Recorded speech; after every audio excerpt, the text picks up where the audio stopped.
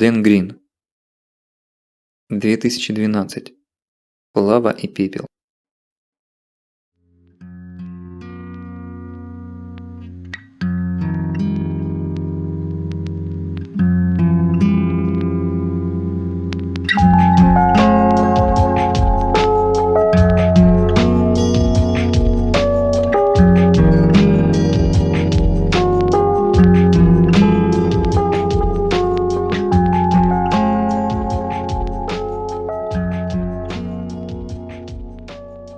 – 2012 год. Сбылись самые страшные пророчества о конце света. Чудовищное извержение Йеллоустонского супервулкана, равное по мощи миллиардам Везувиев и миллионам Хиросим, поставило человечество на грань полного уничтожения. Пол Америки залито лавой, полмира засыпано ядовитым пеплом. Солнечному свету не пробиться сквозь дым пожарищ и пепельные тучи. На Землю опускается вечная ночь и многолетняя зима. Тем, кому повезло спастись от испепеляющего огня с небес, грозит еще более мучительная смерть от голода и холода. 2012 плюс лава онлайн плюс лава и пепел. Глава 1. Специальный агент. Июнь 2012 года. О господи, Марти, ну кто тебя учил делать стейк? Да тебя даже в Макдональдс котлеты жарить не возьмут. Барни О'Брайен с легкостью гимнаста выпростал из плетеного кресла свое упитанное тело весом в центнер, отложил запотевшую бутылку Будвайзера и мячиком подскочил к решетке барбекю. «Ты убийца стейков, Марти!» – вскричал он. «Я для того искал настоящее австралийское мясо, не какую-нибудь аргентинскую корову, чтобы ты сжёг его на погребальном костре. Угли должны пылать, но ни одного язычка пламени не должно коснуться этого роскошного мраморного мяса. Ни одного. Смотри как надо». Барни завладел лопаткой для переворачивания стейков и оттолкнул незадачливого повара. Марти сконфуженно отошел в сторону, украдкой посмотрев на жену. Джейн хохотала во весь голос, запрокинув голову назад. Марти привычно залюбовался ее роскошными каштановыми волосами и тоже улыбнулся. На Барни невозможно было обижаться. Несмотря на свою фигуру, он был очень легким человеком, легким и искренним. «Марти, ты что, англосакс? В твоем роду евреев не было?» «Нет, а что?» – напрягся Марти. С Барни всегда приходилось держать ухо востро. Жизненное наблюдение. Евреи умеют делать деньги, но ни один из них не умеет делать стейк. Кроме всего прочего, Барни был еще и шокирующе неполиткорректен. Он, не задумываясь, в лицо называл гомосексуалиста педиком, а афроамериканца черным, а то и нигером. Для него не было скользких тем, он всегда был прямолинеен. И то, за что другого давно уже затаскали бы по судам или пристрелили в темном переулке, ему сходило с рук. Наверное, не только Марти не мог на него обижаться. «Джейн, тебе с кровью?» – долетел голос Барни откуда-то из клубов ароматного дыма. «Ты же знаешь, мне медиум. Среднепрожаренный», – ответила Джейн. «А что предпочитает черная пантера?» «А мне с кровью», – со смехом прорычала Шерри, новая подруга Барни, статная девушка с темно-оливковой кожей. Как большинство невысоких пузанов, Барни увлекался рослыми женщинами. При этом их расовая принадлежность его не волновала ни в малейшей степени. «Барни», – позвала Джейн. «Марти говорил, что ты купил самого лучшего мяса, какое только бывает. Премиум-класса. Это правда?» «Чойс, девочка, чойс», – помрачнел ирландец. «Премиум мне пока не по карману. Австралийское мраморное мясо премиум-класса тебе Марти купит, когда выбьются специальные агенты». Барни противно хихикнул. «Но я тебе скажу одно. Чойс из Австралии 100 очков вперед даст мясу премиум из Аргентины. А не сочтите меня непатриотичным, американской говядине и вовсе нечего делать рядом с этим мраморным великолепием. Эту корову кормили не травой, пусть даже самой сочной. Она откормлена отборным зерном. Она провела прекрасное время, нежесть под ласковым австралийским солнцем. Пастухи были с ней вежливы и предупредительны. Пастушьи собаки не смели на нее лаять, она пила из родников и кристально чистых ручьев. А когда ее повели... Барни!» – предостерегающий поднял руку Марти. «А как звали эту коровку?» 4-летняя Мэгги, дочка Марти и Джейн, белокурый ангел, подергала Барни за шорты. Джейн сделала страшные глаза, предостерегая друга семьи от необдуманных слов, на которые он был мастак, но тот не обратил на знаки ни малейшего внимания. «Не знаю, Мэг», – ухмыльнулся он, – «но поверь, я бы никогда не стал есть животное, имя которого знал при его жизни». Джейн закашлялась, поперхнувшись красным калифорнийским вином, которое, естественно, тоже принес Барни. «Я бы тоже не стала есть нашего щенка Микки», – деловито согласилась Мэгги. «Я же знаю, как его зовут». Барни оторвался от барбекю и победоносно посмотрел на ошарашенных родителей. «Ваша дочка больше готова к реальной жизни, чем вы», – провозгласил он. «Рыжая ирландская скотина», – покачал головой Марти. «Но-но, специальный агент Хайсмит, я на вас в суд подам», – задрожал О'Брайен. «Скотину я вам прощаю, но недостатки моей внешности – это вмешательство в личную жизнь». Джейн не выдержала и фыркнула. А Шерри давно уже смеялась во весь голос. Марти ничего не оставалось, как присоединиться к ним. «Специальный агент Хайсмит», – командным голосом позвал О'Брайен. Марти поморщился, но ничего не сказал. «Стейк для женщин готов. Это самая ответственная часть дела. Вам поручается приготовить стейк для мужчин. Они, неприхотливые животные, могут съесть что угодно, но все же постарайтесь мясо не испортить». Марти козырнул, принял у товарища лопатку для переворачивания мяса, веер для раздувания углей, сифон для заливания открытого огня и сменил его у гриля. Барни подхватил готовые куски мяса и с удовольствием вернулся к женскому обществу. Над задним двориком небольшого, но уютного коттеджа, который арендовали Марти и Джейн, клубился ароматный дымок. Щедрое солнце штата Колорадо лишь слегка перевалило за полдень, начав свой путь к снежным вершинам скалистых гор, которые драконовыми зубами возвышались на западе. Барни развлекал дам, как обычно, всякими загадочными историями. Это был его конёк. Откуда-то, словно издалека, доносилось его басовитое неразборчивое «бу-бу-бу-бу-бу». Временами слова Барни прерывались звонким, как капель в горах, смехом Джейн или низким сексуальным голосом Шерри. Рядом бегала по траве со своим щенком Мэгги. Марти даже прикрыл глаза от удовольствия, но тут же спохватился и вернулся к стейку. Если он испортит хотя бы один, чёртов ирландец его сосвету сживёт. С острова, как чилийский перец языка Барни, еще никто не соскакивал. Но вы сами подумайте, если снежного человека нет, то откуда у него столько имен? Сасквач, Бигфут у нас, Йети в Гималаях, Они в Японии, Леший у русских, Яху в Австралии, Алмасты на Кавказе. Только в Антарктиде нет своего гуманоида. Не могут разные народы на разных континентах придумать себе одну и ту же сказку, по отдельности. Не бывает так. В преданиях всех народов есть легенда о Великом потопе. И наукой доказано, он действительно был. Значит, и снежный человек тоже есть. Марти усмехнулся и вернулся к стейку. Сделать корочку, как говорил Барни, это полдела. Теперь надо довести до готовности сердцевину куска. А тут уже на глаз не получается, надо будет как-то угадать, когда мясо достигнет нужной кондиции. Алхимия настоящая. А куда делись двигатели самолета, который якобы врезался в Пентагон? Черт с ним, с корпусом здоровенного авиалайнера, он алюминиевый. Поверить в это труднее, чем в переселение душ, но ладно, допустим, что он мог расплавиться бесследно.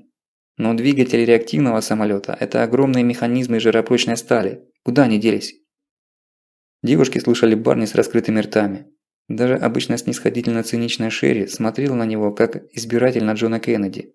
Сейчас он мог заявить им, что Джордж Буш-младший – агент КГБ, и они бы безоговорочно ему поверили.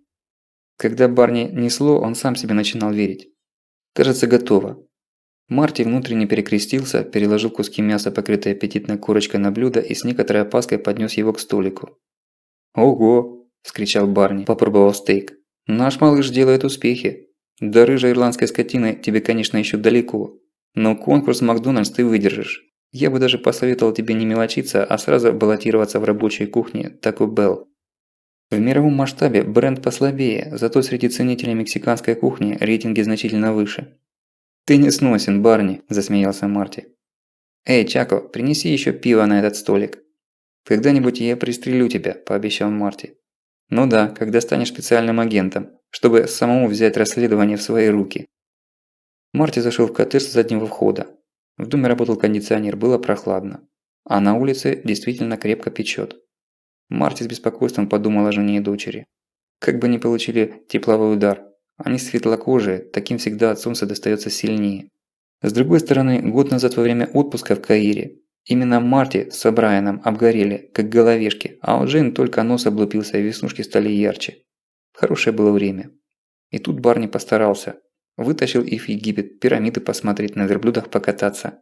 А то бы, как обычно, поехали во Флориду, мексиканские каналы по телевидению смотреть да толкаться на переполненных пляжах. Что ни говори, а Брайан отличный парень. Хотя расслабляться не дает. Чуть зазевался, и ты в центре мишени его острот. Марти достал из холодильника 4 бутылки Будвайзера, любимого сорта Барни. Как в него лезет. Самому Марти 2 бутылок было достаточно, чтобы в голове зашумело. А Барни пил пиво, как Кока-Колу, не хмелее. Только трепаться начинал еще больше, чем обычно.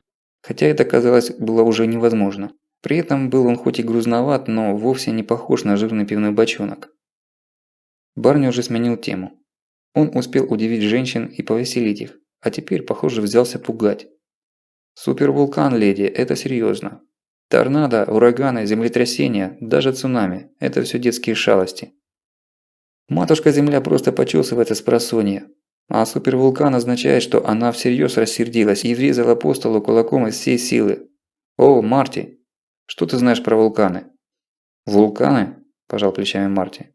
«В Южной Европе они есть, на островах Тихого океана. Ну, да, Фудзияма – это тоже вулкан. Тебе что-нибудь говорит название Везувий?» «Конечно. Он уничтожил Помпеи и завалил пеплом и камнями Геркуланум, 2 крупных города того времени». «Верно», – похвалил Барни и снова обернулся к женщинам. «А теперь, леди, представьте, что Везувий – это рождественская петарда, а супервулкан, который находится у нас под самым боком – это бомба, сброшенная на Хиросиму. Вот такое у них соотношение». «Под самым боком?» – поежилась Джейн. «Где? У нас нет вулканов поблизости. Только потухшие. Я как раз позавчера смотрела передачу по Discovery. Нет в Америке вулканов, Барни, ты специально нас пугаешь». «Вулканов нет, есть супервулкан. Он не похож на обычный, это не гора со срезанной верхушкой, из которой идет дым. Он представляет собой кальдеру, впадину диаметром несколько десятков километров. Там магма очень близко подходит к земной коре и постоянно ищет выход. Она толкает землю изнутри, пробует ее на разрыв, как ребенок, пинающийся в животе матери. Уже много тысяч лет она пробивает себе дорогу наверх, и кажется, час ее освобождения близок. Земная кора истончилась, она уже не в состоянии сопротивляться чудовищному давлению. Она растягивается, выпирает наружу, трескается. Там горячие грязевые болота и рвущиеся вверх гейзеры.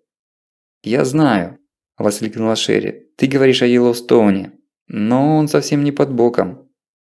Барни криво усмехнулся. «Для супервулкана даже Флорида под боком. Когда земная кора уже не сможет сдерживать давление, магма пробьет ее по всему периметру кальдеры. Миллионы тонн земной тверди рухнут в огненную преисподнюю, и тогда…» В наступившей тишине Барни взял резиновый мяч Мэгги, покрутил его в ладони и неожиданно с силой бросил сверху вниз в ведерко с водой, стоявшее рядом со столиком. С громким хлопком вода рванулась наружу, вытесненная мячом. Брызги разлетелись на пару метров. Шерри и Джейн завизжали от неожиданности и холодного душа, но через секунду рассмеялись. Правда, в их внешне беспечном смехе Марти почувствовал нервные нотки. Да ему и самому не нравился рассказ Барни. Обычно он развлекал своими байками, но сейчас глаза ирландца смотрели серьезно и испытующе. На какой-то короткий миг Марти даже показалось, что Барни не шутит. Что это действительно серьезная опасность. «Произойдет взрыв», – глухо сказал Брайан. Невиданный взрыв. Когда случился последний такой взрыв на Суматре 74 тысячи лет назад, на Земле наступил ледниковый период. Люди видели этот взрыв, но они не могли о нем рассказать. Это были кроманьонцы. Их конкуренты, неандертальцы, после взрыва вовсе исчезли. А людей, наших предков, на всей Земле осталось не больше 10 тысяч. 3 города, размером с наш Рокфилд, на всей Земле. Барни достал из кармана рубашки пачку сигарет и закурил. Вопреки обыкновению, ни Шерри, ни Джейн не стали протестовать. Джейн выглядела подавленной. «Ты нас пугаешь, Барни», – недовольно сказала Шерри. И снова подбежала Мэгги. За ней, смешно тявкая, скакал щенок Микки неизвестной породы. Мэгги нашла его на улице. Девочка схватила со стола свой стакан с апельсиновым соком, жадно его выпила и поинтересовалась. «А правда, что парк взорвётся? Надо тогда съездить и посмотреть его, пока он еще целый». Обстановка разрядилась, как ружье, неожиданно бухнувшее холостым. Через секунду все уже смеялись во весь голос. «Кстати», – потребовала внимания Джейн, – «а почему бы нам действительно не съездить в Йеллоустоун в следующий уикенд? Я туда последний раз ездила, когда была чуть старше Мэгги. Ну, Марти, ну пожалуйста», – взмолилась она, увидев сомнение на лице мужа. «Мы так давно никуда не выбирались». «Но я же должен быть на службе», – неуверенно начал Марти. «Да к черту твою службу», – взревел Барни. «Агент Хайсмит, ваша служба никуда от вас не денется. «Это же несчастных 500 миль», – умоляла Джейн. «Но чё-то…» – всё ещё не решался Марти. «Папочка», – присоединилась Мэгги. «Несчастных 500 миль. Я хочу посмотреть, как взорвётся парк». Уговорили. Марти поднял руки в знак того, что сдается. Следующий уикенд посвящается семье и её любознательности.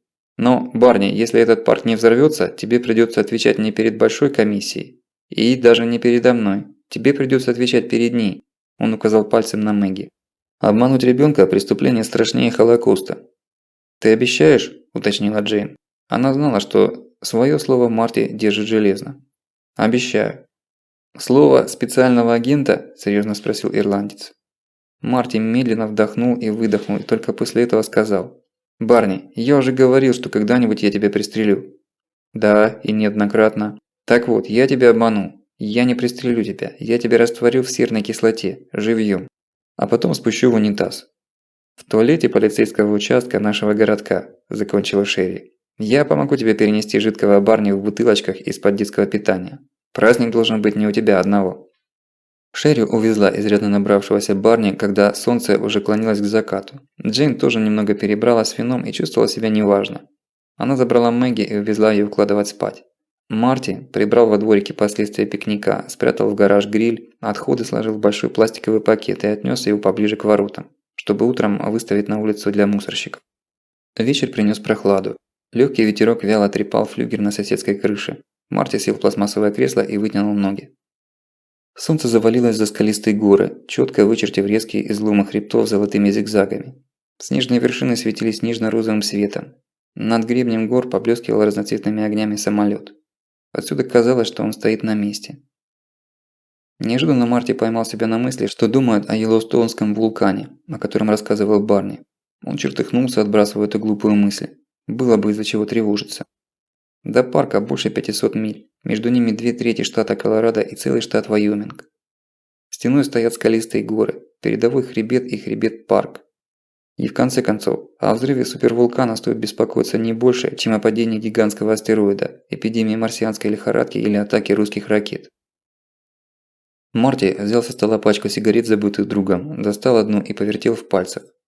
Он бросил курить еще в колледже, 8 лет назад. Но сейчас почему-то страшно захотелось чиркнуть спичкой и втянуть в себя терпкий табачный дым. Марти осмотрелся, но ни спичек, ни зажигалки рядом не оказалось.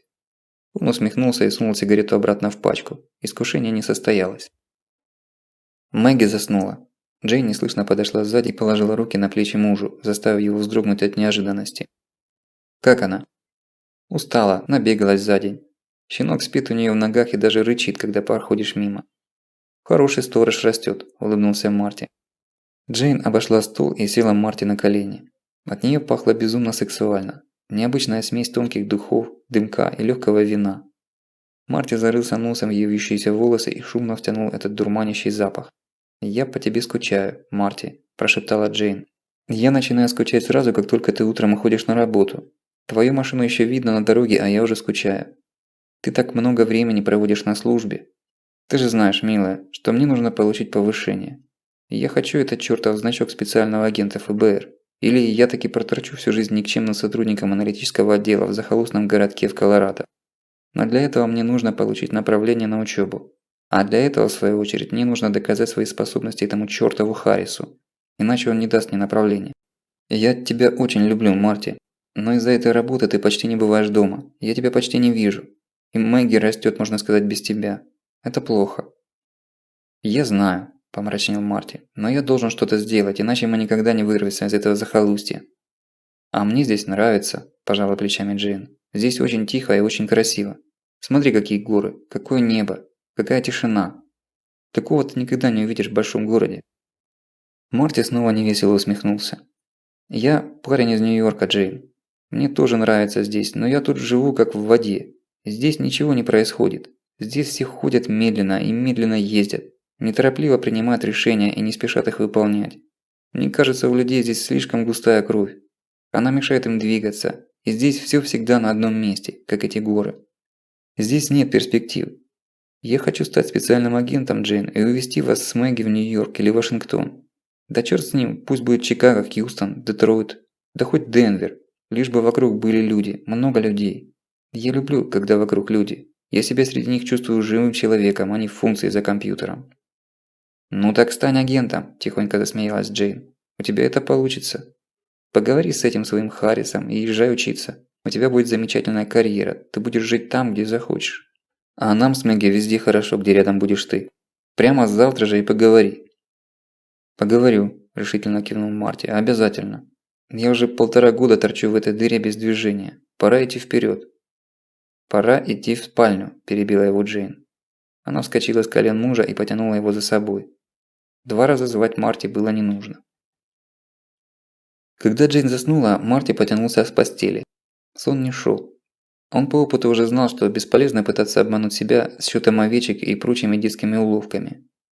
Джейн смешно сопела, уткнувшись носом в подушку. Марти заботливо натянул одеяло на ее плечи. Хотя днем было жарко, ночи тут были прохладными, как везде в степи, да еще и недалеко от гор. Марти аккуратно, чтобы не разбудить жену, достал из потаённого ящика пистолет. Сунул его за пояс, снова вышел на задний двор и уселся на еще теплые ступеньки низкого крылечка. Это было его любимое место. Как ни хвалил он свой Нью-Йорк, нельзя было не признать, что в этих краях с пространством было гораздо проще. В Нью-Йорке, даже если ты не жил в клетушках многоквартирных домов, твой задний двор был не больше, чем 10 на 10, огороженный либо металлической сеткой, либо вовсе унылыми кирпичными стенами. В Рокфилде, даже в таком непритязательном коттедже, как тот, что снимал Марти, во дворах можно было резвиться от души. С неба глазели крупные любопытные звезды. В ночной тишине было слышно, как где-то в прерии погавкивает койот. На юге по 160-му шоссе прогрохотал одинокий грузовик. Казалось бы, идиллия, но на душе было неспокойно. То ли от рассказа Барни, то ли от предстоящего разговора с Харрисом. Марти достал из-за пояса пистолет и потер холодный ствол рукой. Пистолет он купил с месяц назад. В Колорадо с этим нет особых проблем, если не считать, конечно, Денвера. Джейн была против, но Марти убедил ее, что смешно бояться оружия, если муж собирается стать специальным агентом ФБР. Кроме пистолета, Марти приобрел бронежилет скрытого ношения, который можно надевать даже под белую офисную рубашку.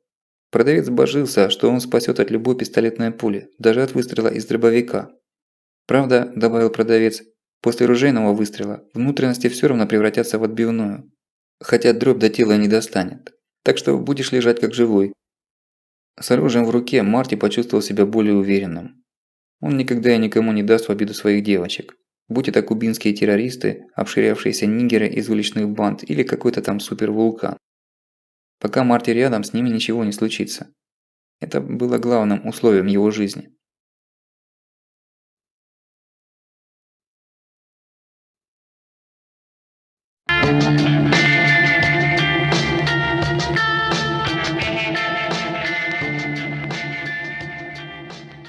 В офис Марти прибыл первым.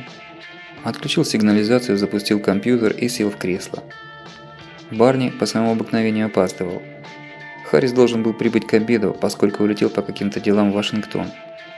А приписанные к отделению специальные агенты Сандерс и Мэйвезер появлялись в офисе только когда этого требовали обстоятельства и шеф Харрис.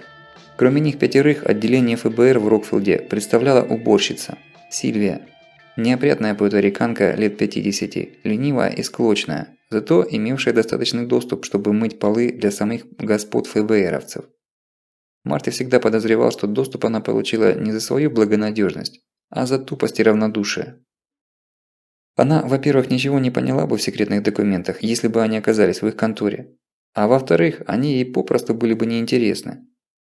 Шеф Харрис появился в городке за 3 месяца до того, как сюда приехал Марти. Собственно, он и открывал представительство бюро в этом богом и прогрессом забытом месте. Вроде бы он раньше работал в самом центральном офисе ФБР. За какие грехи его сюда сослали, оставалось только гадать. Барни и Марти изображали из себя отделы информации и аналитики. Попросту просиживали штаны до дыр за компьютерами, отсеивая информацию во всемирной паутине и закрытых каналах бюро, готовили отчеты разной степени скучности.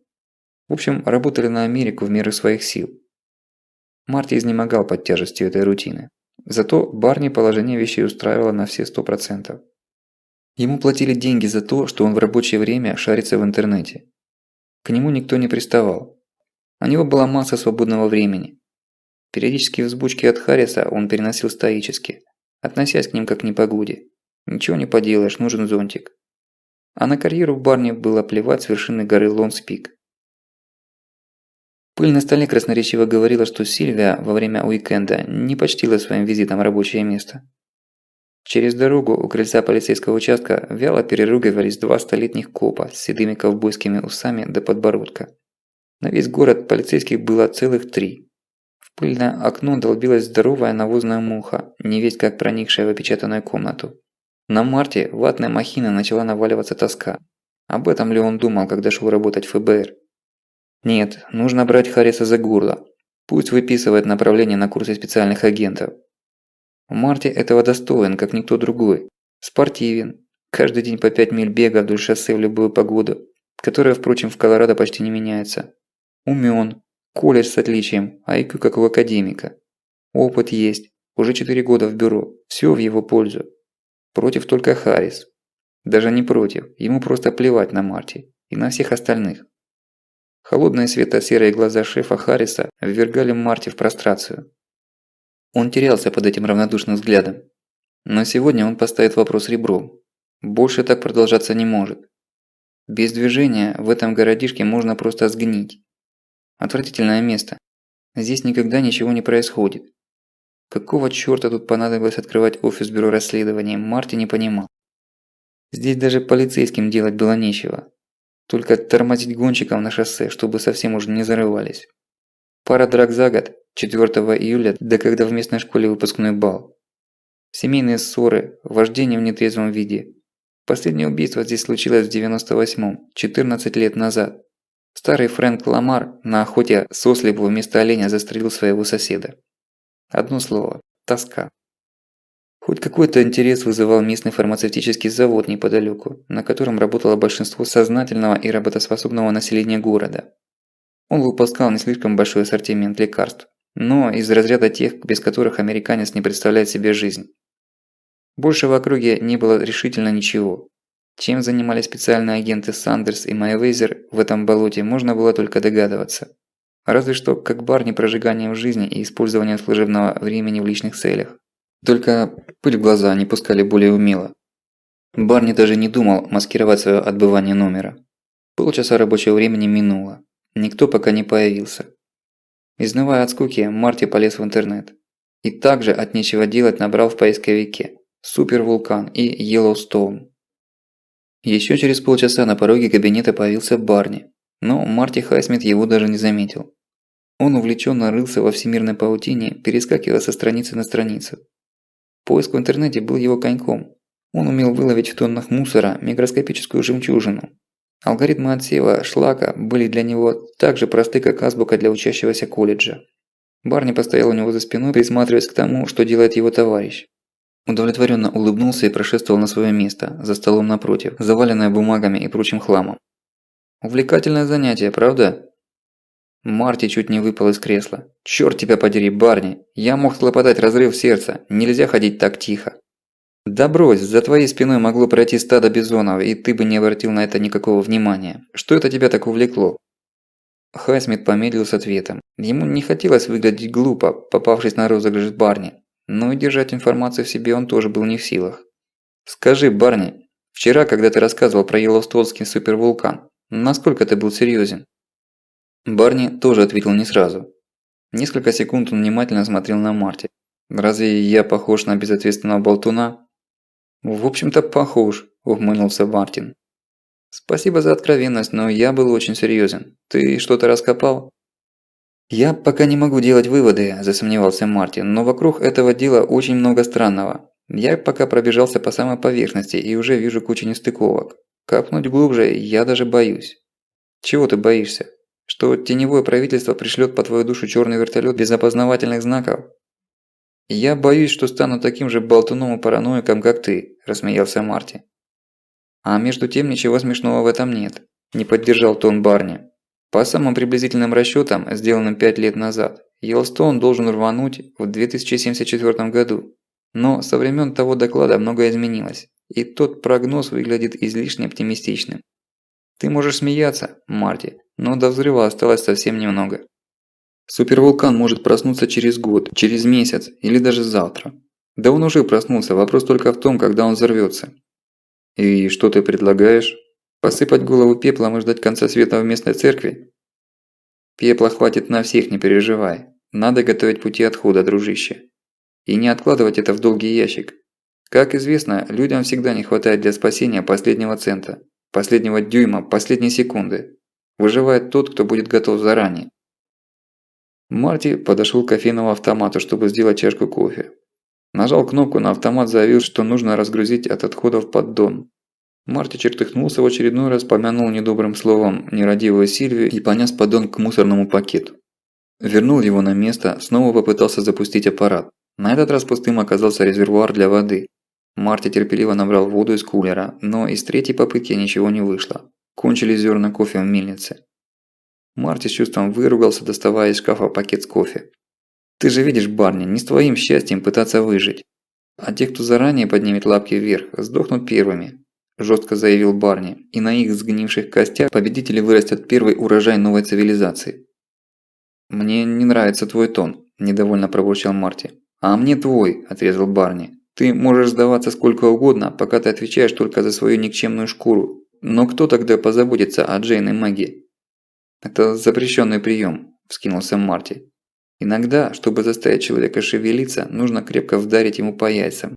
Марти плюхнулся в кресло с чашкой кофе. «И все же, что ты предлагаешь?»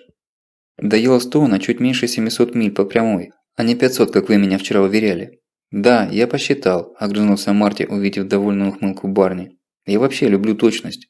Судя по выкладкам с сайта, посвященного супервулкану, мы на самой границе зоны распространения пирокластических потоков.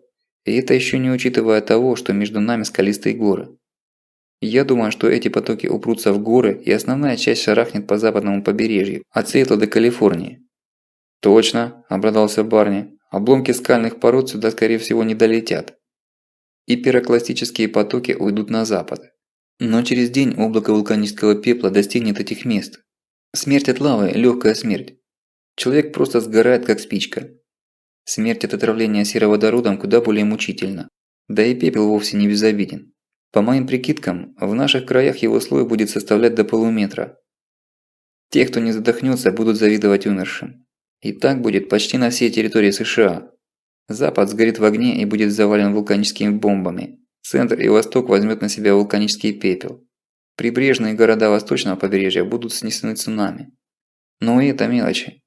Вулканический пепел будет выброшен на высоту в несколько десятков километров и через месяц закроет все небо на Земле. Но он все же имеет массу и будет выпадать, очищая небо. Но даже когда он весь свалится на наши головы через несколько месяцев, лучше не станет. Почему? Сера. Аэрозоль серной кислоты будет выброшен в стратосферу. И это тысячи тонн. Там нет облаков водяного пара. Ее ничто не будет связывать, сплошной кокон из серной кислоты повиснет над нами. Он перекроет людям солнце на долгих 4 года. Снег покроет большую часть планеты. Та сера, что опустится ниже, выпадет на головы уцелевших кислотным дождем. Когда снова из-за туч пепла и серных облаков выглянет солнце, его увидит не больше четверти людей, видевших солнечный свет до этого. Барни замолчал и закурил, наплевав на строжайший запрет Харриса курить в офисе. Марти был подавлен. Даже не столько перспективами, сколько тоном Барни. «Печальную картину ты нарисовал». «Так что же, у нас нет никаких шансов?» «У тех, кто останется ждать исхода, шансов нет. Через полгода после извержения тут почти не останется выживших. А те, кто не умер, будут бродить по снежным полям, как привидения, отыскивая неразграбленные во время паники склады и магазины в поисках пропитания. А у кого есть шансы? У тех, кто знает, где можно спрятаться». «И где же?» «Температура на Земле понизится в среднем на 15-20 градусов. То есть там, где сейчас холодно, будет мертвый мороз. В теплых местах станет холодно. А там, где сейчас неимоверно жарко, будет просто прохладно. Центральная Америка, Австралия, Ближний Восток, Индокитай и Африка», – понимающе прищурился Марти. «Ты мыслишь в верном направлении, но есть несколько нюансов. Австралия может быть, но она очень далеко и, в общем-то, близко к Антарктиде. Пригодной будет только ее северная часть, но ресурсов там мало. Центральная Америка из-за близости вулкана тоже будет сильно разрушена. А в Индокитае своих людей миллиарды. Этот регион наиболее зависим от сельского хозяйства. То есть неизбежный голод ударит по нему сильнее всего. Ближний Восток, скорее всего, утонет в огне войны. Там люди только и ждут возможности спустить курок. Остается Африка. Остается Африка, эхом отозвался Барни.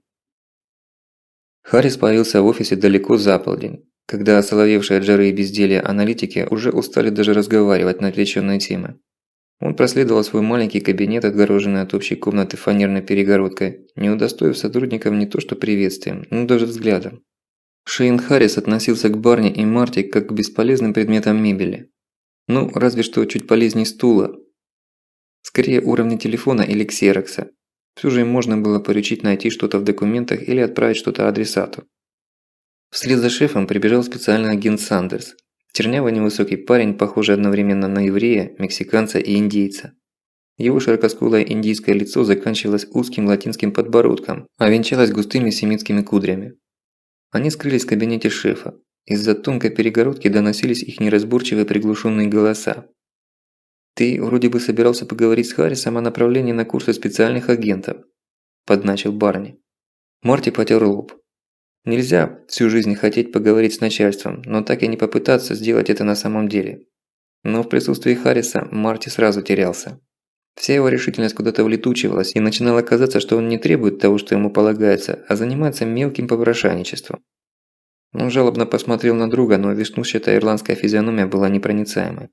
«Если ты думаешь, что руководители курсов сами узнают о твоем существовании и пришлют вызов, то ты наивнее, чем я думал», – проворчал Барни из-за своего монитора. Марти шумно выдохнул, решительно встал с кресла и подошел к двери Харриса. Но вместо того, чтобы войти в нее, он нажал кнопку на кофейном аппарате и сделал себе еще одну чашку напитка. С ней он прошествовал обратно к своему столу и мрачно уселся перед компьютером. Барни глубокомысленно хмыкнул, но ничего не сказал. За 2 минуты Марти выдал свой кофе, обжигая губы и язык и чувствуя, как внутри начинает пузыриться злость на несправедливый мир, на Харриса и на самого себя. И когда злость эта достигла необходимой ему кондиции, вскочил и рванулся в кабинет шефа, надеясь, что приступ трусости не застигнет его на полдороги. Сандерс сидел верхом на стуле за спиной шефа и что-то показывал ему на мониторе компьютера. Они оба уставились на Марти, когда он влетел в кабинет, будто увидели на пороге кенгуру в хоккейном шлеме. Шейн Харрис, крепкий мужик лет 50 с редкими волосами и холодными глазами, требовательно качнул головой. «Что у вас, Хайсмит? Русские объявили нам войну?» «Я хотел поговорить с вами, сэр». «Это срочно?» Марти неуверенно кивнул. «Излагайте». Сандерс с усмешкой смотрел на аналитика. Марти сглотнул комок в горле. «Мне бы хотелось получить направление на курсы специальных агентов, сэр». «А мне бы хотелось получить направление на курсы президентов США», – ухмыльнулся Сандерс.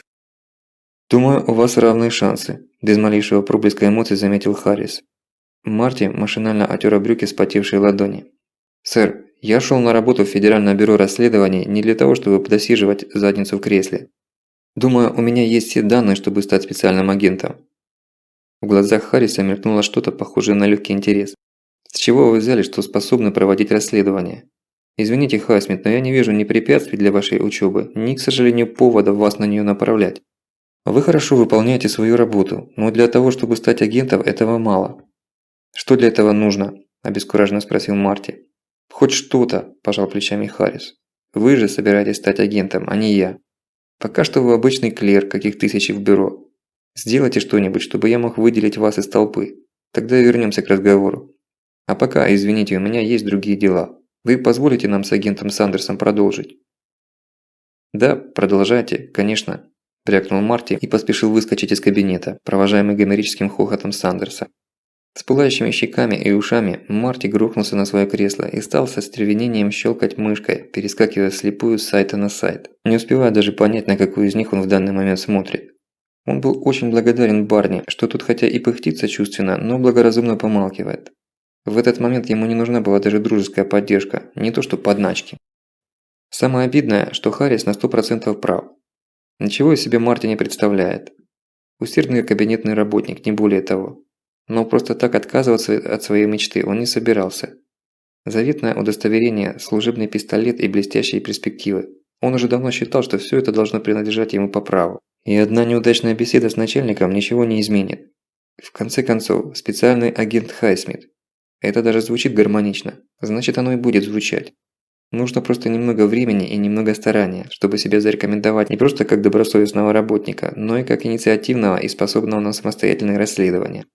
Аналитика, которой он занимается, это как раз то поле, на котором растут самые толковые спецагенты. Внезапно рука дрогнула и перестала теребить мышь. Марти сам не понял, что случилось. Он убрал руки от манипулятора и несколько секунд сидел неподвижно, пытаясь сообразить, что такое важное мелькнуло на самой границе его сознания. Звук? Запах? Мысль? Нет, что-то другое, что-то конкретное, но на что он не успел среагировать. Марти подозрительно посмотрел на О'Брайена. Но тот сосредоточенно рылся в своем компьютере. Наверняка путешествовал по своим любимым сайтам с секретными материалами. Марти посмотрел на свой монитор. Очередная страничка сайта, посвященного супервулкану. На ней фотокопия некоего якобы официального секретного документа, который неизвестными путями попал в руки содержателя сайта. Таких секретных документов в сети больше, чем сурков в прериях. Даже шапка и гриф на документе были изготовлены человеком, явно ни разу не видевшим настоящие документы специальных служб. Не может быть, чтобы на нем остановился взгляд Марти. А если отмотать назад? Марти щелкнул по зеленой стрелочке, открывая предыдущую просмотренную страницу. Фотография пейзажа Йеллоустонского парка, сделана довольно мощным телевиком с приличного расстояния. Подпись гласила, что сотрудники национального парка увольняются в массовом порядке, а на их место берутся люди по направлению новоиспеченного научного совета при президенте США и почему-то Пентагона. Никакой связи между картинкой и подписью не прослеживалось. Обычный прием желтой прессы. Еще один клик назад. Снова документ. Но на этот раз выполненный более правдоподобно. Шапка, гриф, реквизиты, стиль документа – все было как в настоящих аналитических докладах сотрудников ФБР. Подпись агента. Черт возьми! Барни, подойди сюда! Да быстрее! Что такое? Нашел бесплатный порносайт? Недовольно пробурчал О'Брайен, выбираясь из-за стола. Тебе это ничего не напоминает? Прищурился Марти, ткнув пальцем в экран. Напоминает 1000 докладных записок и отчетов, которые я держал в своих руках за последний месяц, пожал плечами Барни. А подпись? Что подпись? Марти досадливо зарычал и полез в кучу папок, сложенных на столе. Быстро пролистал несколько документов и вытащил официальный доклад Харриса, который Марти по его указанию отправлял в офис ФБР в Денвере. «Ну?» «Похоже», – с сомнением сказал Барни. «Ну и что? У нас Харрис, а тут доклад специального агента Херши. Фамилии похожи, потому и подписи похуже». «Барни, чёрт тебя подери!» – всплеснул руками Марти. «Ты в ФБР прямо из школы для детей с нарушением развития попал, что ли? Что такое графология, ты вообще не слышал? Два разных человека не могут одинаково расписываться. Подпись даже подделать 100% невозможно. Смотри, вот здесь нажим, здесь тонкая линия, здесь характерный завиток». «Барни, это подпись одного и того же человека, голову ДНК отсечения». «Да?» – Барни почесал лысеющую голову. «И о чем же это говорит? Что Харрис на самом деле Херши? Он что, агент Китая?» «Это о многом говорит», – усмехнулся Марти. «Например, о том, что создатели сайта на самом деле, кроме тонн мусора, имеют реальные каналы слива информации из ФБР. А это очень серьезно. Это говорит о том, что ФБР действительно интересуется супервулканом в Йеллоустоуне. А значит, это тоже может быть не просто сказочкой для слабонервных. Это говорит о том, что Харрис или Херши, как его там на самом деле, в Рокфилде не просто ерундой занимается. Что он кое-что знает о супервулкане. И что Рокфилд каким-то образом связан с нашим чертовым вулканом. А если хорошенько подумать, то это еще очень о многом может сказать. Надо только покопаться». Возбужденный Марти посмотрел на товарища и вдруг наткнулся на его взгляд. Странный такой взгляд, долгий, изучающий, и в то же время одобрительный. Марти стало немного не по себе. «Что такое, Барни? Ты как будто Элвиса увидел». Ответить Барни не успел.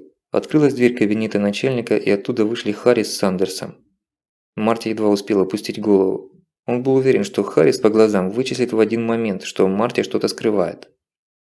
«На сегодня дел нет», – уведомил Харрис. «А Брайан, доделывайте сводку по движению железнодорожных составов через Рокфилд за последнюю неделю, и можете быть свободны. А вы, Хайсмит, можете идти прямо сейчас». «Спасибо, но у меня есть кое-какие дела». Марти не сумел скрыть торжествующие нотки в голосе. «Нужно кое-что проанализировать». Харрис удивленно приподнял бровь, пожал плечами и вышел вслед за Сандерсом. Сразу после ухода начальства у руководителя аналитического отдела и отдела информации почему-то резко упала работоспособность. «Да плевать на эту железнодорожную сводку», – уверял Барни. «Тем более, что мне завтра должны из Денвера прислать кое-какую интересную справочку. Как раз по железнодорожным вопросам. Вот тогда и сводка лучше получится». «Что за справка?» «Да есть тут у меня одна зацепочка. Не буду трепаться, это может оказаться полной пустышкой. Подождем до завтра. А сейчас пойдем оттянемся в баре». «Нет, Барни, у меня есть мысли получше». «Не бывает мысли лучше, чем оттянуться в баре», – отмахнулся Барни. «Хочу в тир сходить к Рэнди Коэну». «Зачем?» – не понял Барни. Марти замялся. «Да я пистолет купил, хочу опробовать». «Пистолет – это опасно», – озаботился Брайан. «Ты можешь пораниться». «Иди к черту, Барни», – огрызнулся Марти. «Пойдешь со мной?» «Если ты обещаешь не стрелять в меня», – ухмыльнулся ирландец.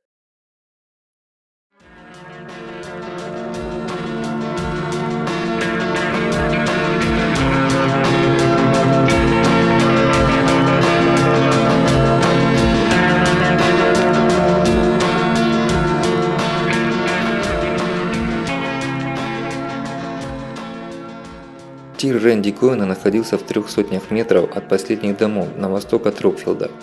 Работал он всего пару часов в день, потому что избытка клиентов не наблюдалось. Жители Рокфилда предпочитали тратить патроны не в тире, а в прериях, охотясь на кроликов. Соответственно, и сам тир выглядел так, будто на дворе 19 век. Это был обычный деревянный навес с барьером и пулеулавливающим валом в 200 метрах впереди. Зарабатывал Рэнди содержанием небольшой скобяной лавки. Зачем ему тир, он и сам не знал. Его открыл еще его прадед, и от семейного бизнеса жалко было отказываться, хотя дохода от него не было совершенно. Заплатив по 10 баксов за аренду, Марти и Барни заняли свои места за барьером. Рэнди, потертый жизнью сухой мужик лет 60, предложил им пиво, но они отказались, и он равнодушно ушел в свою каморку. «Ну, показывай свой арсенал», – подмигнул Брайан. Марти достал из портфеля пистолет и протянул его Барни стволом вперед. «Чёрт тебя подери, Марти!» – оттолкнул ствол ирландец. «Что ты делаешь?»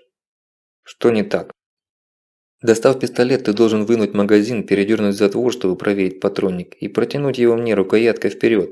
Это же азбука!» «Извини», – сконфузился Марти и сделал так, как сказал Барни. «Так лучше», – успокоился тот. Он повертел пистолет в руках, слегка иронично улыбнулся. Марти напрягся, ожидая обычных шуточек друга.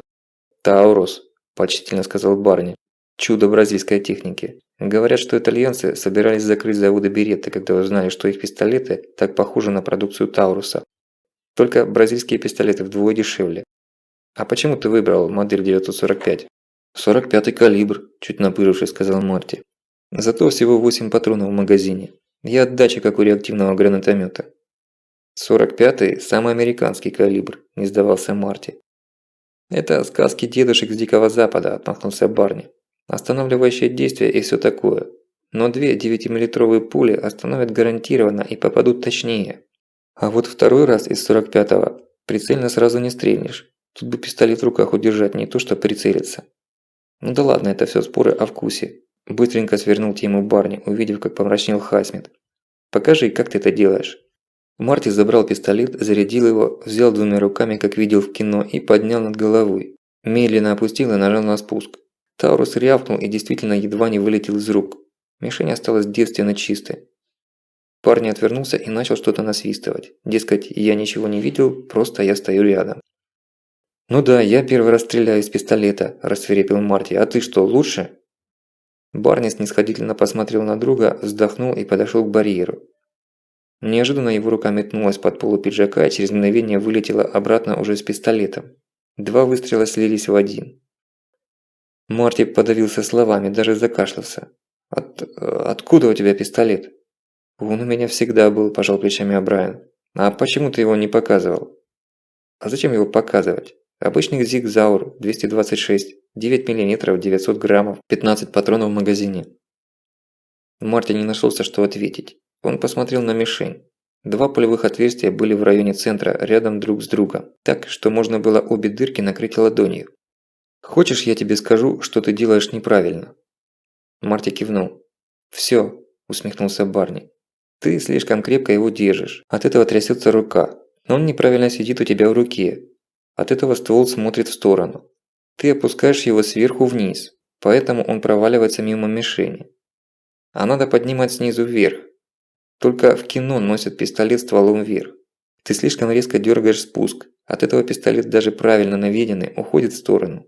Ты неправильно смотришь, одним глазом, а надо обоими. «Хоть дышу-то я правильно?» – обиженно спросил Марти.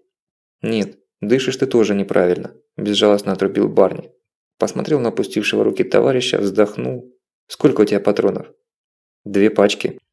«Мало. Ну да ладно, 7 осталось в магазине, 2 по 25 в пачках. Плюс у меня 2 магазина по 15. На первый урок хватит, а завтра ты еще купишь. Плату за уроки я возьму с тебя пивом. Прямо сегодня. Ну, приступим?» Занятие получилось хоть и не слишком долгим, но увлекательным. В какой-то момент Марти даже перестал удивляться тому, что его мирный друг оказался великолепным стрелком. Первым делом Барни разбил вдребезги все стрелковые мифы, которые Марти впитал с книгами и кинофильмами. Воспетая детективами героическая стойка Уивера в полуприседе лицом к мишени и с пистолетом в 2 руках была предана остракизму. Оказалось, что для точного выстрела нет ничего лучше, чем классическая спортивная стойка. Правым боком к мишени, пистолет в правой вытянутой руке, левая заведена за спину. А для боевой стрельбы совсем другие правила. Опять же, боком к противнику, но уже левым. Левая согнутая рука поддерживает вытянутую вдоль тела правую. Выстрелы почти неприцельные, с двойкой. Наведение производится тычком ствола в сторону мишени. И масса других нюансов. Занятие оказалось еще и азартным и увлекательным. Если бы не закончились патроны, Марти стрелял бы до самой ночи. У него даже начало уже получаться, что покряхтев признал и Барни. «Слушай, ты стреляешь как Билли Кид», – возбужденно восхищался Марти, следуя к машине. «Тебя хоть сейчас отправляю в прошлое. Ты был бы лучшим стрелком Дикого Запада». «Стрелки Дикого Запада – это тоже миф», – поморщился Барни. «Если изучать историю не по вестернам, а по судебным книгам и полицейским отчетам, то выяснится много интересного. Большинство громких убийств того времени, без разницы кого убили, шерифа, ковбоя, бандита или политика, были совершены выстрелом в спину. А основным оружием того времени был вовсе не кольт и даже не винчестер, а дробовик. Суровое и простое оружие простого и сурового времени. Стрелять недалеко, целиться не обязательно, шансов после выстрела с 3 метров не оставляет». «И все же», – не сдавался Марти, – «где ты так выучился стрелять?» «На курсах выживания Рональда Гросса». «А кто это такой Рональд Гросс?» Барни остановился, посмотрел на Марти. Снова странно посмотрел, словно принимая какое-то решение. Рональд Гросс – бывший специальный агент ФБР, консультант бюро по вопросам психологии коллектива и социальному моделированию. Он ушел из ФБР 2 года назад. Говорят, что ушел не просто так. Он узнал что-то такое, что не сходилось с его представлением о том, чем должны заниматься государственные органы. После этого он организовал курсы по выживанию. Я занимался на них. И сейчас иногда бываю, чтобы освежить навыки. Гросс поперек горла много кому из бюро. Он слишком много знает и слишком со многим не согласен. Поэтому с полгода назад он уехал из страны, чтобы продолжить свое дело, а тут оставил своих заместителей. «Он уехал в Африку?» – неожиданно спросил Марти. Барни поперхнулся, посмотрел на молодого друга, словно впервые его увидел, и покачал головой. «А ты опасный человек, Хасмит. По-моему, Харри сделает большую ошибку, что не отправляет тебя на курсы агентов. Лучше бы иметь тебя на стороне бюро, чем на противоположной». «Что узнал Гросс? Ты же знаешь, Барни». «Я не могу об этом говорить», – вздохнул ирландец. «Не сейчас. Всему свое время. Его очень мало, но оно еще есть».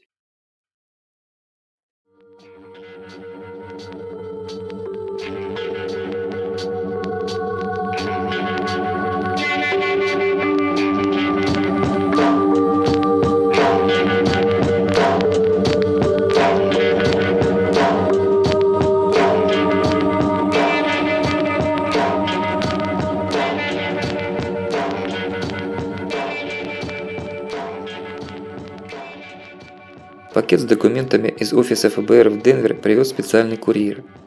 Он долго и нудно ныл, что его гоняют по всему штату в собачьи дыры, чтобы развозить никому не нужные бумажки. Получил подпись Барни в получении и уехал на своем раздолбанном пикапе. «Не мудрено, что он такой зануда», – усмехнулся Барни. «Гонять летом по Колорадо в консервной банке без кондиционера? Мать Тереза стала бы богохульницей». Марти не ответил. Он сегодня с самого утра забрался в интернет и начал работу над проблемой супервулкана уже более серьезно, чем накануне. Выкопать ценную информацию из-под мегатонн сетевой шелухи было непросто, но привычно для него. И чем дальше и глубже он забирался, тем озадаченнее становилось его лицо.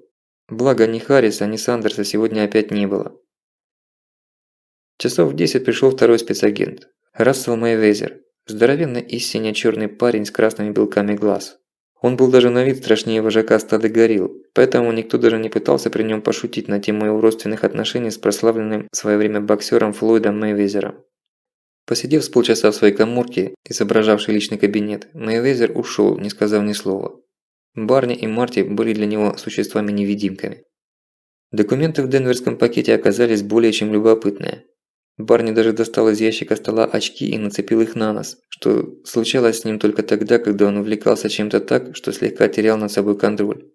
«Взгляни-ка», – позвал он О'Брайена друг. Марти с досадой встал из-за компьютера, его собственное расследование увлекло его не на шутку. «Что у тебя?» Барни разложил на столе бумаги, для чего ему пришлось радикально сгрести остальной хлам на край. «Помнишь, я тебе пару недель назад говорил, что вокруг фармацевтического завода у нас творится что-то неладное?» «Ну?» Я получил подтверждение.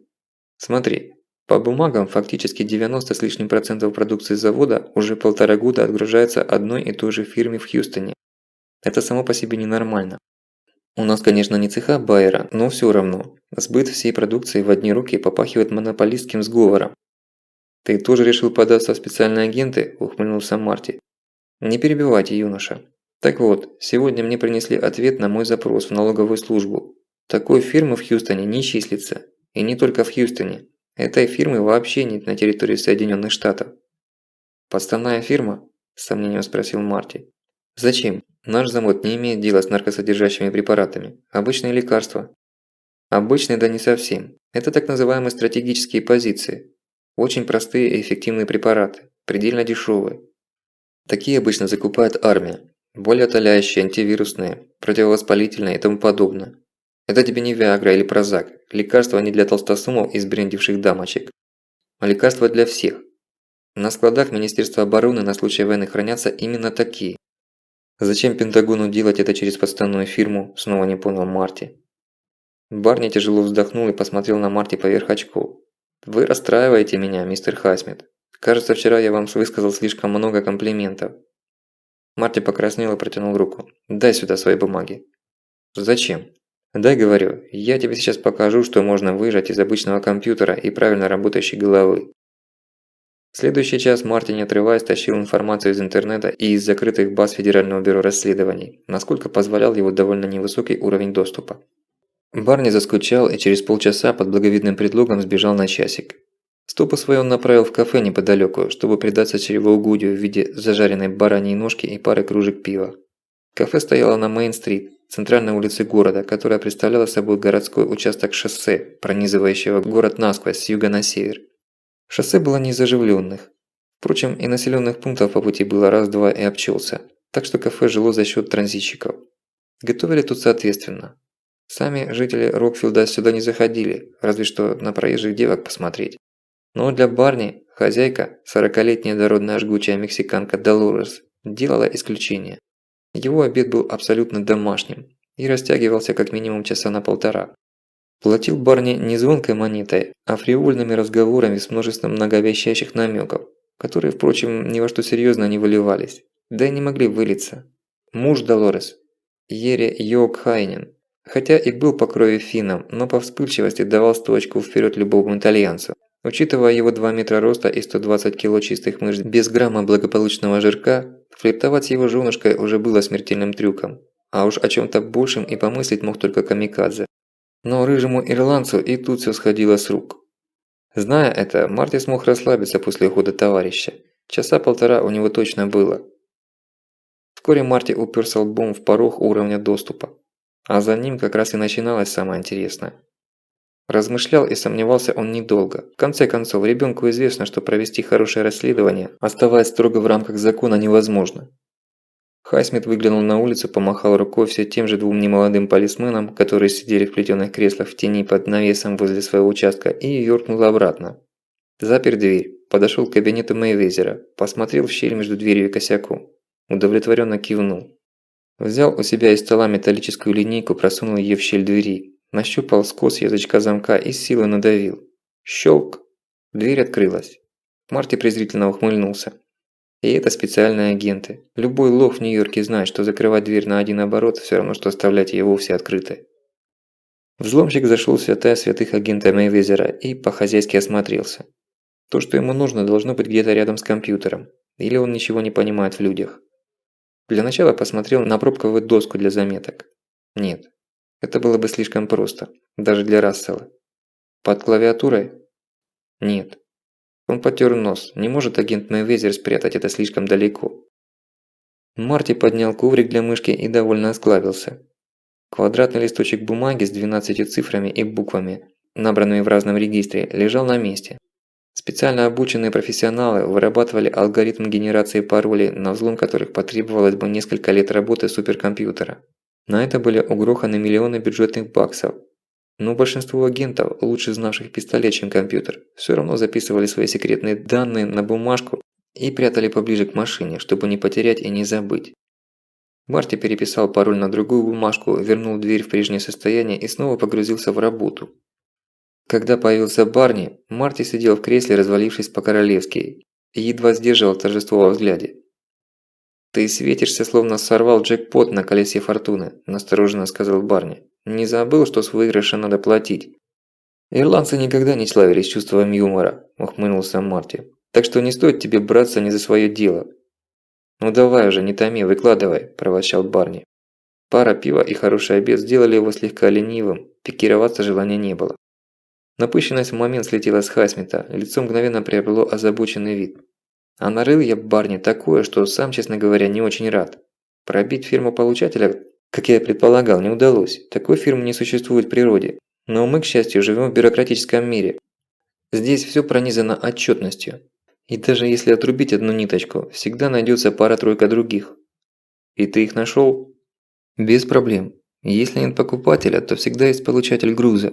В Соединенных Штатах груз не может исчезнуть, его должен кто-то забрать. Вагоны с нашего завода действительно шли в Хьюстон. Там помещались на склады на доверенное хранение. Причем на федеральный терминал. И за это никто не платил. Во всяком случае, я не нашел ни одного финансового документа на этот счет. «Забавно», – пробормотал Барни. «Не то слово, но дальше еще интересней. Поскольку фирмы нашей не существует, платить за их грузы некому. И ровно через день без единого сбоя груз медикаментов оформляется как неполученный и отправляется на ответственное хранение в Новый Орлеан.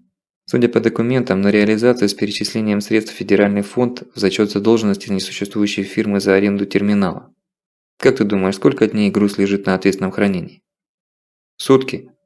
Точно, ровно сутки. Ты ясновидящий, Барни. Давай проверим твой третий глаз еще разок. Кто покупал эти медикаменты и почему именно в Новом Орлеане? Барни почесал затылок и развел руками. Марти засмеялся, возбужденно потирая ладони. Покупателем выступает каждый раз одна и та же общественная организация. По документам она занимается поставкой гуманитарной помощи в страны третьего мира. И, похоже, единственная страна, которая интересует этих гуманистов – Либерия. Во всяком случае, больше нигде она не замечена. Только Либерия. И только лекарства с нашего завода. Такая вот узконаправленная гуманитарная организация. «А почему Новый Орлеан?» – напомнил Барни. Марти снисходительно улыбнулся. «Либерия далеко, грузы туда надо как-то доставлять. А что у нас в Орлеане есть?» Барни пожал плечами. «Там много чего есть. Главное, там есть военно-морская база». Марти откинулся в кресле, заложив руки за голову и наслаждаясь эффектом. «База ВМФ?» – не понял Барни. «А она тут при чем?» «Вот-вот. Самое странное в этой и без того смешной истории, что после переоформления медикаментов на гуманоидов, груз в тот же день перевозился на склады военно-морской базы и уходил в Либерию с их причалов. Причем гражданские сукогрузы оплачивались либо принимающей стороной, либо правительством США. Как тебе такой расклад?» Барни молча прошел на свое место, не обращая внимания на Марти, весь вид которого говорил: «Ну, восхищайся мной, кто еще может так?» Достал из кармана смятую пачку сигарет, щелчком выбил одну и закурил, выпуская запрещенный Харрисом дым в потолок. «Чего-то такого я и ожидал», – неожиданно заявил Барни. Лицо Марти вытянулось. «Что значит ожидал?» Брайан махнул рукой. «Нет, не обращай внимания, парень, так мысли вслух. Если честно, я заказывал документы, чтобы найти нечто подобное, но, если честнее, я планировал разобраться с этим за недельку-другую. Похоже, тебя всерьез зацепило, если ты так рьяно взялся за дело и сделал мою двухнедельную работу за 2 часа. Ты действительно достоин носить звание специального агента ФБР, и достоин этого больше, чем оба наших люботряса, Сандерс и Мэйвезер. Вот только не надо лить мне бальзам на раны, скривился Марти. Я слишком себя уважаю, чтобы купиться на такую дешевую лесть. Марти сел за свой компьютер и начал раздраженно щелкать клавишами. Триумф обернулся пшиком. «Не обижайся, старина», – примирительно сказал Барни. «Ты слишком много хочешь сразу. Я занимаюсь этой ерундой уже несколько лет. Если я сразу открою тебе карты, ты просто вызовешь бригаду психиатров из Колорадо-Спрингс, и я бы на твоем месте поступил так же. И еще, я знаю, что выгляжу параноиком, но это знание, Марти, оно опасное». Марти не ответил. А Брайан тяжело вздохнул, не зная, как утешить друга. «Слушай, дружище, у меня к тебе предложение. У нас есть некоторое время. В пятницу мы поедем на машине в Йеллоустоун. Мы можем поговорить по дороге, если, конечно, наши дамы не выкинут нас на обочину за такие разговоры. Можем поговорить там. Это будет даже лучше. Когда ты увидишь это все своими глазами, ты скорее поверишь. Не заставляй меня выглядеть сейчас перед тобой сумасшедшим, пожалуйста». Марти снова ничего не ответил. Но молчал он секунд 20. Дольше сердиться на Барни было невозможно. Хасмит покачал головой. «Рыжая, ирландская скотина», – закончил Барни и зажал первым.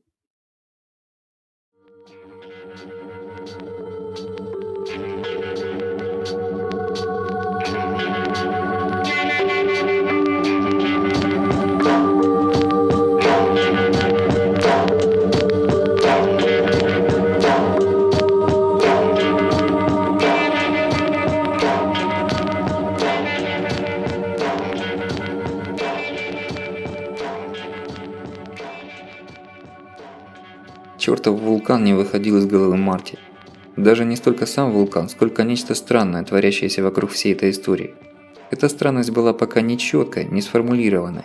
Она была на уровне ощущений, даже не догадок ещё, а неясного томления ума. Марти казалось, что он ухватил самый кончик верёвки, уходящий за угол, и почему-то было страшно дёрнуть эту верёвку. На другом её конце мог оказаться тигр. Но и противиться любопытству Марти был не в силах. Он подошел к компьютеру, который стоял в его домашнем кабинете, оборудованном в маленькой клетушке, раньше явно выполнявшей функцию кладовки. Несколько секунд он буравил взглядом выключенный монитор. Джейн была, мягко говоря, не в восторге, когда он занимался работой дома. Но ведь это не работа, это чистое любопытство. Марти прислушался. Внизу на кухне хозяйничала Джейн, стараясь сделать пирог. Мэгги и щенок активно участвовали в процессе. При их всемирной поддержке приготовление ужина могло растянуться на пару часов. Модем призывно помаргивал светодиодами. Палец сам потянулся к кнопке и включил питание компьютера. Использовать выходы на базы ФБР из дома было бы чистым безумием, поэтому Марти решил начать с уже известного сайта, посвященного супервулкану. Он его излазил уже вдоль и поперёк. Неисследованными были только ссылки на другие ресурсы, которыми были утыканы страницы проекта. Часто именно они представляли собой наибольшую информационную ценность. Тем более, он имел уже возможность убедиться, что весьма правдоподобные документы на сайте вулканологов мирно соседствовали со стопроцентной развесистой клюквой. Пробуя ссылки на удачу, Марти неожиданно попал на портал какой-то сетевой игры, посвященной именно миру после взрыва супервулкана. Мир лавы. Лава онлайн. Ничего себе, Марти озадаченно уставился на монитор. Он считал, что проблема вулкана тайна, известная лишь узкому кругу посвященных, да еще более узкому кругу любопытных. А тут целый мир после апокалипсиса. Да еще детально проработанный. Похоже, это было тайной только для тех, кто не хотел ничего знать. Судя по материалам сайта, в игру это резалось уже несколько десятков тысяч геймеров по всему миру. И играли они в нее уже лет 5. Как такое могло быть? Как это не вылезло на поверхность? Он был уверен, что впустую теряет время, но все же прошел нехитрый процесс регистрации и забрался внутрь игры. Над миром после извержения неизвестные ему люди поработали основательно. Действие происходило в Северной Африке. Совсем как говорил Барни. Уже не из этой ли игры чёртов ирландец вытянул свою теорию. С него станется разыграть товарища таким образом. Но нет, Барни был как-то уж слишком серьёзен и слишком много совпадений. Марти быстренько прошел первый квест, дающий общие понятия того, как действует и чем живет эта виртуальная реальность. И черт возьми, этот игрушечный мир был слишком реалистичен. И он чертовски пугал Марти. Он очень не хотел бы жить в мире, где приходится рассчитывать только на себя и свой автомат. Где все решают не ум и знания, а реакция, сила, кулаки, точность выстрела и умение найти союзников и договариваться с врагами. Впрочем, судя по многим признакам, ум и знания тут тоже будут не лишними. Но чтобы начать их применять, надо было банально выжить. Марти почувствовал, что игра начинает его затягивать, и немедленно вышел из нее. Он слишком хорошо помнил, как несколько лет назад ночью напролёт резался в сетевые игры, и это едва не привело к исключению из колледжа. Сейчас у него не было времени на подобное развлечение. Но этот ресурс был не бесполезен. Обычно производители любых игр снабжают свои детища некой информационной базой, чтобы они выглядели правдоподобнее. А такой детально проработанный мир, как мир лавы, обязан был быть снабжен очень большим количеством информации. На пустом месте, используя одну только фантазию, придумать такое невозможно.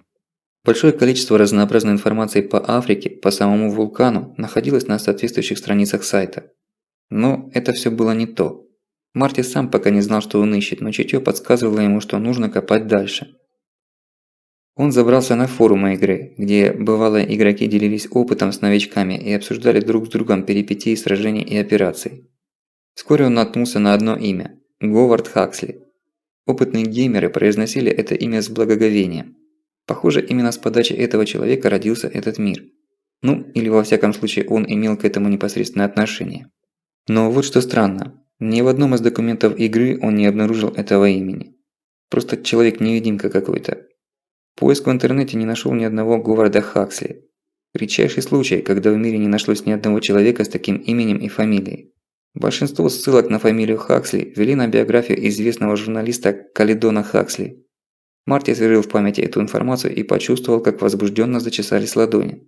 Это было не тепло, это было опаляюще горячо. Каледон Хаксли неоднократно выступал с громкими заявлениями о том, что США слишком много внимания уделяют африканским проблемам.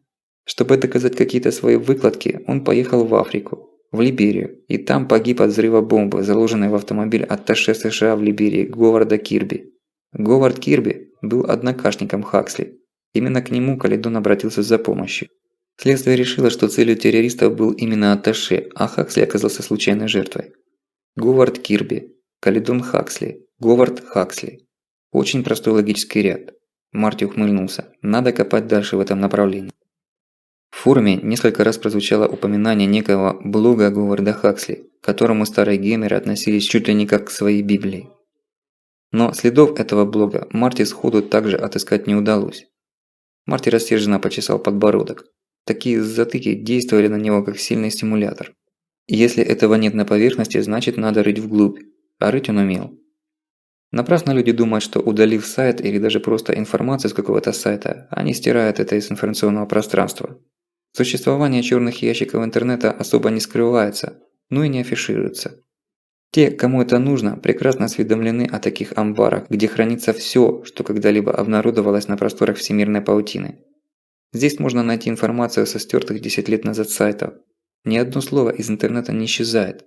Конечно, здесь нет графики, красивых заставок, но главное в информационном поле – слово и цифра, а не картинка. Уже через 10 минут он с удовлетворением читал пропавший блог Хаксли. Сетевой дневник Говарда не был очень уж наполнен информацией, но скудость ассортимента слегка компенсировалась его качеством. Автор сайта ставил такие вопросы и сопровождал их такими аргументами, что у Марти в груди пробежал холодок. Но Барни и Джен не зря называли его агентом Хайсмитом. Недоверчивость Марти в деле анализа информации была предельной. Он запрезирал бы себя как специалиста, если бы поверил кому-то на слово. Пусть даже слово это выглядело бы очень убедительным. Марти бросился проверять полученные данные через открытые источники. Все подтверждалось. Черт возьми, все было так просто. Все было на поверхности, просто никто не удосужился связать воедино, казалось бы, абсолютно разрозненные нити, не имеющие друг к другу никакого отношения. И автор сайта не связывал их. Он просто верно вставил вопросы, а делать выводы позволял читателю.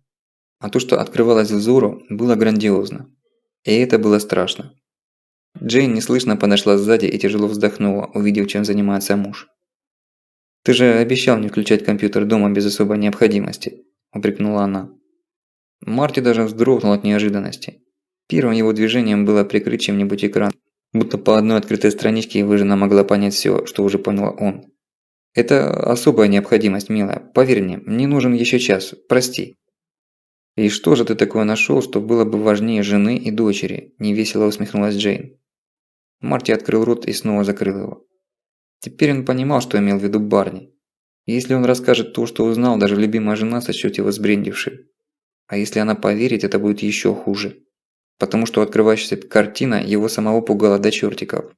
Перекладывать это на хрупкие женские плечи было бы подлостью. «Я расскажу тебе это в Йеллоустоуне», – сказал он. «Это нужно увидеть своими глазами». «Я принесу тебе кофе», – вздохнула она и пошла вниз. Марти с острой жалостью посмотрел ей вслед. Каждый раз, когда он расстраивал свою жену, он чувствовал себя мерзавцем-преступником. «Джейн», – позвал он. Она обернулась. «Вы с Мэгги – это всё, что у меня есть. Вы – всё, чем я живу. То, что я сейчас делаю, это и для вас тоже. Даже в большей степени для вас». Джейн мягко улыбнулась и повторила. «Я принесу тебе кофе». Стемнело. Горячее солнце штата Колорадо, как сбитый самолет, рухнуло за пики скалистых гор, вырезав на золотистом крае неба жгучую серебряную нить хребтов. Марти ничего этого не видел. Он не видел, как Джейн трижды меняла ему кружку с кофе. Причем последняя так и осталась остывать нетронутой.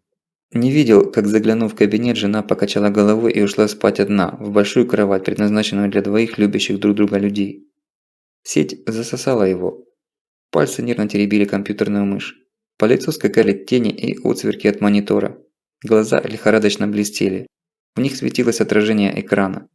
А внутри уже разбухал огнем уголек страха. Страха понимания. Он еще не все сложил в стройную картину, но то, что он увидел, было красноречивее любых официальных документов. Десятки, сотни разрозненных событий, которые сами по себе не значили ровным счетом ничего, либо значили очень мало, вместе складывались в чудовищный по своей циничности и невероятности чертеж. Марти не был классическим американцем. Он не питался в фастфуде, не смотрел футбол и бейсбол, не задирал ноги на стол, не смеялся и не разговаривал громко в общественных местах. Он не ходил на выборы, не поднимал на День независимости флаг на лужайке перед домом и при исполнении гимна вставал только тогда, когда вставали все остальные. Дома перед телевизором он гимн игнорировал. Он не считал Америку безгрешной. Когда вводили войска в Ирак, когда осадили, но так и не посмели тронуть мятежный Иран. Зато в отместку за это разбомбили Северную Корею. Он не считал, что Америка несет в эти страны свет демократии. Он считал, что там зарабатывают деньги. Он весьма скептически относился к идее неподкупности правительства и президента и их родения за народ Америки. Но даже он не мог себе представить масштабов того чудовищного предательства, которое сейчас все четче и четче смотрело на него с экрана компьютера. Это было похоже на ту самую кальдеру Йеллоустоунского супервулкана. Можно всю жизнь прожить в ней и не знать, что ты в центре самого страшного на Земле сооружения, придуманного матушкой природой. Нужно было подняться над землей на пару-тройку десятков километров, а лучше глянуть из космоса, чтобы это заметить, чтобы это осознать. Так и тут. Чтобы увидеть суть происходящего, нужно было просто абстрагироваться, отбросить вопросы типа «верю или не верю», или «это невероятно», и взглянуть на все под другим углом. Под каким смотрят на муравьев люди? Под каким смотрят на людей те, кто считает их муравьями? Все дело в масштабе. Кровавая рана человечества, Ближний Восток, приковывал внимание людей. Там шла непрекращающаяся война. Десятки конфликтов меньшей интенсивности, где тлели, где вспыхивали по всему земному шару. На фоне этого пожара никто не заметил бы или не обратил внимания, как вдруг сам по себе взял да и потух один маленький, но жгучий уголек. Кто знает про такую страну, Либерию? Ну разве что какой-то яйцеголовый умник из серьезного колледжа выкопает в закромах своей памяти, что эта страна обладает самым крупным в мире торговым флотом, при том, что своих кораблей там практически нет. Что там 15 лет идет гражданская война на уничтожение. Шла. Чудеснейшим образом эта война была прекращена чуть ли не одним мановением руки, когда к власти в Либерии пришла Эллен Джонсон Сирлиф. Первая на континенте женщина-президент. Это уже нонсенс. Но самое странное, она не принадлежала ни к одному из причастных к власти этнических кланов. Даже в США клановость значит многое. В Африке это значит всё. Еще в начале 70-х годов прошлого века эта чернокожая выпускница Гарварда была помощником министра финансов и была обвинена в краже $3 миллионов, что не помешало ей в скором времени самой занять пост министра финансов. С конца 90-х Эллен ринулась в политику. И везде её сопровождали американские деньги. Со второй попытки в 2006 году она таки стала президентом страны. При этом, что удивительно, оставшись на руководящих постах сразу в 4 банках, 2 из которых были как минимум с мировой известностью. Это не считая пары инвестиционных и нескольких других коммерческих компаний. И вот тут началось самое интересное. В затурканную, никому не нужную страну хлынули инвестиции. Уровень жизни аборигенов попёр вверх. Джонсон Сирлиф перекрыла кран помощи обезумевшей от крови соседней Сьерра-Леоне, которую оказывало предыдущее правительство. Правда, помощь эта была невелика, и это было большей частью вовсе не оружие, а продовольственные грузы. В общем, воюющие стороны в Леоне на это эмбарго плевать хотели. Зато этого хватило для того, чтобы ООН сняла с Либерии санкции на экспорт алмазов. Вскоре в Либерию приплыл контингент войск США. До этого там была только охрана посольства. Десяток вертолетов с авианосцев перебросил в аэропорт Монровии 150 морпехов. Несчастный неполный батальон. Это было последнее официальное сообщение о направлении в Либерию американских солдат. Неофициальных было больше. Намного. Но их приходилось вылавливать из интернета с очком с мелкой ячейкой. И вообще, складывалось ощущение, что после победы Джонсон Сирлиф на выборах Либерия исчезла с карты интересов американских журналистов. Какие-то данные Марти выловил из иностранных средств массовой информации, из блогов обычных интернет-жителей. Гражданская война в Либерии закончилась как футбольный матч по свистку. Но в этом регионе и у соседей было неспокойно. Так вот и там конфликты резко снизили интенсивность. Причем лидеры некоторых особо отмороженных вооруженных формирований были банально и немудряще устранены. Устранены четкими точечными ударами, без шума и пыли. Не в африканском стиле. Рука США прослеживалась невооруженным глазом. Но если раньше, в случае вмешательства Америки в чьи-то внутренние конфликты, Госдеп незамедлительно информировал об этом общественность, давал обоснование этим действиям и всячески бил себя в грудь, то на этот раз не было сказано ни слова, ни единого. Никто даже не сказал «мы ни при чем». В беспокойном и бесконтрольном уголке земли воцарилось спокойствие. И потянулись в Либерию караваны торговых судов. Большая их часть имела порт прописки Монровия, но грузы шли в основном из США.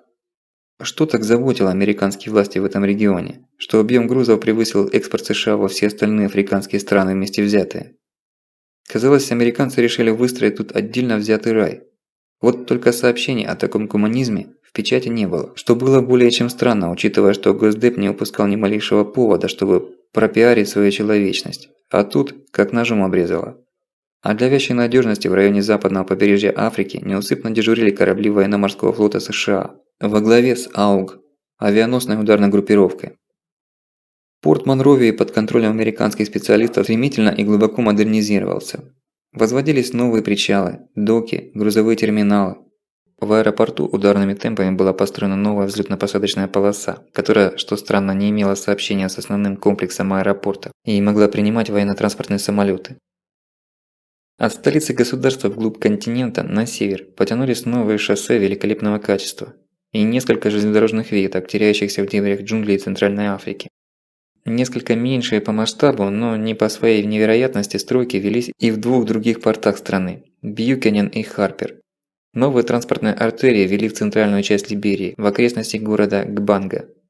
Спутниковые карты Гугла, на которых можно разглядеть модели машин на улицах Нью-Йорка, в этом регионе не обновлялись с 2003 года. А новые версии программ демонстрировали в здешних краях размазанные цветные пятна. И смех, и грех. Помешанные на секретности русские, наконец-то запустившие в строй в 2010 году свою обновленную спутниковую группировку, выложили на всеобщее обозрение подробные снимки всех регионов мира, кроме, собственно, России. И все эти мегалитические стройки в Либерии на их фотографиях были видны в подробностях. Одна беда – никто не знал, что их тут нужно искать. Русские тоже почему-то молчали. Или помалкивали. Окрестности Гбанги были раздетализированы даже на русских снимках, но недостаточно раздетализированы. Сквозь размытие и пикселизацию было видно, что природный ландшафт здесь претерпел изменения, рукотворные.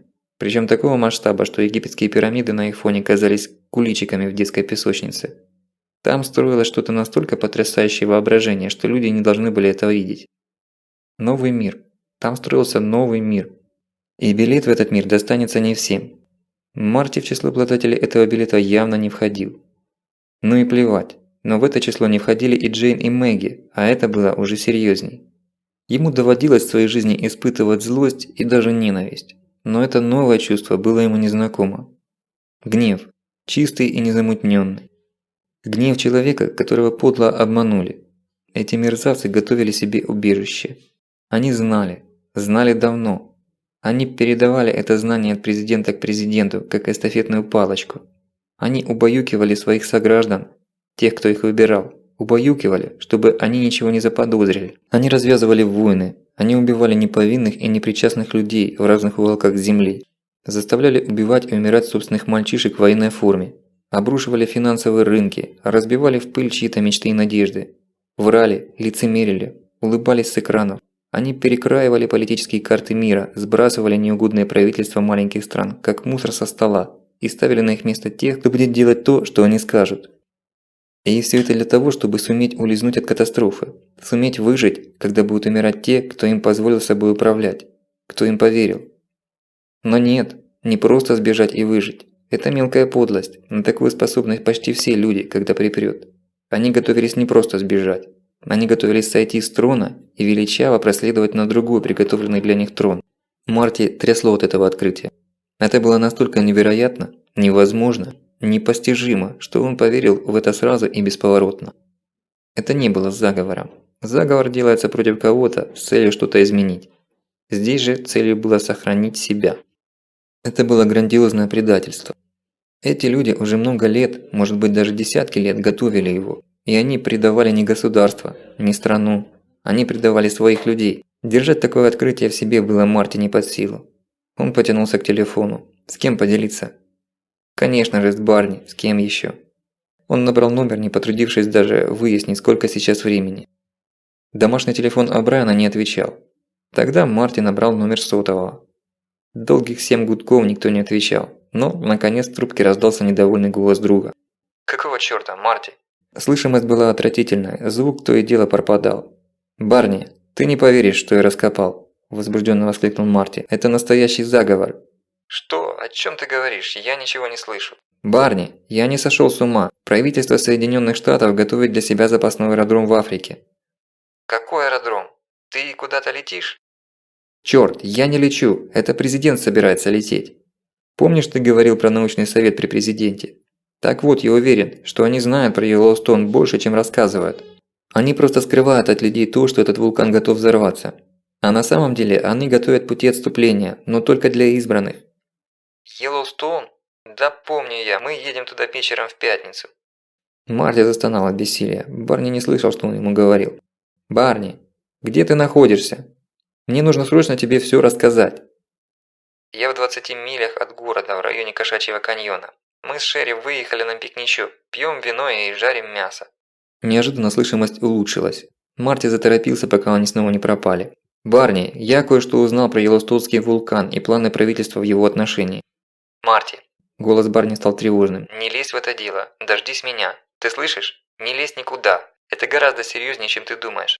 «Я знаю, именно поэтому я тебе и звоню». «Послушай меня, Марти, я завтра...»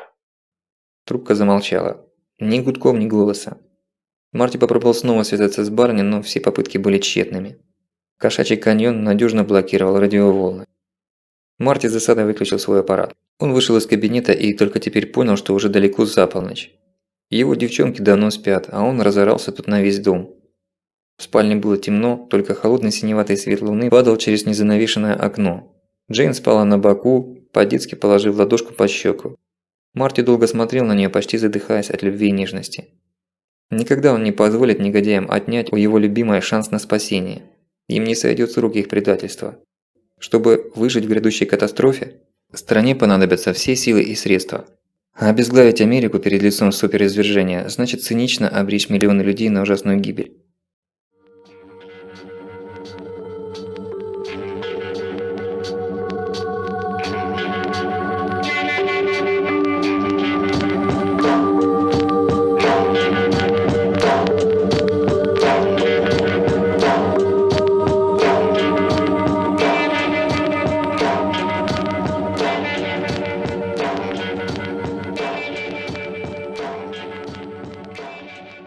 При солнечном свете все выглядит совсем не так, как ночью.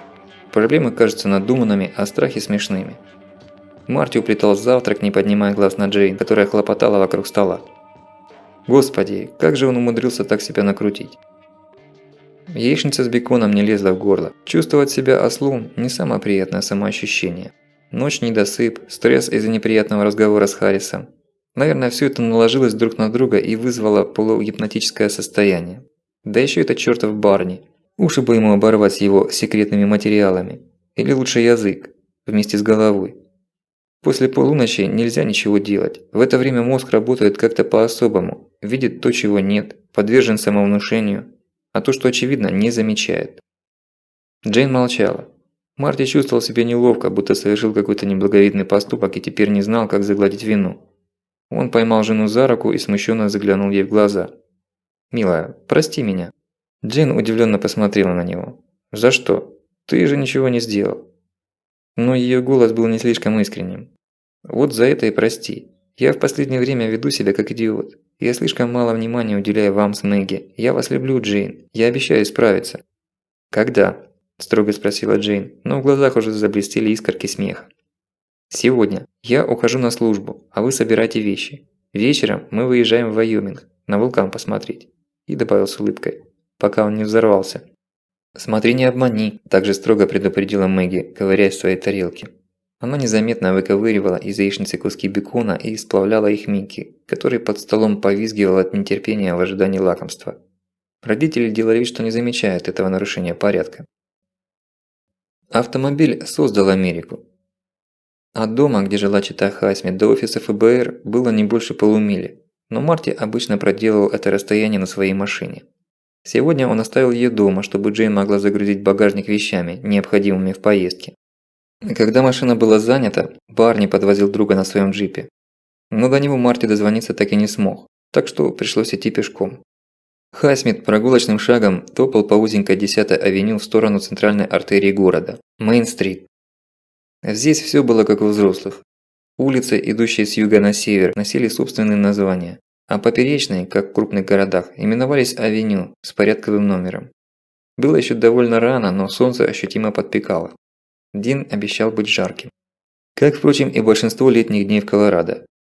Синее по весне небо уже начинало выгорать, становилось белесым. В вышине тянул свою серебристую нить на север самолет. Впереди по Мейн-стрит время от времени проезжали тяжелые траки, идущие на 50-е шоссе к Пуэбло или дальше в Денвер. Марти снова попробовал вызвать О'Брайена, но его телефон по-прежнему не отвечал. Загулял, похоже, Барни. Вольница Рокфилда разлагающе действовала на обслуживающий персонал мини-офиса ФБР. Марти вышел на Мейн-стрит и повернул на север в сторону своей конторы. У отделения Первого национального банка, большого одноэтажного здания из дикого камня с плоской крышей, больше похожего на крытую хоккейную площадку, возле флагштоков с флагами США и Колорадо, стоял инкассаторский броневичок. Водители траков оставляют свои мятые доллары в придорожных заведениях, которых мало в таких городках, и их владельцы сдают наличность в банк. И 2 раза в неделю броневики охранной компании курсируют вдоль шоссе и забирают излишек наличных. Вся центральная часть Рокфилда была одноэтажной, словно прижатой к земле ветрами штата Колорадо. Даже там, где здания имели 2-й этаж, они выглядели приземистыми и тяжелыми. Стиль Дикого Запада. Широкие улицы, низкие дома. Здесь предпочитали расти вширь, благо места в избытке. Марти с тоской подумал о родном Нью-Йорке, где дома рвутся ввысь, толкаясь стенами, будто им не хватает воздуха и света. Марти подошел к офису. Поприветствовал седовласых копов. Они дежурили в своих креслах на крыльце полицейского участка, будто и не уходили никуда. Те также привычно приподняли свои стетсоны в ответ. Марти поспешно отвернулся, чтобы они не видели, как у него свело скулы от оскомины, который набил этот ежедневный ритуал. Он открыл дверь, отключил сигнализацию и позвонил в участок дежурному, назвав кодовое слово. Так было положено, хотя в свое окошко дежурный прекрасно видел, как Марти отпирал замок. Но порядок нарушать было нельзя. Тут все жило традициями. Он снова был первым в офисе. Все так же машинально включил компьютер, кондиционер, кофеварку. Пока все эти приборы приходили в себя после ночной спячки, перебил сонных мух. Выпил чашку кофе, поглядывая на монитор. Сейчас он чувствовал почти очеловеченную неприязнь к компьютеру. Ему откровенно нечего было делать, но если он снова полезет в эти вулканические дебри, то приступ сумасшествия может вернуться.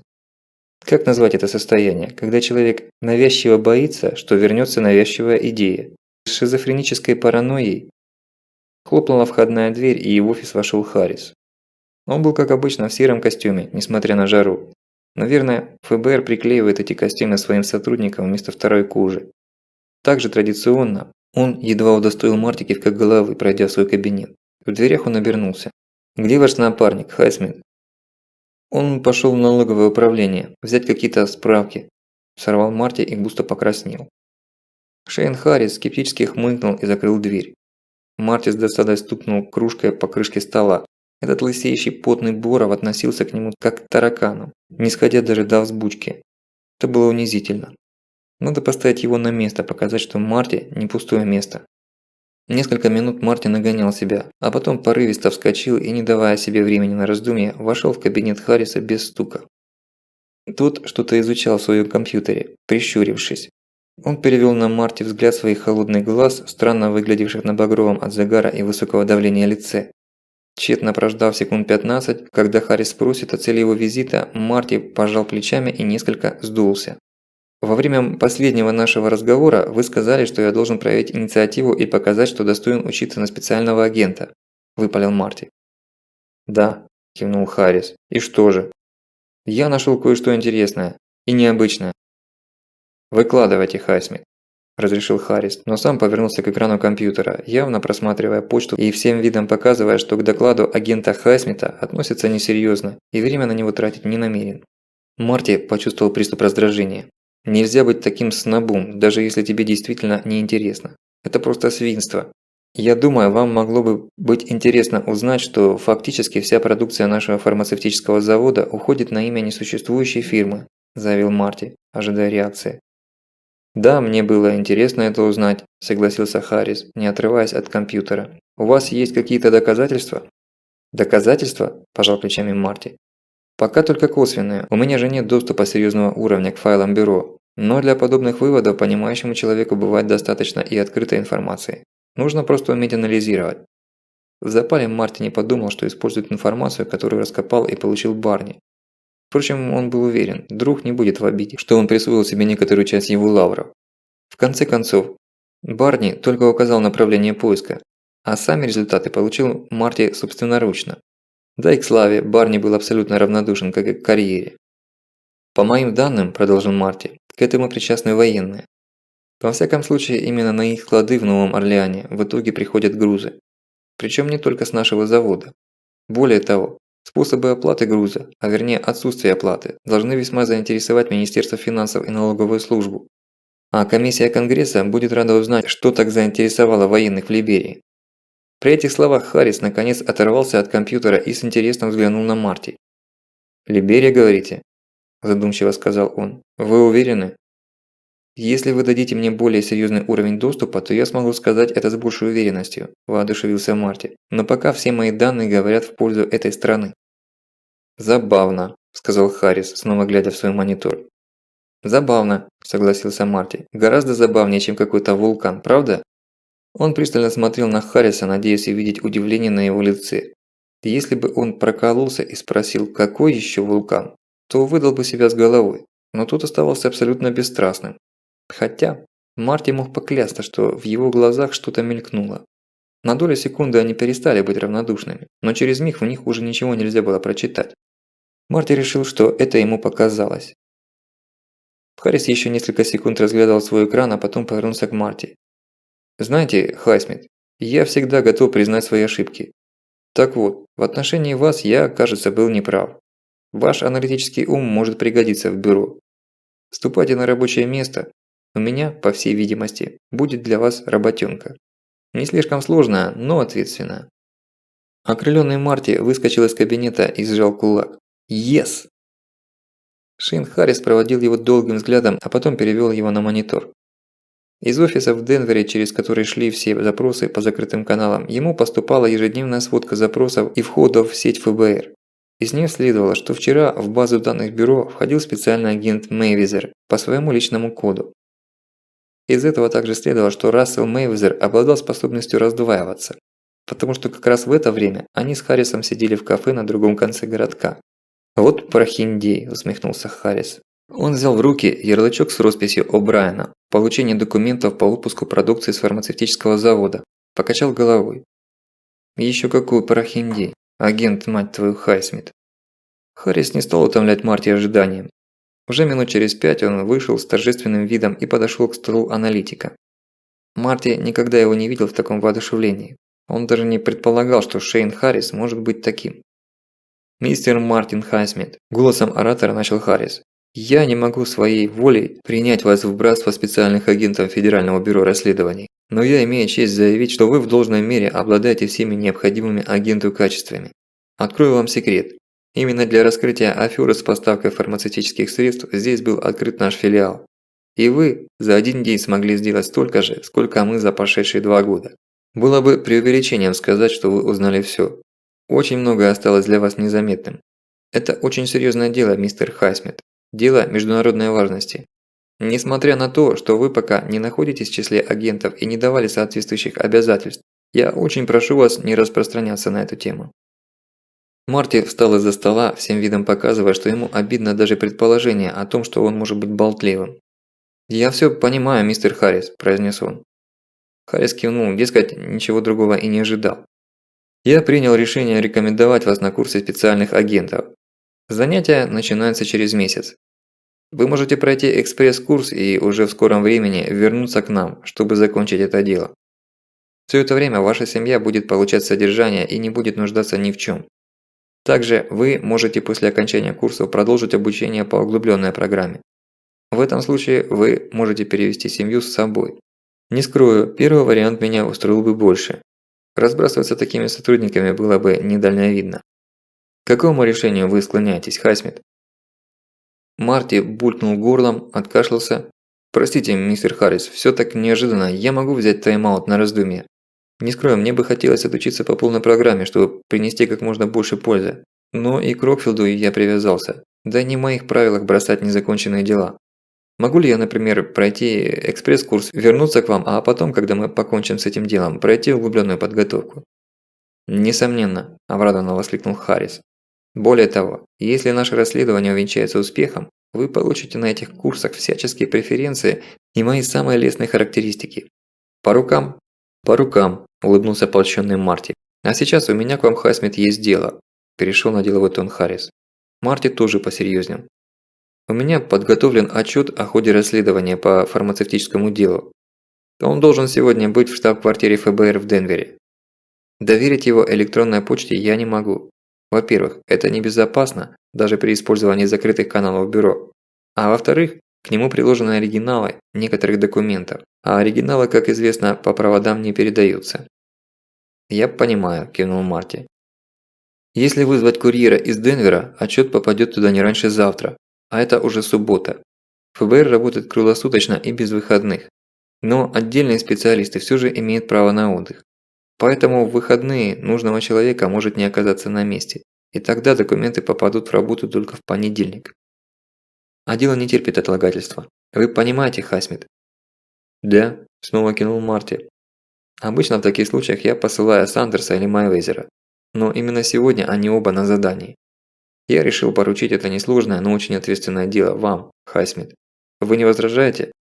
Я вижу на вашем лице сомнения. Есть какие-то проблемы?» «Нет, никаких проблем, сэр», – отчеканил Марти. «Я готов». «До Денвера ехать не обязательно», – продолжил Харрис. «Доедете до Колорадо-Спрингс, там есть наш человек. Я предупрежу его. Сейчас 9 часов утра. Через час вы подъедете на машине сюда, и я передам вам пакет. Расходы на бензин и командировочные будут оплачены». Марти замотал было головой, дескать, это не проблема, но Харрис отрезвил его. «Хайсмит, мы работаем на государство, и оно нам за это платит.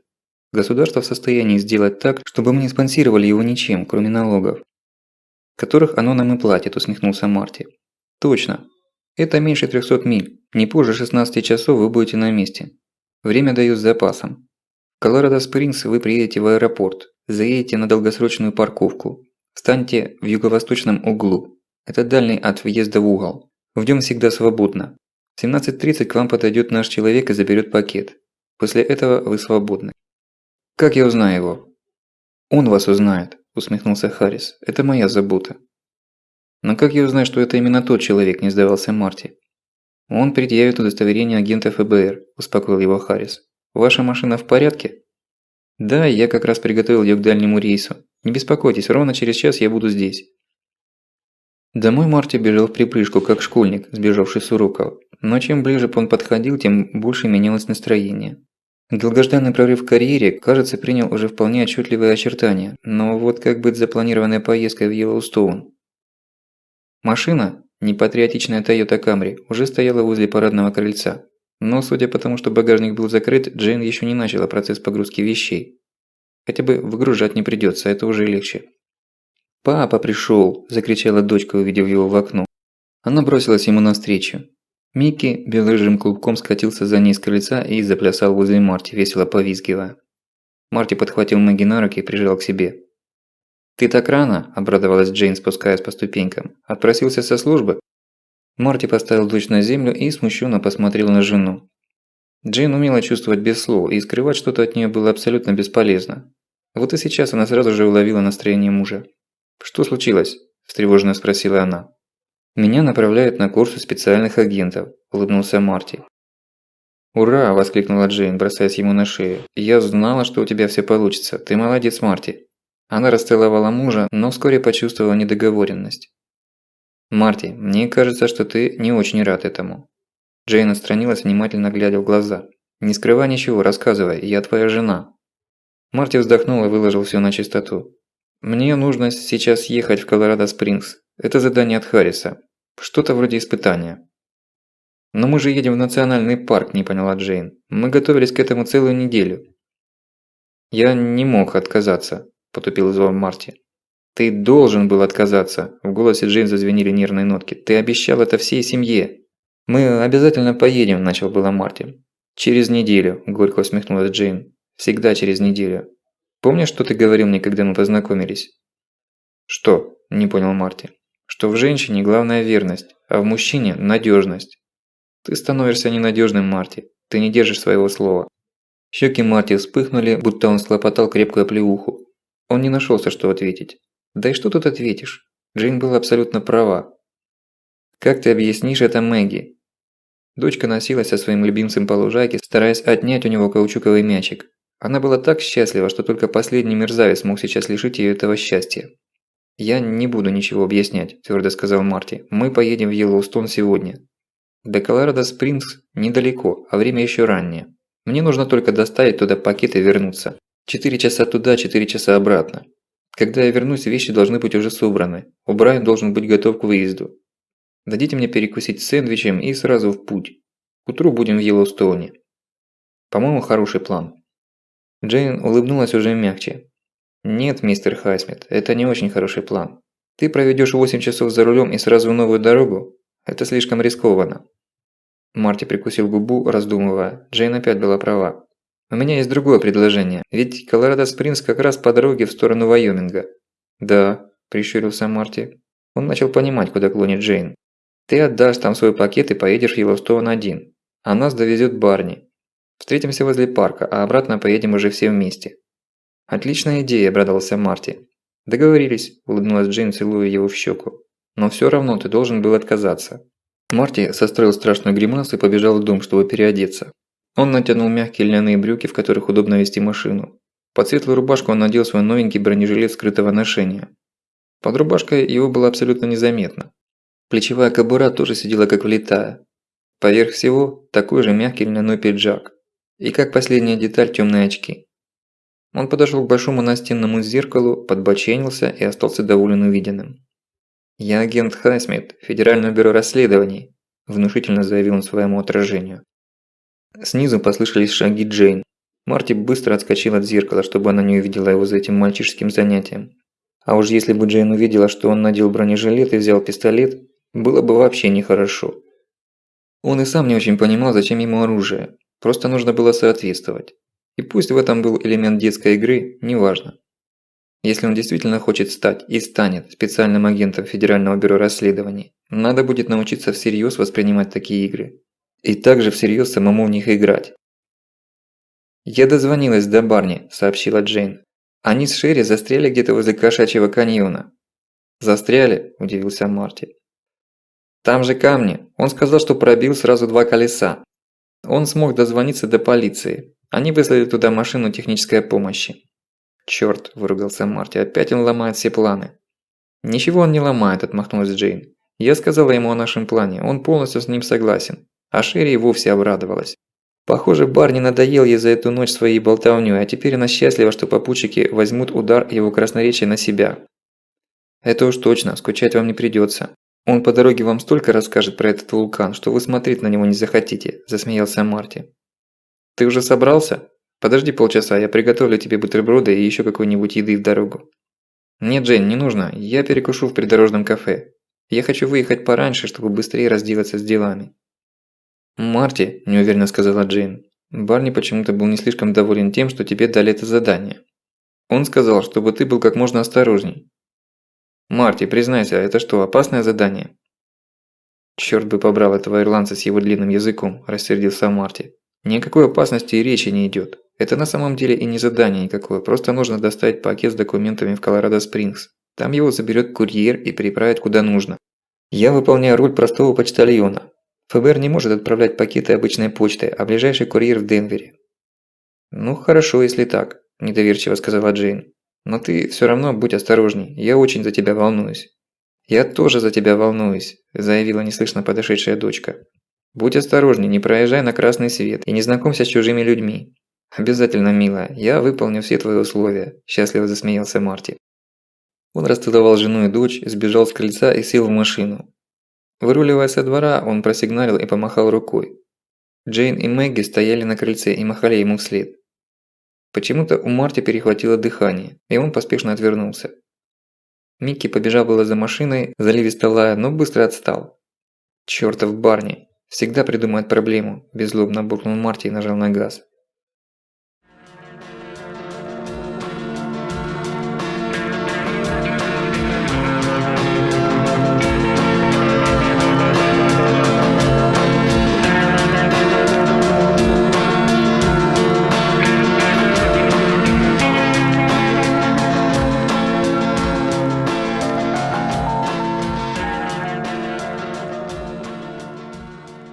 Негромко шуршали шины по зернистому асфальту. Ветер из открытого окна трепал волосы новоиспечённого агента. Музыку Марти не включал. Он слышал, что на задание не положено отвлекаться на магнитофон или радио, чтобы не пропустить вызов. Кондиционер тоже был выключен. Марти любил свежий воздух из открытого окошка. Счётчик наматывал на себя мили. До Ламара из Рокфилда вела узкая, но ровная дорога. Машин на ней почти не было, и дорожный патруль тоже не посещал эти глухие места. Так что Марти дал себе волю и довольно серьезно превысил допустимую скорость. Лишь перед самым Ламаром он едва не слетел с трассы, наехав колесом на кучу нанесенного ветром песка. Это разом отрезвило его и заставило сбросить скорость до разрешенной. Тем более, что на 50-й дороге, куда он свернул, не было недостатка ни в автомобилях, ни в дорожной полиции. Теперь солнце светило в спину и не напрягало глаз. Удаляясь от поворота на 50-е шоссе, Марти посмотрел в зеркало заднего вида. Вслед за ним с 385-й трассы на 50-ю вывалился еще какой-то автомобиль. До него было уже далеко, и марку Марти разобрать не смог. Видно было только, что он черного цвета. Хотя и в этом поручиться было трудно. «За нами хвост», – доложил Марти, прижав ладонью наушник блютуса.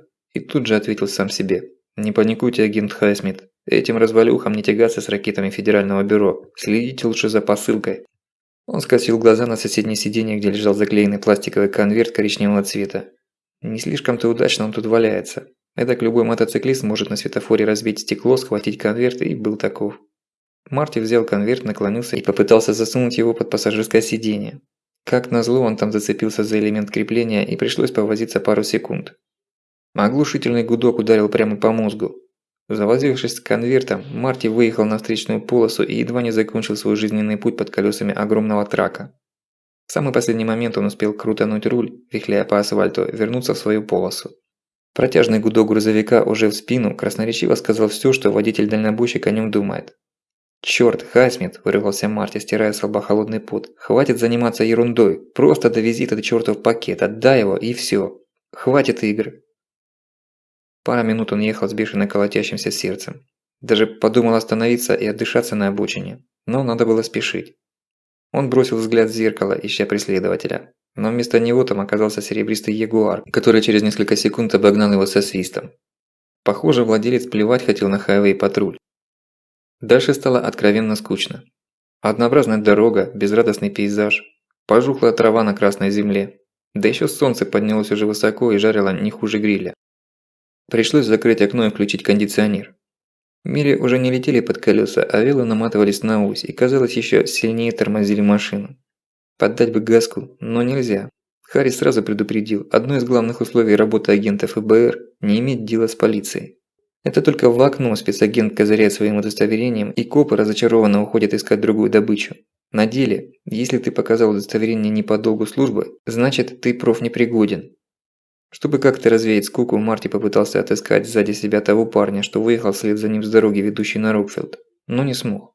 Его уже несколько раз обгоняли другие машины. Одна из них черная. Так что идентифицировать даже на пустом шоссе какие-то точки на горизонте, да еще против солнца, не представлялось возможным. Отроги скалистых гор приближались так медленно, что казалось, они вовсе стоят на месте. Но вот наконец и Пуэбло. Марти не стал заезжать внутрь города, а двинул по объездной дороге. Ему, коренному нью-йоркцу, было смешно слышать о пробках в Пуэбло или Колорадо-Спрингс, на которые жаловались реднеки из Рокфилда. Но сейчас даже 5 лишних минут на светофоре терять не хотелось. Обойдя Пуэбло по внешнему сектору, Марти подъехал к федеральному шоссе номер 25 и свернул направо, на север. До цели оставалось несчастных 80 миль. Час от силы полтора. Марти бросил взгляд на часы. Он крепко опережал график. И выехал раньше, и гнал быстро, и дорога оказалась абсолютно свободная. Не было никакого смысла приезжать в Спрингс так рано и толкаться на вокзале в ожидании курьера. Пора было позаботиться и о себе. Желудок давно уже подавал свой возмущенный голос. 3 мили он сомневался, стоит ли останавливаться, но тут заметил справа какую-то придорожную забегаловку и, мгновенно решившись, зарулил туда, подняв клубы пыли. Заведение было из простецких. Стойка со скудным баром, узкий зал, 4 столика вдоль окон. Не менее древний телефон над стойкой. Ленивый толстый бородатый бармен едва взглянул на посетителя. Ленивая официантка лет 18 медленно двинулась в его сторону. Ленивый вентилятор слегка колыхал застоялый воздух. Ленивые мухи лениво долбились в забранное жалюзи окно. То, что нужно. Хайсмит сел за дальний от входа столик, так чтобы видеть дверь, и закрыл жалюзи. В его углу образовался полумрак. Официантка наконец дошла до него и бросила на стол пластиковый лист меню. «Что будете?» «Чего-нибудь легкого, яичницу». «Есть стейк», – небрежно ответила девица, глядя в сторону. «Рафаэль делает хороший стейк, яичницу он делает плохо». «Хорошо, давайте стейк», – вздохнул Марти, – «и холодный вишневый сок. Могу предложить теплый, или ждите, пока охладится». Пришлось согласиться и на это. Марти уже жалел, что завернул сюда. С другой стороны, тут было тихо и безлюдно. Только за одним из столов пожирал стейк еще один бородатый толстяк. Он держал мясо 2 руками и жадно откусывал кусок за куском, запивая их пивом.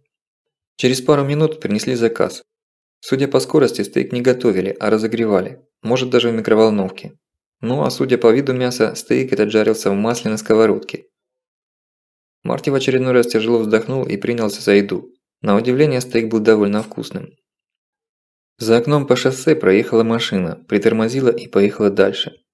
Видимо, экипаж эта забегаловка не прельстила.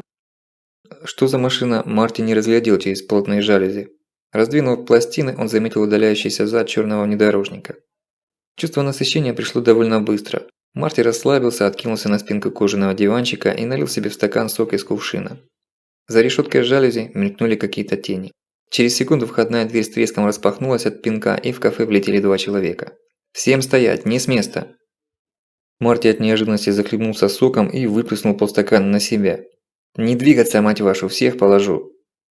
Один из грабителей бросился к стойке и от души врезал бармену прикладом дробовика по голове, но не углом, а плашмя, так что бармен только вскрикнул и отшатнулся.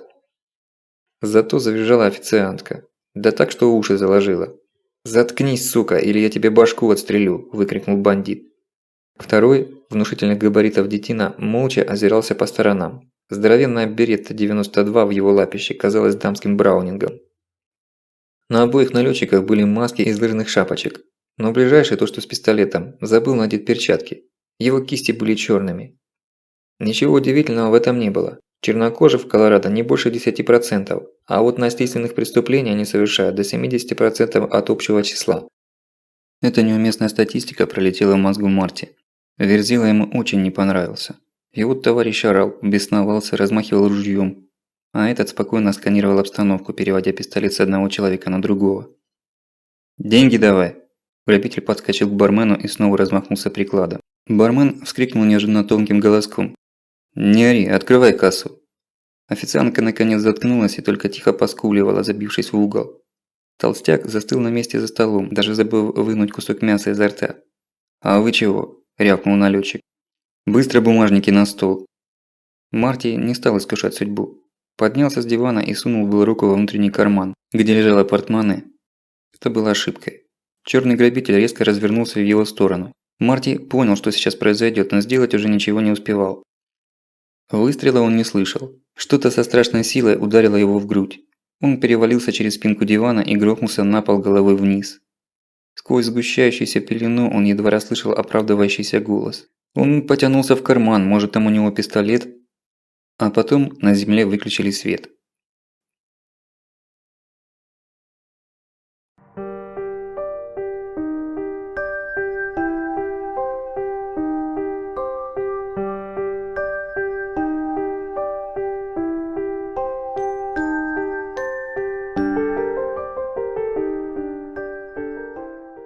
Вначале он услышал голоса. Они шли откуда-то издалека, с эхом. То ли он был в горах, то ли в огромном пустом помещении возле ангара. Слов разобрать было невозможно. Сознание возвращалось толчками, будто пульсируя. «Ну что, Фрэнки, готов?» Наконец дошел до Марти смысл.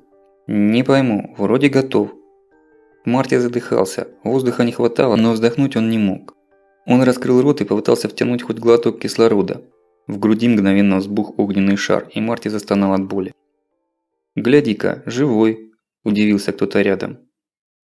Хайсмит открыл глаза, пытаясь настроить резкость.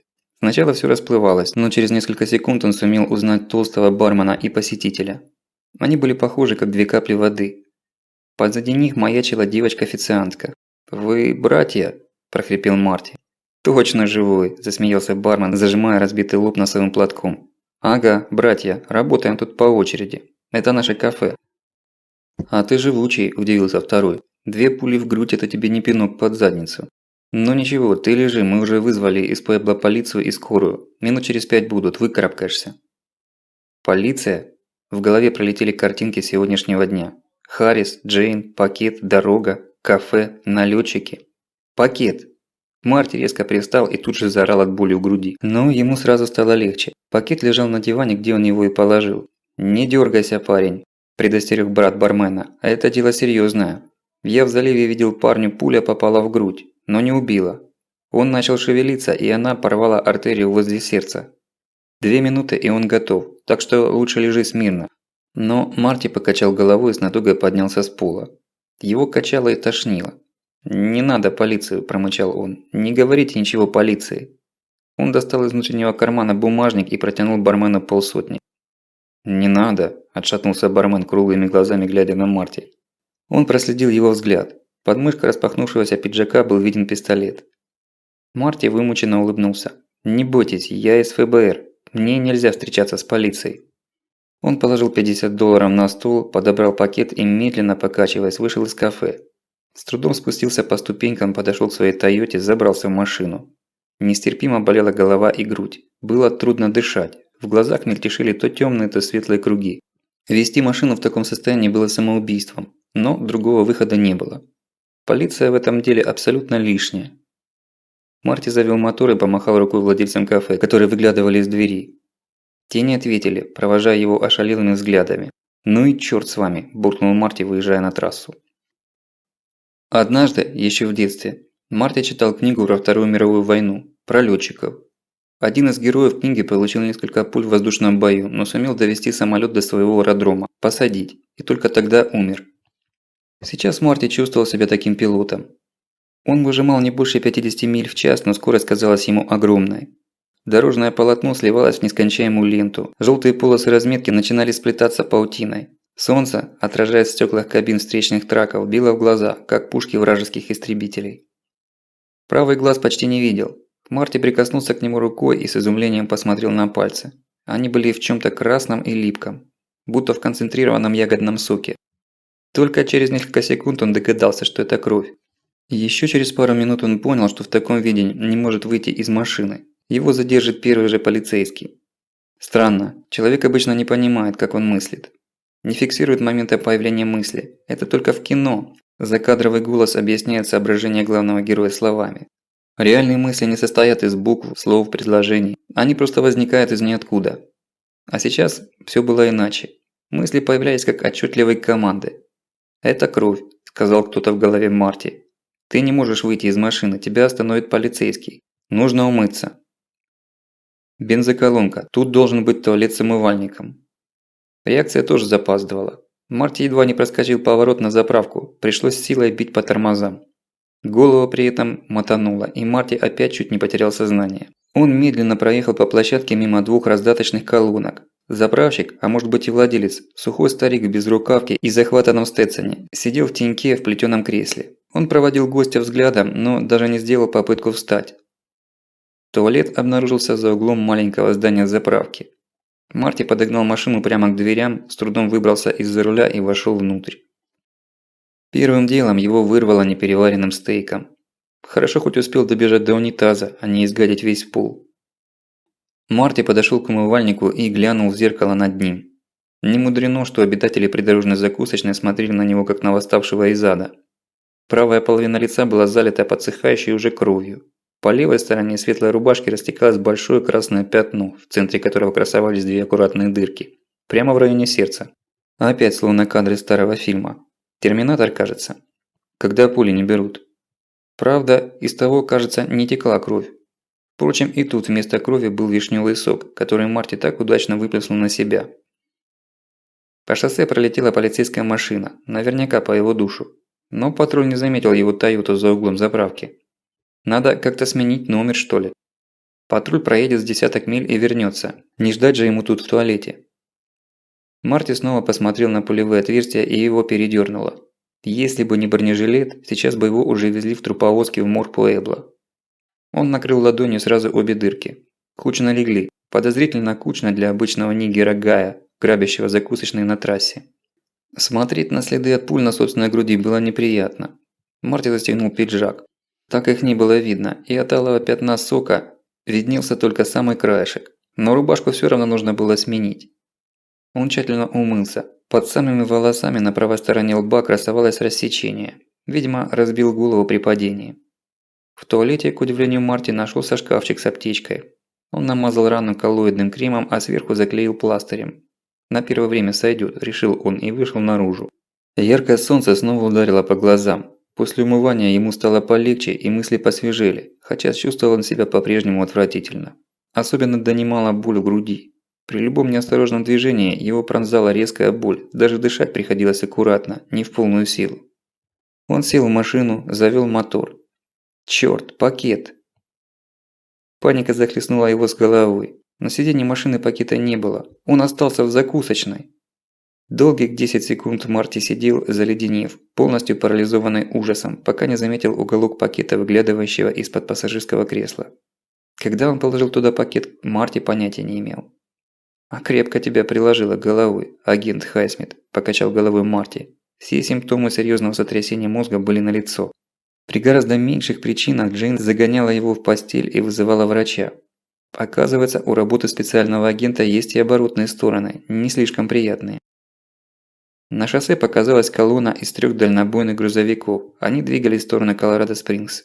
Это было очень кстати. Хайсмит завел машину и дал газу. Старик-заправщик посмотрел вслед, но не шевелился в своем кресле. Впрочем, Марти был готов поспорить, что номер его он запомнит. «Чёртов старый скаут», – усмехнулся он. Марти быстро, чтобы не опоздать, вырвал с заправки и вклинился между двумя тягачами, чуть подрезав задний. Тот дал возмущенный гудок, но Марти в качестве изменения мигнул аварийным сигналом и, превозмогая боль в груди, помахал ему из окна рукой. Это было идеальным прикрытием. Траки уверенно держали свою крейсерскую скорость 60 миль в час. Встречный полицейский автомобиль проскочил бы мимо них, не успев даже заметить легковушку в середине колонны, не то что разглядеть ее номер. А вот и он. По встречной полосе промелькнул луноход с включенной люстрой. Теперь можно было расслабиться. Наверняка полицейские решат, что он свернул с трассы и теперь ищут его на проселках, если вообще ищут. Монотонная езда утомляла. Снова подступала тошнота и головокружение. Не помогали даже скалистые горы. Они не приближались, а словно вырастали из-под земли, становясь все выше и выше, нависая над головой исполинской грудой. До Колорадо-Спрингс оставалось 10 миль. Пора было сменить гардероб. Марти включил поворотник. Грузовик чуть замедлился, выпуская его на обочину. На прощание Марти посигналил своим попутчикам. Трак коротко и басовито гуднул и исчез из его жизни. В ближайшем городке Марти присмотрел небольшой магазинчик из разряда «все по $20». Остановился возле него, посидел немного. Через 10 минут он убедился, что покупателей в магазине нет, и выбрался из машины. Пиджак он тщательно застегнул. Лучше вызвать недоумение застегнутым в жару пиджаком, чем интерес к продырявленной пулями рубашке. В магазине было прохладно, работал кондиционер. Продавца не было видно. Марти пришлось стучать по прилавку, чтобы откуда-то из укромного уголка выползла девушка в джинсовых шортах, короткой маечке и вся утыканная пирсингом, как полинезийский шаман. Она с недовольным видом подошла к Марти и молча стала его рассматривать. Неудивительно, что они тут в глубинке живут бедно. С таким отношением к работе денег не сколотишь.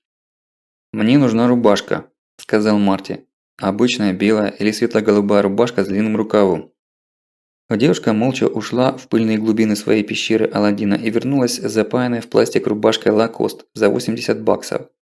Объяснять, что ему нужна рубашка китайского пошива за десятку, не было сил. Марти также молча ушел в примерочную. Раздеться оказалась задача нетривиальной. При любом движении руками в груди вспыхивал огонь Хиросимы, и Марти едва сдерживал крик. Расстегнув репейник бронежилета, Марти обнаружил под ним огромное багровое пятно, которое в скором времени обещало превратиться в лучший в своем роде синяк на просторах Колорадо. Морщась от боли, он пощупал пальцами ребра. Видимо, повреждений вроде бы не было, хотя диагноз из него никакой. Но трещины в ребрах были наверняка, и не маленькие. Слегка сплющенные пули он выковырял из своего кевлара перочинным ножом и спрятал в карман на память. Свою старую рубашку спрятал в пакет, расплатился кредиткой. Девица так и не произнесла ни одного слова. Следующим по плану делом было посещение аэропорта города Колорадо-Спрингс. В аэропорт Марти приехал за час до назначенного срока. В голове крутилась какая-то бесполезная информация, что реконструкция аэропорта Колорадо-Спрингс была признана одним из лучших пиар-проектов в мировой практике. Как и почему это получилось, Марти не помнил. Для города с населением чуть больше 300 тысяч жителей аэропорт и вправду был роскошен. На первый взгляд громадная парковка была забита автомобилями под завязку. Но, немного покатавшись по ней, Марти был вынужден признать правоту Харриса. Действительно, плотно забиты были ряды вдоль центрального проезда, дальний ряд вдоль ограждения паркинга и левая сторона, где был выход. А вот правое, восточное крыло парковки оставалось абсолютно пустынным. Сначала Марти встал там и честно просидел в машине минут 15, борясь с приступами тошноты. Но здесь он ощущал себя как заяц в поле перед шеренгой стрелков. Единственный автомобиль в этом углу, как одинокая сосна в степи. Немного посомневавшись, он все же отогнал машину и встал ярдах в 200 от назначенного места, в ряду других автомобилей. Отсюда он хорошо видел нужный угол и сразу бы заметил кого-то, кто явно искал его. Прошло еще четверть часа. По пустому паркингу медленно ехал черный Chevrolet Blazer. Сердце Марти учащенно забилось, а на лбу выступил обильный пот. Черная машина ехала за ним из Рокфилда. Когда он сидел в кафе, рядом притормозил и уехал черный внедорожник. Если, конечно, уехал. И здесь, на месте встречи, снова черный джип. Слишком много совпадений. Со своего места он хорошо все видел, а его Тойота была прикрыта другими машинами. Марти медленно сполз под руль, затаив дыхание и следя за машиной только краем глаза. Джип медленно сделал круг по парковке и уехал. Но Марти выбрался из-под руля только через несколько минут. Он не хотел признаваться самому себе, но его обуял панически неодолимый животный страх. Постепенно он пришел в себя и даже посмеялся. Опять накрутил себя, как прошлой ночью. С другой стороны, это неудивительно. Психологический шок после того, как в тебя стреляли – это дело серьезное. Осознание того, что тебя не просто могли, а хотели убить, часто сокрушает и более подготовленные мозги. Многие военные и полицейские уходят со службы после первой же перестрелки, не выдерживая груза нового опыта. Так что он еще неплохо держится. Марти посмотрел на часы, без четверти 6. Беспокойство кольнуло его. Что-то тут не так. Может, он проморгал курьера? Или в этом черном джипе и был курьер? Еще 15 минут Марти ёрзал на сиденье, поглядывая на пакет. Он отказывался верить в бред, который пришел ему в голову несколько минут назад. Но брешь в барьере была уже пробита, и паранойя тягучей мутной струей вползла в его сознание. Настал момент, когда он больше не мог сдерживаться. Марти взял пакет, помедлил еще несколько секунд. Если он ошибся, это будет самая жестокая ошибка в его жизни. Обратной дороги уже не будет. Конверт был чист и не подписан. Никаких пометок, адресов. Тот, кто получит пакет, сам знает, кому ему отдать. Так сказал Харрис. Марти сдавленно застонал, решаясь, и разорвал пакет. Он с ужасом смотрел на то, что выпало из него, словно это была бомба, отсчитывающая последние секунды перед взрывом. В пакете была пачка чистых листов бумаги. Несмотря на работу в очень серьезном ведомстве, Марти, по сути, никогда не попадал в экстремальные ситуации. Его жизнь была спокойной и размеренной. Даже детство и юность в таком центре зла и человеческих страстей, как Нью-Йорк, прошли у него в приличном квартале. Он даже толком не дрался никогда, поэтому чувство, которое его охватило, на какое-то время полностью парализовало волю. Это была паника. Всесокрушающая паника, от которой немеют мышцы и студнем застывает мысль. Нечто подобное, наверное, испытывает заяц в свете фар, когда видит несущийся на него грузовик. Минут 5 Марти тупо сидел в своей машине, не в силах пошевелиться. Наконец способность соображать вернулась к нему, и тут словно прорвало плотину. Мысли, беспорядочные и отчаянные, потоком хлынули в голову. И все же Марти сумел справиться с этой лавиной. Это была его работа. Он загнал бурлящую реку в бетонные берега логики. Его подставили. Жестко и безжалостно. И эта черная машина – не плод его расшатанного воображения. Грабители оказались в том кафе вовсе не случайно, а профессиональная стрельба налетчика теперь вполне объяснима. Идеально подстроена. Случайная жертва банального ограбления. А сюда они приезжали исключительно для очистки совести. А может, это были уже другие люди. Выходит, он уже дважды сегодня чудом избежал смерти. Не наденет бронежилет, не смени место стоянки, и все. Но кто и зачем мог хотеть его смерти? Кто знал, куда он направляется? Кто его, черт возьми, послал сюда? Кто дал чистый конверт с чистой бумагой? Харрис. Но зачем? Значит, Марти слишком глубоко залез в чьи-то дела, узнал больше, чем ему было положено и дозволено. О чем? Об этих странных поставках медпрепаратов через подставную фирму и военных в Либерию? Или про вулкан? Ведь Либерийский канал и супервулкан тесно связаны. И в обоих случаях фигурирует Шейн Харрис. Марти сам подписал себе приговор, когда намекнул, что все знает, и Харрис решил отрубить концы. После гибели любопытного аналитика уже никто не будет знать. Марти похолодел. Об этом знает Барни О'Брайен. Следующим кандидатом на устранение будет именно он. И судя по скорости вынесения приговора Марти, Шейн Харрис и с ирландцем не станет затягивать. Какой же я идиот. От досады Марти стукнул себя кулаком по лбу и чуть не заорал от боли. Даже от такого легкого удара в голове взорвался маленький ядерный фугас. Надо срочно предупредить Барни, лишь бы не было поздно. Марти достал из кармана пиджака сотовый телефон и едва снова не врезал себе по голове. Вместо трубки он извлек только груду запчастей. Видимо, при падении он упал именно на нее и раздавил аппарат ко всем чертям. Марти выбрался из машины, отбежал от нее шагов на 10, вернулся, открыл дверь, захлопнул ее. Что делать? Что делать? Что делать? Он побежал в сторону здания аэровокзала, но быстро выдохся. Сразу покрылся липким холодным потом. Пошел медленнее. Он дошел до выхода с парковки, обернулся и увидел, как по паркингу медленно едет полицейский Форд. Возле его машины Форд притормозил и поехал дальше. Обратной дороги не было. Полицейские Колорадо Спрингс уже знали о стрельбе в закусочной. Скорее всего, и Шейн Харрис уже знал, что Марти жив. Изо всех сил, стараясь быть неприметным, Марти вошел в здание аэровокзала. Немного народу. Сейчас Марти предпочел бы, чтобы тут бурлила толпа. Первым делом нужно было позвонить и предупредить друга о грозящей ему опасности. Марти огляделся, заметил в углу зала таксофон и направился к нему. Таксофоны давно считались пережитком прошлого, но консервативная Америка не могла расстаться с этими неудобными, но такими привычными окаменелостями. Сейчас Марти был этому безумно рад. Он достал свою кредитку и задумался. Если его ищет Харрис, задействовав ресурсы ФБР, то использовать кредитку все равно, что крикнуть «Я здесь». Но сомневался он недолго. Барни уязвим, потому что не ожидает ничего, а Марти уже во всеоружии и имеет возможность маневрировать. Он вставил карточку в щель приемника, занес руку над кнопками и снова застонал от злости на себя. Он не мог вспомнить номер Барни. Чёртовы мобильники. Однажды забитый в память трубки номер телефона оставался в нем в виде контакта – Барни. Это делало лишним запоминание цифр. Так, спокойно. Ничего страшного не произошло, есть другие способы связаться. Например, домашний телефон. Его Марти помнил, потому что звонил на него со своего домашнего. Джейн не могла или не хотела разбираться с умными аппаратами, поэтому дома у них стоял обычный кнопочный телефон с минимальными функциями и автоответчиком. Она даже сотового никогда с собой не брала. Марти лихорадочно набрал нужные цифры.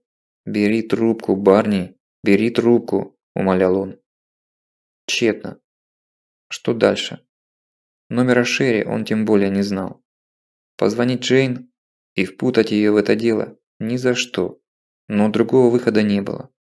Медленно, словно разряжая бомбу с часовым механизмом, Марти набрал свой собственный домашний номер. Гудок, второй, третий. В трубке что-то пикнуло, щелкнуло и раздался веселый голос Джейн. «Привет, это Джейн Хайсмит. Нас нет дома. Мы поехали отдохнуть в Йеллоустоун. Если вы хотите нам что-то сказать, сделайте это после звукового сигнала. А если это ты, Мартин Хайсмит, то знай, что ты негодный мальчишка. Я звонила тебе уже 10 раз, а ты не берешь трубку. Я волнуюсь. Немедленно позвони Барни, я буду в его машине. Мы выехали в 6 вечера и к утру будем на месте. Надеюсь, ты тоже будешь там. Бай». «Джейн», – с мукой в голосе прошептал Марти, – «Джейн, если ты еще там, подними трубку, я тебя умоляю». Но телефон молчал. Марти посмотрел на часы, 6:45. Они выехали всего 15 минут назад, если бы он не потратил бездарное время на панику, сидя в своей машине. «Господи!» – воскликнул Марти, уронив голову. «За что? Что я тебе сделал? Только не дай никому их обидеть». Если его семья ехала в одной машине с Барни, они подвергались той же опасности, что и ирландец. Думать об этом было невыносимо. Марти заплетающейся походкой дошел до кресел в зоне отдыха и бессильно упал в одно из них. Он ничего не мог сделать. Ничего. Все, что случится или не случится, произойдет без его участия. Он ни на что больше не мог повлиять.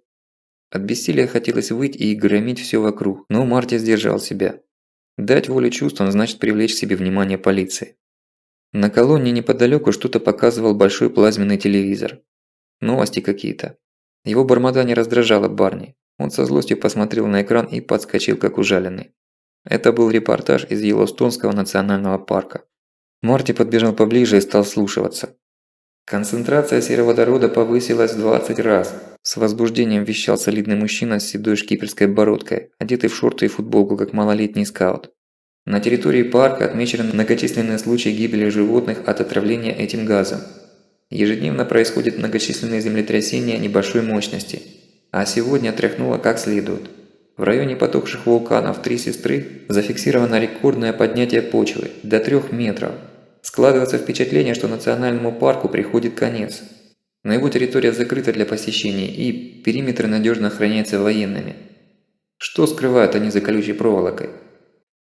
Предчувствие неминуемой беды коснулось Марти. Он ощутил его всем телом, как зверь.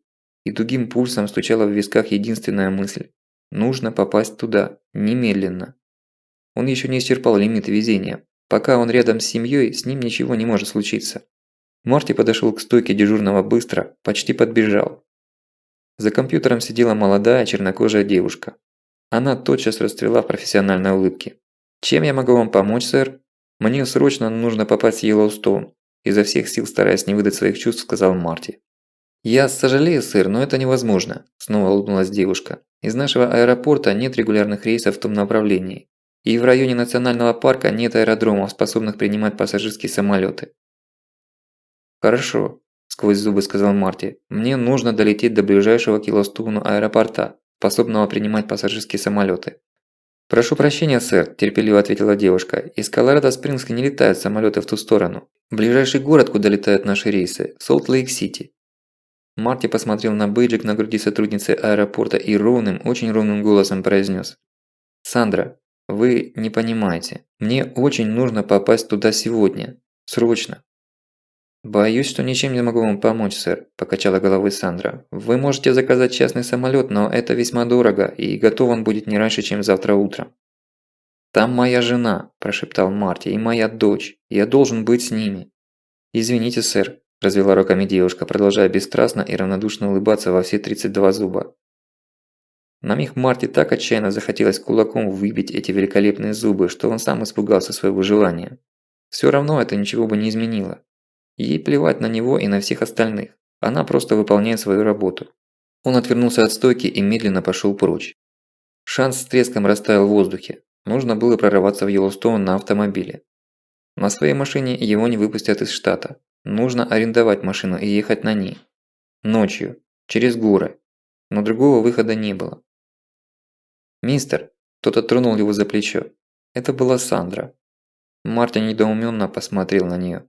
«С вашими родными что-то случилось?» – участливо спросила девушка. «Нет», – вздохнул Марти, – «надеюсь, что нет, но может случиться, поэтому я должен быть там, с ними». Девушка раздумывала, словно не решая что-то сказать или сделать. Наконец она упрямо встряхнула головой. «Я не должна это вам говорить, это против всех правил, я сама не знаю, зачем я это делаю». «Что?» – едва выдохнул Марти. «Сейчас к вылету готовится частный самолет. Это частный самолет», – повторила Сандра. «Мы не продаем на него билеты, но он летит пустой. Его перегоняют куда-то в Канаду. Продали и теперь перегоняют», – зачем-то объяснила она. «Промежуточная посадка в Биллингсе. Это около 200 миль от Йеллоустоуна. Там есть вертолетная станция, откуда в парк можно арендовать вертолет. Там даже регулярные рейсы есть, что-то вроде воздушного такси. Я там бывала». Марти смотрел на нее как на волшебницу. «Вы можете попробовать поговорить с пилотом. Его зовут Питер Симмонс», – смутилась Сандра под его взглядом. «Шанс невелик, это нарушение всех инструкций, но, может быть, вам удастся его убедить. Меня же вы убедили?»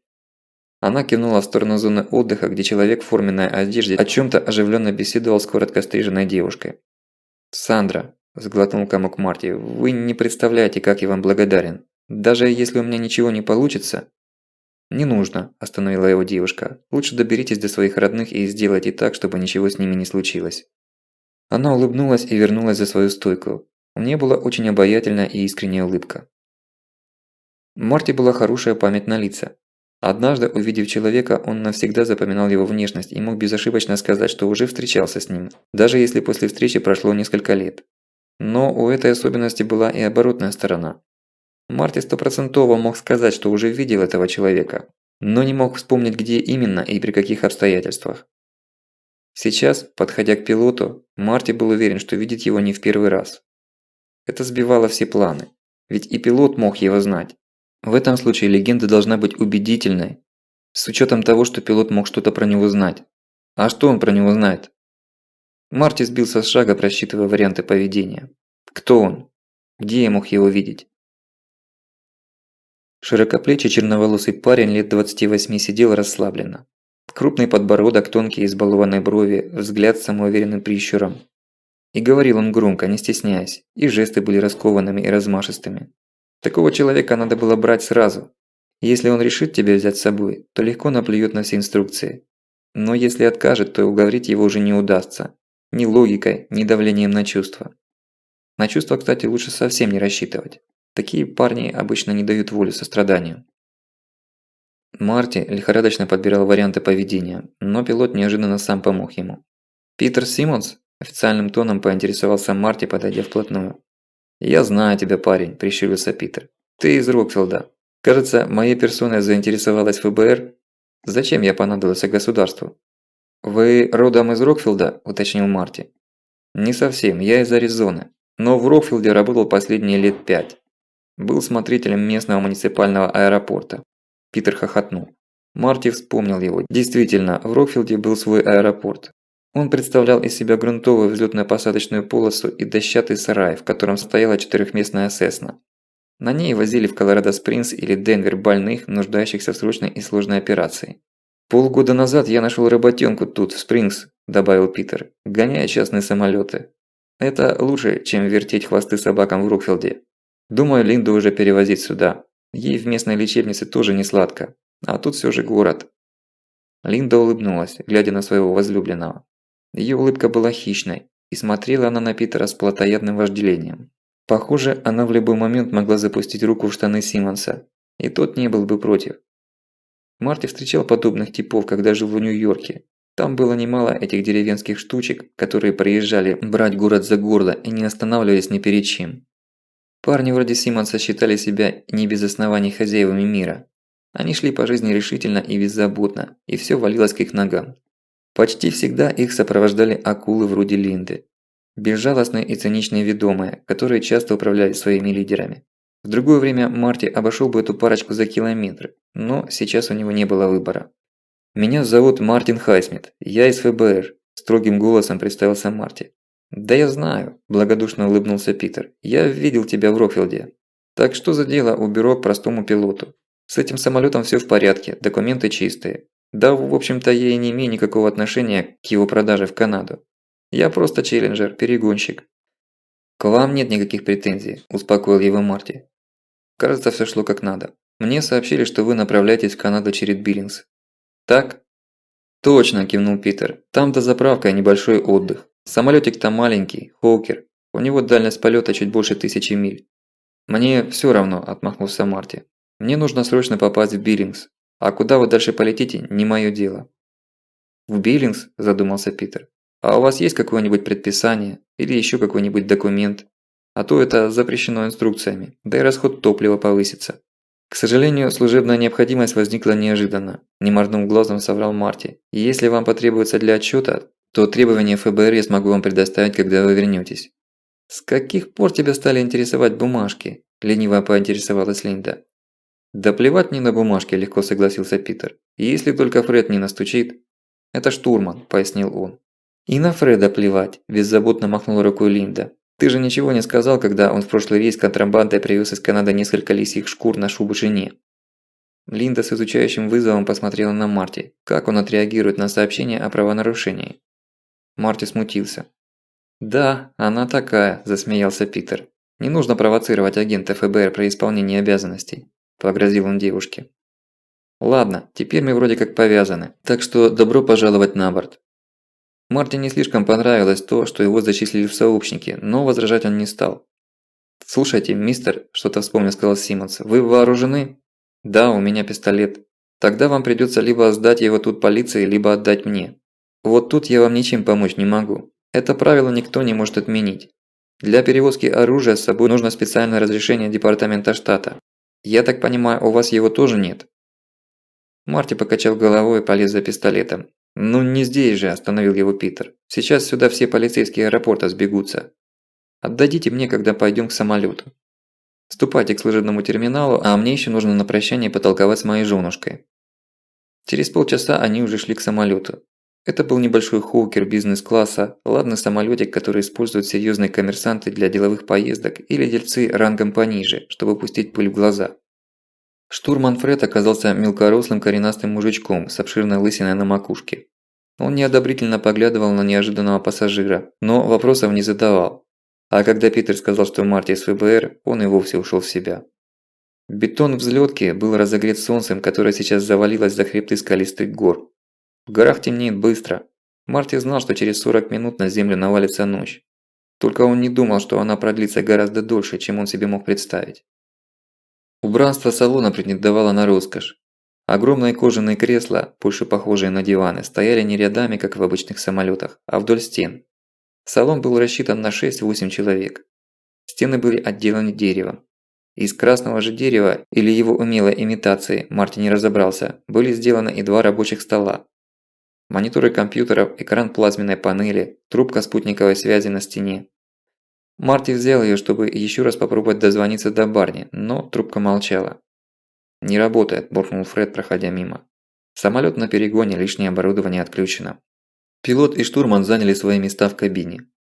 Дверь в салон они закрывать не стали. Марти развалился в кресле и только сейчас понял, как он устал. День выдался действительно насыщенным. И физически, и морально Марти был вымотан до предела. Заработали турбины самолета, но совсем не громко, даже когда Питер включил предвзлётный форсаж.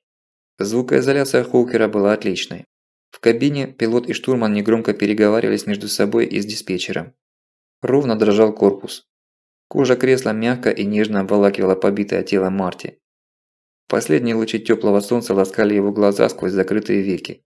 Он провалился в сон раньше, чем самолет выехал на стартовую площадку. В «Шевроле Блейзере» нагоняли его, неспешно развлекаясь. В чистом поле ему некуда было деваться. Марти сидел на заднем сиденье Шеви и молча грыз кулаки. Он не смог вовремя предупредить друга об опасности, и сейчас помочь ему тоже не мог, потому что в бок ему упирался ствол пистолета. Человек с пистолетом был в вязаной шапке маски, но Марти знал, что его кожа черного цвета.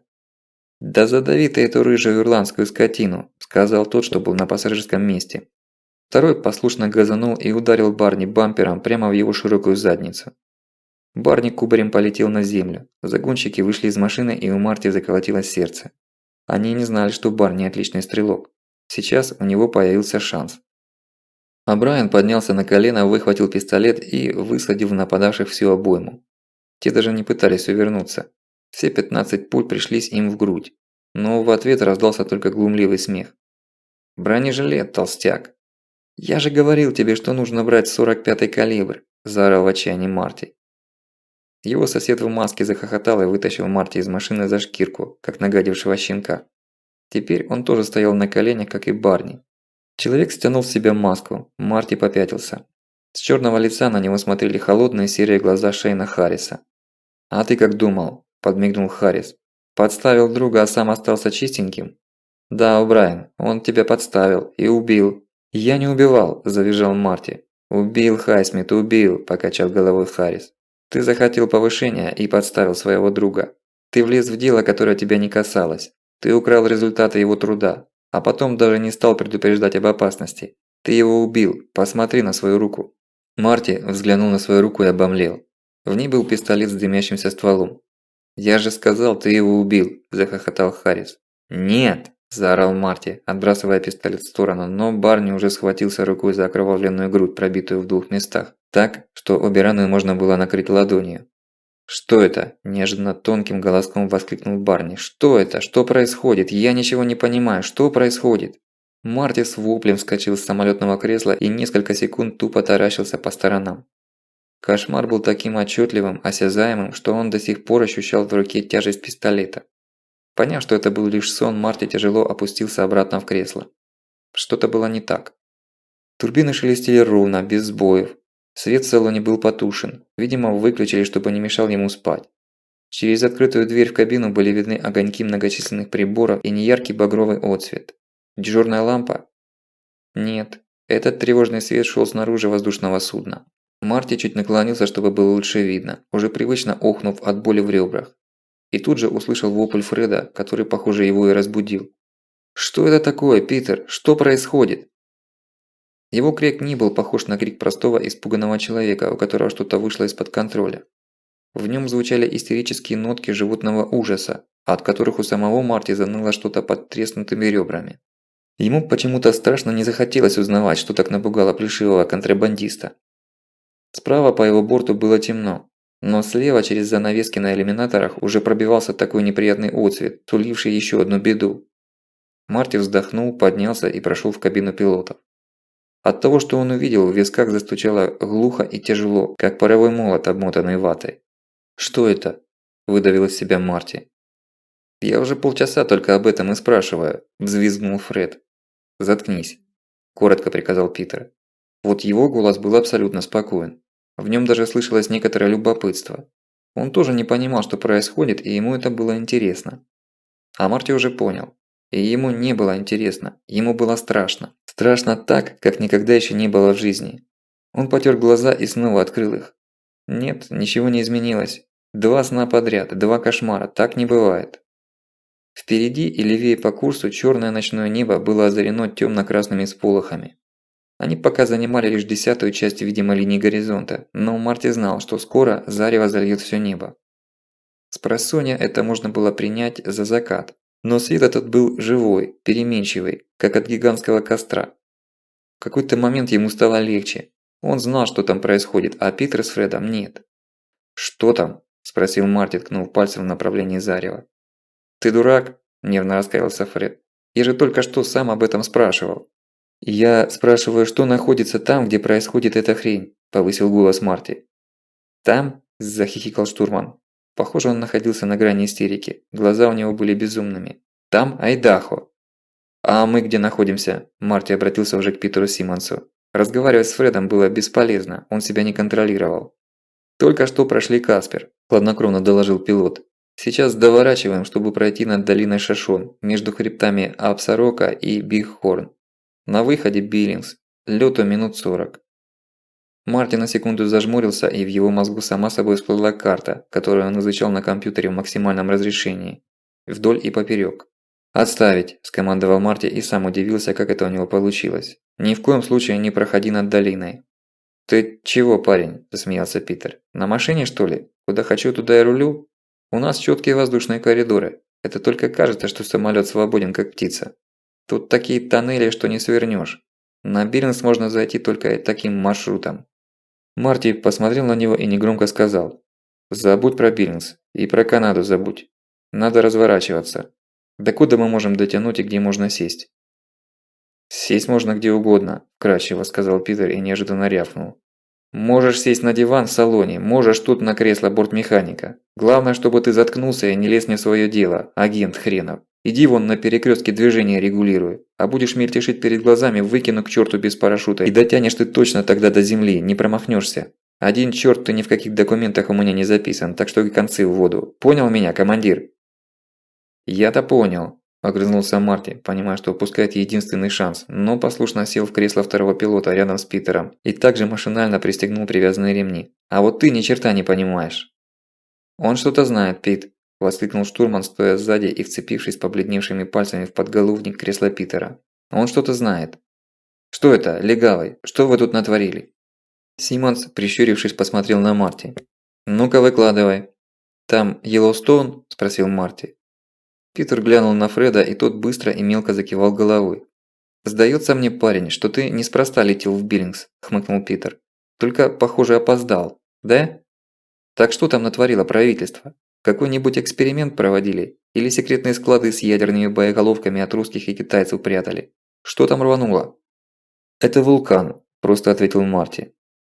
Питер посмотрел на него и разочарованно отвернулся. Марти застонал от отчаяния. Рассказать в двух словах всё, на что он потратил несколько дней углублённого поиска и анализа, да так, чтобы тебя не сочли сумасшедшим, было невозможно. Но вулкан сам пришёл к нему на помощь. «Смотри, смотри!» – заверещал Фред. На самом горизонте на пределе видимости вдруг полыхнуло, будто действительно рванула ядерная бомба, и к небу устремился сгусток пламени. Он довольно быстро потух, но этой короткой вспышки было достаточно, чтобы последние волоски на плеше Фреда вздыбились от ужаса. Чёрный, невообразимо огромный клубящийся столб то ли дыма, то ли пыли, могучими толчками стремился ввысь и исчезал за пределами света. Словно из исполинского шприца выдавливали чернила в воду. «Это вспышка образования второго кратера», – пояснил Марти. Первые лётчики не рассмотрели из-за расстояния. «Срань господня», – прошептал Питер, остекленевшим взглядом уставившись на безумие стихии. «Теперь видишь?» – кивнул Марти. «Сколько отсюда до Йеллоустоуна?» «1,5 миль».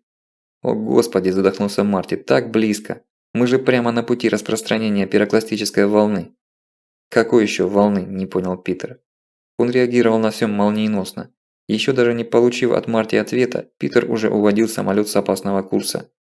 Он пока не получил достаточных доказательств, чтобы отказаться от полета на Биллингс, но достаточно увидел, чтобы предпочесть прикрыться хребтом Бигхорн. Когда магма пробивает себе путь наружу, затараторил Марти, она вышибает вверх огромное количество вулканической породы, пепла, пыли, камней, огня, как поршень. Но в какой-то момент давление немного ослабевает, и часть этой массы рушится вниз и растекается по земле и над ней. Растекается? Да, со скоростью 700 миль в час. Твой самолёт выдаёт меньше. Эта волна сметает всё на своём пути. Её температура достигает 500 градусов по Цельсию. Те, кого волна не размажет по земле тонким слоем, сгорят заживо. Питер внимательно посмотрел на Марти. Фред был в полуобморочном состоянии. «Ты говоришь, мы на пути распространения волны?» «Да. Если Йеллоустоун рванёт в полную силу, то пирокластические потоки выжгут всё в радиусе 200, а то и 300 миль. Значит, Биллингс?» «Я же сказал, забудь про Биллинс», – мрачно ответил Марти. «Ему конец, живых там не будет. Но пока, кажется, пробило только 2 кратера». «3!» – затравленно хихикнул Фред. Марти обернулся. Действительно, гораздо севернее первых 2 очагов извержения к небу устремился 3-й столб огня. И тут же, прямо на глазах ошеломленного Марти, вспыхнули еще 2 нарыва. На юге, там где по его прикидкам должно находиться озеро Джексона. Там происходило то, чего так боялся Барни. Кальдера рушится. Питер снова бросил на него короткий холодный взгляд и принял решение. Этот ФБРовец был странным, но не похожим на сумасшедшего. В таких ситуациях нечего ломать голову над правилами. Он потянул штурвал, чтобы развернуть самолет обратно. До Колорадо, конечно, топлива уже не хватит. Пока они трепали языками, под крылом уже светились огоньки Баффало. Развернуться назад? До Каспера дотянуть не проблема, а то и до Шайена. Но о чем тут трепался этот легавый? 200-300 миль? Тогда и Касперу мало не покажется, да и Шайен не за каменной стеной.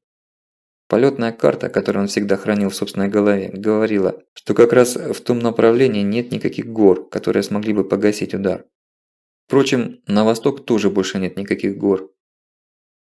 Магматический пузырь в несколько тысяч кубических километров, сотни тысяч лет пробивавший себе дорогу наружу, нашел несколько отдушин. Уже 5 дыр в земной коре извергали под чудовищным давлением высоко в небо на десятки километров, тысячи и тысячи тонн того дерьма, что накопила в себе планета за долгие века. Но это было ничтожно мало для того, чтобы спустить пар. Кипящий паровозный котел не заглушить, проткнув его стенку в 5 местах иголкой. Шкура земли не выдержала и пошла трещинами. Они мгновенно разрастались, превращаясь в разломы. Один из них прошел через озеро Йеллоустон, в считанные секунды величественным водоем исчез в преисподней. Миллионы тонн воды рухнули в расплавленное чрево планеты, мгновенно превратившись в кубические километры пара и вызвали взрыв колоссальной мощности. Самолет уже начинал закладывать вираж, уходя вправо. Марти в последний раз бросил взгляд в сторону Йеллоустона. Острые пики хребта Абсарока еще стояли на пути извержения. Они казались иззубренными краями старого прогнившего чана, внутри которого клокотало и бурлило адское варево. Сверкнула еще одна вспышка, и становившийся все ярче отсвет, вырвавшийся из недр земли магмы, замутился, побледнел. Что-то почти невидимое метнулось с той стороны с невероятной скоростью. Марти не успел понять, что это. Ударная волна шарахнула в беззащитное брюхо разворачивающегося самолета, как нога уличного хулигана со всей дури бьет в мягкий живот зазевавшегося кота. Маленький Хоукер снесло как пушинку и осенним листом закрутило в воздушных потоках. Уши заложило от невероятного грохота, но Марти успел услышать короткий крик Фреда, который тут же оборвался. Верх и низ перестали существовать. Привязанные ремни рванули грудь, и Мартин несколько секунд потерял сознание.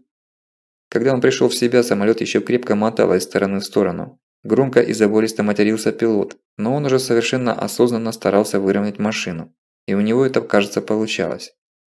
Позади, в проходе за креслами, гремела по полу выпавшая со своих мест посуда и прочая утварь. И тяжело перекатывалось что-то тяжелое и мягкое. Марти постарался не думать, что это такое могло бы быть. «Жив, федерал!» Марти глянул на Симмонса и поразился. Его глаза горели безумным упоением, он скалился в дикой улыбке. Он почти смеялся в голос. Черт возьми, он получал от этого удовольствие. «Не очкуй, легавый», – успокоил его Питер, только еще больше напугав. «Всё будь и такие. Чтобы какой-то сраный вулкан убил Питера Симмонса, жерлом не вышел». «Куда мы летим?» – негромко, чтобы не беспокоить свою грудную клетку, спросил Марти. «А чёрт его знает», – засмеялся летчик. «Всю электронику вышибло к грёбаной матери. Судя по тому, что полыхает справа, мы летим на юг, в сторону Каспера». «Дотянем?» «Не-а», – беспечно заявил Питер. «Горючего навалом, а вот движкам, кажется, конец». Марти прислушался. Он плохо разбирался в механизмах, но даже его слуха было достаточно, чтобы понять, левая турбина замолкла, а правая время от времени взвизгивает, как недорезанная свинья. «Что будем делать?» – растерянно спросил Марти. Впервые в жизни он понял, что имел в виду его дед, бывший морской летчик, когда говорил: «Лучше быть на земле и сожалеть, что ты не в небе, чем быть в небе и жалеть, что ты не на земле». «Садиться», – пожал плечами Питер. «Куда?» «Туда», – засмеялся пилот, показывая пальцем вниз на землю. «Разобьёмся. Вполне возможно. У тебя есть другие варианты. А парашют?» «Ты не ВВС, парень», – обломал Питер. «Гражданским летчикам парашюты не полагаются. Чтобы не было соблазна махнуть вниз, бросил пассажиров». «Да что ты так играешь очком? С тобой лучший пилот Колорадо». Самолет ощутимо снижался. Марти действительно поплохело, и Питер сжалился. Там, внизу, вдоль восточного склона Бихорна, дорогу между Баффало и Кейси. Ее горный участок мы уже миновали. Сейчас хоть и не совсем равнина, но более или менее ровно. Будем падать туда. Марти облегченно выдохнул, но Питер не дал ему расслабиться. Есть только 3 загвоздки. Какие? Хорошо бы попасть именно на 25-ю федеральную трассу. Она широкая, с разделенными потоками. Но рядом идет Old Highway. Он для нас совсем не подходящий, узкий и извилистый. Но это полбеды. Что еще? У нас топливо до черта. Садиться с ним опасно, взорвемся. Надо сбросить перед посадкой. Так в чем проблема? Если сбросим, надо будет сразу садиться, обратно не взлетим. А дороги-то не видно, захохотал Симмонс. Это не взлетная полоса, сигнальных огней не предусмотрено. Есть еще и 4-я проблема. Марти махнул рукой, мол, выкладывай, а то у меня уже слов нет. Садиться надо быстро по 2 причинам. Во-первых, турбина может накрыться в любой момент, и тогда мы камушком вниз рухнем. Планирует Хоук дерьмово. А вторая причина. Мы вот-вот выйдем из-под прикрытия хребта Бигхорн. Это худо-бедно 7500 футов. От волны твоей защитит. Минут через 7 мы из его тени выйдем. Там-то нас и накроют. Точно, агент? «Так садись!» – заорал Марти. Симмонс издевательски захохотал и отжал штурвал от себя, опуская нос Хоукера к невидимой в темноте земле. «Знаешь, как меня в лётной школе звали?» Симмонс сказал это совсем другим, деловитым тоном, напряженно высматривая что-то внизу. «Лаки Питер. Питер счастливчик. У меня на 1-м курсе у самолета движок отказал, и я его посадил на подъездную дорогу к аэродрому, прямо на глазах директора. Это стрекоза такая двухместная была. Её можно было на крыльцо училища посадить». Питер засмеялся. «У нашего инструктора такая идиотская шутка была. В одном из первых полетов незаметно отключить двигатель в воздухе, чтобы проверить курсанта на стрессоустойчивость. Риска никакого, включить его проще, чем легковушку завести. Все об этом знали, и никто не боялся. Я тоже знал и не боялся. Только я не знал, что на этот раз двигатель действительно отказал. И еще все думал, что это мул, так мы инструктора звали, так долго с включением тянет. Что случилось, понял только когда сели, и из кабины мул с мокрыми штанами вывалился. Обоссался волк воздушный. Тогда и прозвали. И прозвище свое я потом не раз подтверждал. Так что тебе повезло, парень. Со мной сядем даже без крыльев, не то что без турбины. Вот она. Питер воскликнул так громко и неожиданно, что Марти подскочил в кресле. Он посмотрел туда, куда указывал Питер. Там, внизу, в непроглядной черноте ночи, ползли 2 желтых огонька на приличном расстоянии друг от друга. «Что это?» – не понял Мартин. «Дорога. Это машины, они едут в сторону Баффало, в миле друг от друга, и в 3 милях от нас. Они будут у нас вместо посадочных огней. Идеальные огни, прямо аэропорт Кеннеди». Питер рванул какой-то рычаг, сбрасывая топливо из баков, и направил самолет вниз по крутой глиссаде. «Ты садишься прямо на них?» – крикнул Мартин. «Ты же сказал, что там 2 разделенные полосы. Давай на другую». «Другой я не вижу в темноте», – засмеялся Питер. «Но мы же врежемся. Пройдем над первой, а вторая нас увидит и затормозит. Да и расстояние до нее приличное». «О господи», – выдохнул Марти, откидываясь обратно в кресло. Самолетик задрожал, попав в восходящие потоки. Турбина взвизгнула совсем уж истерично. Что-то начало стучать по ноге Марти. Он опустил взгляд и отпрянул. Он выпрыгнул бы из кресла, если бы не был пристегнут. По ноге его колотила голова Фреда. Расколотая, как спелый арбуз, она сочилась чем-то темным, то ли кровью, то ли вытекающим мозгом. «Всё, парень, заткнись», – распорядился Питер. «Орать потом будешь, идем на посадку». Марти вцепился в подлокотники, зажмурился и тут же снова открыл глаза. Так было еще страшнее. Сквозь дрожь корпуса он ощутил толчок выпущенных шасси. Огни встречной машины стремительно приближались спереди и снизу. Странное ощущение, будто в перевернутом мире со смещенной системой координат. Ближе, ближе, ближе. Пары мелькнули и исчезли под брюхом самолета, как показалось Марти в считанных сантиметрах. В тот же миг Питер включил носовой прожектор. Он тянул с этим до последнего, чтобы не ослепить и без того перепуганного водителя встречной машины. В ярком луче вспыхнула желтая разметка шоссе, и асфальт будто бросился в лицо, как хищник в темноте. Четкое движение штурвала, самолет мягко коснулся дороги, как при посадке лайнера международных авиалиний. «Реверс!» – сам себе скомандовал Питер, двигая неведомую Мартину рычаги, щелкая такими же непонятными тумблерами и нажимая неизвестные кнопки. Турбина взревела, выдавая обратную тягу. Хоукер послушно вздыбился, как хорошо обученный конь, сбавляя ход. Но тут турбина не выдержала, издала предсмертный визг и отрубилась. «Тормоз!» – заорал Питер. Повинуясь команде, сработал тормоз, колеса шасси заклинило. С жутким воем Хоукер потащила по асфальту. Скорость была еще недостаточно погашена реверсом двигателя. Громкий хлопок. Самолет перекосило на левый борт. Тут же еще один. Нос клюнул вниз. Это лопнули шины. Душераздирающий скрежет колесных дисков по асфальту выворачивал душу. «Да стой же ты!» Левое крыло самолета со всего маху врезалось в растущее на обочине тщедушное деревце. Хоукер от удара развернула и потащила боком еще футов 50. «Ну вот и все», – ухмыльнулся Симмонс. «Добро пожаловать на землю, сынок». Он бодро встал, небрежно перешагнул через тело Фреда и открыл аварийный люк. «Извини, парень, трапа не захватил. Но это не Боинг, можно и без него обойтись, ноги не сломаешь». Марти выпрыгнул вслед за ним. Его трясло и мотало. Он отошел чуть в сторону и сел на обочине. Спустя несколько секунд он понял, что его бьет не нервная дрожь. Это дрожала и вибрировала земля. Зловещий гул и рокот слышался с запада.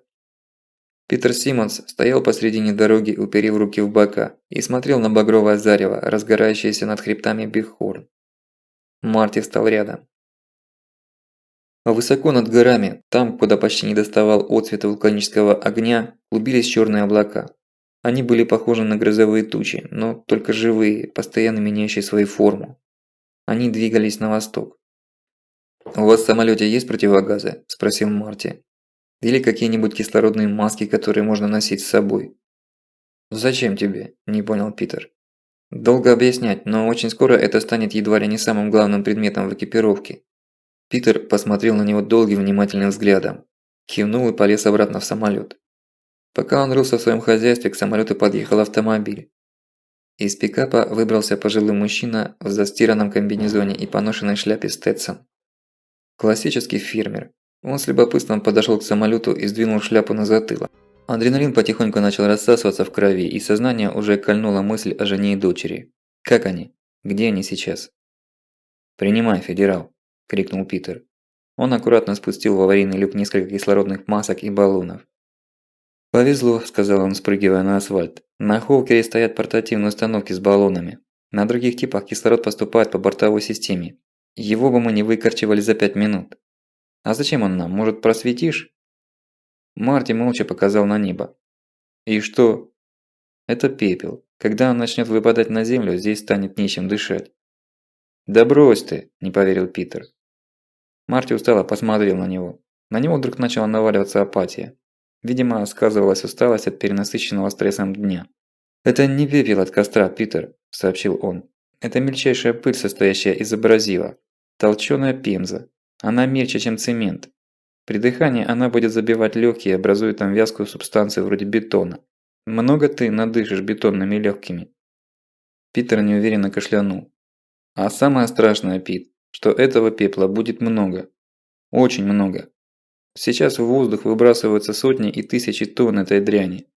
Пепел вместе с пылью и дымом выброшен на десятки километров вверх, выше любых авиационных линий. Но скоро он начнет падать. Он завалит все вокруг, как снегом. Эй, парни, за сколько вы продадите пару таких вот масок-дышалок?» «Твою мать!» – подпрыгнул на месте Питер, который до сего момента не видел фермера. «Ты откуда взялся?» «Живу тут, неподалеку», – хмыкнул фермер. «Джо меня звать. Так продайте маску. Мне бетонные легкие тоже ни к чему». Питер посмотрел на Джо, прищурив один глаз. «Договорились. Мы тебе одну маску и баллон, а ты нас отвезешь до Каспера». «Далеко», – засомневался фермер. «Дорогая маска получится». В этот момент за горами что-то особенно громко прогремело. Питер кивнул в ту сторону. «Лечить бетонные легкие будет дороже». Фермер почесал затылок, соображая. У него было поразительное чутье на неприятности, и что-то ему подсказывало, что неприятности грядут серьезные. «А что это там за хребтом?» – спросил он, оттягивая время решения. «Вулкан», – коротко ответил Марти. «Вулкан?» – недоверчиво протянул он. «А я думал, лес горит в горах». «Можешь считать, что лес», – отмахнулся Марти. «Только я тебе говорю, это вулкан, и леса на той стороне гор, наверное, уже нет». «Пирокластическая волна», – авторитетно заявил Питер. «Чёрт с вами, поехали», – вздохнул Джо. «Только по дороге расскажите мне, что там да как. А то вулкан. Откуда тут вулкан возьмётся?» «Да, Марти», – вкратчиво сказал Питер, – «я бы тоже очень хотел узнать обо всем поподробнее». От тона, каким это было сказано, у Марти мурашки побежали по спине. Питер был откровенно опасным человеком. Его угрозы, а это была именно угроза, стоило принимать всерьез. «С машиной вашей надо что-нибудь сделать», – озабоченно сказал фермер, глядя на самолет. «Не дело на дороге оставлять, кто-нибудь врезаться может». «Ну, нажми плечом, столкни», – усмехнулся Питер. «Поехали, старик, нечего рассиживаться тут. Доедем до Кейси, сообщим властям, пусть технику высылают. Сами ничего сделать не сможем». Джо покряхтел, махнул рукой и полез в машину. 30 миль до Кейси, маленького городка с населением меньше 1000 жителей рядом с трассой, промелькнули быстро. Машин фактически не было, по пустынному шоссе пикап фермера летел быстро. Джо рассказал, что у него фирма к востоку от городка, предложил заехать туда, но Питер отказался. Он всю дорогу зловеще молчал, поглядывая искоса на Марти. Атмосфера в кабине сгущалась. Марти не находил себе места. «Сколько времени было, когда вы увидели первое зарево?» – спросил он. «Около 11, – нехотя ответил Питер. «Если Барни и Джейн выехали в 6, то к этому времени они ехали уже 5 часов. Барни не был любителем быстрой езды, так что к этому времени они в лучшем случае добрались до Денвера, а то и Колорадо-Спрингс еще не миновали. Из-под прикрытия передового хребта они никак не могли выехать к моменту начала извержения. Наверняка уже по всем каналам передали сообщение. Барни всегда в пути слушал радио, а не магнитофон. Марти успокаивал себя как мог, но сердце все равно колотилось мерзкими короткими быстрыми толчками, и руки противно холодели от страха за близких. «У тебя есть радио в машине, Джо?» «Нет», – махнул рукой фермер, – «не люблю я это. От дороги отвлекают». «А вот и Кейси». Слева от шоссе стоял городок еще меньше Рокфилда. Туда вела специальная отворотка от федеральной трассы. Сейчас на ней стояло с десяток машин с включенными фарами. Возле них толпился народ. Люди смотрели на запад, где уже вовсю полыхало зарево Йеллоустоуна. «Любопытное», – засмеялся Джо. «Тут у нас скучно. Так хоть на вулкан посмотреть». Из Кейси выехали две машины, повернули на юг и с большой скоростью рванули в сторону Каспера. «Куда это они на ночь глядя?» – не понял Джо. «Думаю, объявили эвакуацию», – никому не обращаясь, заметил Марти. «Какую эвакуацию?» «Я же говорю, вулкан взорвался», – заорал Марти, взбешенный непонятливостью этой деревенщины. «Гони за ними!» «А остальные как же?» – не понял фермер. «Они чего же остались?» «Самые умные, потому что думают дома пересидеть». Джо действительно наддал газу, но красные огни уходящих машин продолжали удаляться. Там тоже не жалели бензина и мощности моторов. Вскоре они ушли уже мили на 3 вперед. «Сколько до Каспера?» – спросил Питер. «Миль 60 будет». Чем ближе была южная оконечность хребта Биг Хорн, тем больше нервничал Марти. Пока горы прикрывали их, но что будет, когда они выйдут на открытое пространство? Каменистая спина хребта возвышалась справа, постепенно становясь все ниже и ниже. Еще миль 10 и все, начнется равнина. Марти с тревогой смотрел на запад. Черт! Джо изо всей силы ткнул педаль тормоза, и пикап остановился, будто в стену врезался. Марти едва успел вытянуть вперед руки, чтобы не разбить в очередной раз голову о лобовое стекло машины. «Ты чего?» – крикнул Питер и тут же замолк, потрясённый. Прямо по курсу, словно грозовая туча, рухнула на землю и стремительным потоком понеслась вперед в сторону Каспера. В багровых отцветах подземного пламени черные клубы пирокластической волны с невероятной скоростью затапливали долину. Небольшая часть потока перевалила через южную конечность хребта и погрела под собой шедшие впереди машины. Бигхорн сработал как гигантская направляющая, отразив основной удар туда, на юго-восток, где беззащитными стояли города штата Вайоминг. Волна уже успела выжечь дотла и уничтожить города между двумя горными массивами – Коди, Паул, Шошон, и сюда добралась порядком ослабленной. Но до Каспера ее больше ничто не сдерживало. «Спаси, Господи, их души!» – перекрестился Питер. Он открыл дверь и вышел наружу. Мощной воздушной волной его едва не сбило с ног. Он удержался, вцепившись рукой в зеркало пикапа. Лицо было безумным. Он хохотал. Зрелище действительно было завораживающе красивым, как любое проявление стихии. Пирокластический поток, как обезумевшая горная река, нёс свои убийственные волны, клубился, взлетал под облака и рушился вниз, рычал, грохотал, ревел. Он был великолепен в своей смертоносной силе и равнодушен к этой красоте. Он был над тем, что мог осмыслить человек. Его первобытная мощь и разрушительная сила просто не замечали ничего на своем пути. «Каспер», – прошептал Джо. «Что?» – не понял Марти. «Каспер, дочка у меня там». Марти опустил взгляд. Ему нечего было сказать фермеру. До Каспера оставалось около 40 миль. Волна могла и расплескать свои силы на просторах равнины. Но то, что он сейчас видел перед собой, подавляло воображение. Неужели что-то, кроме горных хребтов, могло остановить испепеляющее дыхание супервулкана Йеллоустоун? «Как думаешь?» – просящим голосом сказал Джо. «Они выжили там, в Каспере?» Марти сглотнул комок и отрицательно покачал головой. «Я тоже думаю, что нет», – после паузы согласился фермер. «За что же их так?» «А вот это он нам сейчас и объяснит», – заявил Питер и вытащил Марти из машины. «Ну, федерал, теперь рассказывай, какого чёрта тебе надо было в Биллингсе?» «Что ты от меня хочешь?» – затравленно выкрикнул Марти, когда Питер припечатал его спиной к высокому борту машины. «Что? Ты забыл в Биллингсе?» – раздельно повторил Симмонс. «Я хотел опередить жену». «Чего?» – не понял Питер. «Что ты мне тут лепечешь? Какая еще к черту жена?» «Моя жена!» – сказал Марти и неожиданно заплакал. «Она с дочерью и с моим другом выехали на машине в Йеллоустоун. Мы должны были встретиться там. В Колорадо-Спрингс, в аэропорту, я услышал по телевизору про извержение. И тут я подвернулся со своим рейсом». Марти кивнул, глотая слезы. Питер смущенно отпустил лацканы его пиджака. «А задание ФБР?» «Нет никакого задания». «Ловко ты меня», – одобрительно хмыкнул Питер. «Но ты же из бюро, я сам тебя видел в Рокфилде». «Да, но я не агент, я аналитиком работаю». Питер снова с подозрением посмотрел на него. «Что-то не вяжется, парень. Уж больно много ты знаешь про этот чертов вулкан. И уж больно вовремя ты туда собрался». «Да я же говорю тебе, я туда сорвался, потому что услышал про извержение. А информацией про сам вулкан весь интернет забит, только глаза открой. Я там все нашел. Только до последнего дня всерьез не воспринял». «Интернет, говоришь?» – усмехнулся Питер. «В сети у меня Линда зависает. А я редко заглядываю. Игрушки это все. «Игрушки», – согласился Марти, неожиданно вспомнил про Лаву онлайн. «Для тебя игрушки, а для меня это работа. А кое-кто и вовсе только в сети живет». Марти благоразумно решил не рассказывать Питеру о своих подозрениях насчет действий правительства и ФБР. Питер был парнем импульсивным и агрессивным. Такая информация могла его сподвигнуть на самые неожиданные действия. Да и какой толк от этих откровений? Симмонс посмотрел на юг. Смертоносный поток унесся далеко, только клубы пыли витали в воздухе, колыхались над убитой равниной призрачным туманом. «Ну что, поехали? Как думаешь, сможем добраться до Каспера?»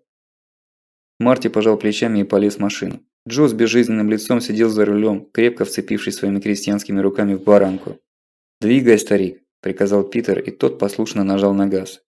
Когда они въехали в пылевую тучу, видимость резко ухудшилась. Фары на дальнем свете пытались пробить этот туман, но застревали в нем. Казалось, что прямо перед ними натянули огромный киноэкран. Джо ехал медленно, на ощупь. Под колесами похрустывала щебенка, принесенная потоком. Ориентироваться помогал только металлический отбойник, отделяющий встречную полосу трассы. Он был весь изогнут и закручен. «Стой!» – скомандовал вдруг Питер. Пикап послушно остановился. Слева отбойник был порван, и на него, как жук на булавку коллекционера, была наколота темная туша автомобиля. «Надо проверить, может, кто жив», – без особой уверенности предложил Джо. «Ага», – согласился Питер, – «давай маски». «Не нужно», – остановил Марти. «Это еще не пепел. Баллоны лучше поберечь, достаточно просто замотать лицо тряпкой». Они выбрались наружу и пошли к перевернутой машине. Воздух был горячим, как жарким днем, и очень сухим. «Это машина Ральфа Викерса», – глухо из-под тряпичной маски сказал Джо. «Он учитель в нашей школе в Кейси». Питер подошел ближе, дотронулся до двери машины и с проклятием отдернул руку. «Горячая», – пожаловался он. «Джо, посвети-ка». Фермер направил луч фонаря внутрь салона автомобиля, и все трое дружно отпрянули. Живых там не было, и быть не могло. В машине было то ли 2, то ли 3 искалеченных, искорёженных тела, переплетенных между собой, опаленных до неузнаваемости. Клочья одежды покрывали распухшую и потрескавшуюся кожу, будто под нее накачали воздух или жидкость. «Первый раз такое вижу», – сказал Питер. «Мне доводилось видеть сгоревших людей. Они выглядят совсем не так. Они черные, как головешки, и высохшие. А тут...»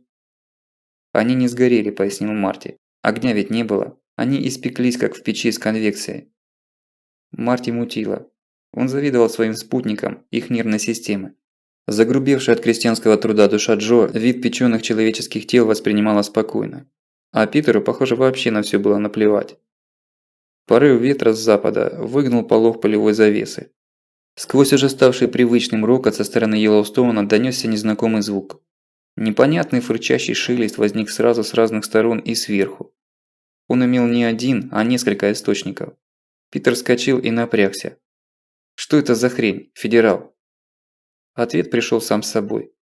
Где-то в глубине тумана мелькнула неясная стремительная тень и раздался мощный удар, отдавшийся по ногам. Будто невидимый гигант с грохотом ударил по земле исполинской дубиной. Туман колыхнулся от этого удара и закрутился в свете фар в бесовской пляске причудливыми танцующими тенями. Удары посыпались один за другим. Что-то невидимое с огромной скоростью проносилось мимо и било по земле.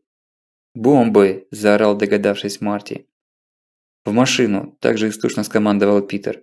Но Джо вместо этого вдруг бросился на землю и прикрыл голову руками. Марти в доли секунды оказался возле пикапа и влетел в спасительную кабину. Питер вместо этого схватил старика за шиворот и почти силком запихал внутрь, а сам уселся за руль. Мотор машины взревел, запустив вскачь сразу весь табун лошадей, таившихся под капотом, и пикап рванулся вперед. Звуки гулких ударов слышались со всех сторон, и невозможно было ни определить, куда ударит следующий камень с небес, ни увернуться от него. Марти ощутил очередной приступ панического ужаса и чувства бессилия. От него снова ничего не зависело. Вулкан издевался над ним, как тигр над мышонком. Все его каверзы настолько превосходили любые попытки им противостоять, что хотелось вопить и богохульствовать. Пикап нёсся вслепую, повинуясь единственной логичной мысли – в движущуюся цель труднее попасть. Питер гнал на полной скорости, не давая себе труда подумать, что это касается случаев, когда человек бьет по человеку. Тут же помочь могла только удача. Можешь стоять в чистом поле с непокрытой головой, можешь гнать по шоссе в машине, можешь попытаться спрятаться. Если вулкан захочет, он пришибет тебя легче, чем человек давит таракана. Но пассивно ожидать своей участи было не в его духе. Спасается тот, кто пытается спастись. Чёрт! Прямо перед машиной возникло бревно, снесённое потоком с гор. Питер не успевал отвернуть и рванул руль на себя, как на самолёте, рефлекторно набирая высоту. От удара пикап подбросило вверх, едва не вывернув оси и рычаги, но крепкая машина фермера выдержала. Могучим порывом воздуха, будто вздохом вулкана, полевое облако отнесло в сторону, и это спасло беглецов. Завал из выкорчеванных с корнем сосен, еще недавно росших на спине хребта Бигхорн, оказался в какой-то сотне футов впереди. Питер, не раздумывая, вывернул руль влево, пробил разделительный барьер, пронесся по газону между полосами, вышиб бампера второй барьер. И только выскочил было на встречную полосу, как прямо перед ними огромный валун размером с 2 пикапа с невероятным грохотом вздыбил асфальт шоссе и разбросал его по сторонам. «Ого!» – радостно крикнул Питер, работая рулем как гонщик-каскадер. «Ничего себе камушек! В тумане мне казалось, что они поменьше! Ха-ха-ха!» Еще 5 минут безумной гонки показались Марти вечностью. Но вскоре бомбардировка прекратилась, и Питер сбавил газ. Тем более, что пылевое облако снова опустилось на дорогу. Оно хоть и было не таким густым, как там, на южной оконечности Бигхорна, но зато теперь на дороге стало попадаться много камней, сброшенных с небес. «Что это было, федерал?» – с детской непосредственностью спросил Питер, когда напряжение отступило. Взрывом супервулкана большие массы камней и грунта были выброшены на пару десятков километров вверх. Сейчас они падают обратно. «Но, чёрт возьми, мы уже в 200 миль от парка». «Поэтому мы и живы», – пожал плечами Марти. «Тем, кто внутри 200-мильной зоны, думаю, повезло меньше. Там и камушки покрупнее, и выпали они гуще». Некоторое время ехали молча. Но потом Питер всё-таки задал вопрос, который его волновал. а те, кто еще ближе. В радиусе 100 миль от вулкана живых не осталось, буднично сказал Марти. От 100 до 200 смертность в первые часы извержения до 70%, а дальше как повезет. Что значит как повезет? А ты думаешь, все уже кончилось? Кривился Марти. Все только начинается, и перестань называть меня федералом.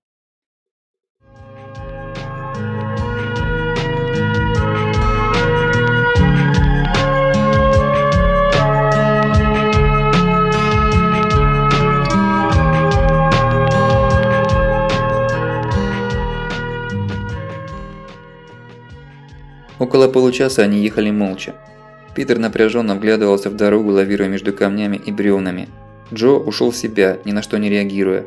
А Марти пытался собрать разбросанные мысли и решить, что делать дальше. Где искать Мэгги и Джейн?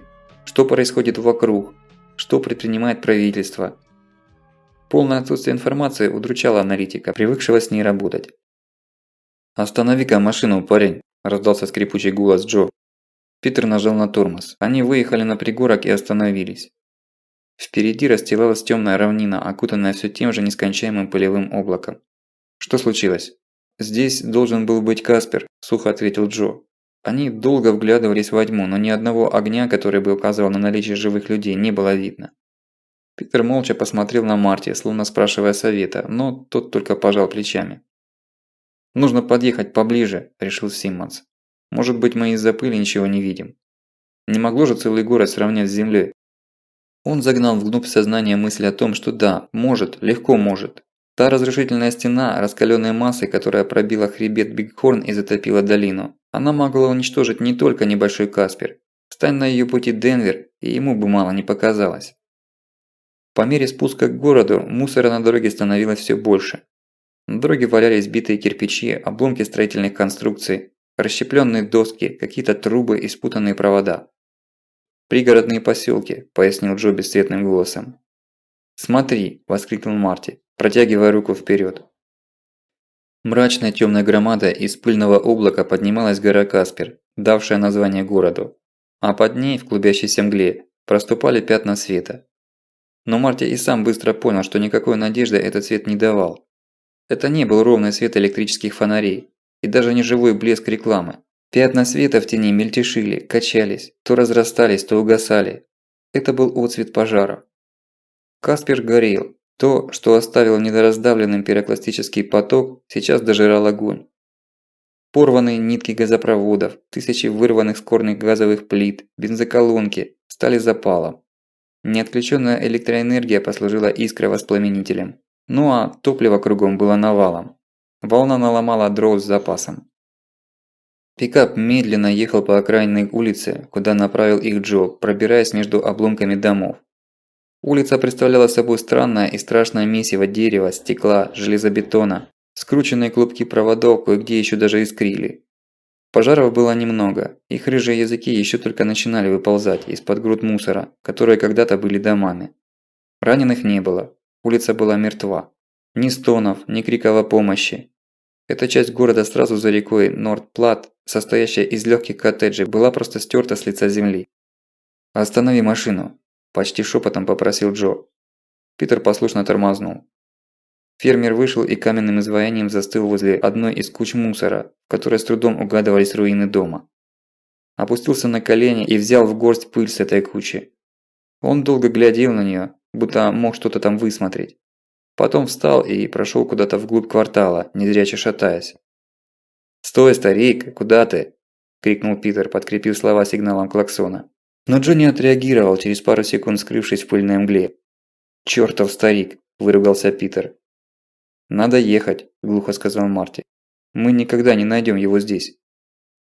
Питер посмотрел на него дикими глазами, выскочил из машины и исчез вслед за фермером. Марти остался один. В другое время он бы перепугался, но сейчас усталость навалилась на него ватной горой. Мысли вяло копошились в голове, но неожиданно начали выстраиваться в одну ошеломляющую своей мерзости мысль. Каспер был обречен. С самого начала. С того момента, как началось извержение вулкана, прошло уже часов 6. И даже с того времени, когда извержение вышло из-под контроля и переросло в настоящую суперкатастрофу, тоже прошло достаточно. Но жителей Каспера никто не предупредил. Не было эвакуации, их просто бросили на погибель. Даже если те две машины, что сорвались из Кейси и были снесены пирокластической волной перед ними, получили предупреждение об опасности, это было слишком поздно. Масштаб бедствия, о которых наверняка были осведомлены власти страны, должны были заставить дать сигнал намного раньше. Если это так, то и выводы, которые сделал Марти вчера, безумной ночью, были верны. «Принимай беглеца». Питер открыл дверь пикапа и втолкнул в салон вялого, как кукла Джо. От Питера Симмонса еще никто не уходил. Белая форменная рубашка Питера была перепачкана копотью, на лице пятна сажи, но глаза смотрели весело. Марти решил пока не делиться с ним своими соображениями. «Ну что, теперь-то куда?» Марти с надеждой посмотрел на него. «Нам нужно в Рокфилд». «Зачем?» – не понял Питер. «Линда», – напомнил Марти. Действительно, засмеялся Питер. Веский аргумент. А другие есть? Только не говори про свою жену, это не моя проблема. Представляешь карту? Быстро спросил Марти. Лучше, чем ты. Тогда тебе легче будет сообразить. Нам удалось счастливо избежать и лавы, и пирокластического потока, и ударной волны, и бомбардировки камнями. Это первые, самые разрушительные на первый взгляд последствия. Но на самом деле, как я уже сказал, пепел гораздо опаснее. Он уже очень скоро начнет выпадать, и нужно быть от него как можно дальше. Западная часть страны для нас закрыта, она сейчас во власти вулкана. Чтобы удаляться от него, нам нужно двигаться либо на восток, либо на юг. Но на востоке открытое пространство. К тому же смотри, облака пепла движутся именно на восток, а юг прикрыт передовым хребтом и скалистыми горами. Ну и к тому же там наши жены, как бонус, подмигнул Марти Питеру. Тот хмыкнул. «Складно говоришь, прямо как вчера в аэропорту». «Ну да ладно, зато логично. Люблю, когда логично. Понимаешь, что тебя разводят, но хотя бы не как дурака, а как уважаемого человека. Рокфилд так Рокфилд. Осталось только придумать, как мы туда попадем». «Они все погибли», – глухо сказал друг Джо. «Да, они все погибли», – согласился Питер. «Это из-за меня. Это за мои грехи». «Ты спятил, старик?» «Это за мои грехи», – повысил голос Джо. «Я летал на бомбардировщике во Вьетнаме в конце 60-х». «Пилот?» – обрадовался Питер. «Нет, я сбрасывал бомбы. Я смотрел в прицел, как под нами проплывает чужая земля, и нажимал на рычаг сброса. Мне было весело смотреть, как там внизу, в зеленых пятнах джунглей, расплываются огненные шары и пыль взрывов. Это было красиво. Я бомбил их города, и я сравнял с землей несколько их деревень. Они были беспомощны, я давил их, как муравьёв ботинком. Я смеялся, когда бросал бомбы. Сейчас Бог смотрит на меня и тоже смеется. Он закрыл лицо руками и затрясся в беззвучном плаче. «Ты вот что, старик», – жестко одернул его Питер. «Слишком много ты о себе возомнил. Может, ты и много народу убил, но ради тебя одного Бог вот этого делать бы не стал. Не такая уж ты важная фигура. Самое большее, он тебя убивать не стал, чтобы ты помучился. Так что, хочешь грехи искупить, живи и мучайся. А заодно другим помогай выжить. Понял?» Джонни убрал руку от лица и ничего не ответил, но несколько раз кивнул головой. «Так лучше. А теперь надо придумать, куда двинуть. Тут в Каспере аэродром есть. Вот только сомнения меня берут, уцелело ли там чего. В любом случае, даже если там что-то уцелело, рейсы наверняка все отменены», – вздохнул Марти. Питер ничего не ответил, только задышал часто-часто. Лишь секунд через 10 Марти понял, что он истерично смеется. «Ну ты даешь, федерал», – выдохнул Питер, когда к нему вернулся дар речи. «Рейсы? Какие к черту рейсы? Нам не рейсы нужны, а самолет. Ну или вертолет. Ладно, попробуем посмотреть. А вдруг что-то уцелело?» Надежды не оправдались. Удивительно, но район аэропорта действительно сохранился гораздо лучше, хотя находился ближе к Йеллоустоуну. Здесь дома стояли с сорванными крышами, но уцелевшими стенами. По улицам даже бродили люди. Но лучше бы их не было. Обезображенные, искалеченные, обожженные, они либо без толку слонялись по дороге, явно потерявшие разум, либо бросались под колеса машины с мольбами спасти их или хотя бы избавить от боли. Это напоминало фильм про зомби. Так Марти и постановил для себя считать, чтобы самому не свихнуться, глядя на этот ужас. «Почему здесь так чисто?» – с неестественно бодрым любопытством поинтересовался Питер. «Там, в городе, по улице, не то что проехать, пройти трудно. А тут асфальт видно. Странно. Гора виновата, коротко ответил Джо. Чего? Не понял Питер. Точно, гора, подхватил Марти, пораженный догадкой. Волна уже теряла силу, когда шла сюда. Она сметала, как струя из бронзбойта, а гора Каспер оказалась на ее пути, и вся сила потока спрессовалась об нее. Образовалась зона страшного давления. В ней все оказалось разрушено и уничтожено. Значит, за горой Каспер все нормально? Будем надеяться, вздохнул Марти. До аэропорта оставалось не больше пары миль, когда Питер остановил машину. Думаю, нет смысла туда ехать. Марти и сам это понимал. Над зданием аэропорта и на лётном поле, как свирепые джинны пустыни, раскачивались огромные столбы пламени. «Что это могло быть?» – спросил Марти. «Горючее», – пояснил Питер. Видимо, несколько самолётов стояли заправленные и приготовленные к вылету. Волну их опрокинуло, топливо разлилось. Одна искра и весь авиапарк в огне. Самолёт на земле – чертовски хрупкая конструкция. «Значит, едем на машине?» «Да, только надо бы заправиться и запастись кое-чем полезным». «Магазины вряд ли работают», – посетовал Марти, чем вызвал очередной приступ смеха Питера. «Слушай, федерал», – сказал он, когда просмеялся, – «ты действительно такой тупой или очень удачно прикидываешься?» «Джо, ты местный. Не знаешь, где тут какой-нибудь магазин, где есть мужские товары для охоты, рыбалки и прочих развлечений?» Джо встрепенулся, выходя из прострации, в которой пребывал все это время. Прямо на глазах Марти крепкий крестьянин в годах превратился в разбитого жизнью старика. «Знаю такое место. Нужно вернуться чуть назад пару кварталов». Выводя на объект, Джо немного пришел в себя. К самому магазину подъехать не удалось. Отдельно стоящий бетонный куб почти не пострадал, только отсутствовали витрины, но и они были зарешочены. А футов за 100 до него прямо поперек дороги лежал телеграфный столб с космами оборванных проводов. «Стойте здесь, я на разведку», – сказал Питер и побежал вперед. «Что он задумал?» – нервно спросил Марти, разглядывая покорёженную вывеску «Sport and Ammo». «Наверное, хочет отложить что-нибудь полезное», – пожал плечами Джо. «Но это же чужое, это противозаконно». «Во-первых, всё застраховано», – рассудительно ответил фермер. «Во-вторых, это нужно, чтобы выжить. Человеческая жизнь в деньгах не измеряется. А в-третьих, если останемся в живых, мы всё вернём». Пораженный логикой Марти заткнулся, переваривая сказанное. Ему, сотруднику ФБР, без 5 минут специальному агенту, было дико всё это слышать. Для него собственность была неприкосновенна при любых обстоятельствах. «Так, я всё разведал». Питер подошёл неслышно. Посмотрел через окна с фонариком. Очень полезный магазинчик. «Джо, если выберемся из этой задницы, с меня причитается. К нему можно подъехать, если обогнуть квартал, но есть проблема. Там тоже решётки». «Лебёдка», – коротко сказал Джо. «Ты очень сообразительный парень для фермера», – засмеялся Питер и хлопнул Джо по плечу. «Я не всегда был фермером», – наконец-то улыбнулся и сам Джо. «Окей, сейчас мы с тобой идём к магазину, а ты, Марти, объедешь его с другой стороны. Мы пока прикинем, какую решётку лучше сдёрнуть, чтобы сразу попасть в пещеру Аладдина». «Нет!» «Нет!» – воскликнул Марти. «Что нет?» – не понял Питер. «Я не буду участвовать в ограблении магазина и вам не позволю». Несколько секунд Питер просто разглядывал его изумлённым взглядом, но постепенно изумление его сменилось злостью. «Слушай ты, мистер ФБР». Питер схватил Марти за лацканы пиджака и подтянул его лицо прямо к своему носу. «Мне плевать, что ты там и кто ты. Мне плевать, что у тебя и где было раньше. Сейчас мы в одной лодке, и лодка вот-вот затонет.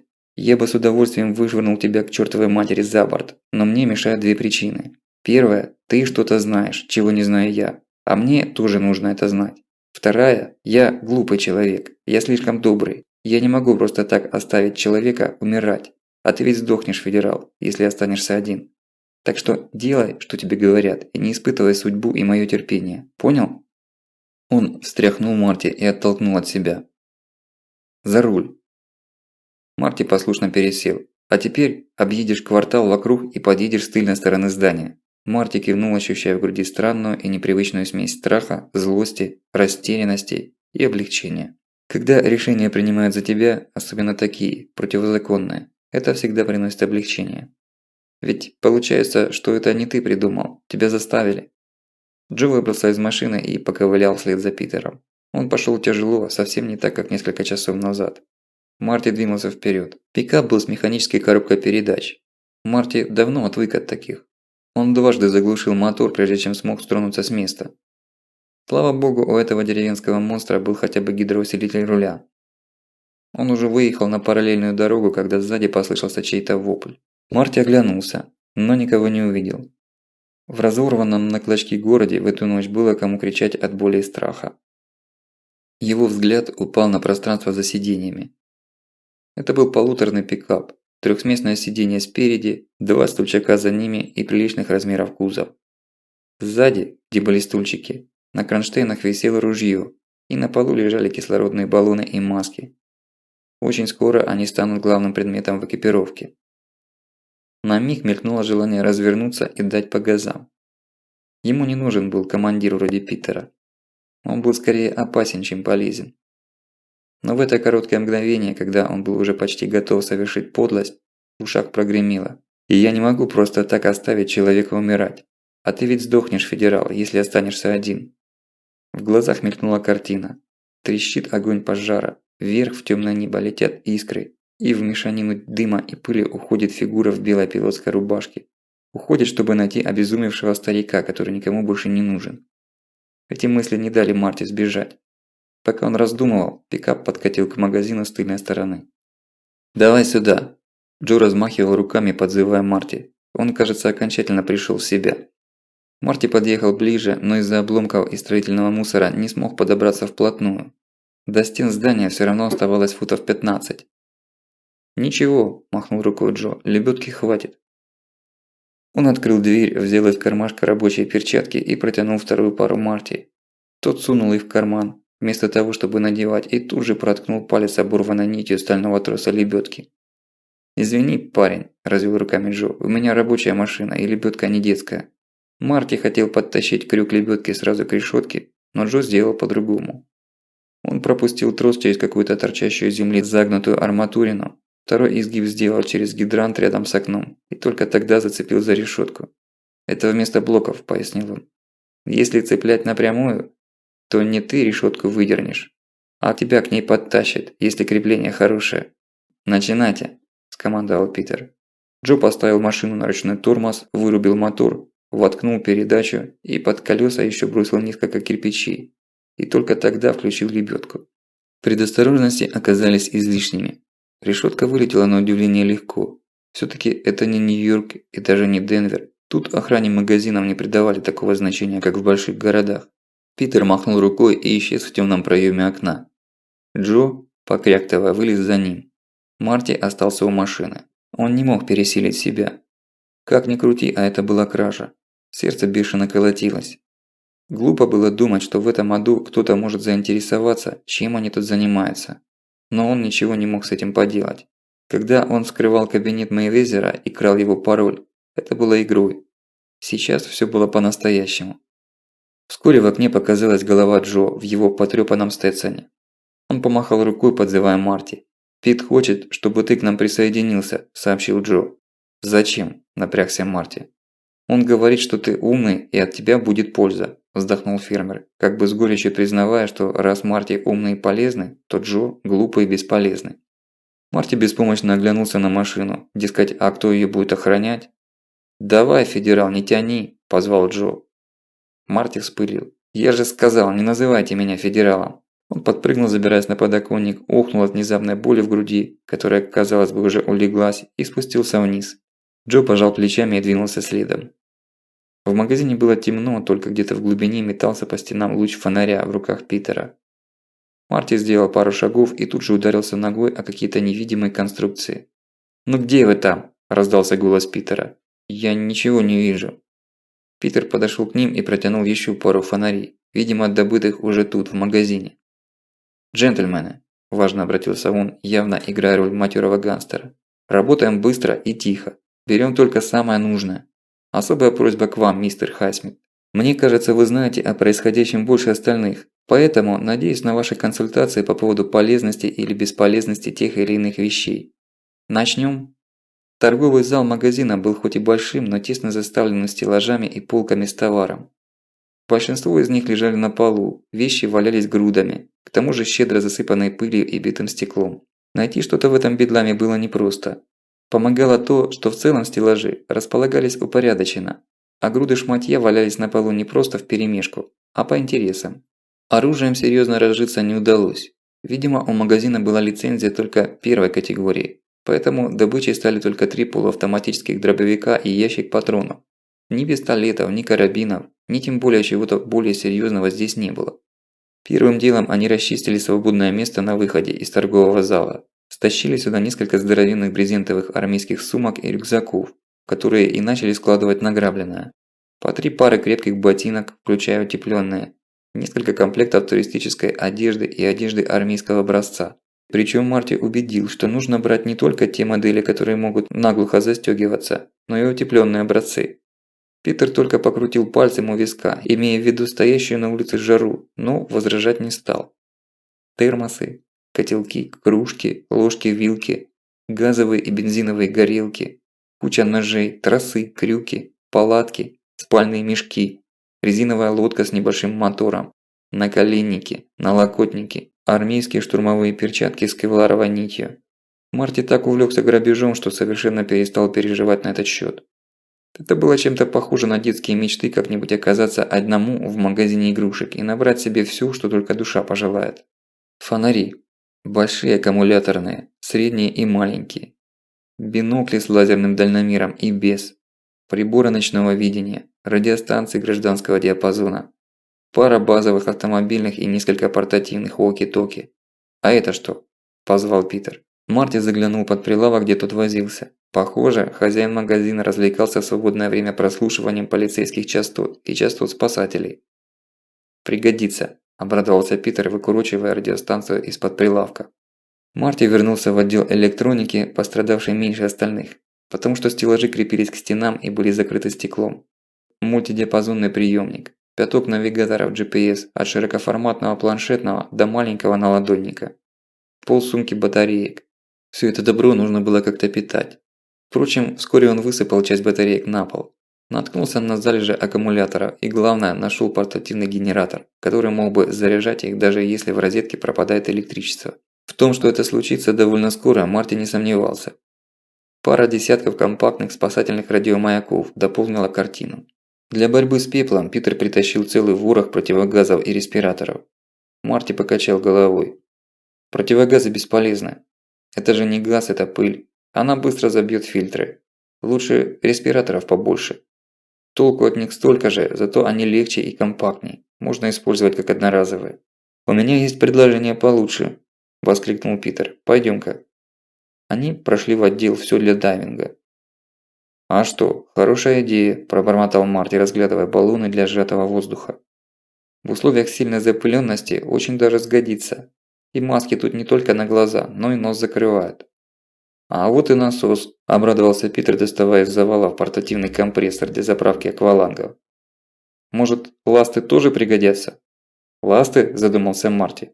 «Ласты, пожалуй, нет. Но мысль верная». Он сбегал в зимний отдел и вернулся оттуда с широкими охотничьими лыжами и связкой снегоступов. «Ты что, рехнулся?» – заявил Питер. «Посмотрим, что ты скажешь через пару дней», – хмыкнул Марти. «Пора перетаскивать барахло в машину. Времени терять нельзя. Пепел может начать падать в любой момент». «Приступайте», – согласился Питер. «Мне нужно кое-что еще тут посмотреть». Джо выбрался наружу. Марти начал таскать ему багаж, а Питер скрылся где-то в подсобных помещениях. Сумки и рюкзаки получились тяжеленными. Грудь снова начинала болеть, а красные сполохи, мечущиеся по стенам, отвлекали внимание. Среди них просвёркивали синие вспышки, но Марти не обратил на них внимания. Наверное, искры электричества замкнувших проводов. Марти с трудом дотащил очередной мешок, поднял его на подоконник. «Хватай, Джо! Чего ты застрял?» – крикнул Марти. Джо стоял чуть в стороне. Под полями его шляпы не видно было лица, но его поза не понравилась Марти. Она была какая-то растерянная, не собранная. Понять, что это значит, Марти не успел. «Выбирайся сюда, сынок», – раздался прямо над ухом сиплый голос. Марти обернулся и увидел мужчину в полицейской форме. Он держал в руке здоровенный револьвер 45-го калибра, модный среди копов сельских и горных штатов, и целился в Марти. Сердце ёкнуло. Неужели всё-таки достали? Нет, это было слишком невероятно. Даже если кто-то сумел бы узнать, на каком самолёте он вылетел, никто бы не смог предугадать, где он совершит вынужденную посадку и куда они отправятся после этого. Аккуратно, чтобы не нервировать копа, Марти перебрался через подоконник и спрыгнул наружу. Только тут он заметил, что синие сполохи среди красных, которые он видел, это отцвет мигалки на помятом полицейском форде. Не был бы он так вымотан последними сутками, понял бы это сразу и не попался так глупо. Полицейский не переставал целиться в него. Он выглядел серьезно потрепанным. На правой стороне лица виднелась большая ссадина, рубашка порвана, и весь он был перепачкан пылью и копотью. Но смотрел уверенно и сурово, если не сказать злобно. «Мародерствуйте, ублюдки!» – хрипло сказал полицейский с угрозой в голосе. Марти издал какой-то горловой звук, будто пытался что-то вымолвить, но слова застряли в горле. «Ненавижу вас, крысы!» – сплюнул коп. «Вокруг лежат тысячи трупов, умирают люди, но всегда найдется мразь, которая даже в крови найдет себе золотую монетку. Трупоеды, падальщики, стервятники!» Полицейский нагонял себя, накручивал. Марти испугался. Он догадался, зачем ему это было нужно. У полицейского не хватило бы сил задержать обоих, и некуда было их потом деть в разрушенном городе. Но просто пристрелить их он тоже был не готов, хотя и застал на месте преступления во время чрезвычайной ситуации, и имел на это полное право. Ему нужно было разжечь себе ненависть, чтобы найти силы спустить курок. Марти медленно отступал от полицейского вдоль стены. Тот двигался за ним, покачиваясь. Марти вдруг понял, что полицейский либо смертельно устал, либо крепко травмирован. Питер прыгнул на него прямо из окна, когда полицейский поравнялся с вырванным оконным проемом. Он сбил копа с ног и несколько раз ударил по голове, пока тот не затих. «Хватайте остатки груза, чего смотрите?» – заорал Питер, подгоняя товарищей. В считанные секунды погрузка была окончена. Каждый раз, пробегая с рюкзаком мимо поверженного копа, Марти ощущал комок в горле. Он лежал неподвижно, как мертвый. «Мы убили его», – птицей колотилась в голове мысль. «Мы убили полицейского». Когда пикап взревел мотором, пробираясь сквозь завалы, Марти посмотрел назад. Полицейский сидел, прислонившись к стене, и держался руками за голову. «Знаешь дорогу в Шайен?» – спросил Питер, выруливая на улицу. Джо кивнул. «Лучше, думаю, поехать через восточный склон горы Каспер. По западному, наверное, сильнее всего ударило», – неожиданно рассудительно сказал фермер. Каспер они объехали по северной объездной дороге. Вглубь центральных кварталов сорваться было бесполезно. Завалы на улицах, затянутых дымом пожаров, были видны даже невооруженным глазом. Картина подавляла. Мрачные отцветы далекого извержения плясали на склонах горы. Дым не поднимался вверх, а стелился по земле, словно стараясь задушить тех, кто выжил после удара волны и не погиб под завалами и в огне. Пожары в этом густом дыму не сверкали языками пламени, оказались мутными пятнами в густой пелене. Река Нордплат катила мутные воды мимо города и несла в себе доски, обломки мебели, непонятное тряпье и трупы. Прямо на их глазах женщина с обожженным лицом, без волос, в обгоревшей ночной рубашке, неверной походкой подошла к мосту и, не раздумывая ни секунды, бросилась с него вниз. Джо закрыл глаза рукой, чтобы не видеть. А сверху, на невероятной высоте, темные точки клубящегося пепла и дыма продолжали растекаться на восток. Питер гнал изо всех сил, но они никак не могли вырваться из пригородов мертвого Каспера. Казалось, город держал их за задний бампер, не желая отпускать ускользнувшую добычу. «Я вор», – неожиданно для всех застонал Марти, зажмурив глаза. «Чего это с тобой?» – не понял Питер. «Я вор!» – закричал Марти, блестя глазами. «Я работаю в ФБР, и я украл!» «Ну пойди теперь и застрелись!» – усмехнулся Питер. «Или в полицию сдайся, как только приедем в какой-нибудь город, где осталась полиция!» «Ты придурок!» – неожиданно разозлился он. «Ты готов сдохнуть, но не брать чужого, даже если и хозяина-то в живых нет!» «Это чужая собственность!» – воскликнул Марти. «Чужая собственность неприкосновенна, ни при каких обстоятельствах! Это закон Америки, собственность священна!» Питер рассмеялся издевательским смехом. «Марти, у тебя мозги отказали? Или тебе кто-то в твоем грёбаном ФБР промыл? Священной в Америке является только одна вещь – жизнь, право человека жить. А это право не смотрит ни на чью собственность. Америку открыли и построили грабители и убийцы. Те из них, кто оказались сильнее и удачливее, придумали закон, охраняющий их собственность. Но даже тогда священной и неприкосновенной была собственность только того, кто мог отстоять ее силой оружия. Но заткнись и послушай меня. Собственность – ничто рядом с человеческой жизнью. Если ты в своем бюро заикнешься, что ради чужой собственности готов умереть, тебя оттуда уволят и отправят в психушку. Потому что ради собственности можно убить, но не умереть. Потому что чужая жизнь – ничто, а своя – всё. Если ты готов поставить свою жизнь за какие-то шмотки, значит у тебя нет чувства самосохранения. Значит ты бракованный экземпляр человека. Мы взяли этот магазин не для обогащения, а для выживания. Это всё меняет. Главная ценность американского общества – жизнь человека. Понял? Ты, чистоплюй. Но тот полицейский. Для него закон оставался важнее, возразил Марти. Он рискнул жизнью, чтобы нас остановить. Он тоже бракованный. Питер снова тихонько рассмеялся, как над ребенком, брякнувшим глупость. «Марти, он не собирался умирать из-за барахла в разрушенном магазине. Он собирался вас прикончить. И кто его знает, с какой целью? Может быть, мы его просто опередили, или это магазин его родственника?» Марти не знал, что еще возразить. Он был не согласен с Питером, но тот наповал бил его своей железобетонной логикой. Спор помог им вырваться из смертоносных объятий Каспера. Они перестали обращать внимание на окружающее и словно чары спали. Питер остановил машину на вершине гребня, за которым дорога начинала свой путь в сторону столицы штата Вайоминг – Шайена. Позади внизу пылал Каспер. К уже ставшему привычным далекому рокоту вулкана примешивался необычный шорох. Глядя на горящий город, Марти никак не мог понять природу этого звука. «Смотрите, снег!» – с удивлением сказал Джо. «Я такого летом не видел даже в наших горах. В свете фар мельтешили мелкие снежинки, пока еще довольно редкие. Они зерном стучали в стекло автомобиля, отскакивали от его капота. «Это не снег», – мрачно сказал Марти. «Это петь Бигхорна, пирокластическая волна выстрелила на восток и уничтожила Каспер. Теряя силы, она вырвалась на простор плоскогорья Вайоминга и там окончательно выдохлась. Столица штата, Шайен, прикрытая передовым хребтом, от первого удара стихии не пострадала. Жертвы в Каспере и других городах Вайоминга, оказавшихся на пути потока, были ужасны. Они могли бы быть и больше, но Вайоминг – самый высокогорный и самый малонаселенный американский штат, если не считать Аляски. Жаждавшему человеческой крови вулкану здесь просто не нашлось пищи. Гораздо хуже пришлось городам к югу и западу от Йеллоустоуна. Здесь гористая местность сыграла с людьми злую шутку, выступив не барьером на пути смертоносной лавины, а ее проводником. Зажатая горными хребтами пирокластическая волна только усилила свой напор.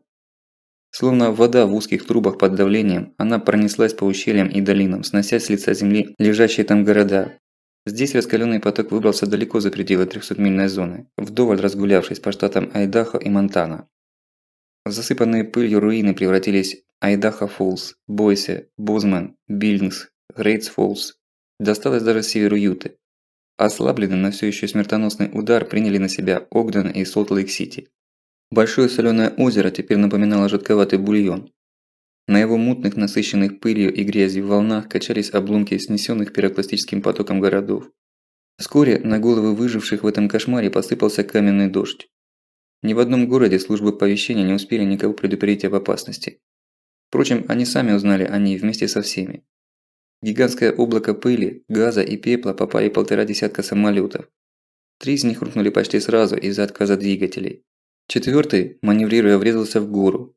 Приводные радиомаяки Каспера, Биллингса, Грейт-Фоллса и Солт-Лейк-Сити были уничтожены. Из-за этого самолеты сбились с курса. Они пытались уходить на Шайен, Рапид-Сити и Глазго. В небе над городами началась настоящая толчая из выработавших топливо самолетов. Из-за неразберихи и ошибки диспетчера на Рапид-Сити столкнулись еще 2 авиалайнера, а в Шайене один самолет с пустыми баками не дотянул до аэродрома, расположенного чуть ли не в центре города, и рухнул на жилые дома. Общее число жертв перевалило за 200 тысяч. И это было только начало. Федеральные власти хранили молчание, словно впав в оцепенение. Прежде чем тронуться в путь, Джо выскочил из машины. Он быстро натянул над кузовом пикапа брезентовый тент, чтобы уберечь груз. Потом вытащил из задней части кабины за сиденье картонную коробку, разорвал ее, открыл капот и приспособил картон перед радиатором. «Зачем это?» – спросил Питер, когда Джо чихая вернулся в кабину. «Когда вы, парни, еще даже не были в планах у ваших родителей, я уже колесил по горам», – сообщил фермер. Антифриз в те времена был не очень распространен в сельской местности. Обходились водой. В особо суровые зимы в горах вода могла замерзнуть от ледяного ветра навстречу прямо на ходу. Мы ставили перед радиатором такую вот картонку. «Грамотно», – согласился Питер, трогаясь с места. Без этой картонки Пепел быстро забил бы ячейки радиатора. И тогда мотору конец. «Молодец, старик. Только в следующий раз всё-таки надевай хотя бы респиратор». Джо кивнул и снова впал в оцепенение. Его состояние беспокоило Марти. Гибель Каспера и дочери потрясли фермера. Он словно перешел в мигающий режим. В некоторые моменты он включался и совершал четкие действия, а потом снова уходил в себя, не реагируя на внешние раздражители. Питер давил на педаль газа изо всех сил. Пикап ревел мотором, но все же это была не гоночная машина. Стрелка спидометра с трудом добралась до 90 миль в час. С каждой минутой все ближе становился Рокфилд, но и видимость стремительно ухудшалась. Наконец-то показались первые признаки человеческого жилья. По левую сторону шоссе горели электрические огни Дагласа. Похоже, тут уже кое-что знали, потому что из города через развязку на 25-ю дорогу один за другим выезжали автомобили и направлялись на юг, к Шайену. Но их было мало. Большинство жителей оставались в городе. «Самоубийцы», – прошептал Марти. «Какого чёрта они сидят по домам?» «А ты бы хотел, чтобы беженцы заполнили шоссе?» – хмыкнул Питер. «Радуйся, так нам будет проще доехать». Пеплопад делался все гуще и гуще. В свете фар частицы пепла казались огненными стрелами, которые неслись в лобовое стекло, с тихим треском отскакивая от него. Этот треск от столкновения с тысячами песчинок сливался в непрекращающийся шум, который не заглушал даже рев работающего на пределе мотора. Лучи фар взрезали пелену пеплопада, но уже в 100 футах натыкались на его сплошную стену. Эта стена слепила глаза. Марти посмотрел в сторону. Огни Дагласа были видны довольно далеко, он мог различить даже контуры домов тысячи футов. «Выключи фары», – сказал он. Питер с удивлением посмотрел на него, но послушался, и видимость сразу улучшилась. В темноте падающий с небес пепел казался серой дымкой, но не слепил. В этой дымке даже различались красные задние фонари автомобилей впереди. Только расстояние до них было очень обманчивым. «Гроза», – монотонно заявил Джо и снова замолчал. Марти посмотрел на небо. Действительно, там сверкали молнии. Но они простреливали небо на какой-то неимоверной высоте, где никогда не бывало гроз. Во всяком случае, Марти такого никогда не видел. Оттуда даже звук грома не долетал. В облаке газа и пепла, выброшенного вулканом, происходили какие-то непонятные процессы. Часы на приборной доске показывали, что сейчас 10 утра, но снаружи было темно как ночью. Лишь на востоке, в той стороне, куда ветер нес вулканические тучи, над горизонтом небо было немного светлее, но Марти знал, что и это временно. Эта земля еще долго не увидит солнца. Шум зубастых внедорожных шин по асфальту понемногу менял свой тон. Пепел ровным слоем покрывал всю землю, не делая исключений для дорожного полотна. Шорох шин стал тише, машина пошла мягче, как по песку. За окном продолжали мелькать городки. По мере приближения к Шайену движение становилось все плотнее и плотнее, да и пепел валил гуще. Скорость упала сначала до 60 миль, потом до 40, а потом и до 30. Питер нервничал. Он не переваривал низких скоростей. В молчании они ехали около часа. Марти чувствовал полное отупление. Уже больше суток он не спал, если не считать тот час или полтора, на которые он отключился в самолете Симмонса. Но это был не сон, а скорее кома. «Эй, федерал!» – позвал Питер. «Ты умеешь обращаться с GPS-приемником?» «Что?» – встрепенулся Питер. «А, да, умею». «Тогда достань его из коробки за сиденьями». Я что-то совсем сбился с пути. В этой чёртовой каменной метели ничего нельзя разобрать. До Шайена миль 30 осталось, подал голос Джо, и снова выключился. Марти достал коробку с планшетным приемником и быстро её распотрошил. Это была отличная модель навигатора. Величиной с маленький ноутбук, она подключалась к гнезду прикуривателя. За 10 минут Марти разобрался с управлением. В навигатор уже были загружены подробные карты США, включая самые свежие спутниковые снимки.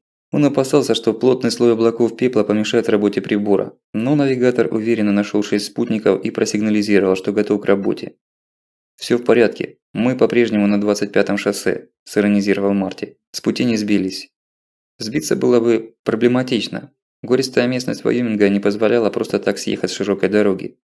Движение вовсе остановилось. Стоп-сигналы передних автомобилей горели в белесой мгле, как глаза огромной стаи хищников. Из тьмы долетали нетерпеливые гудки. По пустой встречной полосе пролетел небольшой кортеж из нескольких полицейских автомобилей и пары карет скорой помощи. Это были первые встреченные ими машины, направляющиеся в сторону пострадавших районов. «Знаешь, что я думаю о Марте?» – задумчиво сказал Питер. «Что?» «Дальше будет только хуже. Чем ближе к большим городам, тем больше будет беженцев на автомобилях. До Шаена еще не близко, а мы уже стоим. Думаю, перед городом дорогу перегородят, чтобы не допустить транспортного коллапса, и будут пропускать в час по чайной ложке. Там, конечно, цивилизация, люди, помощь, но это мышеловка, Марти. Город – это большой капкан, а ведь Шаен городок небольшой, а у нас по пути еще Денвер, Колорадо-Спрингс, Пуэбло. Что предлагаешь?» «Думаю, надо сворачивать и выбираться из этой трубы. Федеральные трассы сейчас притягивают к себе всех, как дерьмо притягивает мух». Марти посмотрел на навигатор. «Через пару миль есть дорога на восток, но я не знаю, какое у нее качество. Это дорога окружного подчинения, даже не штата. Наверняка какая-нибудь щебенчатая тропка, ведущая мимо ферм. Мы можем на ней застрять». «Мы и так застряли», – хмыкнул Питер. «Это еще что за черт?» Над дорогой с железным стадом, сгрудившимся на ней, мелькали огни. Как через ватный тампон сквозь пеплопад пробивался свист вертолетных винтов. «Полиция штата Вайоминг просит вас соблюдать спокойствие», – раздался с небес усиленный динамиками голос. Самого вертолета не было видно в серой метели. «Движение затруднено из-за нескольких аварий впереди. Дорожные службы устраняют последствия аварий. В скором времени движение будет восстановлено. Просьба не покидать автомобили. Это может быть опасно для вашей жизни». «Эх», – завистливо воскликнул Питер, – «нам бы сейчас вертолет. Не знаю, за каким чертом мы пробиваемся в этот грёбаный Рокфельд. Но мы бы там были уже через 2 часа с небольшим. Лишь бы в темноте мимо этой деревни не промахнуться». Именно в этот момент голос там наверху замолчал, будто пробкой заткнули. А звук винтов вдруг изменился, стал прерывистым. Через несколько секунд темная тень вертолета пронеслась в считанных метрах над головами и исчезла в пелене. Оттуда, из мглы, донёсся глухой удар, а потом яркая вспышка и грохот взрыва. «Ну вот и ответ», – сглотнул Питер. «В такую погоду летать противопоказано». Он вывернул руль и надавил на педаль газа. Здесь встречные полосы разделялись только газоном, сейчас покрытым солидным слоем пепла. Металлического отбойника не было. Пикап перемахнул газон и полетел на юг по встречке. Марти обернулся и увидел, как машины с их полосы одна за другой следуют за ним. «Бараны», – пренебрежительно бросил Питер. «Те, кто остался?» «Нет, те, кто поехал за нами. Те, кто стоит, они люди. Тупые, законопослушные граждане. Они не умеют нарушать правила. На встречную полосу нельзя, и они никогда на нее не поедут. А эти, – он мотнул головой, – они бараны. Они всегда готовы нарушать, но боятся, им нужен вожак. Нужен кто-то, кто первый им покажет, что так тоже можно. Животное, ненавижу таких». «Значит, ты вожак баранов», – улыбнулся Марти. Питер покосился на него и скривил рот в усмешке. «Не, федерал. Я кто угодно, только не баран. Я сам решаю, когда и что нарушать. Знаешь, чем ты мне нравишься? Тем, что ты тоже не баран. Ты, может быть, глупый теленок, но ты тоже решаешь сам. Ты решаешь, когда подчиниться обстоятельствам и пойти против своих же правил. Я это заметил там, в Каспере. Ты не мне подчинился, когда я на тебя рявкнул. Ты подчинился себе. Продумал что-то в своей хитрой башке, прикинул шансы и варианты, и только тогда подчинился. Если честно, в данный момент я предпочел бы иметь под рукой беспрекословного исполнителя, который делал бы то, что ему скажут, и не выпендривался. Но карты уже сданы, приходится играть тем, что получил на руки. Пока Марти раздумывал, комплимент ему сейчас сказали или обругали, впереди показались мигающие желтые огни. «Перекрыли дорогу», – возбужденно засмеялся Питер. Марти уже научился пугаться такого веселья. Оно всегда означало, что сейчас будет что-то опасное. Причем избегать этой опасности Питер не намерен. Огни приближались. Питер еще сильнее надавил на педаль газа. Пикап взревел, рванувшись вперед, как бизон, которому в задницу попала индейская стрела. «Где твоя чертова дорога, Марти?» – крикнул Питер. «Еще полмили на юг», – неожиданно тоненьким голоском пискнул Марти. Прямо под колеса метнулась какая-то тень, размахивающая руками. Питер коротким рывком руля смог ее объехать. Из пелены пеплопада проступили очертания полосатого барьера и полицейского автомобиля с включенной люстрой на крыше. «Держись!» – рявкнул Питер. Но Марти и Джо и без его просьбы уже вцепились во все, что могли. Мощный пикап легко снес ограждение и протаранил полицейскую машину, сбросив ее с дороги. «Нас же арестуют!» – выкрикнул Марти. Но Питер только расхохотался. «Смотри назад, федерал!» А сзади по их следам неслось стадо баранов, растаптывая все, что попадалось на пути. Вот и долгожданный поворот. Питер чуть притормозил, вывернул руль и снова надавил на газ. Машину занесло на слое пепла, но он справился с ней, уверенно дозируя подачу топлива. Бараны пронеслись мимо в сторону Шайена. «Вот и вырвались», – выдохнул Питер. «Теперь надо молиться, чтобы мы смогли проехать по этой дороге и не застрять». Опасения не было излишним. На федеральном шоссе автомобили не давали слежаться выпавшим с неба дерьму. А эта дорога, и в нормальное это время редко посещаемая, была покрыта нетронутым слоем раскрошенной пемзы уже сантиметров 20 глубиной. Пикап пока что уверенно пробивал себе колею, но сердце Марти сжалось от нехорошего предчувствия. В серой мгле падающего пепла ни черта не было видно, но Питер каким-то звериным чутьем ощущал дорогу. Пока она шла не по насыпи, а наоборот в углубление, это было не слишком сложно. Но когда дорога выбралась на возвышенность, опасность стала слишком велика, и Марти заставил Питера снизить скорость. Тот неохотно подчинился. По сторонам дороги было пусто. Ни жилья, ни хозяйственных строений. Самый малонаселенный штат Америки оправдывал свою репутацию. Хотя, даже если бы там что-то было, беглецы не увидели бы ничего, что находилось дальше 50 ярдов от дороги. Удача благоволила им на протяжении добрых 30 миль, но вскоре и она исчерпала свой лимит. Пепла навалило уже столько, что Питер вел машину практически наугад. В какой-то момент чутье подвело его, и пикап сорвался задними колесами в скрытую под толщей серой гадости придорожную канаву. Питер отчаянно надавил на газ, пытаясь вытащить машину ходом, но только глубже засадил ее. «Чёрт!» – выругался он. «Вылезайте, нужно подтолкнуть». Джо и Марти натянули водолазные маски и респираторы и выбрались наружу. В первое мгновение Марти показалось, что он сходит с ума, но он быстро понял причину этого легкого приступа шизофрении. Хотя пепел и не был белым, но он внешне очень походил на снег. Пеплопад здорово смахивал на метель, а его слой на земле напоминал сугробы. И при этом за бортом машины оказалось жарко и душно. Сочетание зимнего пейзажа и изнуряющей духоты царапало мозг своей неестественностью. Джо прошел вперед, чтобы поискать дерево или валун, за который можно было бы зацепить лебедку, и тут же скрылся за стеной пепла. Питеру пришлось сигналить, чтобы он нашел дорогу обратно. Ничего подходящего он не отыскал. Вытолкать из ямы тяжелый пикап, да еще сильно нагруженный, своими силами тоже не удалось. К счастью, Джо вспомнил, что у него в кузове валяется хайджек, устройство для самовытаскивания машины, напоминающее здоровенный домкрат. Пришлось доставать его из-под горы трофеев, добытых в спортивном магазине. Нащупав твердую поверхность дороги, они подставили хайджек под задний бампер автомобиля, рукояткой подняли его на приличную высоту, а потом просто столкнули на дорогу. Но пока они возились, пепел продолжал падать.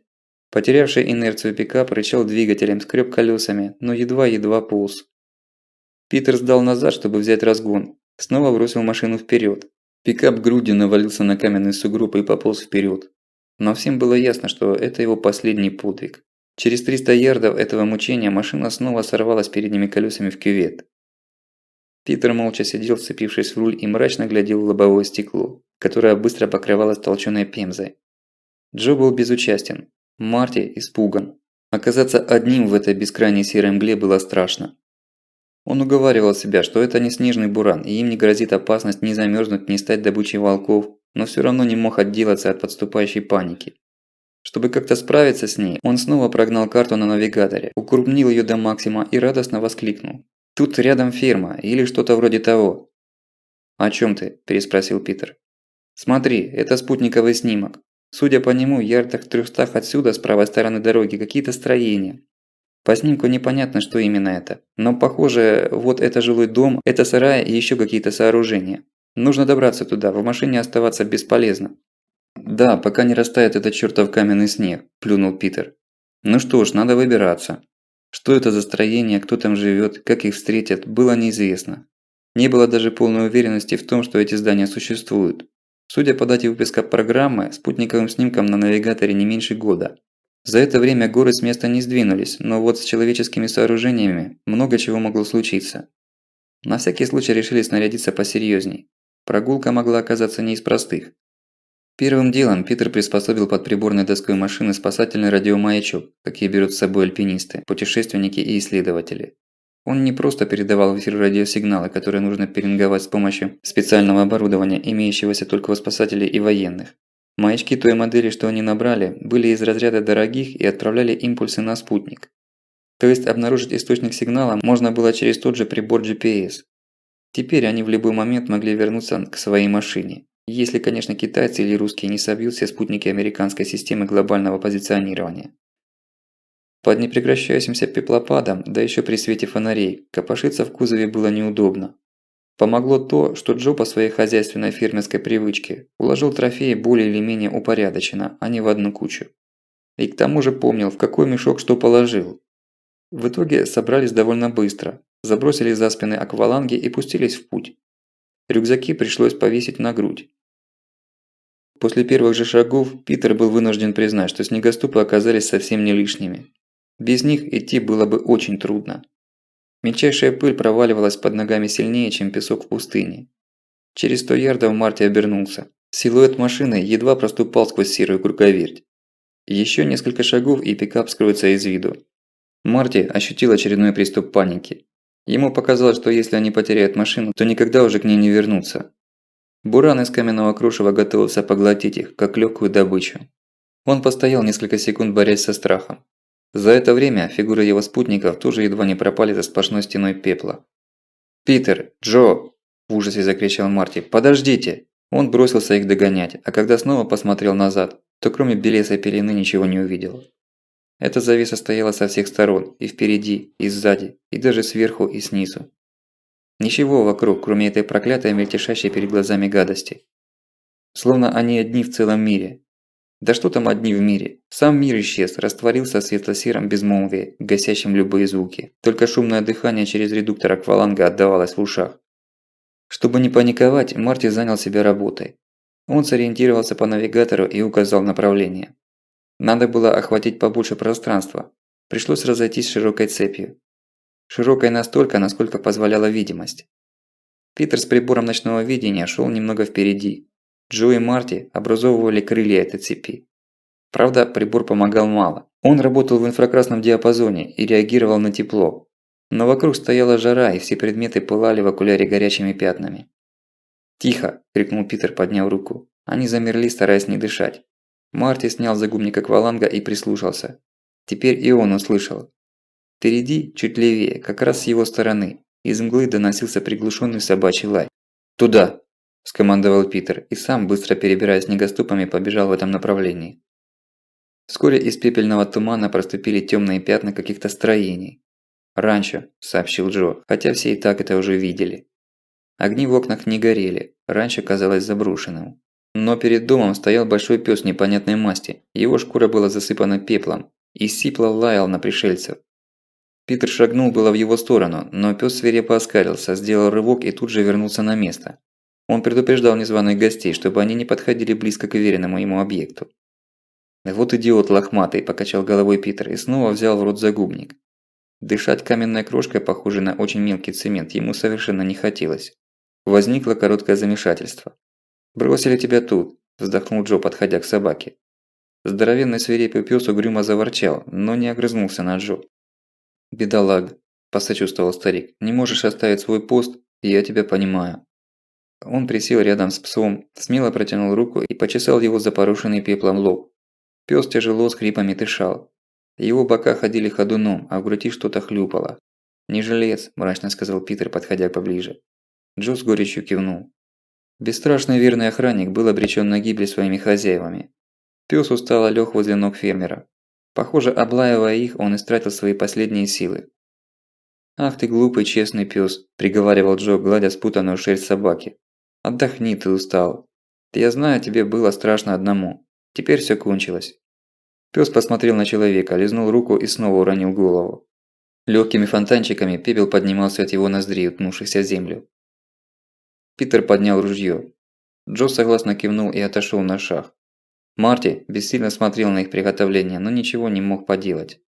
Пёс действительно умирал, и никто не мог спасти его, очистить от липкой каменной смерти его легкие. Оставалось только прервать его мучения. Но это было так несправедливо. Чем провинился этот пёс? Почему он должен был умереть? В этот момент Марти даже не вспоминал о тысячах людей, сгоревших в палящей туче, погибших под руинами домов, задохнувшихся пеплом, о тех, кому еще предстояло умереть. Вся несправедливость, бесчестность случившегося сейчас была сконцентрирована в этой несчастной собаке. Пёс приподнял голову и посмотрел на Питера.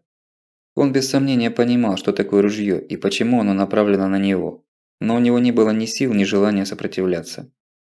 «Не могу». Питер сглотнул комок, опустил ружье и отошел в сторону. Джо молча обошел пса и выстрелил ему в голову сзади. Пес даже не взвизгнул, чего так боялся Марти. «Пойдем в дом», – буркнул Джо и направился к крыльцу. Шланг-акваланга с загубником болтался у него на груди, выбил ногой. Возиться с замком не было никакого желания. Внутри было темно. Питер нашел выключатель, потеребил его, но безуспешно. Джо подошел к делу более профессионально. Нашел в небольшом чуланчике у входа пакетный рубильник и поднял рычаг. Свет резанул по глазам. Они уже отвыкли от него. Вторжение в запертое чужое жилище по шкале преступлений Марти Хайсмита было гораздо страшнее разграбленного разрушенного магазина. Но усталость и осознание смертельной опасности притупили чувство вины.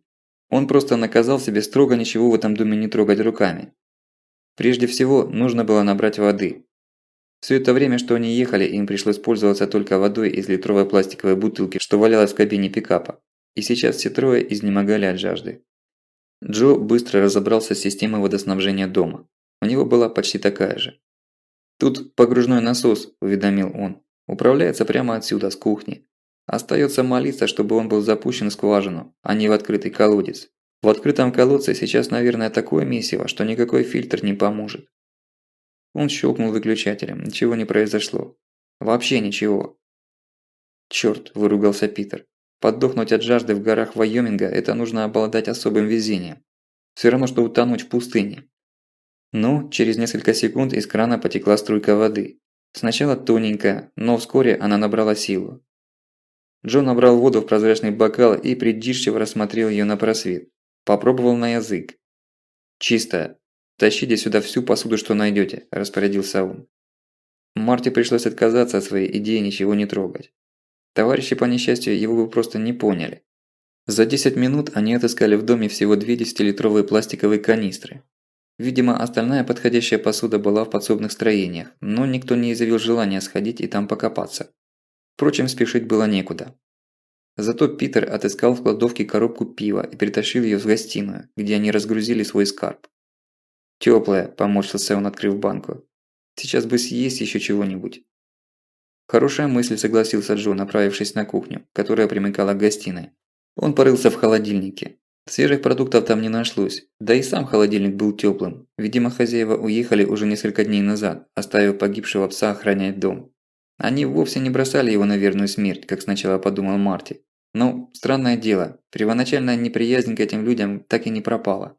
Ему по-прежнему было неприятно тут находиться. «Как думаешь, если мы возьмем это с собой, это будет серьезным грехом?» – спросил Джо, разглядывая консервные банки. «Напиши расписку», – хмыкнул Питер, открывая второе пиво. «Когда все закончится, мы им заплатим. А ужин я вам все-таки сделаю», – пообещал Джо. Он нашел кусок копченого мяса, банку с ветчиной и решил все это дело обжарить. Не сказать, что деликатес, но они уже так изголодались, что готовы были съесть это даже и вовсе не разогретым. Пока Джо строгал мелкими кусками продукты на сковородку, Питер с Марти решили переодеться в трофейное обмундирование. Стаскивая рубашку, Марти непроизвольно застонал. «А ну-ка, дружище, подожди, что это у тебя?» – подозрительно спросил Питер, подходя поближе. Он с интересом потрогал пальцем дырки в бронежилете, оставленные пулями убийц, заставил снять его. Багровый синячище на груди Марти уже наливался фиолетовым пламенем с желтыми прожилками. «Не агент, говоришь?» – задумчиво пробормотал Питер. «Аналитик, говоришь? Ну-ну». Он неожиданно толкнул Марти, усаживая в кресло, и навис над ним. «Давай, федерал, колись, чего ты тут темнишь?» «О чем ты?» – не понял Марти. «Что тут происходит? Какое ты к этому имеешь отношение?» «Ты уже достал, Питер», – возмутился Марти. «Я не собираюсь в 5-й раз тебе рассказывать одну и ту же историю. Вот и не гоняй по одному месту, рассказывай, что есть на самом деле». «Да пошел ты!» – Марти вскочил и оттолкнул от себя навязчивого пилота. «Ты кто такой, чтобы я перед тобой отчитывался?» «Эй, парни!» – остановил их Джо, колдуя над сковородкой. «Прекратите эту ерунду, еще не хватало перессориться и передраться. Нас и так всего 3». Марти сердито надел бронежилет обратно. Поверх него натянул камуфлированную футболку и остальную одежду. Брюки с плотными манжетами он выпустил поверх дышащих ботинок из гортекса с высокими берцами и вышивным язычком, чтобы пыль и пепел не попадали внутрь. Одевшись, он уселся на диван. Рядом Питер раздраженно зашнуровывал ботинки. «Я не знаю ничего, что я бы тебе уже не рассказывал», – вздохнул Марти. Питер дернул головой. «Я тебе не верю». «Твое дело», – пожал плечами Марти. «Если этому психопату хочется думать, что Марти специальный агент ФБР, то не стоит его переубеждать». «Но это правда. У меня есть кое-какие сомнения, подозрения и предположения, но ты ведь хочешь знать, что происходит на самом деле, а не что я думаю по этому поводу, правда?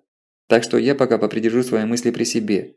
А тут ты их неверно истолкуешь, а потом меня же самого обвинишь в том, что твои толкования не сбылись». Тем временем подоспел обед. Джо разложил поджаренное копченое мясо с ветчиной по тарелкам и перенес в гостиную. На гарнир была консервирована кукуруза из банок. Изголодавшиеся путешественники покончили с едой в считанные минуты. После обеда наступило умиротворение. Как обожравшиеся коты, они отвалились на спинки кресел с банками пива в руках. «Что, интересно, происходит вокруг?» – вяло поинтересовался Марти. «Чёрт его знает», – пожал плечами Питер. «Здесь, похоже, жили какие-то мормоны или еще какие сектанты. Ни радио, ни телевизора. Не удивлюсь, если у них почтового ящика нет, а почтальона они травили собаками». «А сколько сейчас времени?» 5. Утра или вечера?» Питер почесал затылок, соображая. Аварию они потерпели в ночь на 13-е. С тех пор они столько испытали и столько проехали, что он не мог с твердостью сказать, 15 часов прошло с того времени или 27. В отсутствие солнца определение времени оказалось не такой уж простой задачей, особенно если у тебя обычные часы со стрелками, а не хронометр. «Наверное, все же сейчас вечер», – с сомнением сказал он. «Хорошо», – ответил Марти, не пояснив, что в этом хорошего. Сытость, мягкое кресло, а главное относительная безопасность расслабили его. Глаза закрывались сами собой, в ушах появился мягкий приятный шум. Тихим шорохом сыпал в окно пепел. Старый дом поскрипывал и вздыхал. Сон ватной подушкой сжал затылок. Марти проснулся от того, что кто-то провел по его лицу чем-то теплым и мягким. Он приоткрыл глаза, рядом никого не было. Странно. Ощущение прикосновения было очень отчетливым. Что ж, во сне не такого еще бывает. Он прислушался. Джо с Питером сидели чуть поодаль, тихо разговаривая, чтобы не мешать Марти спать. «Нет, Пит, это все ерунда», – смеялся Джо.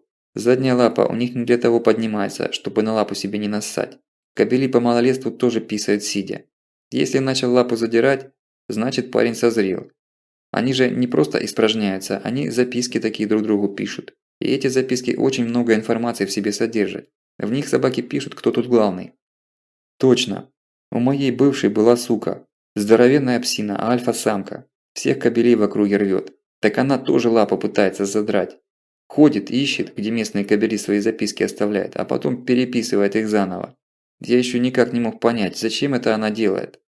А затем, что чем выше собачья записка, тем, значит, крупнее кобель, который ее оставил. Поэтому всем нужно его бояться.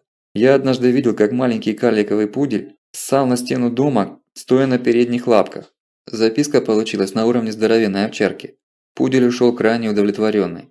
Главное, чтобы конкуренты не увидели, как он это делает. А то сожрут на месте и бантика с ошейника не оставят. Марти улыбался, слушая их трёп.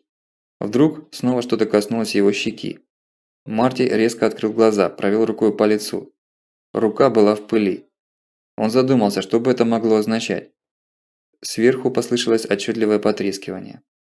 Какая-то мысль завертелась в его голове, и он никак не мог ее ухватить. Хотя отчетливо понимал, что это жизненно важно. Он перевел глаза на потолок, напряженно осматриваясь. Снова раздался треск, и из щели между потолочными досками проскользнула струйка пыли и посыпалась ему прямо на лицо. Он едва успел зажмуриться, чтобы пыль не попала ему в глаза. Все сразу встало на свои места. «А ну-ка, быстро сваливаем отсюда!» – воскликнул он, вскакивая с кресла. Джо с Питером уставились на него, не понимая, что случилось. «Тебе что-то приснилось, Марти?» – с неискренним сочувствием спросил Питер. «Ты не бойся, мы тут рядом, мы тебя защитим». «Пепел!» – раздраженно крикнул Марти, собирая барахло в сумке. «Что пепел?»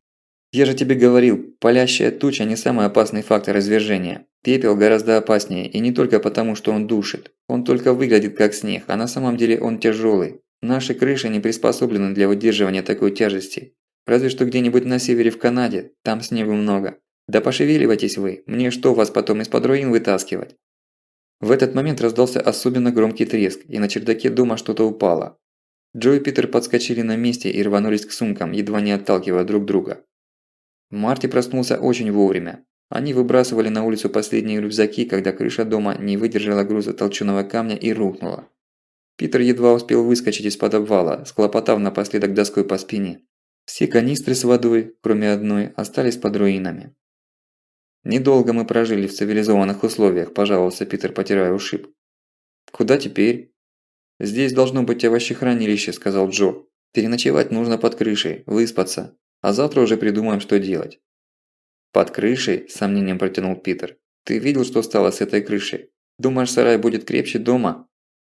«Это Вайоминг, сынок», – усмехнулся фермер. «Здесь зимой холодно. В сараях овощи не держат, иначе они бы померзли. Здесь овощехранилища делают под землей. Если это нормальная ферма, оно должно быть где-то тут, недалеко.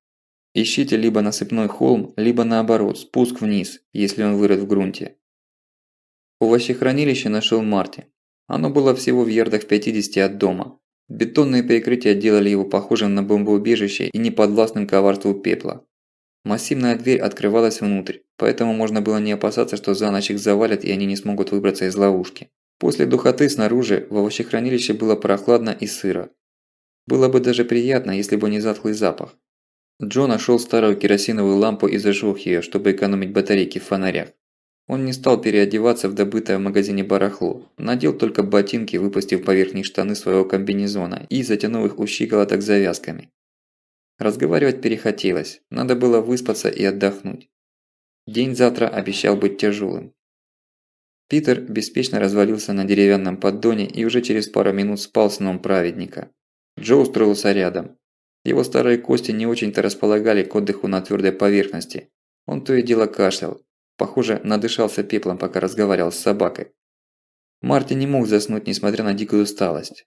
Он прислушивался к ставшему ненавистным шороху падающего пепла за дверью и смотрел на спокойные лица своих товарищей по несчастью. Странное дело, если бы не катастрофа, он никогда бы не узнал их. У них не было никаких шансов пересечься, они были людьми абсолютно не его круга. Питер – бессовестный авантюрист, но у него в некоторые моменты вдруг проскальзывало что-то человечное, что он глубоко прятал под своей якобы толстой шкурой. Джо – спокойный, рассудительный, неторопливый и надежный. Меньше суток они вместе, но уже столько пережили, что казалось, они знакомы всю свою жизнь. Еще более странным было то, что среди них пока не выделялся явный лидер. Марти считал, что это в мужских компаниях происходит буквально в первые минуты знакомства. Но тут правило дало сбой. Он не питал иллюзий, сам он не был никаким лидером и не мог бы претендовать на эту роль. Казалось бы, главный кандидат на эту должность Питер, но это был бы слишком опроветчивый вывод. Питер был двигателем, он постоянно что-то делал, держался уверенно и независимо. Но эта уверенность базировалась на основательном фундаменте Джо, а инстинктивное движение подпитывалось топливом знания Марти. Делая шаг, Питер оглядывался на них. Они очень удачно дополняли друг друга. И то, что они оказались в одно время в одном месте, ничем иным, как Божьим провидением, нельзя было объяснить. «Прекрасное утро», – саркастически заметил Питер. Марти открыл глаза. Ему показалось, что он только на секунду их прикрыл. Питер стоял в открытых дверях овощехранилища. На улице было по-прежнему темно. Марти глянул на часы. 7:30. Утра или вечера? Сколько они спали? Час или 12? «Добро пожаловать в 14 июня», – сказал Питер, заметив, что он проснулся. «Мы так долго спали?» «Не мудрено, после вчерашнего-то дня. Зато сил теперь хоть отбавляй. Можно пойти на медведя, можно по девочкам или в местный бар подраться с реднексами». «Я тоже красношеей», – усмехнулся Джо, услышав городское прозвище деревенских парней. «Ты старый красношеей», – засмеялся Питер. «С тобой драться неинтересно». «Ну да, кому интересно уходить из бара со сломанными ребрами?» – не остался в долгу Джо.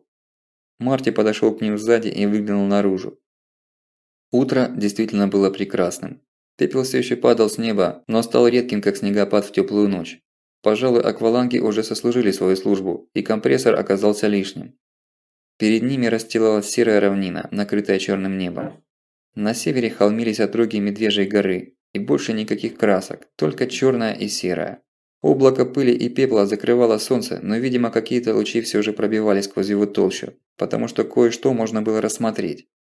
Они разглядели даже занесенный пеплом пикап. Он оказался совсем близко. «Сегодня не так жарко», – сказал Питер. «Будет легче, чем вчера». Действительно, той изнуряющей духоты уже не было. Неприятная мысль кольнула Марти. Это был очень нехороший признак. Радоваться тут было нечему. Первый день-два полевой покров работал как одеяло, удерживая тепло прогретой земли под собой. Но понемногу тепло просачивалось через облака вверх, в атмосферу, а вот солнечные лучи пыль задерживала надежно. И теперь с каждым днем будет становиться все прохладней. Марти решил пока не делиться своими опасениями с товарищами. И без того забот было предостаточно. «Нам нужно как-то отсюда выбираться», – сказал он. «Ага, сейчас наденем твои лыжи и поедем», – невесело хмыкнул Питер. «Давайте-ка посмотрим в тех сараях», – предположил Джо. «Крыша вроде бы цела. По-моему, они больше похожи на гаражи, чем на коровники». Через 5 минут Питер уже с восторгом выкатывал из гаража снегоход. «Вот то, что нам надо. Груза на них, конечно, много не увезешь, зато полная мобильность. Мы больше не будем зависеть от дорог». Питер дал газу, вылетая на заснеженный двор, но снегоход от чего-то отказался лететь. Он ревел движком, но ехал медленно. «Переключи скорость», – посоветовал Марти. Но Питер заглушил мотор, слез со снегохода и начал что-то в нем разглядывать. «Ничего не получится», – со вздохом сожаления уведомил он. «Что такое?» Марти подошел поближе. «Смотри сам». Передняя лыжня снегохода была стерта, будто по ней прошлись грубым напильником. Марти взял в руку горстку пепла и потер ее пальцами. «Да», – согласился он, – «это не снег, это мелкий абразив. Скользить по нему не получится. Думаю, меньше чем через милю от этой лыжи просто ничего не останется. Надо искать другой вид транспорта». «Бросьте вы свои санки, мальчишки!» – крякнул из дверей второго сарая Джо. «Я нашел кое-что получше». Его находка действительно была гораздо полезнее. Это был великолепный вездеход Wildcat на широких резиновых гусеницах. Просторная кабина, тентованный кузов, два больших бака для дизельного топлива. Это была отличная машина, предназначенная для езды по снегу или песку. Хозяин ранчо, разумеется, при покупке имел в виду именно снежные поля Вайоминга. Зимой тут этого добра хватало. Но сейчас эта машина оказалась как нельзя кстати. Марти с сомнением смотрел на Wildcat. «Думаешь, писать ли хозяевам расписку?» – хохотнул Питер, похлопывая кота по красному, как у пожарной машины, боку. «Нет», – отмахнулся Марти. Он уже начал свыкаться с мыслью о том, что он банальный мародер. «Абразив. Я боюсь, что он будет жрать эти резиновые гусеницы».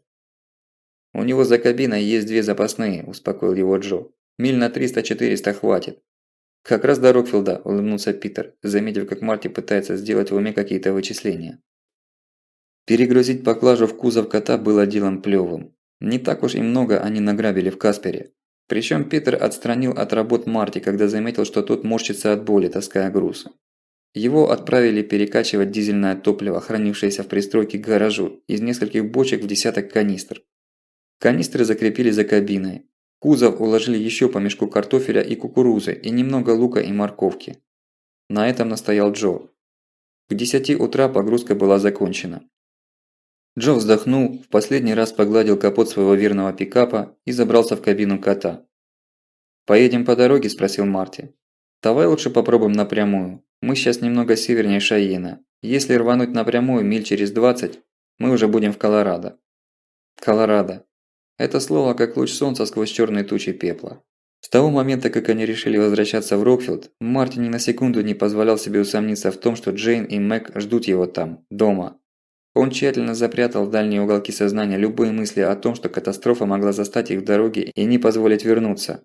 Они дома. Точка. Весь мир съежился для него в один маленький городок на юге Колорадо. Кроме Рокфилда, на земле больше не существовало ничего. «Вряд ли это удастся», – с сомнением сказал Джо. «Это не Техас, где можно в любой момент свернуть в поле и ехать по нему сотню миль, не касаясь руля. Здесь в горах много дорог и тропинок, но сейчас они под слоем пепла. Мы их просто не разглядим». «Но попробовать нужно», – отмахнулся Питер. Джо вздохнул, но сел за рычаги кота. Питер и Марти никогда не управляли транспортным средством, у которого бы не было руля или хотя бы штурвала. Вездеход легко катил по каменному снегу. Фары включать не было необходимости. Вокруг не было так темно, как вчера. Скорее было похоже на поздние сумерки.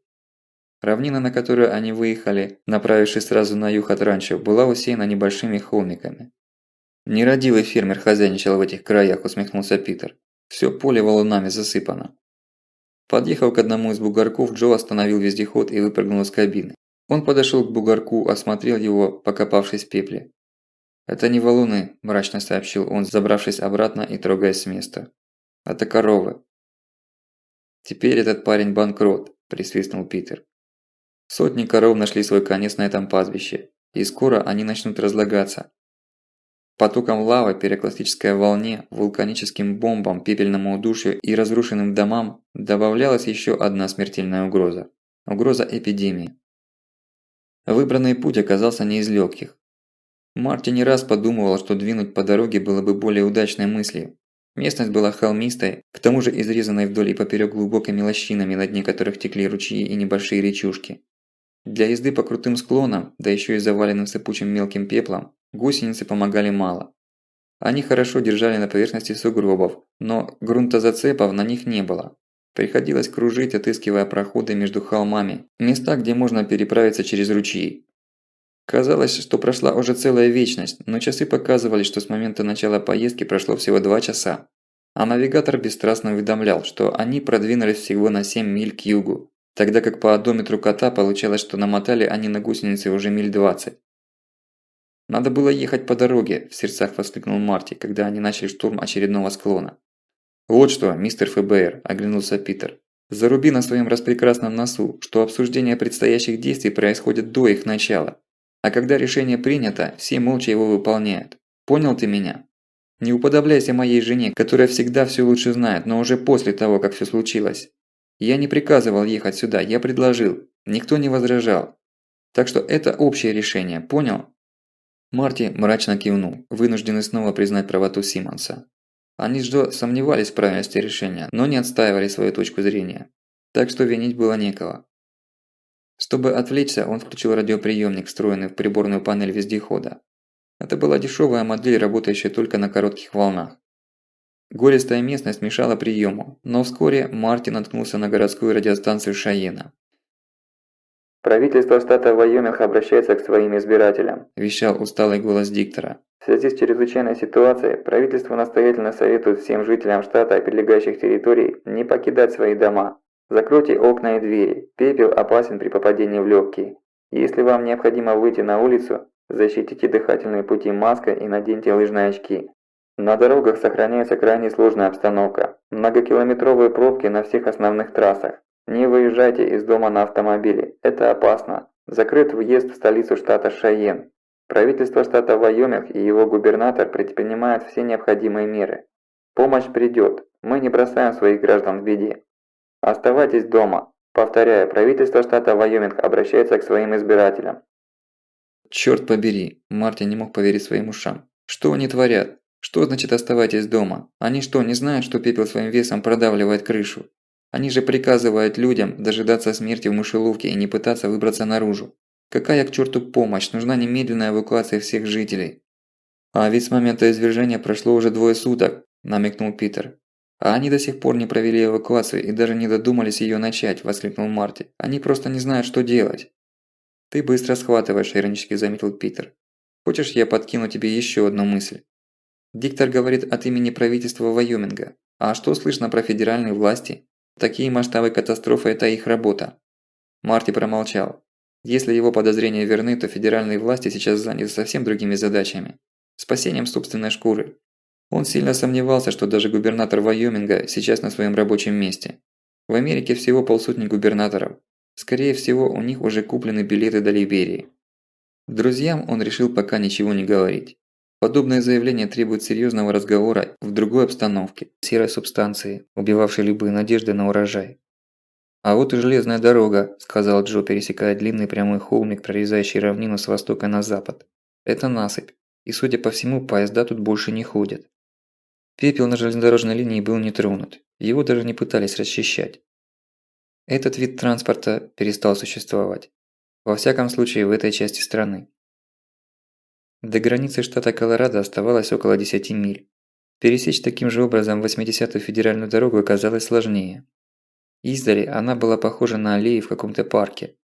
Длинная цепочка неподвижных огней уходила на запад, к Шайену, до которого было чуть больше 20 миль. Слева, на востоке, она светилась желтыми и белыми огнями фар, а на запад уходили красные огни задних фонарей. Сотни автомобилей стремились в этот город. Бессмысленно и самоубийственно, как ночные бабочки стремятся к сжигающему их костру. Обе полосы шоссе по направлению к Шайену стояли. Машины скучились так, что не могли теперь проехать ни вперед, ни назад. Зато встречная полоса была абсолютно свободной, но это объяснялось незаконопослушностью водителей. Снегоуборочная техника сгребала пепел на разделительный газон, и сейчас полосы разделял пепельный сугроб глубиной в 3-4 фута. Ни один обычный автомобиль, даже полноприводный внедорожник, не смог бы преодолеть эту преграду. Джо остановил вездеход в сотни ярдов от дороги. Надо было решить, как преодолеть это неожиданное препятствие. «Думаю, надо двинуть на восток вдоль шоссе. Когда-нибудь эти машины кончатся», – предложил Питер. Джо с сомнением посмотрел вдоль трассы. Видимость была посредственная, не больше полумили, но насколько хватало взгляда, ряды фар уходили во мглу. «Надо объяснить этим несчастным, что в Шайене им делать нечего», – сказал Марти. «Они ищут спасения там, где была цивилизация. Но сейчас город – огромная мышеловка. Нужно бежать из города, а не в него. Пусть лучше едут на восток. Там слой выпавшего пепла будет намного меньше». «Лет 10-20 назад так и было бы», – с горечью сказал Джо. «Тогда американцы сами боролись за свою жизнь и рассчитывали только на себя. При любом кризисе города пустели. Но народ избаловали социальными подачками. Теперь все люди не карабкаются сами, а требуют от правительства и прочих чиновников, чтобы их спасали другие люди. Теперь они бегут в город, где есть полиция, социальная служба, больницы, страховые компании, адвокаты и психоаналитики». «Что же делать?» – беспомощно сказал Марти. «Где твое удостоверение?» – неожиданно спросил Питер. «Зачем тебе?» – подозрительно посмотрел на него Марти. «Ты же представитель власти!» – воскликнул Питер. «И ты знаешь, что происходит. Так сделай свое дело. Помоги этим несчастным выбрать правильное направление». Въезд в Шайен закрыт. Дорога на запад заблокирована. Движение невозможно. Я из ФБР, я представляю правительство Соединенных Штатов. Разворачивайтесь и езжайте на восток так далеко, как только сможете». Марти стоял на крыше кабины кота и кричал в микрофон громкоговорителя, который вывели ему наружу из кабины. Джо и Питер подсвечивали его мощными фонарями, и Марти ощущал себя рок-идолом на сцене. В распахнутой армейской куртке он действительно выглядел солидно. Он не надел ни респиратора, ни даже маски. Вездеход стоял в 10 ярдах от дороги. Множество людей выбрались из машин и сейчас со страхом и надеждой внимали ему. Много часов они провели запертые в своих железных коробках, ставших вдруг ловушками. Паника пожирала их, и сейчас любой человек, говоривший от имени властей, да еще указывающий путь к спасению, казался им мессией. «Что происходит?» – раздался женский голос, близкий к истерике. «Почему нас не впускают в Шайен?» «В национальном парке Йеллоустон взорвался супервулкан», – ответил Марти. «Вулкан огромной мощи. Погибло много людей. Облако пыли и токсичного пепла накрыло огромные территории, поэтому вам нужно держаться как можно дальше от этих мест. Надо уезжать на восток, а вы, наоборот, едете в ту сторону, где все еще хуже. Шайен переполнен беженцами, власти не справляются с потоком людей. Вы не найдете там помощи. Помощь можно получить только на юге или востоке, где последствия катастрофы гораздо менее ужасны. Разворачивайтесь и уезжайте туда». «У нас нет вертолетов», – донесся злой мужской голос. «А руки и лопаты у вас есть?» – теперь разозлился и Марти. Быть в 5 ярдах от спасения и ничего не предпринять, дожидаясь помощи от властей – это было выше его понимания. Он спрыгнул с крыши и пошел к стаду машин. Питер схватил дробовик и поспешил вслед за ним прикрывать. Джо забрался в кабину, чтобы в любой момент быть готовым. «Почему нет спасателей?» – заглядывая ему в глаза, спрашивала немолодая женщина, прижимая к груди маленькую собачку. «Почему нас все бросили?» «Мэм, это не авария на шоссе и даже не взрыв на фабрике. Это катастрофа планетарного масштаба», – терпеливо объяснил ей Марти, пробираясь к разделительной полосе. «Число жертв огромно. Наши спасательные службы просто не рассчитаны на катастрофу такого масштаба. Поверьте, они делают все, что в силах и даже более того, но они не могут сделать больше, чем могут физически». Марти сам не был уверен в том, что он говорит. Более того, он был уверен в обратном, но не мог сказать этого перепуганной женщине, нуждающейся в хоть какой-то поддержке. «Говорят, западному побережью крышка», – с неуверенной ухмылкой перебил его полный вспотевший мужчина. Он был заметно пьян и перепуган, пожалуй, даже больше, чем владелица собаки. Марти не успел ничего ответить, за него это сделал Питер.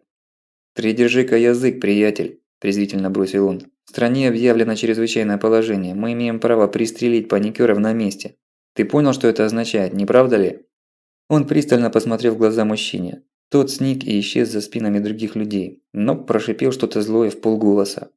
«Я всё слышал», – плотоядно ухмыльнулся Питер. «Ты в чёрном списке, приятель. Лучше бы тебе сменить внешность, когда всё кончится, чтобы я тебя не нашёл. Займись для смеха фитнесом, это тебе точно не повредит». Осмотр разделительного газона показал, что ни одна из присутствующих на шоссе машин его преодолеть не сможет. «Какого чёрта они это сделали?» – выругался Питер. «Не смогли свалить на обочину?» Встречная полоса была издевательски расчищена и пустынной. «Часто ездит снегоочиститель?» – спросил Марти.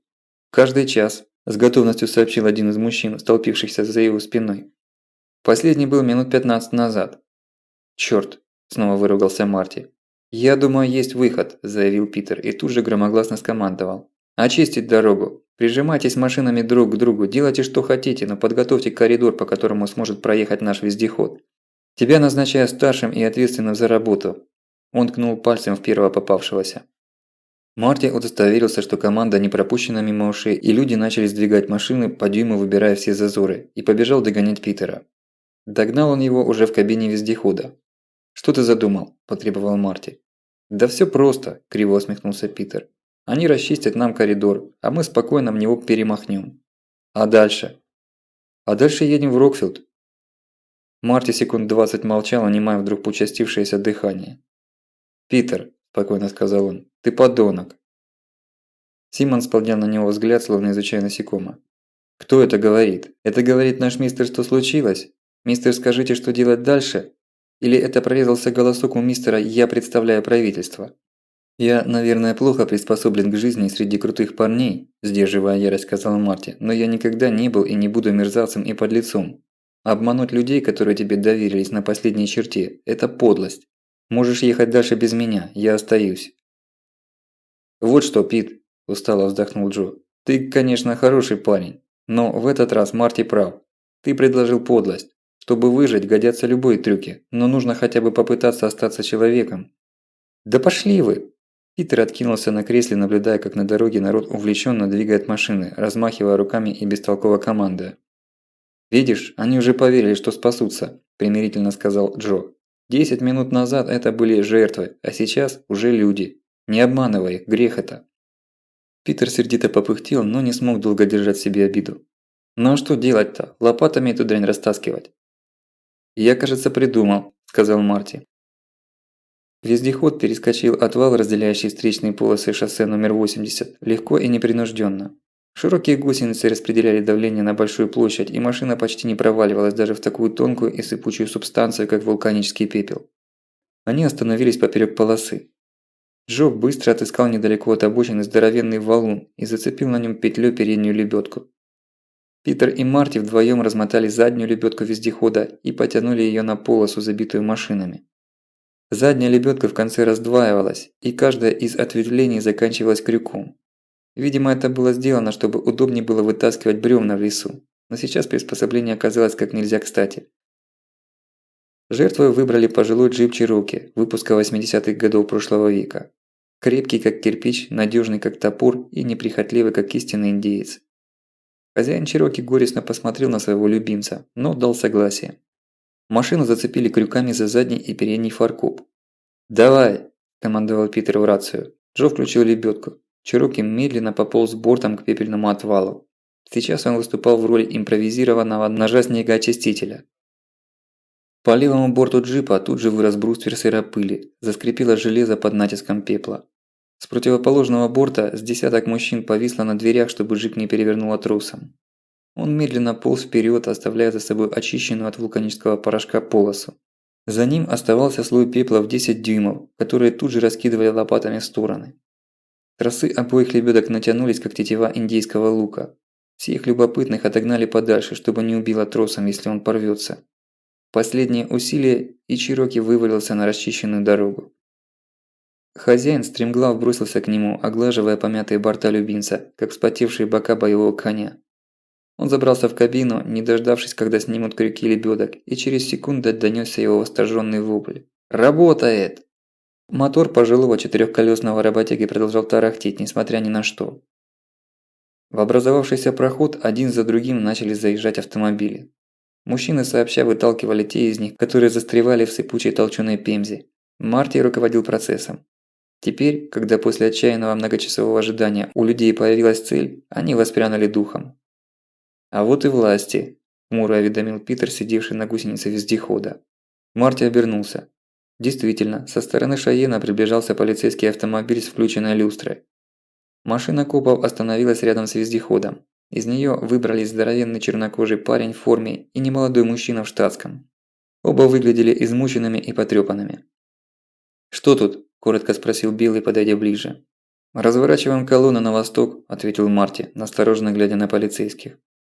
Он понимал, что их акция в Каспере не могла стать известна здесь, но сердце все равно предательски колотилось. «А вы кто такие? Есть какие-то документы?» «Мартин Хайсмит, Федеральное бюро расследований», – представился Марти, показав удостоверение. «Остальные со мной выполняют правительственное задание». На провинциальных копов упоминание ФБР всегда действовало безотказно. В 9 случаях из 10 это вызывало ревнивую неприязнь и одновременно полное исчезновение интереса. И в очень редких случаях – подобострастное преклонение и готовность выполнять любое указание. Хоть перебрать вручную архив за последние 50 лет, хоть за кофе сбегать. Этот коп оказался невосприимчив к красивым бумажкам. «Аналитик», – хмыкнул он, умудрившись в темноте при свете фар прочитать должность Марти, напечатанную мелким шрифтом. С каких пор аналитики ФБР стали разводить колонны и выполнять правительственные задания? Пока Марти придумывал достойный ответ, коп сам избавил его от этой необходимости. «Да ладно», – закашлявшись, сказал он, – «мне плевать, кто вы такие и какого чёрта тут делаете. Хорошо, что вы развернули эту колонну. Город закрыт, и сюда не могут въехать даже машины с продовольствием и предметами первой необходимости». В Шайене стало горячо. Я бывал в Нью-Йорке, там, по-моему, народу меньше. А все едут в Шайен с востока. Идиоты, закупорили все трассы. Надо перенаправлять поток на юг, но на подступах к Денверу тоже все забито. «А с севера?» – спросил Марти. «А с севера почти никого нет», – сокрушенно вздохнул полицейский. «Кажется, там дело худо. Вы отправляли кого-нибудь туда?» «Эй, парень, я коп, я никого никуда не отправляю, это меня отправляют. Но даже я знаю, что за Дагласом живых нет». Со стороны Небраски показался снегоочиститель. Он непрерывно сигналил, предупреждая несущиеся прямо на него автомобили. «Какого чёрта он тут мотается?» – зло спросил Питер. «Для кого он чистит дорогу? Почему ему никто не сказал, что изолировать полосы нельзя? Что нужно пробить перемычки для разворота?» «Ты не очень-то наезжай на меня, парень», – недовольно буркнул полицейский. Его чернокожий напарник вернулся в машину и, кажется, тут же заснул. Он сам не додумается, что сделать, а распоряжения ему давать некому. С начальством у нас проблемы возникли. «Ну так вы скажите ему, чтобы пробил каналы через каждую милю». «Хорошая мысль». «Морган, хватит дрыхнуть, иди сюда!» Напарник выбрался из машины, получил инструктаж и пошел тормозить снегоочиститель. Похоже, что он делал это, не приходя в сознание. «А что, федеральные власти?» – спросил Марти. Коп ухмыльнулся, глядя на него. «Знаешь, парень, ты первый представитель федеральных властей, которого я вижу за последние 2 дня. И у меня хреновое предчувствие, что я их еще долго не увижу». Он развернулся и двинулся к машине. «Офицер, хочу дать вам совет!» – крикнул вслед Питер. «Что еще?» «Когда пробьете места для разворота, не отъезжайте от них, пока не убедитесь, что их используют именно для разворота, а не для того, чтобы рвануть в Шайен по пустому шоссе. С них станется». Полицейский кивнул и нетвёрдой походкой ушел к машине. «Машины с продовольствием, говоришь, не могут пробиться», – криво усмехнулся Питер, глядя на пустынную встречную полосу, ведущую в столицу штата. А от недосыпа и усталости даже соврать толком не может. Никто и не думал посылать сюда помощь. Питер балагурил, словно стычки и не было. Джо сдержанно улыбался, работал рычагами. Марти тоже ощущал прилив сил. То, что они сделали на шоссе, окрыляло его. И, похоже, не его одного. Из бегущих, словно мыши от потопа беспомощных людишек, они в одночасье превратились в людей, способных, если не противостоять стихии, то, во всяком случае, организовать из толпы что-то упорядоченное, направить людей к спасению. Они больше не ощущали себя бесполезными щепками в водовороте. «Мы в Колорадо», – возвестил Питер, сверившись с навигатором. Марти встрепенулся и выглянул в окно. Он ждал этого момента. Ему казалось, что в Колорадо все будет совсем по-другому. Но вокруг, насколько хватало глаз, была все та же картина. Серая, засыпанная пеплом равнина и такие же серые, словно поседевшие холмы с обеих сторон. Красный штат, получивший свое название из-за своей рыжей земли, изменил свой цвет. Разочарование было слишком велико, чтобы Марти смог его скрыть. Питер заметил его вытянувшееся лицо и рассмеялся. «А ты думал, что здесь сады цветут?» «Ну ничего, зато до Рокфилда осталось 250 миль по прямой. Чуть больше, чем мы уже сделали. Если ничто нам не помешает, то завтра к обеду будем дома». Марти не слишком искренне улыбнулся. «А что там этот недоумок говорил про западное побережье?» Напомнил Питер. «Может, попробуешь радио поймать? Только не чёртову радиостанцию Шайена. Ненавижу этих лицемеров». Здесь, на равнине, изрезанной невысокими взгорьями и небольшими каньонами, волны распространялись лучше, и Марти сумел поймать несколько радиостанций. От услышанного волосы встали дыбом. В это было трудно поверить, но после того, что они уже видели собственными глазами, приходилось верить во всё, что угодно. Из-за мощнейших толчков, сопровождавших извержение супервулкана, произошли сдвиги тектонических пластов. На востоке от Йеллоустоуна они не очень ощущались, потому что основной удар подземной стихии пришелся именно на западное побережье. Трясло по всему протяжению Кордильер, но особенно чувствительно вздрогнули береговой хребет и Сьерра-Невада. Пострадали и Сан-Франциско, и Портленд, и даже Сиэтл. Но хуже всего обстояли дела в гиперполисе Сан-Анджелес. Так в последнее время все чаще называли фактически непрерывную цепь прибрежных городов от Сан-Диего до Санта-Моники, включающую в себя и Лос-Анджелес. Очень густо населенный район давно привык к землетрясениям, но никто там не рассчитывал на толчки в 10 баллов. К тому же они сопровождались оползнями невиданных масштабов. Таким оползнем была фактически стерта с лица земли уютная и беспечная Санта-Барбара. Разрушения были огромные, жертвы исчислялись десятками тысяч. Запад не слишком пострадал от пепла. Он засыпал большей частью безжизненные пустыни Невады, прерии Аризоны и восточные районы штатов Орегон и Вашингтон. Но и без него разрушений хватало. Всё благополучное западное побережье было объявлено зоной стихийного бедствия. Те, кто уцелел к западу от Йеллоустоуна, попали в гигантскую ловушку. На севере продолжал бушевать супервулкан, на западе пылали разрушенные землетрясением прибрежные города. На востоке непреодолимым барьером стояли и в обычное время негостеприимные скалистые горы. А за ними лежали заваленные пеплом центральные штаты. С юга, из Мексики, доходили страшные слухи. Говорили о сотнях тысяч погибших в Мехико и Гвадалахаре, перенаселенных мегаполисах, лежащих высоко в горах. Точно известно было только о том, что в результате гигантских оползней в Калифорнийском заливе возникла волна, схожая с цунами, которая опустошила прибрежные города и поселки. Но самые странные сообщения поступали с востока страны. Под предлогом предотвращения гуманитарной катастрофы власти центральных штатов – Техаса, Канзаса, Небраски и обеих Дакот – в срочном порядке перекрывали все дороги, ведущие из пострадавших районов на восток, в уцелевшие штаты. Для того, чтобы остановить колонны беженцев, были задействованы и полиция, и Национальная гвардия, и добровольная милиция. По неподтвержденным сведениям подтягивались армейские части. Хотя законы США прямо запрещают использование вооруженных сил внутри страны. Но до законов ли, когда рушится мир? На помощь к техасцам, едва справляющимся с потоком беженцев, перебрасывались дополнительные силы из восточных штатов. Мышеловка стремительно захлопывалась. Тем, кто остался с западной стороны барьера, строго предписывалось вернуться в свои дома и дожидаться помощи. Вот только распоряжения эти исходили от руководства отдельных штатов. Тех штатов, что поставили на пути спасения преграду. Кто им мог поверить?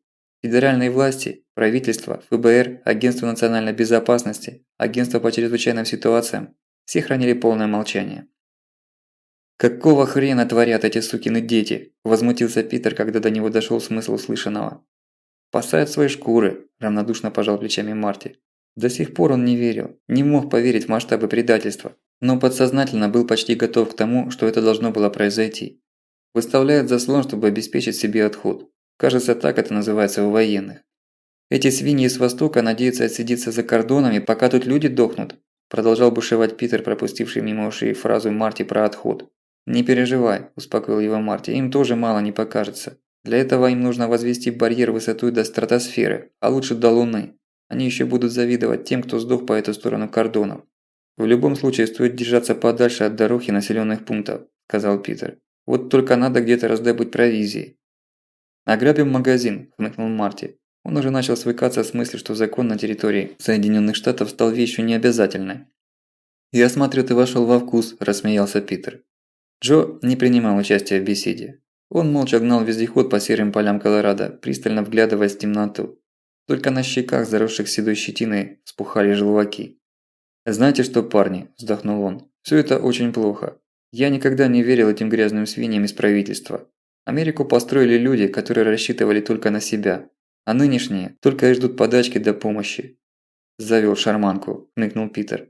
«Тебе бы на пару сотен лет раньше родиться, Дикий Запад осваивать, с команчами драться и бизонов стрелять».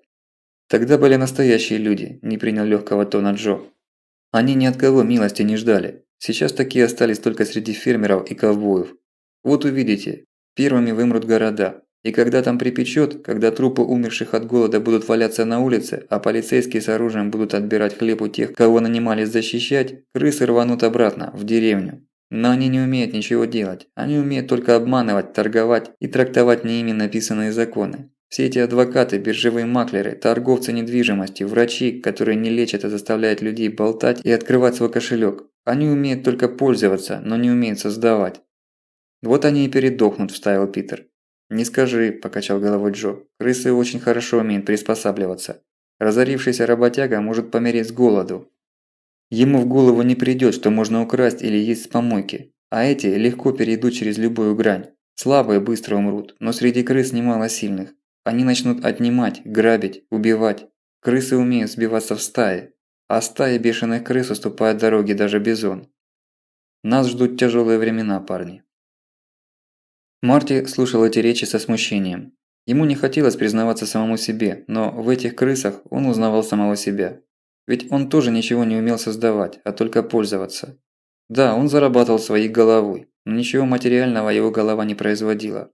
И действительно, хотя его «я» сопротивлялась, но он легко перешел ту грань, о которой за несколько часов до этого даже подумать не мог. Он мародерствовал, взламывал магазин и чужой дом. А если настанет необходимость отнять, ограбить, убить? Так ли крепки его моральные принципы, чтобы сейчас твердо сказать самому себе? Этого не будет никогда. Он был уже не слишком уверен в этом. Марти пошарил под сиденьем, чтобы попить. Такие мрачные мысли вызывали у него жажду. «А вода-то кончилась», – удивленно сказал он, покачав в руке пустую пластиковую бутылку. Во время инцидента на шоссе никто из них не додумался пополнить запас воды. Впрочем, вряд ли кто-нибудь с ними поделился. Вода становилась дорогим ресурсом. «Смотрите, огонь!» – воскликнул Питер. Они посмотрели в сторону, куда указывал Симмонс. На серой, бесцветной равнине одиноко светился огонек. Он был желтым и не мигающим, видимо электрическим. Приглядевшись, они разглядели рядом с ним несколько темных пятен. «Это ферма или ранчо», – уверенно сказал Джо. «Поедем туда. Может быть, людям нужна помощь». «Нам самим бы кто помог», – сварливо сказал Питер. «Заодно воды попросим», – успокоил его старик. «Всё равно без воды нам никуда». Это действительно оказалась ферма. Она была больше и богаче той, где они ночевали. Крепкий, надежный дом, довольно много больших строений, сараев, коровников, гаражей, своя водокачка, собственный дизельный генератор, который негромко тарахтел под навесом. Крыши всех сооружений были покрыты совсем тонким слоем пепла. Его тщательно убирали, как снег зимой. Между ними были расчищены дорожки. В окнах было темно. Единственный свет исходил из небольшого окошка, видимо в туалете. Если бы не это, они бы просто не заметили присыпанное пеплом раньше и проехали бы мимо.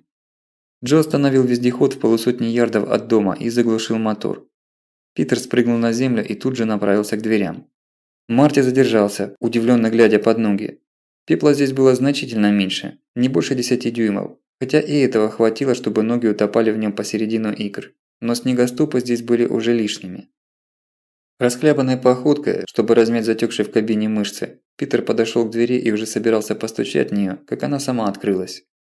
Питер отпрянул назад. Из темного дверного проема на него смотрело дуло винтовки. «Стой, где стоишь, и скажи своим приятелям, чтобы тоже не шевелились», – произнес чей-то низкий голос. «Эй, дружище, аккуратней с этой штукой», – нервно усмехнулся Питер. «Ты можешь споткнуться и сделать мне в животе лишнюю дырку, а я такой услуги не заказывал». «Ты меня слышал?» В тишине отчетливо щелкнул предохранитель, и Питер поспешил крикнуть. «Парни, тут похоже занято. Хозяин просит вас не шевелиться».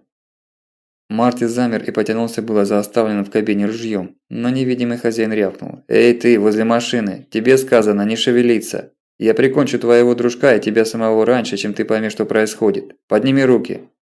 Марти был вынужден подчиниться. А сейчас быстро сели в свою развалюху и валите отсюда пока целы. Мы не принимаем гостей». Джо сбросил куртку на землю и, показывая пустые руки, двинулся к дому. «А ты куда прёшься?» – крикнул хозяин. «Мистер», – спокойно сказал Джо, – «мы не просимся в гости, хотя не отказались бы от кружки кофе и бутерброда. Нам просто нужна вода. Не могли бы вы налить нам пару канистр? У нас всё есть, и нам ничего от вас не нужно». «Я ничего не продаю», – упрямо выкрикнул хозяин. «А я ничего у вас не собираюсь покупать», – уже рассерженно заявил Джо, продолжая идти к дому. «Стой на месте!» Джо будто и не слышал этих слов. «Я фермер из Вайоминга», – сказал Джо. «У нас принято помогать тем, кто в этом нуждается. И уж точно не жалеть бесплатной воды из колодца. Наверное, у вас в Колорадо все по-другому, и среди честных фермеров завелись жлобы?» «Кого ты назвал жлобом?» «Тебя, трусливый идиот. Думаешь, я не понимаю, что ты не пускаешь нас, потому что боишься до икоты?» Несколько секунд из дверного проема не было слышно ничего, кроме рассерженного пыхтения. Все это время Питер гадал, кого невидимка пристрелит первым. Его, потому что ближе стоит, или не кстати развязавшего свой язык Джо.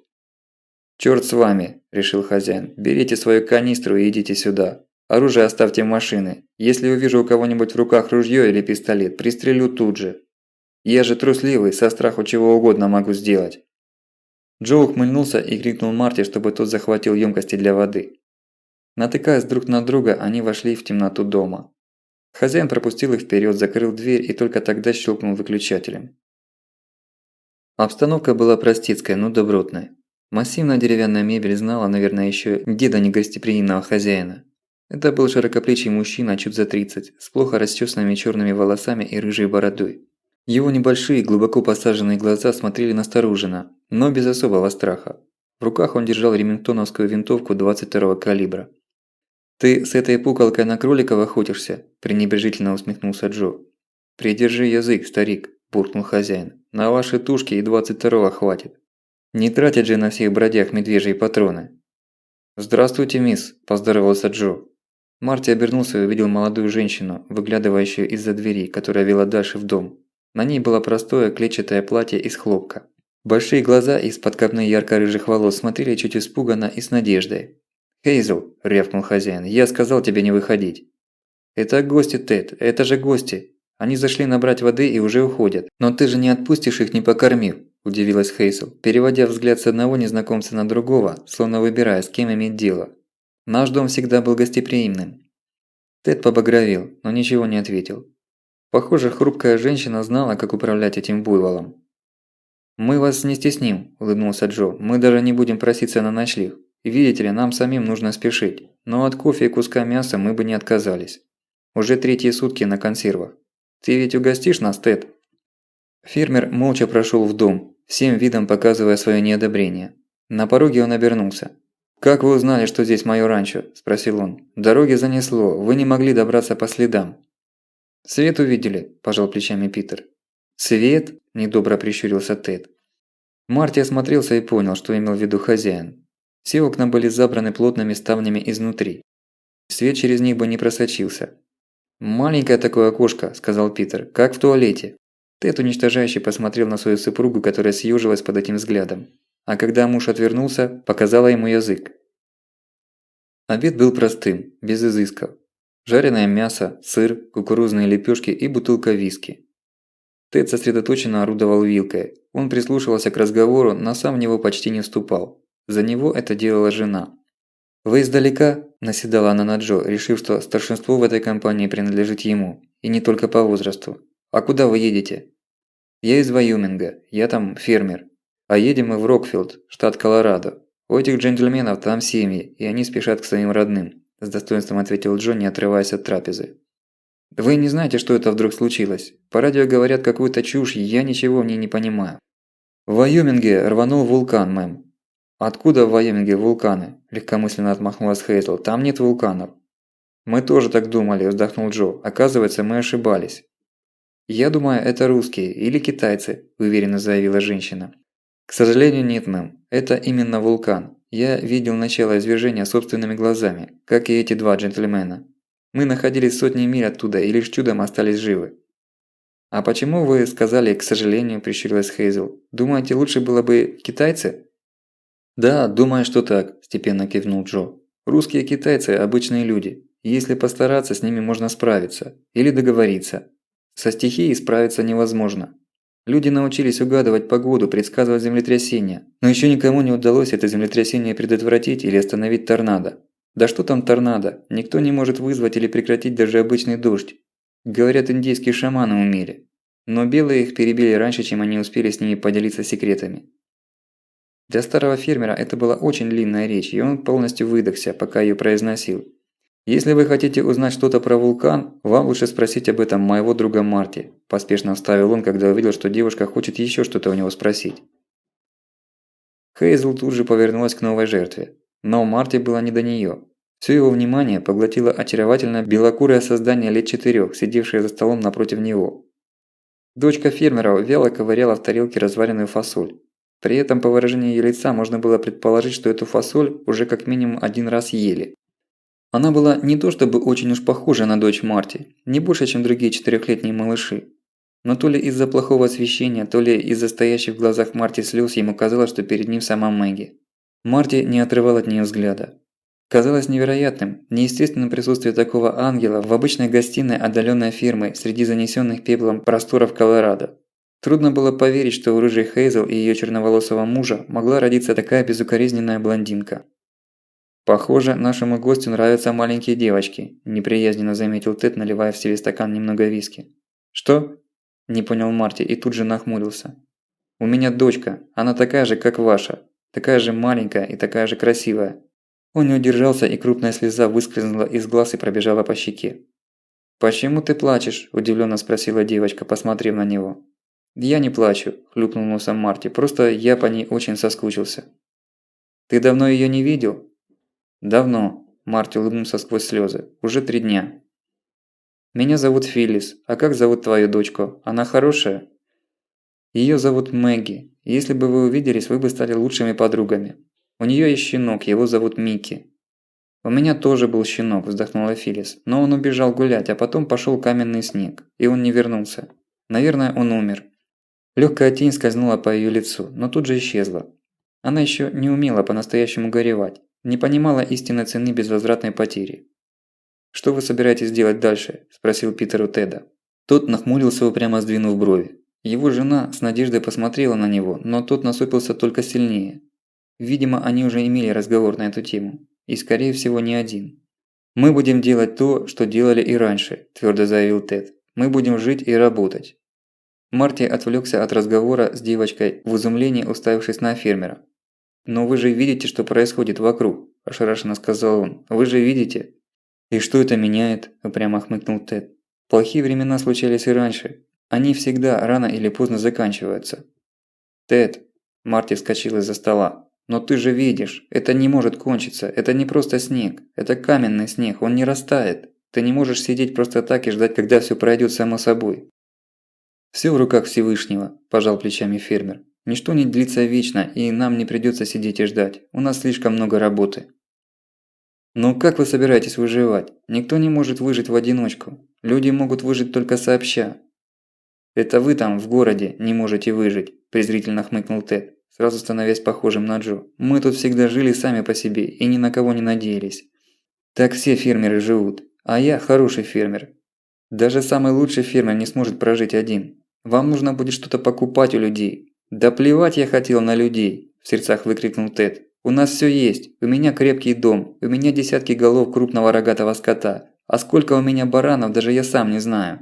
У меня огромный сарай с сеном с прошлого года. Я накосил его, чтобы продать соседям, но они разорились и уехали. Поэтому всё осталось мне, его хватит на несколько лет. У меня много зерна, овощей, картофеля, кукурузы. У меня есть скважина и электричество. У меня есть оружие, у меня есть транспорт. У меня закопано 2 цистерны с горючим. Мне ничего не нужно от людей. И если заткнётся телевизор в гостиной, неужели вы думаете, что я буду об этом сожалеть?» «Но это наш дом», – рявкнул Тед. «Эту ферму основал дед моего прадеда. Он погиб в схватке с индейцами. Наша семья всегда жила здесь. Мы не отдали землю, когда на неё положили глаз толстосумы. Мы не бросили её во время Великой депрессии, когда все бежали в города. Мы не оставили её во время нефтяного кризиса. Это наша земля, и уж точно никакой сраный вулкан не заставит меня уйти отсюда».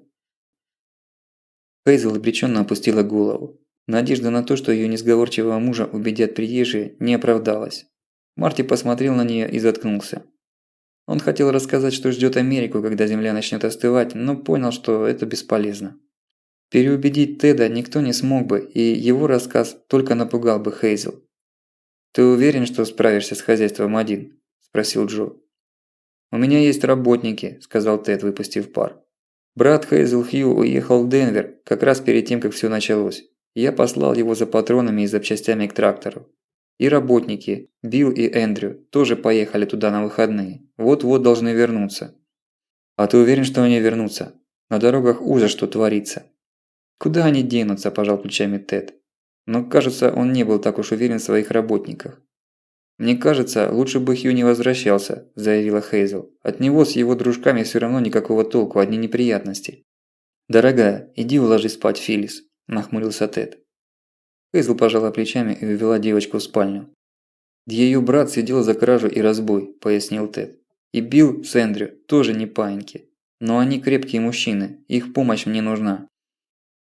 «Действительно, помощь тебе потребуется», – вставил молчаливый до сих пор Питер. «Ты хорошо спрятался, далеко от больших дорог, а маленькие дороги сейчас под слоем пепла. Но это все временно».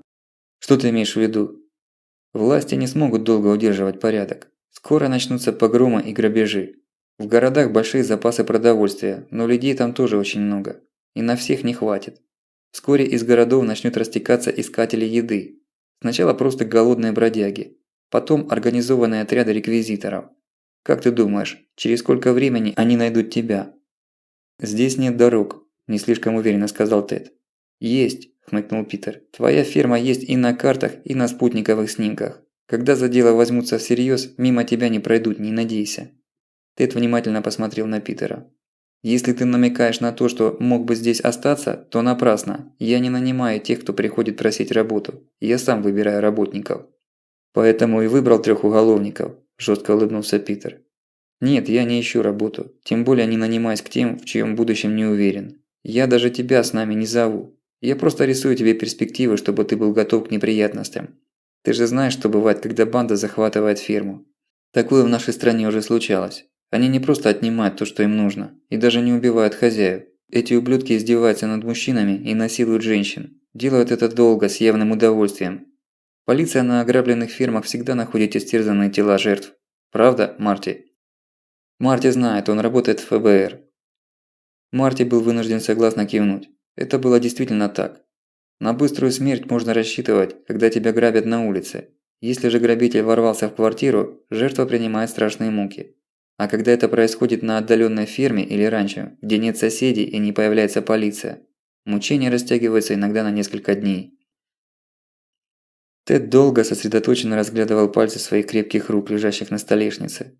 Это были сильные руки сильного человека, умеющего работать. Такие люди не умеют гнуться, поэтому под шквалом они обречены. «Вот что, джентльмены», – сказал Тед, поднимаясь. «Я дам вам несколько фунтов мяса, хлеба и другой провизии. Наберите воды, сколько вам нужно, и уезжайте отсюда как можно быстрее». Он подхватил винтовку и вышел из дому. «Зря ты так», – покачал головой Джо. «Не стоило так резко». «А зачем щадить чувства самоубийцы?» – раздраженно ответил Питер. «Сам-то ладно, но с ним остаются жена и дочь, между прочим». «Моя земля», – передразнил он. «Из-за своего ослиного упрямства он их обрекает на смерть». Джо снова покачал головой, вздохнул и вышел вслед за Тедом. Нужно было осмотреть вездеход. Тед как раз ходил возле кота туда-сюда, нервно смоля сигарету. Джо молча подошел, включил фонарь и начал осматривать гусеницу. Увиденное не слишком его порадовало. Последние несколько миль его напрягало неприятное подергивание левой гусеницы. Теперь он понял, почему это происходило. Мелкий абразив, из которого и состоял вулканический пепел, разъедал резину гусениц, как наждачная бумага. Кое-где резина стерлась аж до металла, соединяющего траки, и пальцы начали гулять в своих гнездах. «Хреново дело», – сказал Тед, подошедший сзади. «Много вы на нем намотали?» «Чуть больше 100 миль», – ответил Джо. «Ничего себе», – поразился Тед. «Я думал, с 1000, не меньше». «Эта чёртова дрянь жрёт резину и металл», – Джо с досадой стукнул кулаком по коленке. «Надо менять гусеницу. Даже не знаю, дотянем ли мы до Рокфилда, если дело и дальше будет идти так же». «Я помогу», – сам предложил Тед и усмехнулся. «И не только для того, чтобы вы быстрее отсюда убрались. На самом деле твои друзья все верно говорят. Но они говорят верно для себя. Меня они не знают. Я отсюда никуда не уйду. Если Бог решил, что пришло время нам умирать, мы умрем на своей земле, а не бродягами на чужбине». «Мы можем тебе чем-нибудь помочь?» – спросил Джо. Тед засмеялся. «Джо, у тебя маленький вездеход с небольшим кузовом, а у меня огромная фирма, на которой жили 7 поколений моих предков. Что у тебя есть такого, чего нет у меня? Хотя...»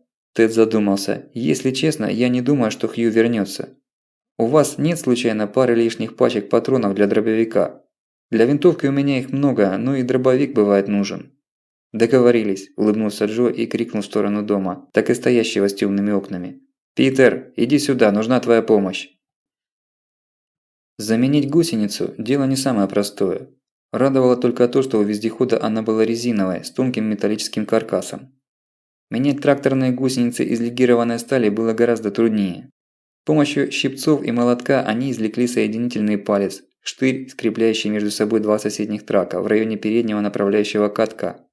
Часть гусеницы, не лежащая на поддерживающих роликах, упала на землю. Прямо перед ней, как продолжение, расстелили по земле новую гусеницу.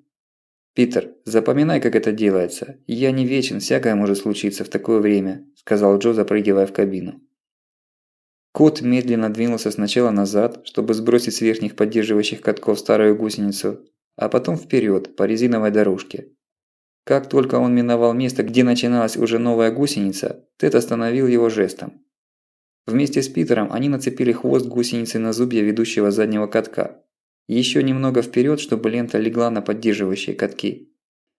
В свободное отверстие для пальца загнали монтировку и опять двинулись вперед, не давая гусенице проваливаться между катками. После этого на зубья переднего направляющего катка нацепили оставшуюся перед вездеходом часть гусеницы и немного сдали назад.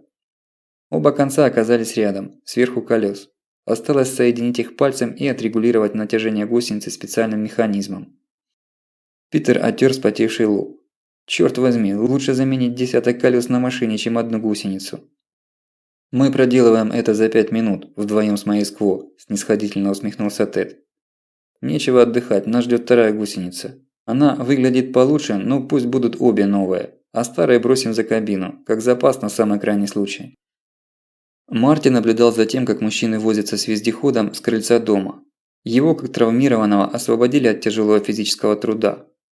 «Мистер!» – услышал он шепот сзади. Это была Хейзел. Она поманила его, одновременно прижимая палец к губам. Марти не понравился ее голос, но он поднялся и шагнул к ней в темноту дома. Хейзел тут же прижалась к нему всем телом и начала целовать в губы. Марти ошарашенно попятился, но она вцепилась в его плечи. Даже сквозь рубашку он почувствовал, как холодны ее пальцы. «Что вы делаете, мисс?» – испуганно пробормотал он. «Мистер, не бойтесь меня», – горячо шептала Хейзел. Ее руки, как две змеи, скользнули по всему телу Марти. «Я отдам вам все, что у меня есть. Я сделаю все, что вы скажете. Только помогите мне». «Как я могу вам помочь?» Марти вяло пытался отбиваться от ее натиска. «Вы сами сказали, что на ранчо нельзя оставаться». «Но ваш муж считает иначе.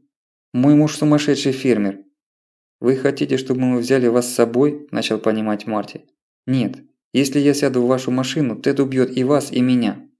«Ну что же, заберите Филлис».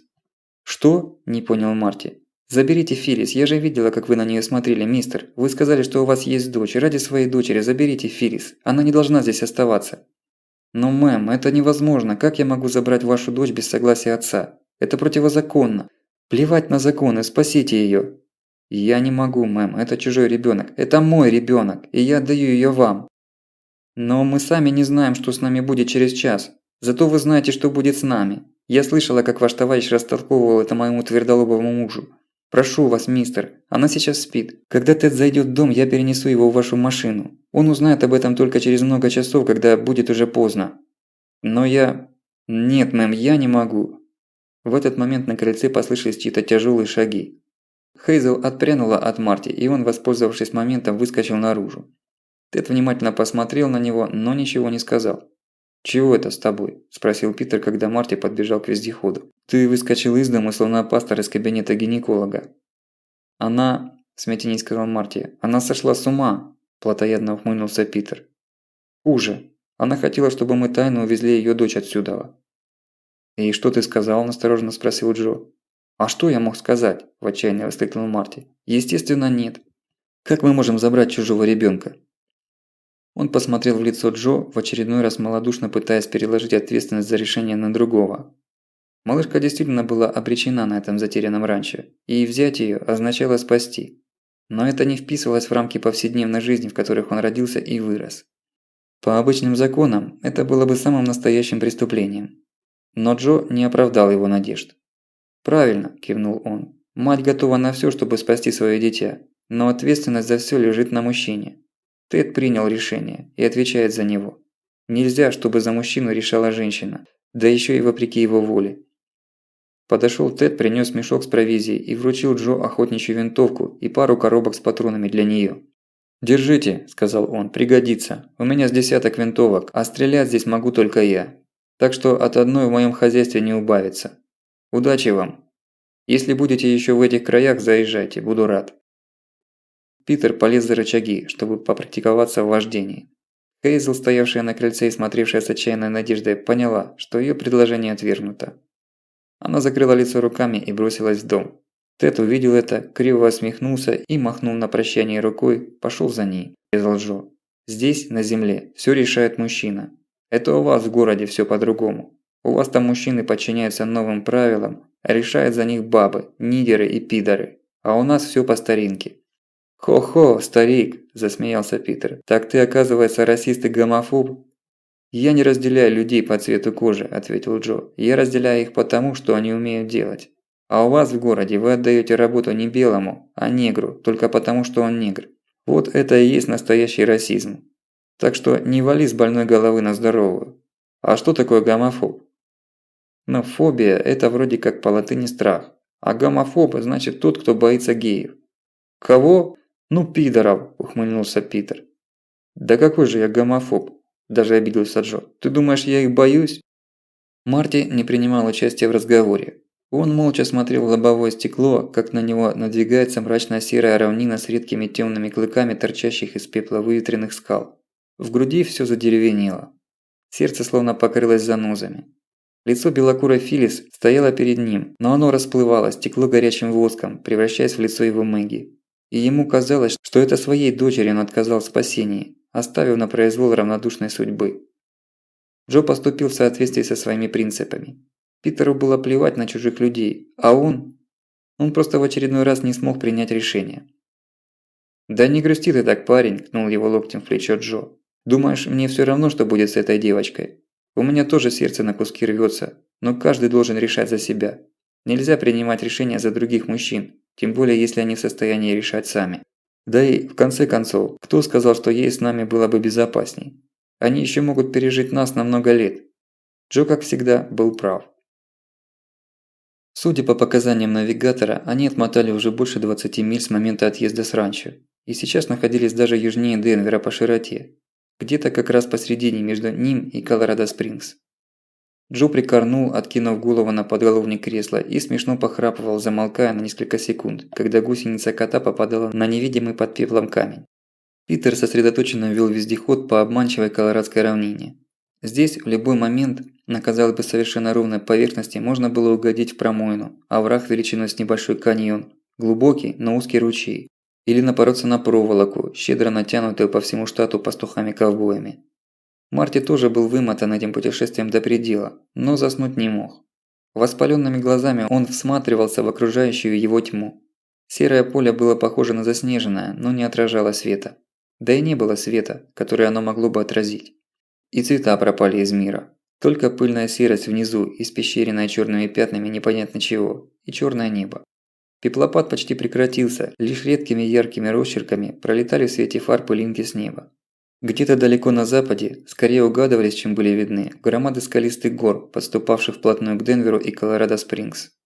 А может быть, это просто казалось.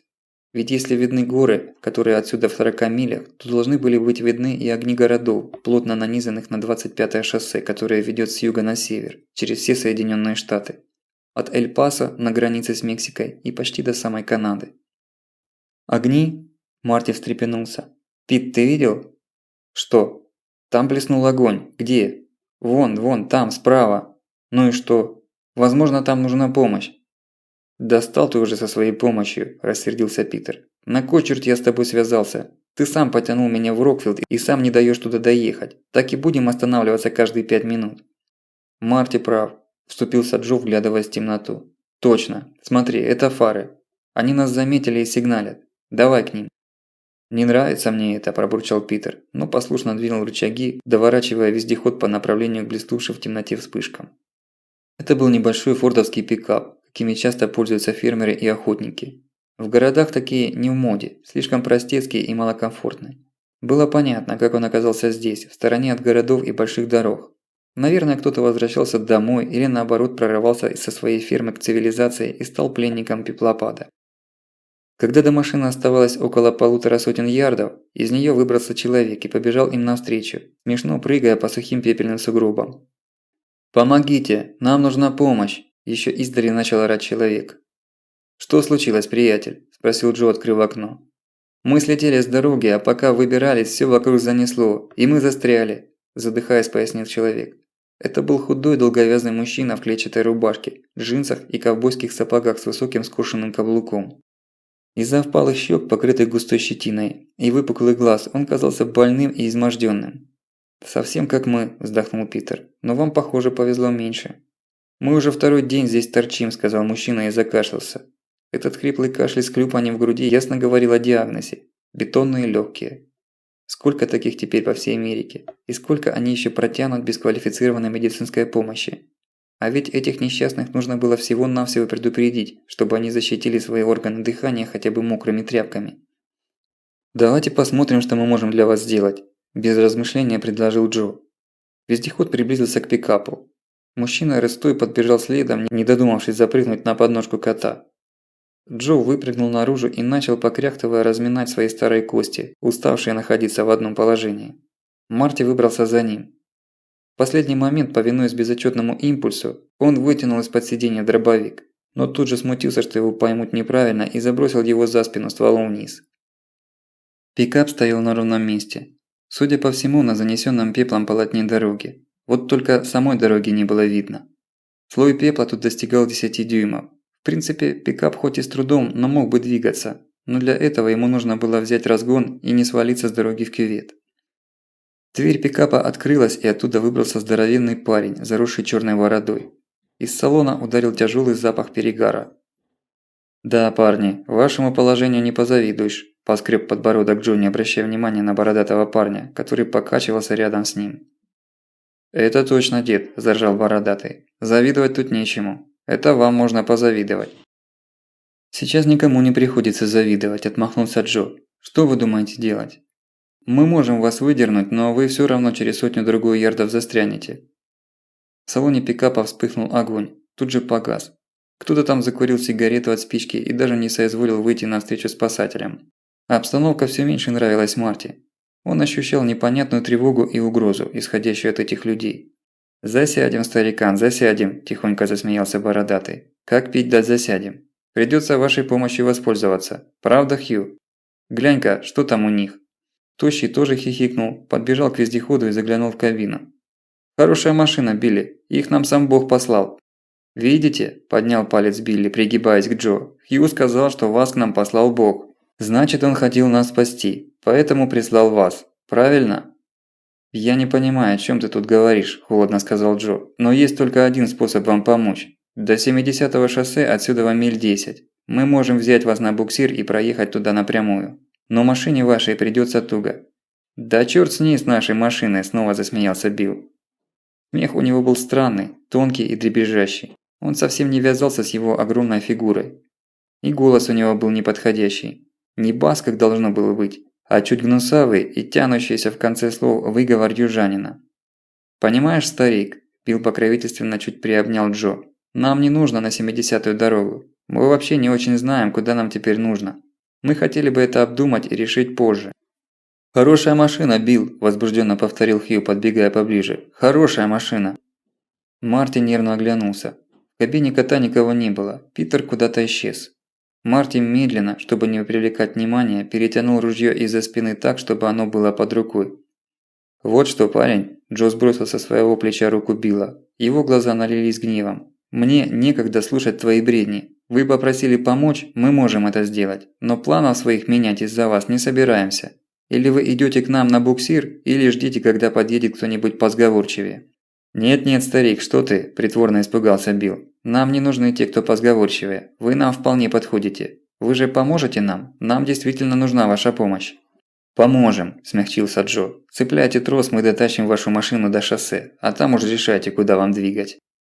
Билл и Хью посмотрели друг на друга. Хью развел руками. «Да давайте уже!» – рявкнул третий голос из салона машины. В следующее мгновение в руке бородатого Билла оказался нож, которым он ткнул Джо куда-то под подбородок. «Не дергайся, старик», – скомандовал Билл. Марти схватил дробовик, но не знал, на кого его направлять. Ствол плясал в его руках, перескакивая с Билла на Хью. «Ну что ты дергаешься, стрелок?» – презрительно сказал Хью. «Брось лучше ствол на землю, пока твоему папаше не сделали лишнюю дырку на шее». «Не бросай!» – крикнул Джо. «Они сами боятся. Пристрели этого заморыша!» Марти перевел ствол на Хью, и на миг в глазах тощего мелькнул страх, но быстро исчез, потому что Марти не мог себя заставить выстрелить. Палец, казалось, пристыл к спусковому крючку. «Ну что же ты?» – почти ласково поинтересовался Билл. «Не знаешь, как работает ружье?» И тут же рявкнул во весь голос. «Так какого чёрта ты его схватил, недоносок?» Марти вздрогнул и отшатнулся назад. Он запаниковал. Происходило что-то, с чем он не мог справиться. Он растерянно таращился по сторонам, не в силах сконцентрироваться. «Бах!» – громко крикнул Билли. Марти чуть не выронил ружье от неожиданности. «Отпусти его!» – крикнул он. «Немедленно отпусти, или я...» «И что ты сделаешь?» – издевательски прищурился Билл. Он чуть отвел нож от горла Джо, и тот мгновенно воспользовался моментом. От сильного удара в челюсть Билл отлетел на метр. Был бы на его месте кто-нибудь другой, не такой громадный, он бы лишился чувств. «Ах ты!» – взревел Громила. «Марти, стреляй! Прикончи мерзавца!» – крикнул Джо. Марти вскинул ружье, надавил на спуск, но палец словно одеревенел, не в силах стронуть крючок с места. В машине что-то хлопнуло, будто лопнула пластиковая бутылка. Марти перевел ствол на машину, а потом снова на Билла, надвигающегося уже на него. «Стойте на месте!» – фальцетом закричал он. «Я буду стрелять!» Грохот выстрела оглушил его. Показалось, будто кто-то от всей души влепил ему по уху молотком, обернутым войлоком. Билл дико заорал, схватившись за живот, согнулся пополам. Хью мгновенно развернулся и пустился на утёк, но следующий выстрел ударил его в спину, сбил с ног. Еще два выстрела разнесли стекла пикапа вдребезги. Кто-то там, внутри кабины, закричал от боли. Питер пробежал мимо остолбеневшего Марти к пикапу и уже прицельно, в упор, выстрелил внутрь. Вопли оттуда сразу замолкли. Питер обернулся к стоящему на коленях Биллу, прижал ствол дробовика к его затылку и нажал на спуск. Сухо щелкнул курок, но выстрела не последовало. В магазине кончились патроны. Питер, не задумываясь, перехватил ружье за ствол, как дубину, и с размаху врезал прикладом по голове ревущему, как медведь, Громиле. Тот рухнул лицом в пыль, а Питер с воплем отбросил ружье. Ствол ожег ему руки. Все это произошло за считанные секунды. Марти даже не успел толком ничего понять. «Пит», – начал было он, но Симмонс отшвырнул его с дороги, как щенка. Марти обернулся, и кровь застыла у него в венах. В суматохе он совсем забыл про Джо, а фермер лежал на земле, раскинув руки, неловко подмяв под себя ногу. Пит подбежал к нему, с размаху упал на колени рядом и взял голову Джо в руки. «Эй, старик, ты чего тут вздумал? Ты только не вздумай мне помереть!» Марти робко подошел поближе и присел рядом. В груди Джо виднелась маленькая дырочка, и крови вокруг нее совсем не было. Он тихо хрипел, будто пытаясь что-то сказать. «Джо, мать твою!» – ругался Питер с отчаянием на лице. «А ну перестань! Брось эту ерунду!» «Всё правильно!» – едва слышно выдохнул Джо.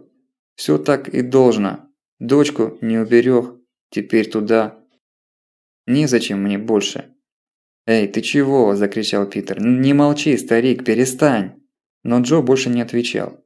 Его глаза смотрели в черное небо, и легкий, пока еще теплый ветерок шевелил седые волосы. Питер бережно опустил голову Джо, уселся прямо на землю и обхватил виски руками. Несколько секунд он раскачивался, как шаман, что-то невнятно мыча. Громко застонал пришедший в себя Билл. Питер вскочил, яростно сверкая глазами. Выхватил ружье у Марти и двинулся к раненому. «Пит, не надо!» – воскликнул Марти.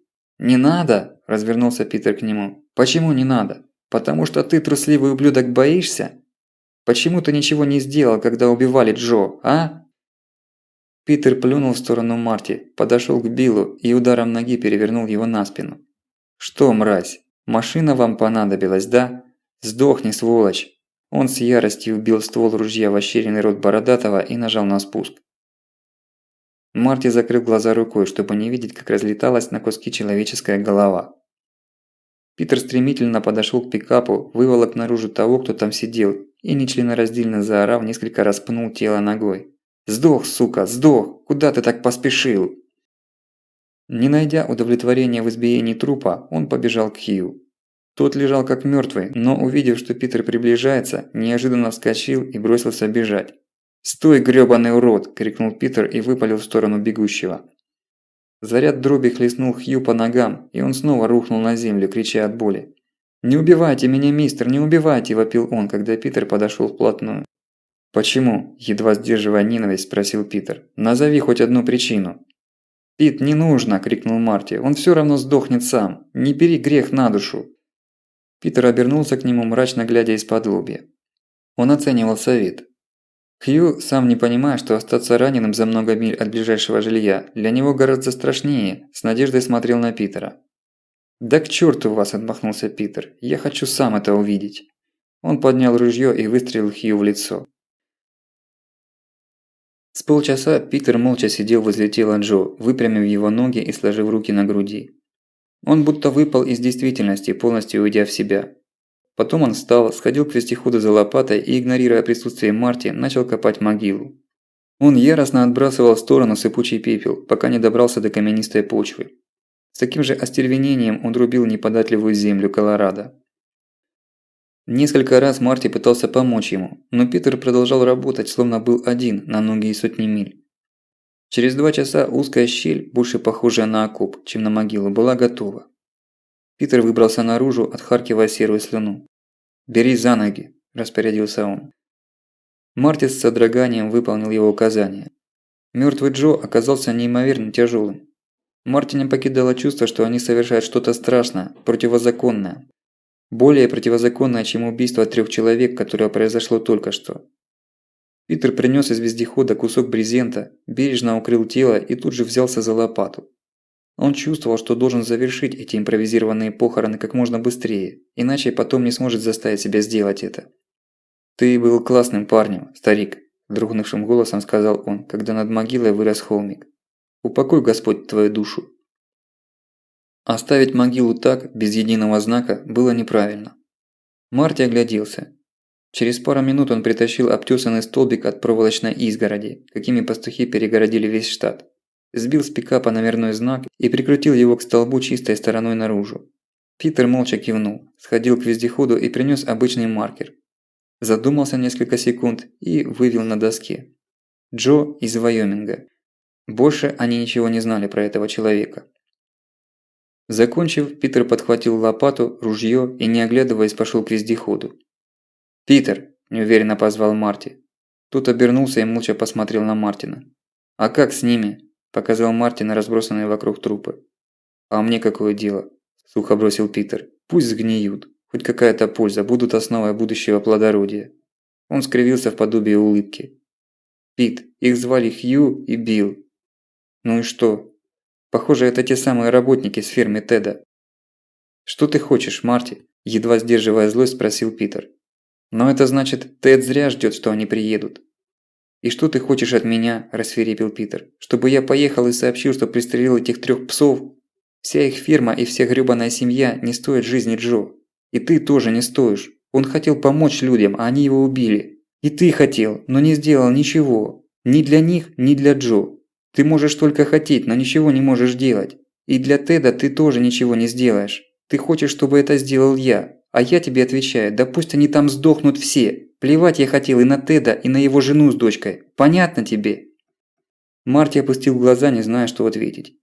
Питер резко отвернулся, подошел к вездеходу и запрыгнул в кабину. Мотор кота взревел, выбросив сизый клуб дыма.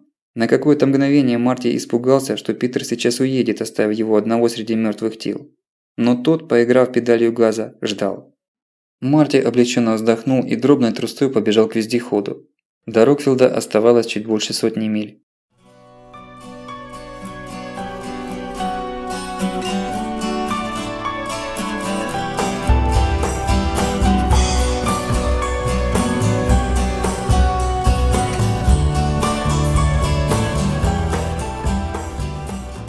Глава 3. Бегство.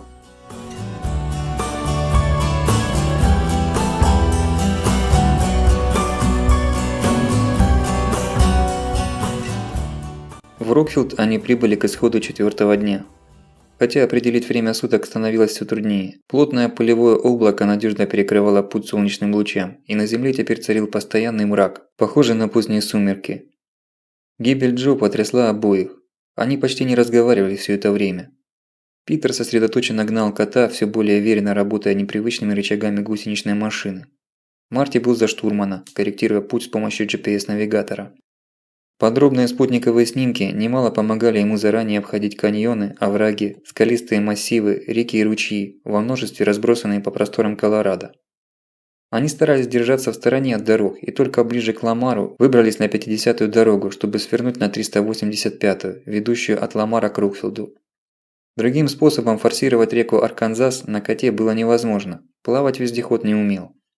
Трасса перед мостом на северной конечности Ламара была запружена автомобилями и залита светом нескольких мощных прожекторов. Не раздумывая, Питер свернул на разделительный газон и попёр к городу, минуя очередь. Вслед ему неслись возмущенные гудки и проклятия. Пепла здесь выпало гораздо меньше, не больше 4-5 дюймов, но и на обочинах дороги сугроб, собранный очистительной техникой, не позволял проехать обычному транспорту. Через полмили показался мост. Въезд на него перегораживали два тяжелых тягача, поставленные поперек дороги. Перед ними стояли полицейские машины с включенными люстрами. «Ого, нас встречают с почетным караулом!» – криво ухмыльнулся Питер.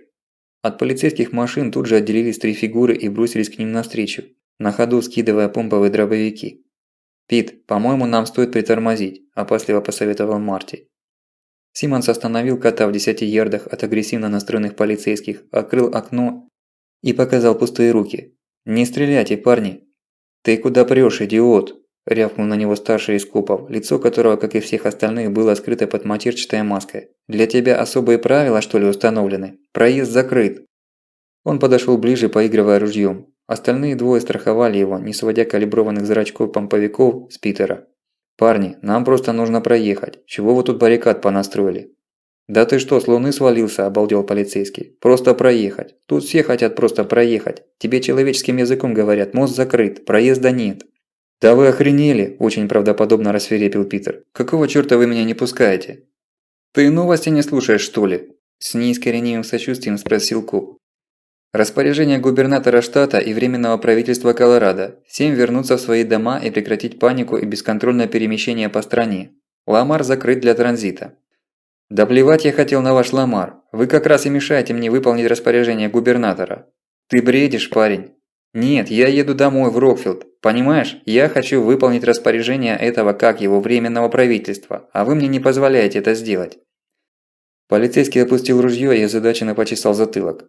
«В Рокфилд, говоришь? А документы у тебя есть?» Питер с готовностью достал из кармана права и курточку пилота и протянул их копу. «Я Питер Симмонс. Живу в Рокфилде, работаю пилотом в Колорадо-Спрингс и сейчас как раз пробираюсь домой». «А это кто с тобой?» Марти достал свои права и ФБРовское удостоверение. «Мартин Хайсмит, сотрудник офиса ФБР в Рокфилде». «Ого, в этой дыре есть свой офис-бюро?» – присвистнул один из помощников. Полицейский надолго задумался, соображая, как поступить в этой нестандартной ситуации. Уже второй день, сразу после получения распоряжения губернатора и начальника полиции штата, они сдерживали поток рвущихся на юг беженцев. Ему было непонятно, зачем они это делают, но обсуждать решение начальства он не привык. Пока все обходилось довольно спокойно, если не считать нескольких незначительных инцидентов и десятка женских истерик. Кое-кто даже развернулся и уехал обратно, решив, что на восток будет прорваться проще, чем на юг. Но ситуация постепенно накалялась, и в воздухе явственно попахивало грозой. «Да тут такое дело, парни», – уже более миролюбиво сказал коп. «Боюсь, если я двину с места эти тягачи, все сразу ломанутся на прорыв, а мне не удастся их удержать. Даже не знаю, что с вами делать». «А не нужно их убирать с дороги», – посоветовал Питер. «Вы их сдвиньте буквально на пару футов, чтобы я смог проскочить между ними по разделительной. У меня же вездеход». «Не похоже, чтобы это был твой вездеход, парень», – нахмурился полицейский. «Правильно», – не моргнув глазом, соврал Питер. «Это аэродромная техника. Мне ее выдал начальник аэропорта. На другой сейчас не везде можно проехать». «Ну-ну», – с сомнением сказал коп. Он не стал углубляться в размышления. В конце концов, сейчас были задачи и поважнее. Он уже обернулся, чтобы дать команду своим помощникам, но тут возле вездехода появился еще один человек. Широкоплечий мужчина лет 50, в стетсоне и джинсах, заправленный в ковбойские сапоги, пробрался через отвалы пепла. На его лице застыла гримаса гнева. «По какому праву вы задерживаете движение?» – спросил он. Было заметно, что этот мужчина привык давать распоряжения и не привык, чтобы ему перечили. «Сэр, вернитесь в машину», – холодно ответил полицейский. «Кто вы такой, чтобы мне указывать? Я Брайан Уэллс, окружной прокурор. Я представляю закон. Немедленно освободите проезд гражданам Соединенных Штатов». Он расправил плечи, высокомерно глядя сверху вниз на полицейского, и упер руки в бока. Его легкая куртка задралась, и стал виден пистолет на бедре. Но вряд ли он ожидал того, что случилось дальше. Полицейским одним движением подскочил к прокурору и сильным ударом приклада в грудь сбил его с ног. Оба его помощника через мгновение были рядом и распластали возмутителя спокойствия на земле, ткнув лицом в пепел. «А ну назад!» – заорал один из них, увидев, что от машин на помощь прокурору бросились было несколько человек. Чтобы подкрепить слова, он выстрелил из ружья в воздух. Люди остановились, но не попрятались тут же за свои машины, а мрачно стояли поодаль. «Чёрт, еще немного, и они могут попытаться прорваться», – сплюнул полицейский. «А вы, сэр», – презрительно сказал он прокурору, – «лучше меня должны знать, что распоряжения губернатора и властей штата во время чрезвычайной ситуации обязательны для исполнения всеми гражданами. И прокурор должен был стоять на страже интересов государства, а не спасать свою шкуру впереди толпы паникеров. Ступайте в машину, сэр». Он отобрал пистолет у прокурора, который весь вываленный в серой пыли являл собой жалкое зрелище. Но не забывал злобно посматривать на полицейских. «Вы ответите за это», – прошипел он. «Вне всякого сомнения», – хмыкнул коп. «Но уж точно не перед вами». Он потерял всякий интерес к прокурору и повернулся к Питеру и Марти. «Видите, что творится, парни?» – сокрушенно вздохнул он. «Не знаю, сколько еще это продлится. Если вы доберетесь до Рокфилда, скажите местному начальнику полиции и шерифу, что всякое может случиться. Если они прорвут наш заслон, то следующим на их пути будет Рокфилд». Полицейский с тоской посмотрел назад на свою баррикаду. «Людей у нас мало. Только полиция. Добровольцев мэр привлекать не разрешил, боится беспорядков. А сюда бы национальную гвардию нужно». Марти оглянулся на огромную колонну автомобилей перед мостом в Ламар. Огни многочисленных фар сливались в сплошную огненную реку, уходя к горизонту. Вдоль машин ходили люди, собираясь группами, и что-то обсуждали. Но никто не разворачивался назад. Они собирались двигаться дальше. Вопрос был только в том, когда они поймут, что им противостоит небольшой отряд полицейских и достаточно организуется, чтобы прорвать эту хлипкую преграду. Въезд в Рокфилд тоже был перегорожен. Дорога здесь шла по высокой насыпи, в сторону с которой не съедешь. С автомобильной свалки, расположенной на окраине города, притащили несколько остовов грузовиков и выставили их на дорожном полотне в шахматном порядке. «Держу пари, это идея Марка Штайна», – усмехнулся Питер. «Он из Ирака много таких штучек привез, противопартизанских». «Кто такой Штайн?» «Помощник шерифа». Вездеход приблизился к первой преграде. На вышке автосвалки зажегся яркий прожектор и ударил в лобовое стекло, ослепив Питера. «Вот чёрт!» – выругался он, нажимая на тормоза. «Выйдите из машины, положите руки на капот!» – раздался усиленный мегафоном голос. «Эй, Марк, здесь нет капота!» – крикнул в ответ Питер, выпрыгивая на землю. На несколько секунд воцарилась тишина, а потом из-за баррикады вышел парень в полицейской форме и с автоматом КАР-15 в руке. «О, кого я вижу, сам Питер Счастливчик! Ты поставил свой самолет на гусеничный ход?» «Здорово, Марк, а чего это ты вырядился копом?» Марти раньше встречал этого парня, но не догадывался, что он полицейский. «Времена нехорошие, Пит», – поморщился Марк Штайн. «Раньше мне не нужно было светить свою звезду. Местные и так меня знали. А дальнобойщиков и прочую заезжую шелупонь формой лучше не дразнить. Они же все крутые, только дай повод покрасоваться перед полицейскими. Теперь другое дело». «Чем же оно другое?» – встрял Марти. Марк сел на подножку одного из искалеченных автомонстров и закурил, не спеша с ответом. «Люди напуганы, парни, очень напуганы. И они боятся даже не того, что уже случилось, а того, что может случиться дальше. Установленный порядок рушится, а люди привыкли к порядку. Нас, полицейских, в Рокфилде мало. Ваши друзья, он кивнул Марти, свалили из города в первый же день. Поэтому я надел форму. Люди должны видеть, что закон и порядок в Рокфилде никуда не делись. Штайн щелчком выбросил сигарету. Она описала полукруг и упала в сугроб, но не зашипела и не потухла, как в снегу, а осталась лежать рубиновым угольком. «Хреново дело, Марк?» – спросил Питер, глядя в сторону. «Хреново», – кивнул Штайн. «Иногда я думаю, что надо было бы заправить свой Ренглер под завязку, забросить в багажник пяток канистр с бензином, еду и патроны, сбросить форму и рвануть на юг, пока еще не поздно». Марти молча посмотрел на него, и Марк хмыкнул, пожав плечами. Старому быку Бассету это будет не по нраву, у него всего 3 подчиненных. Если хоть один сбежит, ему не справиться. «А с тобой справятся?» – скептически спросил Питер. «И со мной не справится», – сплюнул Марк. «Но это не имеет никакого значения. Ладно, парни, езжайте. Добро пожаловать в Рокфилд». Марти запрыгнул в кабину вездехода. Марк махнул им рукой и скрылся за своей импровизированной баррикадой. Перед глазами Марти стояла огромная колонна автомобилей на второстепенном шоссе, ведущем на юг через Ламар и Рокфилд. Что же тогда творилось на федеральных трассах? Он вспомнил мрачные и решительные лица мужчин в той колонне и отчаяние полицейского, которому поручено было сдержать этот поток. Сколько еще он продержится? Если беженцы сметут заслон, они нарушат закон, поднимут руки на полицию, на власть. Сломав этот запрет, возведенный цивилизацией, они освободятся от оков закона. Они хлынут вперед, как бурная река в паводок, снесшая плотину, и первыми на их пути окажутся маленький Рокфилд, его шериф и 3 полицейских.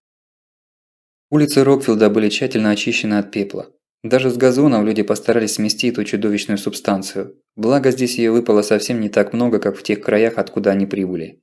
Маленький городок на Диком Западе, среди пыльных равнин и выветренных с красных скал, всегда гордился тем, что выглядит ухоженным, как пасхальное яичко. И какой-то там вулкан не в силах изменить ход вещей. Гусеницы шлепали по асфальту, вездеход отчетливо вибрировал. Мельчайший абразив истер не только саму резину лент, но и катки, и приводящие зубцы, и пальцы, связывающие траки. «Недолго коту осталось», – с сожалением заметил Питер. «Надо подыскать другой транспорт». «Ты собираешься двигать дальше?» – удивленно спросил Марти. «А ты собираешься оставаться здесь?» – еще больше удивился Питер. Марти неожиданно понял, что совершенно не продумал дальнейшие действия. Рокфилд был для него пока конечной целью. Найти Джейн и Мэгги, а там трава не расти. Он и сейчас ничего не мог решить. Голова пылала от ожидания встречи, сердце отчаянно молотилось в груди. Вездеход ехал слишком медленно. Марти хотелось выскочить из кабины и припустить бегом. В домах горел свет, но улицы были пусты. Редкие снежинки горячими прочерками в свете фар неслись к земле. Ну вот, наконец они на месте.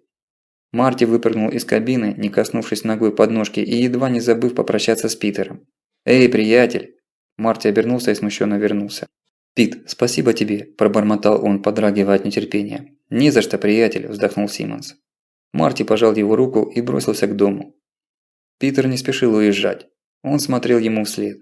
На одинокую цепочку следов, тянущуюся за ним по занесенной пеплом дорожке, и на темные окна дома. Но Марти не замечал этих страшных примет. В его голове, в его сердце ни на миг не возникла даже мысль, даже отдаленная тень сомнения в том, что он застанет свою семью дома. И то, что дверь в дом открылась с трудом из-за слоя пепла на крыльце, его не насторожило. «Джейн, Мэгги, я вернулся!» – крикнул он в темноту гостиной. Его крик метнулся среди стен и вернулся слабым отголоском эха. «Джейн!» – снова крикнул он, чувствуя, как неприятный жучок начал пробовать на зуб его сердце, приноравливаясь, с какого места лучше начать его грызть. Он уже понимал, что случилась катастрофа, но мозг отказывался в это верить. «Джейн! Джейн!» Тишина в ответ. Тишина пустого дома. Если в доме кто-то есть, если это кто-то спит или не хочет отзываться, все равно тишина бывает другой. Это живая тишина. Она дышит. Она молча отвечает зовущему. Она наполняет пространство невидимой субстанцией присутствия живого. Даже если в доме одна только кошка, тишина другая. Сейчас Марти встретила мертвая тишина. Она не принимала его голоса, отталкивала его, возвращала обратно. «Джейн!» – в последний раз почти беззвучно позвал Марти. Все было бесполезно. Все, что он делал, противостоял стихии. выживал наперекор всему, наперекор судьбе. Падал в обреченном самолете, несся сквозь камнепад, пробивался сквозь мертвые равнины и погибшие города, мародерствовал, предавал доверившихся, хоронил друзей. Все зря. Он сделал шаг в темноте, споткнулся о край дивана и без сил рухнул на него. Приподнялся на ослабевших руках, сел и закрыл лицо ладонями, хотя в кромешной темноте пустой гостиной он и так ничего не видел. Холодное отчаяние затопило его. Оно остудило руки, ледяной змеей заползло в грудь, покрыло инеем сердце, выморозило мысли. Он и сам не знал, сколько времени он так просидел, молча, бездумно, омертвевшими глазами глядя в темноту. На плечо легла чья-то рука. Марти вздрогнул, выходя из паралича. «Их нет», – деревянным голосом ответил он. «Их нет». «Найдёшь?» – без тени сомнения сказал Питер. «Ты вот что, ты оставайся дома, приходи в себя пока. У меня есть дела. Мне тоже надо кое-кого найти, а потом я к тебе заеду. Вездеход пока загоню к тебе во двор, а то он в любой момент посреди дороги может концы отдать. Ты не против?» Марти равнодушно покачал головой, ничуть не заботясь, что в темноте Питер не видит этого жеста. Но Питер понял, догадался. «Ладно, не паникуй раньше времени». Питер постоял еще несколько секунд. Он подумал, не вернуть ли Марти отобранный раньше пистолет. Мало ли что, времена наступили сложные. Но решил, что в данный момент пистолет опаснее для самого Марти, чем для гипотетических врагов. В таком состоянии он что угодно с собой может сделать. Питер еще раз потрепал Марти по плечу и вышел. Только через полчаса Марти встал с дивана. На ослабевших ногах он бродил по пустому дому, натыкался на мебель и сам не знал, что он ищет. Он включил свет, и от этого стало еще больнее. Взгляд натыкался на вещи и резал сердце. Свитер Джейн, небрежно брошенный на спинку кресла. Разбросанные игрушки Мэгги. Даже пустая миска щенка кричала ему, что он потерял их. Он потерял не просто свою семью. Он потерял часть себя, часть души. Он не знал, что теперь делать и главное, зачем. Он начал собирать игрушки и бросил это занятие. Зачем? Кому теперь нужен порядок в доме? Да и есть ли теперь у него дом? Ведь дом – это не 4 стены, где ты ночуешь. Дом – это место, где ты живешь. А если в нем нет твоей семьи, то и ты не живешь вовсе. Марти бессмысленно открывал двери шкафов, закрывал их, перемещался из комнаты в комнату. Наткнулся на бутылку виски, вывернул пробку, бросил ее прямо на пол, чего никогда не делал, и сделал несколько больших глотков. Этого он тоже никогда не делал. Виски обжег горло, и Марти закашлялся, забрызгав скатерть на столе в гостиной. Плевать. Кому это теперь нужно? Вскоре мозг начал чуть-чуть оттаивать. И он смог сделать кое-какие наблюдения и выводы. Дорожных сумок и рюкзаков не было. Значит, Джейн все же уехала в Йеллоустоун и не вернулась из поездки. Они с Барни не могли добраться туда до извержения, и сейчас могли быть где угодно. В забитом до отказа Денвере, на каком-нибудь богом забытом ранчо, среди мертвых равнин, засыпанных пеплом, на блокированном шоссе среди сотен таких же беженцев. В спальне вещи валялись на кровати и креслах в беспорядке. Странно, Джейн была аккуратисткой и не оставляла за собой бардака, даже уезжая куда-то. Наверное, спешила очень. Спешила к нему. На кухне Марти нашел сотовый телефон жены, лежащий на столе. Он нажал кнопку. Телефон отозвался прощальной мелодией и тут же вырубился. Села батарейка. Это был последний удар. «Почему?» – заорал Марти. «Ну почему ты его не взяла?» Он размахнулся и уже хотел влепить мобильником в стену, раскрошить его на сотни деталей, в куски, в молекулы. Но в последний миг остановился. Это телефон Джейн. Марти в бешенстве колотил рукой по столу, пока из костяшек не брызнула кровь. Тогда он упал на колени и нечленораздельно заревел, хрипло и тоскливо. Обессилев, он с трудом поднялся, глотнул еще виски. Заглянул в холодильник. Он работал и был полон продуктов. Издевка судьбы. Покачиваясь от ударившего голову хмеля, Марти вернулся в гостиную. На комоде стоял древний телефон с автоответчиком. Марти машинально нажал кнопку прослушивания сообщений и двинулся дальше. «Марти, Джейн, это Шерри». Его слова ударили в спину. Марти застыл посреди комнаты, вслушиваясь в голос из ниоткуда. «Ребята, простите, этот чертов ирландец умудрился засадить свою машину в грязь там, где не было связи. Мы все утро из нее выбирались. Плюс он что-то там поломал и сейчас поехал в мастерскую к Уилсону чинить. Но поклялся, что через 2 часа будет готов. Так что вы собираетесь, выедем с небольшим запозданием. Да, Марти, чуть не забыла. Парня велел сказать, что очень за тебя беспокоится, и чтобы ты без него ничего никому на работе не говорил.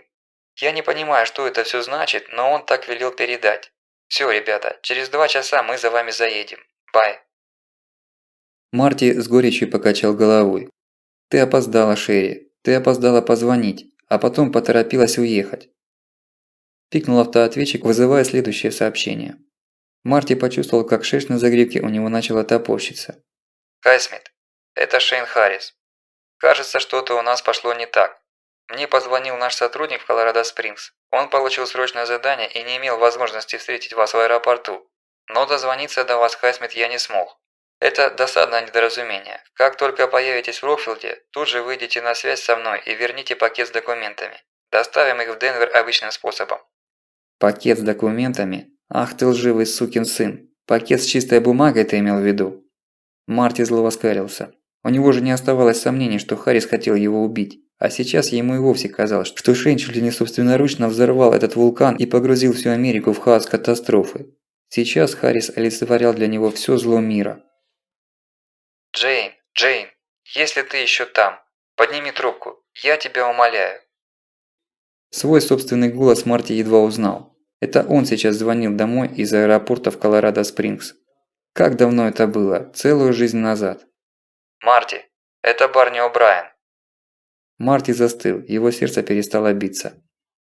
Я знаю, что ты сейчас меня слышишь.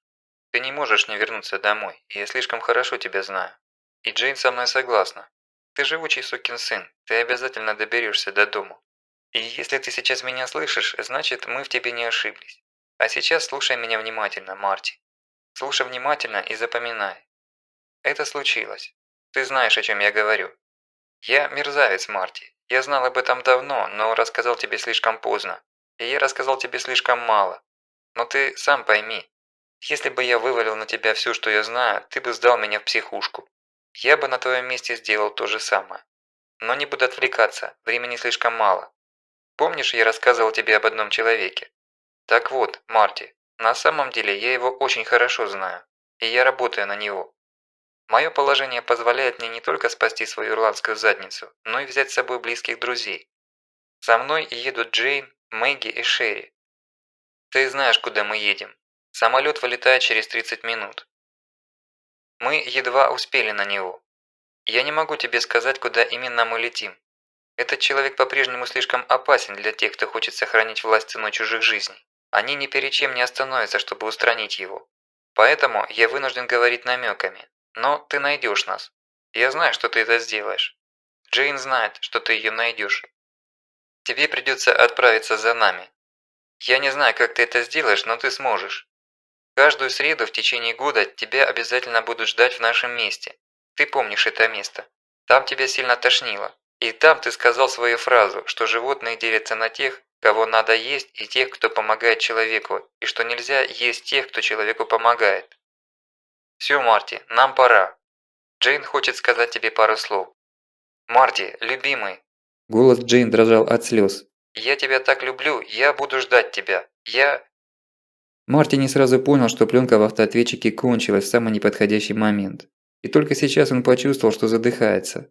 Все это время, пока говорил Барни, он боялся вздохнуть. По его щекам текли слезы. Но лед в груди растаял. Предстоящее было почти невозможным. Это была фантастическая по своей невыполнимости задача. Но это была задача, которую надо было решать. Это было уже конкретное дело.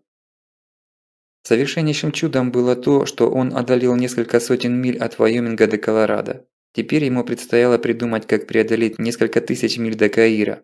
Да, именно о небольшом ресторанчике на окраине столицы Египта говорил Барни. Год назад они лакомились там нежнейшим кебабом, и Марти спросил у хозяина, из чего он сделан. Пожилой, сморщенный от годов и солнца египтянин показал рукой настоящего в тени верблюда, и Марти вытошнило. Он не мог поверить, что из этого великолепного и гордого животного можно сделать еду. Тогда он и произнес свою фразу. Нельзя есть друзей и помощников. Нельзя есть собак, верблюдов, лошадей. Пищу можно употреблять только тех животных, которые именно для этой цели и разводятся. Барни с хозяином ресторана посмеялись над ним, но не стали переубеждать. Каждый имеет право на собственное мнение. Переход от бессильной апатии к безудержной жажде деятельности был стремительным. Уже через пару секунд Марти метался по дому, не зная, за что схватиться. Надо было остановиться, проанализировать ситуацию, наметить план. Но он не мог с собой справиться. Ему хотелось сделать что-то тут же, немедленно. Броситься в Африку пешком, угнать самолет или яхту, да хоть что-нибудь. Стук в дверь вернул его в реальность. И не просто вернул, а швырнул со всего размаху прямо об дно. На мгновение он замер, застигнутый стуком посреди комнаты. Кто это? Ему почудилось, что это Харрис с подручными пришел по его душу. Оружие оставалось в вездеходе, и он был беззащитен. Но стоять истуканом было глупо, и Марти открыл дверь. Это был шериф Рокфилда, старый бык Энди Бассет. Седоусый мужчина лет 60 с крепким ковбойским подбородком и внимательными глазами.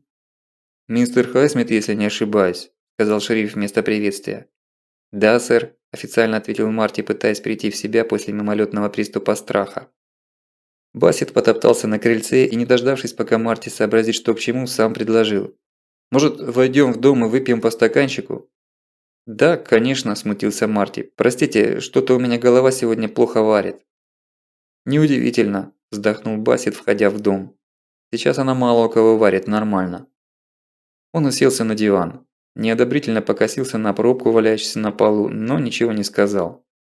Марти налил 2 стакана виски. «Содовую?» – предложил он. «Нет, я предпочитаю не разбавлять», – ответил шериф.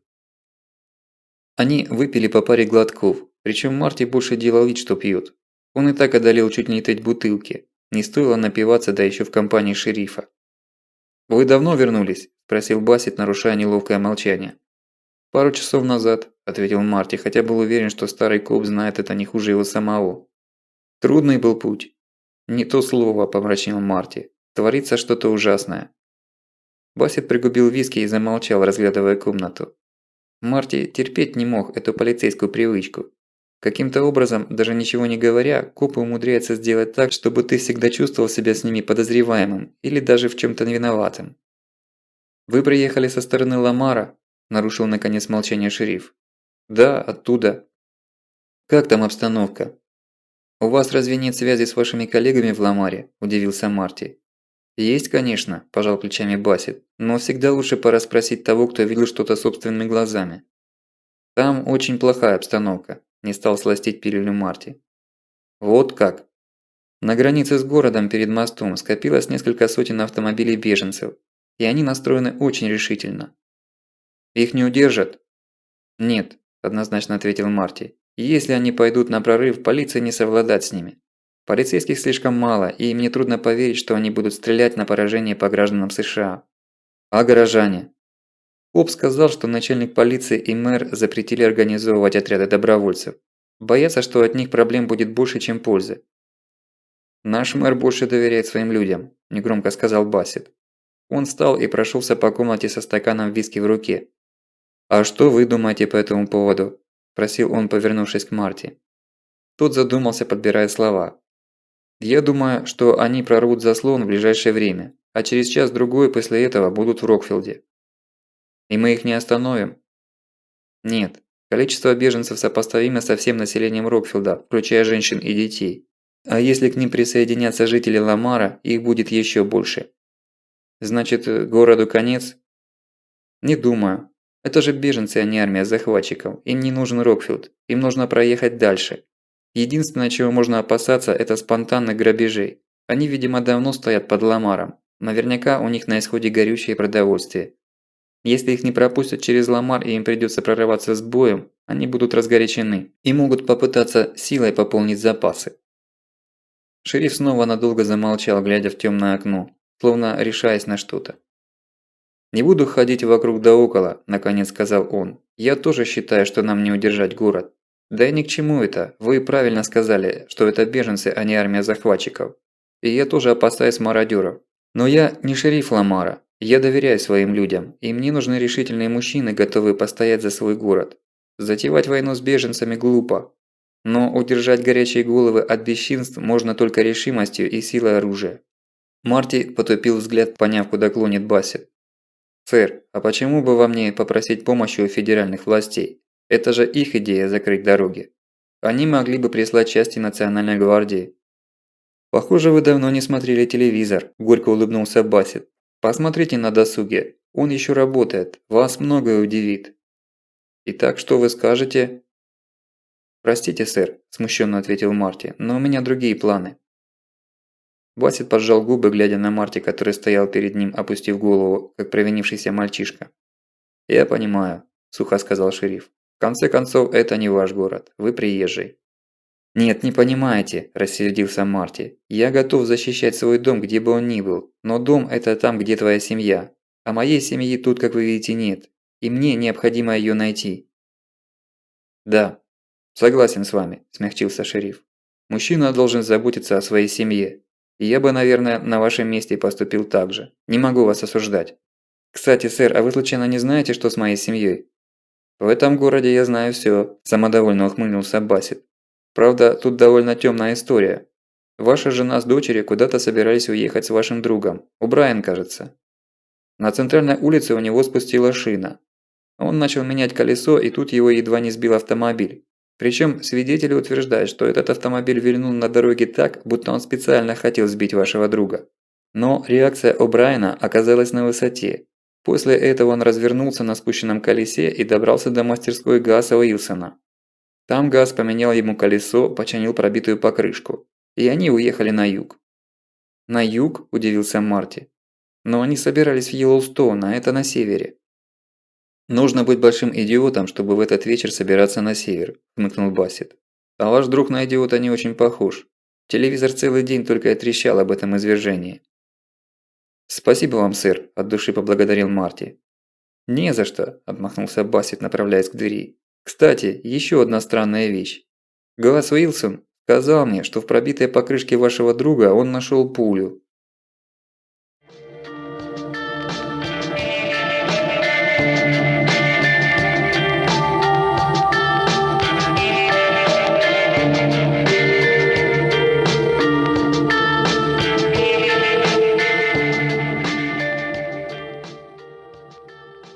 А также под давлением чрезвычайных обстоятельств и сохраняя полномочия лишь в округе Колумбия правительство и президент Соединенных Штатов Америки объявляют о временном приостановлении своей деятельности на территории страны. В соответствии с волей президента, правительственные чиновники, равно как и представители вооруженных сил, поступают в распоряжение губернаторов штатов, либо иных продолжающих действовать институтов местной власти.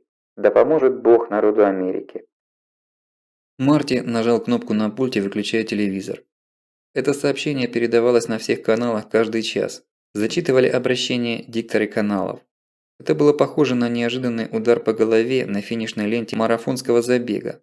Ты бежал из последних сил, выкладывался до предела. Радостный, ты приходишь к финишу, а оказывается, что ты спешил к началу боксерского поединка, и тебя первым же ударом отправляют в глубокий нокаут.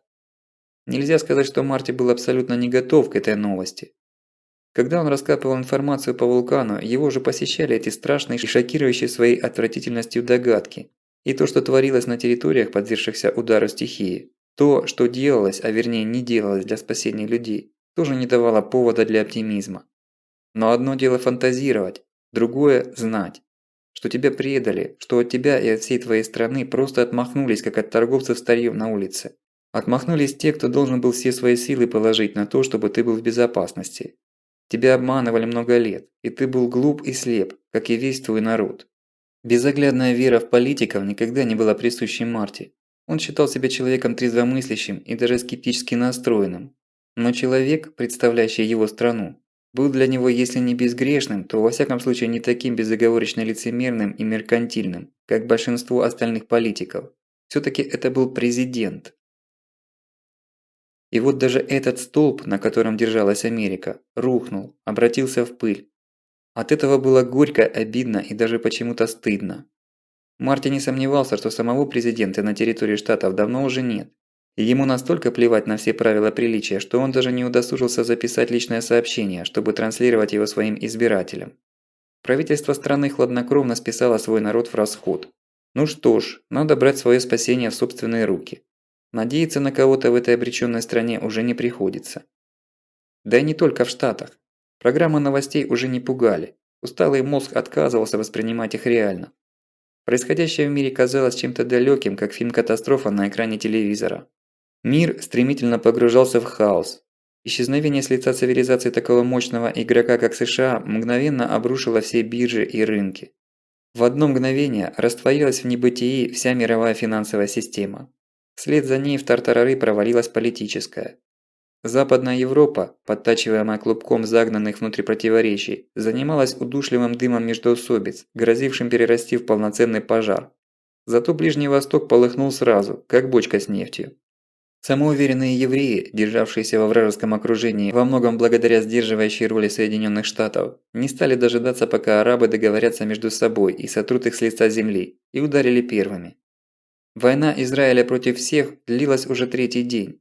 Арабы несли страшные потери, но решить проблему кардинальным образом у евреев просто не хватало сил. Пакистан, недолго раздумывая, схватился с Индией за спорные штаты. Противники пока только угрожали друг другу ядерными дубинами, но мало кто сомневался, что горячие азиатские парни в ближайшее время перейдут от слов к делу. На границе Таиланда и Камбоджи участились перестрелки. Затяжной конфликт за приграничные территории грозил в ближайшее время перерасти в открытое столкновение. Дальневосточный дракон, Китай, поигрывал мускулами и стягивал кольца вокруг Тайваня. Китайцы не спешили. Лишившись главного союзника, Америки, Тайвань должен был сам упасть им в руки, как спелый плод. Зато с уйгурами и тибетцами церемониться никто не собирался. Напряжение выросло и на границе с Казахстаном. Но казахский лидер быстро сориентировался и обратился за отеческой защитой к русским. Россию 2 раза просить было не нужно. Десантники уже на следующий день высадились на военных аэродромах Казахстана, а с Урала уже двигались колонны танков. Китай благоразумно отказался от идеи прибрать себе казахские земли. Связываться с ядерной державой было себе дороже. Русские танки и десантники на самом деле были плевой преградой для китайцев, но никто и не собирался драться штыками. Просто десятка ядерных ракет по плотинам и гипернаселенным восточным районам Китая хватило бы, чтобы вбить дракона в каменный век и уменьшить его население на несколько десятков миллионов человек за один день.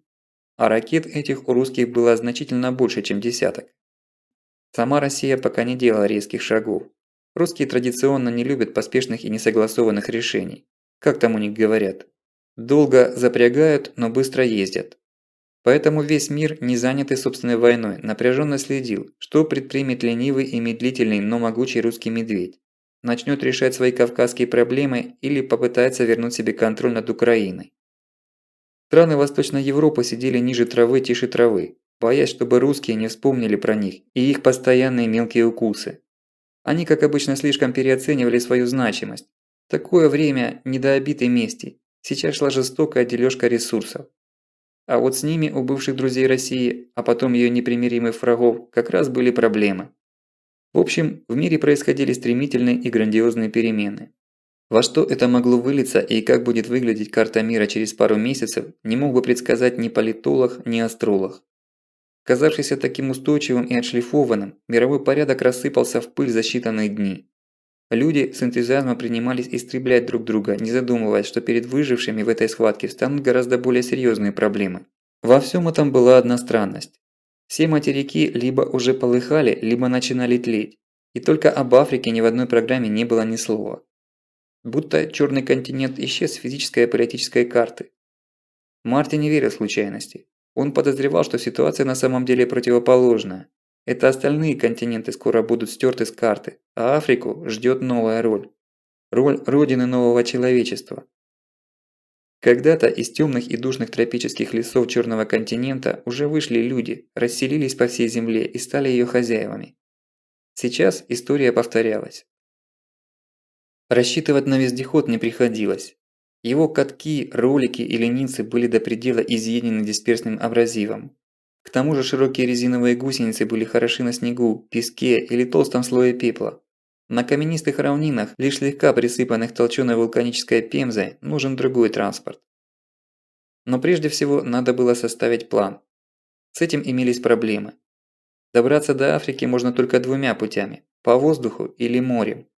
Марти уже имел печальный опыт полетов в экстремальных условиях. Повторять его не хотелось. Значит, нужно пробиваться либо на восточное побережье, либо к берегам Мексиканского залива.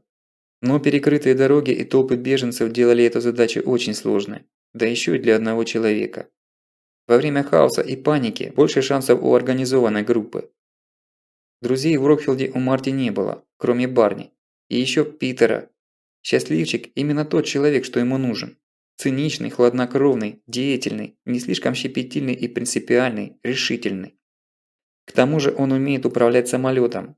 Вот только нужен ли сам Марти Симмонсу? Но они вместе прошли уже через многое.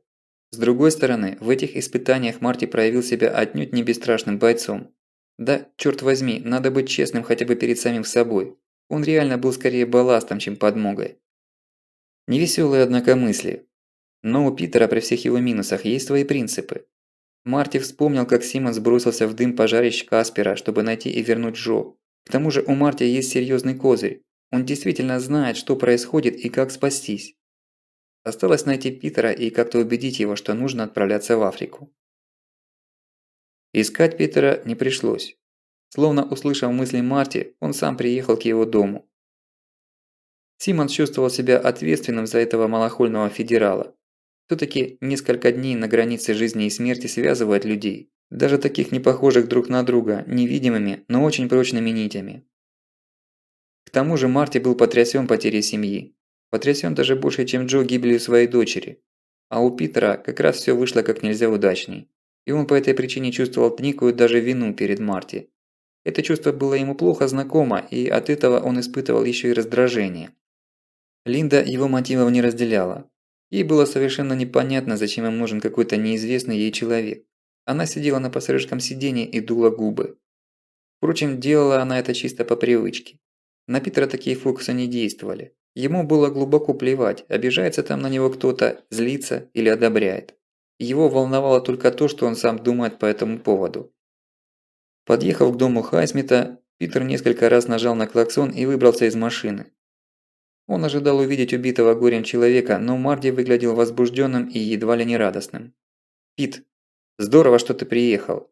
Я уже сам собирался тебя искать, вот только не знал где. Кстати, неплохая машина, где ты ее взял?» Симмонс похлопал по капоту бронированного внедорожника со здоровенными колесами. «Как раз по этому поводу я и хотел с тобой поговорить», – хмуро сказал он. Вид сияющего, как серебряный доллар Марти, не вязался с тем, как должен выглядеть человек, потерявший семью. Может быть, он ошибался в нем? «Ну так говори», – потребовал Марти. «Это не моя машина». Питер внимательно посмотрел в глаза Марти, ожидая его реакции. «Угнал?» – просто спросил Марти. «Ага». «Неплохая машина», – повторил Марти, – «как раз то, что нам нужно». Питер крякнул от неожиданности. Он не был готов к тому, что Марти так изменится за какие-то 2 часа. «Ты себя хорошо чувствуешь?» – с сомнением поинтересовался Питер. «Я тебя не узнаю». «Кое-что изменилось, Пит. Мне пришлось как следует подумать своей головой. В общем, Пит, в эти дни я вел себя как идиот, но ты пойми, у меня было слишком мало информации». «А теперь ее много?» «С избытком. Ты телевизор смотрел?» «Да как-то не до просмотра телепрограмм было», – хмыкнул Питер, глядя на свой новый джип.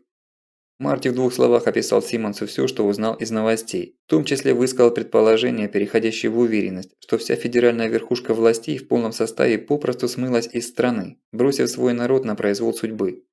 Питер отнесся к сообщению без удивления, будто так и должно было быть. «Никогда не доверял этим парням, что лезут к власти», – плюнул он. «Если человек хочет кем-то управлять, значит плевать он хотел на людей». «Согласен», – кивнул Марти, – «но что ты дальше собираешься делать?» «Тебя послушать», – хмыкнул Питер. «Что-то мне подсказывает, что ты что-то задумал и знаешь кое-что, чего не знаю я». «Надо двигать в Африку», – без обиняков заявил Марти.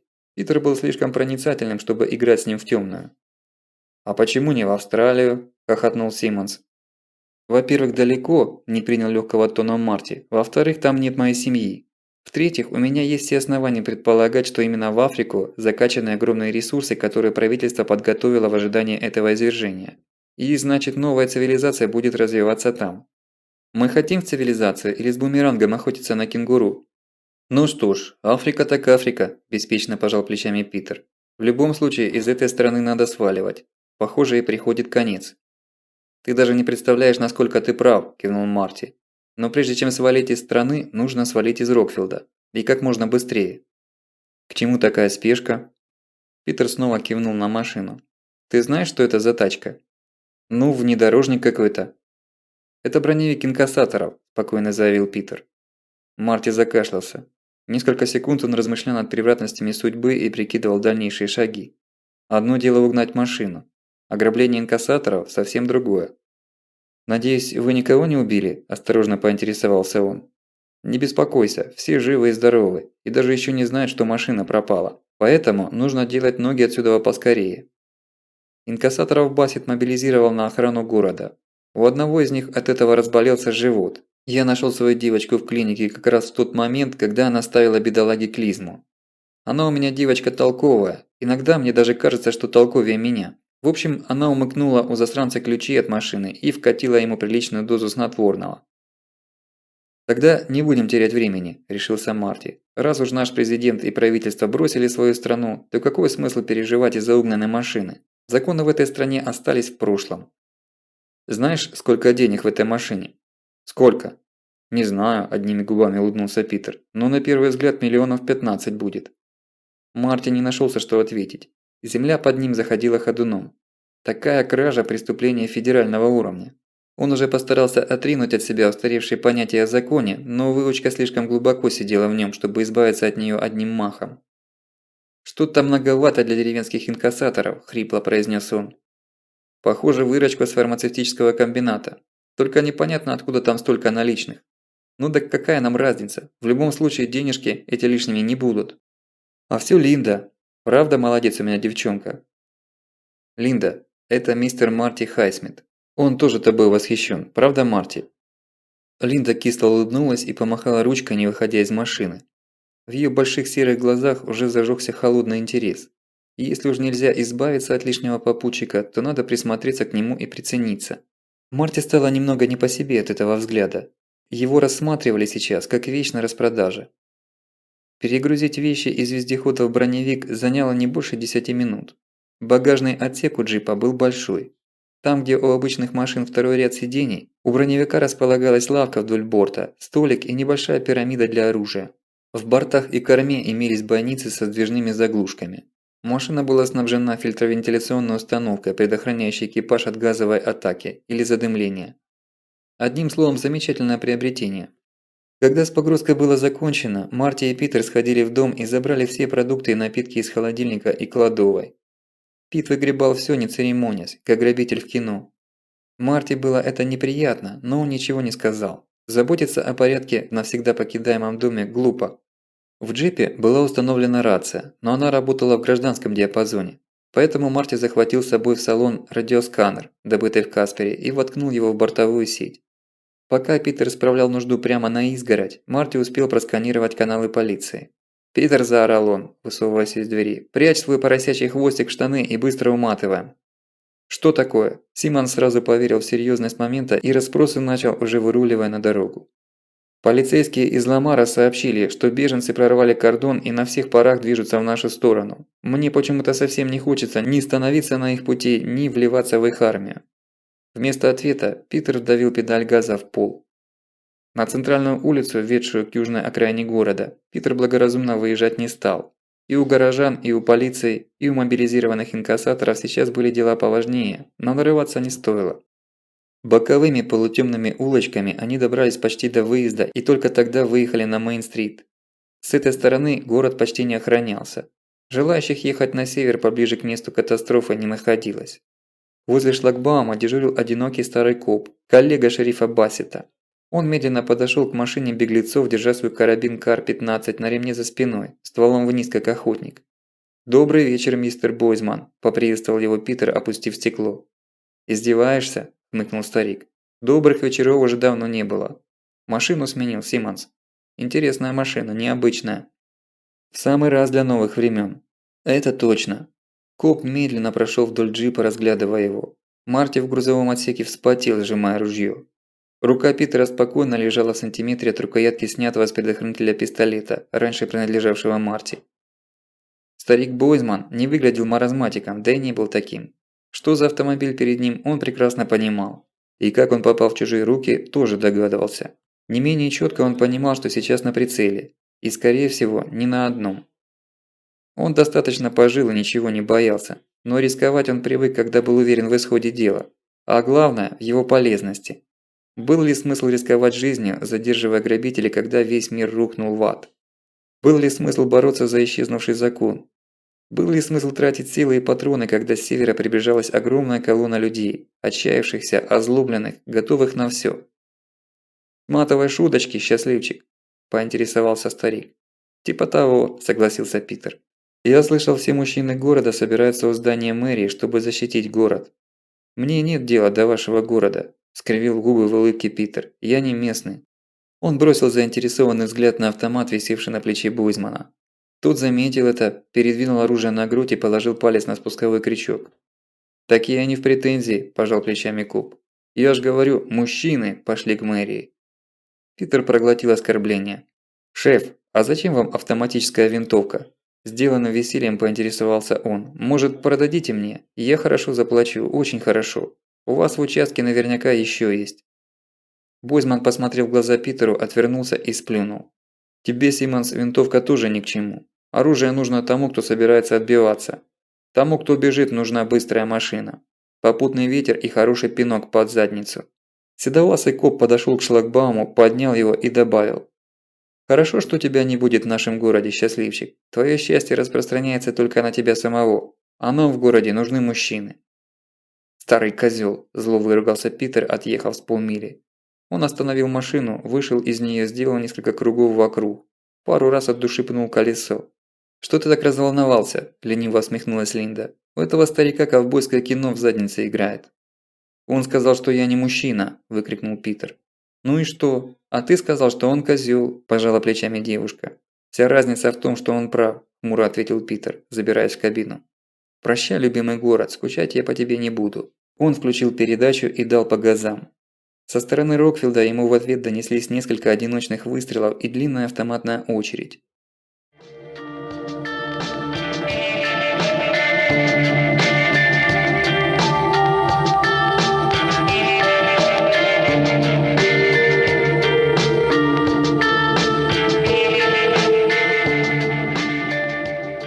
Помощник шерифа Марк Штайн был парнем неробкого десятка.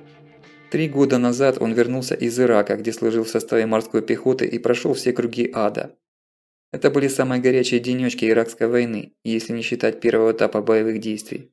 Америка выводила свои войска. Газеты трубили о славной победе, о торжестве демократии на древней земле Вавилона, о наступившем мире. Но действительность была другой. США не сумели вернуть эту страну в лоно цивилизации. Наоборот, пучина средневекового мракобесия засасывала её всё сильнее. Армия, повинуясь приказам политиков с капиталистского холма, спешно собирала манатки. Почуяв слабину, повстанцы всех мастей начали наносить удар за ударом. Активизировались террористы-смертники. Обычно они обращали свое оружие на сторонников другой ветви ислама и на иракцев, сотрудничающих с оккупантами. Но чем ближе был вывод войск, тем чаще актам подвергались солдаты Соединенных Штатов. Мятежники словно изо всех сил старались сделать так, чтобы армия США осталась. Мир на этой земле был не нужен никому. И морпехи готовы были остаться. В какой-то момент, когда на твоих глазах погибает друг, война перестает быть политикой, она становится очень личным делом. И тогда солдатами движет уже не долг, не присяга, не интересы государства, а обычная древняя месть. Но политикам всегда было плевать на чувства солдат, а вывод продолжался полным ходом. А тем временем гремели взрывы на блокпостах, снайперы стреляли в зазевавшихся янки, колонны подвергались гранатометному обстрелу, а патрули попадали в засады.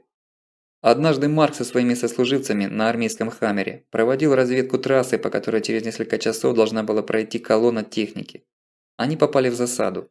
Мятежники явно ждали колонну. Последний год они отошли от привычной схемы подрыва радиоуправляемого фугаса. ЦРУ склонялись к мысли, что среди повстанцев появились инструкторы, прошедшие школу во время заварухи в Чечне. Методы те же, дерзкие и жестокие, а главное, в отличие от методов Аль-Каиды, ставка делалась на военные действия, а не на терроризм. На смену смертникам пришли обученные и беспощадные воины. Их целью было не посеять страх, а убить побольше американцев. Нападения на колонны для этого подходили лучше всего. До масштабного вывода войск авиация не позволяла делать это безнаказанно. Это не горы, в пустыне особо не укроешься.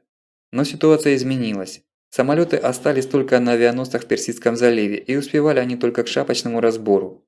А с вертолетами мятежники расправлялись с помощью невесть откуда нахлынувших в Ирак ПЗРК. Так что вертолетчики очень неохотно шли на помощь попавшей под обстрел колонне. На этот раз партизанам не повезло. Но еще больше не повезло морпехам. Водитель «Хаммера» решил обогнуть выбоины на асфальте, и колесо машины съехало на пыльную обочину. Прямо на активированную мину. Взрыв перевернул «Хаммер» и оторвал ноги сидевшему рядом с водителем командиру группы. Оглушенные морпехи быстро заняли круговую оборону, но у них не было ни единого шанса. На лакомую добычу в виде колонны маджахедам можно было уже не рассчитывать, и они решили сорвать зло на тех, кто испортил им вечеринку.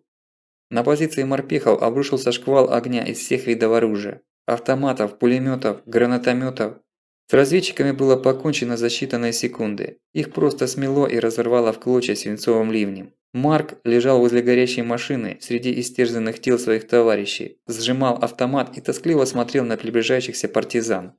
Жить оставалось всего ничего, и можно было только надеяться, что смерть будет быстрой. Многим, попавшим в плен, это казалось большой удачей. Но ему повезло. В этот раз вслед за наземным патрулем командование выслало воздушную разведку. Они заметили взрыв «Хаммера». Еще повезло в том, что в готовности оказалось звено вертолетов. И что в этом звене был не только черный ястреб, но и могучие и почти неуязвимые апачи. Ну и как верх везения, в экипажах оказались смелые парни, которые не побоялись связаться в бой за несколько дней до вывода, когда больше всего солдат начинает ценить именно свою жизнь. Когда два черных силуэта апачи возникли над колонной, маджахеды бросились в рассыпную. Они не любили связываться с этими монстрами, харкающими огнем и убивающими из-за пределов досягаемости. А Марк сидел на залитом кровью асфальте и плакал. Он навсегда запомнил эту тоску и чувство бессилия, когда тебя идут убивать, а ты ничего не можешь с этим сделать. Сейчас он испытывал почти то же самое. Марк сидел на крыше старого грузовика со свалки, по-индейски скрестив ноги, и смотрел на дорогу. С севера, со стороны Ламара, приближались огни. Их было много, очень много. Такой колонны Рокфилд не видел никогда. Словно белая исполинская змея ползла к городу, пряча свой хвост далеко за горизонтом. С той стороны накатывал, наваливался глухой рокот. Это звук сотен моторов сливался в один. Марку Штайну было тоскливо. Он не мог ничего поделать с этой мощью, что приближалась к его городу, но и оставить свой пост он тоже не мог. «Ну что там?» – крикнул снизу Газ Уилсон, автомеханик. «Едут», – коротко ответил Марк. «Много их удержим?» «Нет, не удержим», – не стал обманывать Марк. «Все равно через 5 минут все они будут здесь, и Уилсон увидит эту армаду собственными глазами». «Бассет там парней собирает, сейчас приведет сюда», – надеждой сказал Газ. «Знаю». Марк спрыгнул со своего наблюдательного пункта на асфальт. «Ты вот что, Газ, дуй на вышку и садись за пулемет. Стрелять только по моему сигналу». «По какому?» «Я выстрелю в воздух, а ты дашь очередь по земле перед ними. Только меня не зацепи рикошетом». «А почему по земле? Я лучше сразу по машинам врежу». Марк посмотрел на него долгим задумчивым взглядом. «Газ», – вздохнул он, – «какое дерьмо у тебя вместо мозгов? Там в машинах американцы. Женщины, дети, старики. Ты по ним собрался стрелять?»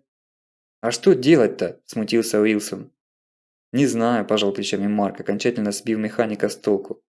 «Только при мне по людям стрелять даже не думай. Я тебя сам потом за это пристрелю. Вот если они меня грохнут, тогда ты свободен, делай что хочешь. Только сам думай, что они с тобой сделают, когда возьмут. По-моему, их больше, чем у тебя патронов». Воодушевленный Уилсон потрусил к вышке за забором автосвалки, где был установлен пулемет М-60, единственное тяжелое оружие в городе. Но особо на него рассчитывать не приходилось, к нему имелось всего 2 снаряженные ленты. К тому же Марк сильно сомневался, что случись заварушка, Газ сумеет его перезарядить в горячке. Марк Штайн передернул затвор карабина и вышел на дорогу, став прямо посредине. Чувство беспомощности ушло, он хмуро смотрел на приближающиеся огни колонны, сжимая в руках оружие. Сейчас Марк ощущал себя шерифом времен Фронтира. Один против всех. За его спиной лежал притихший город.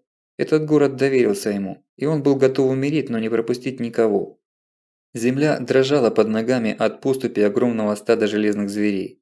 Эта дрожь отдавалась в сердце, и руки подрагивали на цевье карабина. Совсем чуть-чуть, но подрагивали. Гул нарастал. Марк скорее почувствовал, чем услышал, что кто-то подошел к нему. Рядом стал старый бык Бассет и улыбнулся в усы. «Ты же не думал, парень, что я оставлю тебя тут одного?» Марк пожал ему руку, на сердце чуть потеплело. Я привел 10 человек, остальные занимают позиции в городе. Но, надеюсь, до стрельбы не дойдет. Штайн обернулся. Справа, во фланг колонне, смотрел пулемет Уилсона. Слева, по серому припорошенному пеплом полю, рассыпалась редкая цепь стрелков, охватывая дорогу. Их было мало. Горожане присаживались на колени, неловко целясь в приближающиеся машины. Это были мирные граждане, решившие с оружием в руках защитить свой дом. «Надеюсь, у них не дрогнут нервы, и они не начнут стрелять первыми», – сказал Марк. «Я тоже на это надеюсь», – ответил Бассет, перехватывая поудобнее свою винтовку. Первыми бок о бок шли 2 магистральных тягача. Их монстрообразные туши надвигались быстро, словно они собирались таранить заграждение сходу. Вряд ли они стали бы это делать, но даже в этом случае ничего бы у них не вышло. Марк знал свое дело, и при таране первые грузовики, выполняющие роль барьера, уткнулись бы в стоящие поперек автобусы, заблокировав дорогу наглухо. Объехать баррикаду по полю из-за высокой насыпи и протекающего под ней ручья было невозможно. До тягачей оставалось чуть больше сотни ярдов, когда Марк выстрелил поверх их кабин. Тут же справа прогрохотала очередь из пулемета. Пули хлестнули по асфальту, высекая брызги искр. Предупреждение дошло до адресата. Тягачи остановились, скрипя тормозами. За ними сгрудились многочисленные легковушки. Хвост колонны терялся где-то вдалеке. С минуту длилось тягостное ожидание. Противники играли друг другу на нервах. Между тягачами показалась чья-то фигурка. Свет фар бил Марку Бассету в глаза, и они не могли разглядеть лица этого человека. Он медленно, с осознанием своего превосходства, приблизился к баррикаде. «Я окружной прокурор Брайан Уэллс», – заявил он, уперев руки в бока. «Я представляю закон Соединенных Штатов. Немедленно уберите заграждение». За его спиной маячили фигуры еще нескольких человек. Но это не произвело на полицейских Рокфилда никакого впечатления. «Я шериф Рокфилда Бассет», – равнодушно ответил старый бык. «И закон здесь представляю я. Распоряжением президента все права в стране передаются местным властям, способным контролировать ситуацию. Я и есть местная власть. Так что оставьте свой тон более впечатлительным особам». «Вы меня слышали?» – рявкнул прокурор. «Немедленно освободите дорогу». «Если вы будете так орать, нам никогда не договориться», – усмехнулся Бассет. «Я требую», – начал было Уэллс, но договорить ему не дали. На плечо прокурора легла рука. «Обождите со своими требованиями, сэр», – неприязненно сказал человек в форме и со значком полиции Ламара на груди. Он отодвинул опешившего прокурора в сторону и подошел поближе. «Здравствуй, старина Бассет. Привет, Марк». «Берт?» – узнал шериф. «Как ты тут оказался?» «Я охранял мост. Когда понял, что парни в таком отчаянии, что готовы идти на штурм, я приказал убрать грузовики с дороги и пропустить колонну. Плевать мне на приказ губернатора. Если он хочет, чтобы полицейские стреляли в своих сограждан, он должен это показать на собственном примере, а не писать бумажки в своем кабинете. И ты решил присоединиться к ним? Вроде того. У меня тоже есть семья, и я вижу, что ничего хорошего нас тут не ждет. Вам я тоже советую ехать с нами». «Это мой город, Берт», – вздохнул Бассет. «Я тут родился и прожил всю жизнь. Думаю, что и помирать мне придется тут, так что извини». «А ты, Марк?» «Город платит не за то, чтобы я его защищал», – лаконично ответил Штайн. «Ничего не имею против твоего выбора, Берт, но мне он не подходит». «Ну, ваше дело», – развел руками Берт. «Так что будем решать?» «Для начала скажите, чего именно вы хотите». «Мы хотим проехать через ваш город и двинуться дальше на юг, к мексиканской границе». «Ты уверен, что это хорошее решение? Я слышал, в Техасе власти приказали открывать огонь по беженцам, если они попытаются входить в город». «На востоке уже стреляют», – пожал плечами Берт. «Но оставаться на месте еще хуже. Надо хотя бы попытаться прорваться». «О чем вы там болтаете?» – не выдержал Уэллс. «Я требую...» «Да заткни ты свою вонючую пасть!» – с яростью выкрикнул Берт. «Или я сделаю дырку в твоем медном прокурорском лбу!» Уэллс ошеломленно замолчал, а Берт снова повернулся к защитникам города. «Что будем делать, джентльмены? Люди в колонии настроены очень решительно. Им просто ничего не остается больше делать». Марк с Бассетом переглянулись. «Будет много крови», – тусклым голосом сообщил Штайн. «У вас много людей, но плохая позиция. У нас пулеметы и город за спиной». «Это Дикий Запад, Берт», – добавил Бассет. «Здесь у каждого есть оружие, и стрелять умеют даже школьницы младших классов и священники». Он блефовал. Оружие в городе, конечно, навалом, вот только толковых стрелков можно было по пальцам перечесть. За нашей спиной наши жены и дети. Парни будут биться насмерть. Вы можете задавить нас силой, но это равнину затопит кровью. За нашей спиной тоже наши семьи, угрюмо ответил Берт. И нам тоже нечего терять. Они посмотрели друг другу в глаза. Неужели американцы будут стрелять в американцев? Бассет опустил голову, раздумывая. Марк и Берт с надеждой смотрели на седоусого шерифа. «Мы пропустим вас через город», – принял он наконец решение. «Ты сможешь контролировать всех этих людей?» Берту очень хотелось бы ответить утвердительно, но он не был в этом уверен. Безголовые придурки вроде Брайана Уэллса запросто могли выкинуть какой-то фокус. Этот недоумок, похоже, всерьез считал себя предводителем общества и также всерьез требовал повиновения. Он отдавал идиотские приказы нетерпящим возражений тоном, словно полководец на поле боя. Берта подмывала прострелить его глупую голову, пока он не накликал на них неприятности, но он пока не был готов это сделать. Он не только не решался приступить закон в открытую, он даже полицейскую форму еще не снял. Теперь пришел черед задуматься Берту. Пока он размышлял, снова появился Уэллс. «Итак, вы согласны убрать заграждение?» «Да», – буркнул Бассет. «Вы правильно решили», – снисходительно похвалил Уэллс. «Теперь условия. Вы дадите нам продовольствие?» «Нет», – не раздумывая, ответил Бассет. «Нам нужно продовольствие, оружие, горючее». «Нет», – повторил Бассет. «Но», – растерялся прокурор, – «я сказал нет», – четко произнес шериф. «И это я вам ставлю условия. Мы снимаем заграждение, и вы медленно едете через город. Никто не останавливается и не выходит из машины. Любой, кто нарушит это условие, будет убит. Неважно, будет ли это женщина или ребенок. Никаких исключений». «Но нам нужна еда», – сорвался на крик Уэллс. «Это ваши проблемы», – отмахнулся Бассет. «Рокфилд – маленький город. Я отвечаю за него. У нас нет излишков продовольствия, тем более, что никаких поставок в ближайшее время не предвидится. Так что вам придется достать пропитание где-нибудь в другом месте». «Я дам своих людей», – решил Берт. «Ваши люди встанут на крышах, в окнах, в дверях. Мои люди расположатся вдоль дороги, спиной к твоим парням, лицом к проезжающим машинам. Они будут отвечать за то, чтобы никто не вышел из машины. Таким образом получится двойной кордон». «Хорошая идея», – согласился Бассет. Он послал человека, чтобы сделать распоряжение защитникам города. Через 15 минут у заграждения собралось человек 30 мужчин из колонны. Большинство из них не были вооружены. Весь Рокфилд, с севера на юг, был не больше мили, поэтому и такого числа добровольцев должно было хватить. Специальный гонец бежал вдоль колонны и передавал приказ: в черте города не останавливаться, из машин не выходить, горожане сразу же будут стрелять. Наконец трактора сдвинули загораживающий проезд остовы грузовиков, не сбрасывая их с дороги. Колонна двинулась. Это было впечатляющее зрелище. Никогда в истории провинциального Рокфилда через него не проезжало столько автомобилей за раз. По освещенным улицам медленно ползли легковушки, внедорожники, микроавтобусы, кемпинги на колесах, грузовики. Вдоль улиц стояли мужчины из колонны. На крышах, в дверях и в окнах застыли стрелки. Люди понимали, что в машинах сидят измученные беженцы, обычные женщины и дети, но огромная колонна пугала их, и они готовы были открыть огонь не из-за своей жестокости, а именно от страха. «Дайте нам поесть!» – закричала из одного автомобиля женщина с обезумевшим лицом. «Ради всего святого, дайте нам еды! Мой ребенок не ел уже сутки!» Хозяйка магазина, стоявшая рядом со своим мужем в дверях, метнулась внутрь и выскочила с сумкой, в которую набила какой-то снеди. Она бросилась было к машине, но мужчина из колонны довольно грубо преградил ей путь. «Не подходите сюда, мэм. Я просто хочу дать ей...» «Нет, мэм», – подошел заметивший нарушение порядка Берт. «Есть хотят все. Если вы дадите кому-то одному, сразу же начнется хаос. И тогда ваши люди начнут стрелять. Вернитесь в свой магазин и не выходите оттуда, это опасно». Женщина последовала его совету и продолжала смотреть на процессию из окна.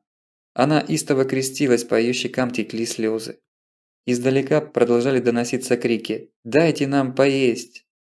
Проход колонны через город затянулся почти на час.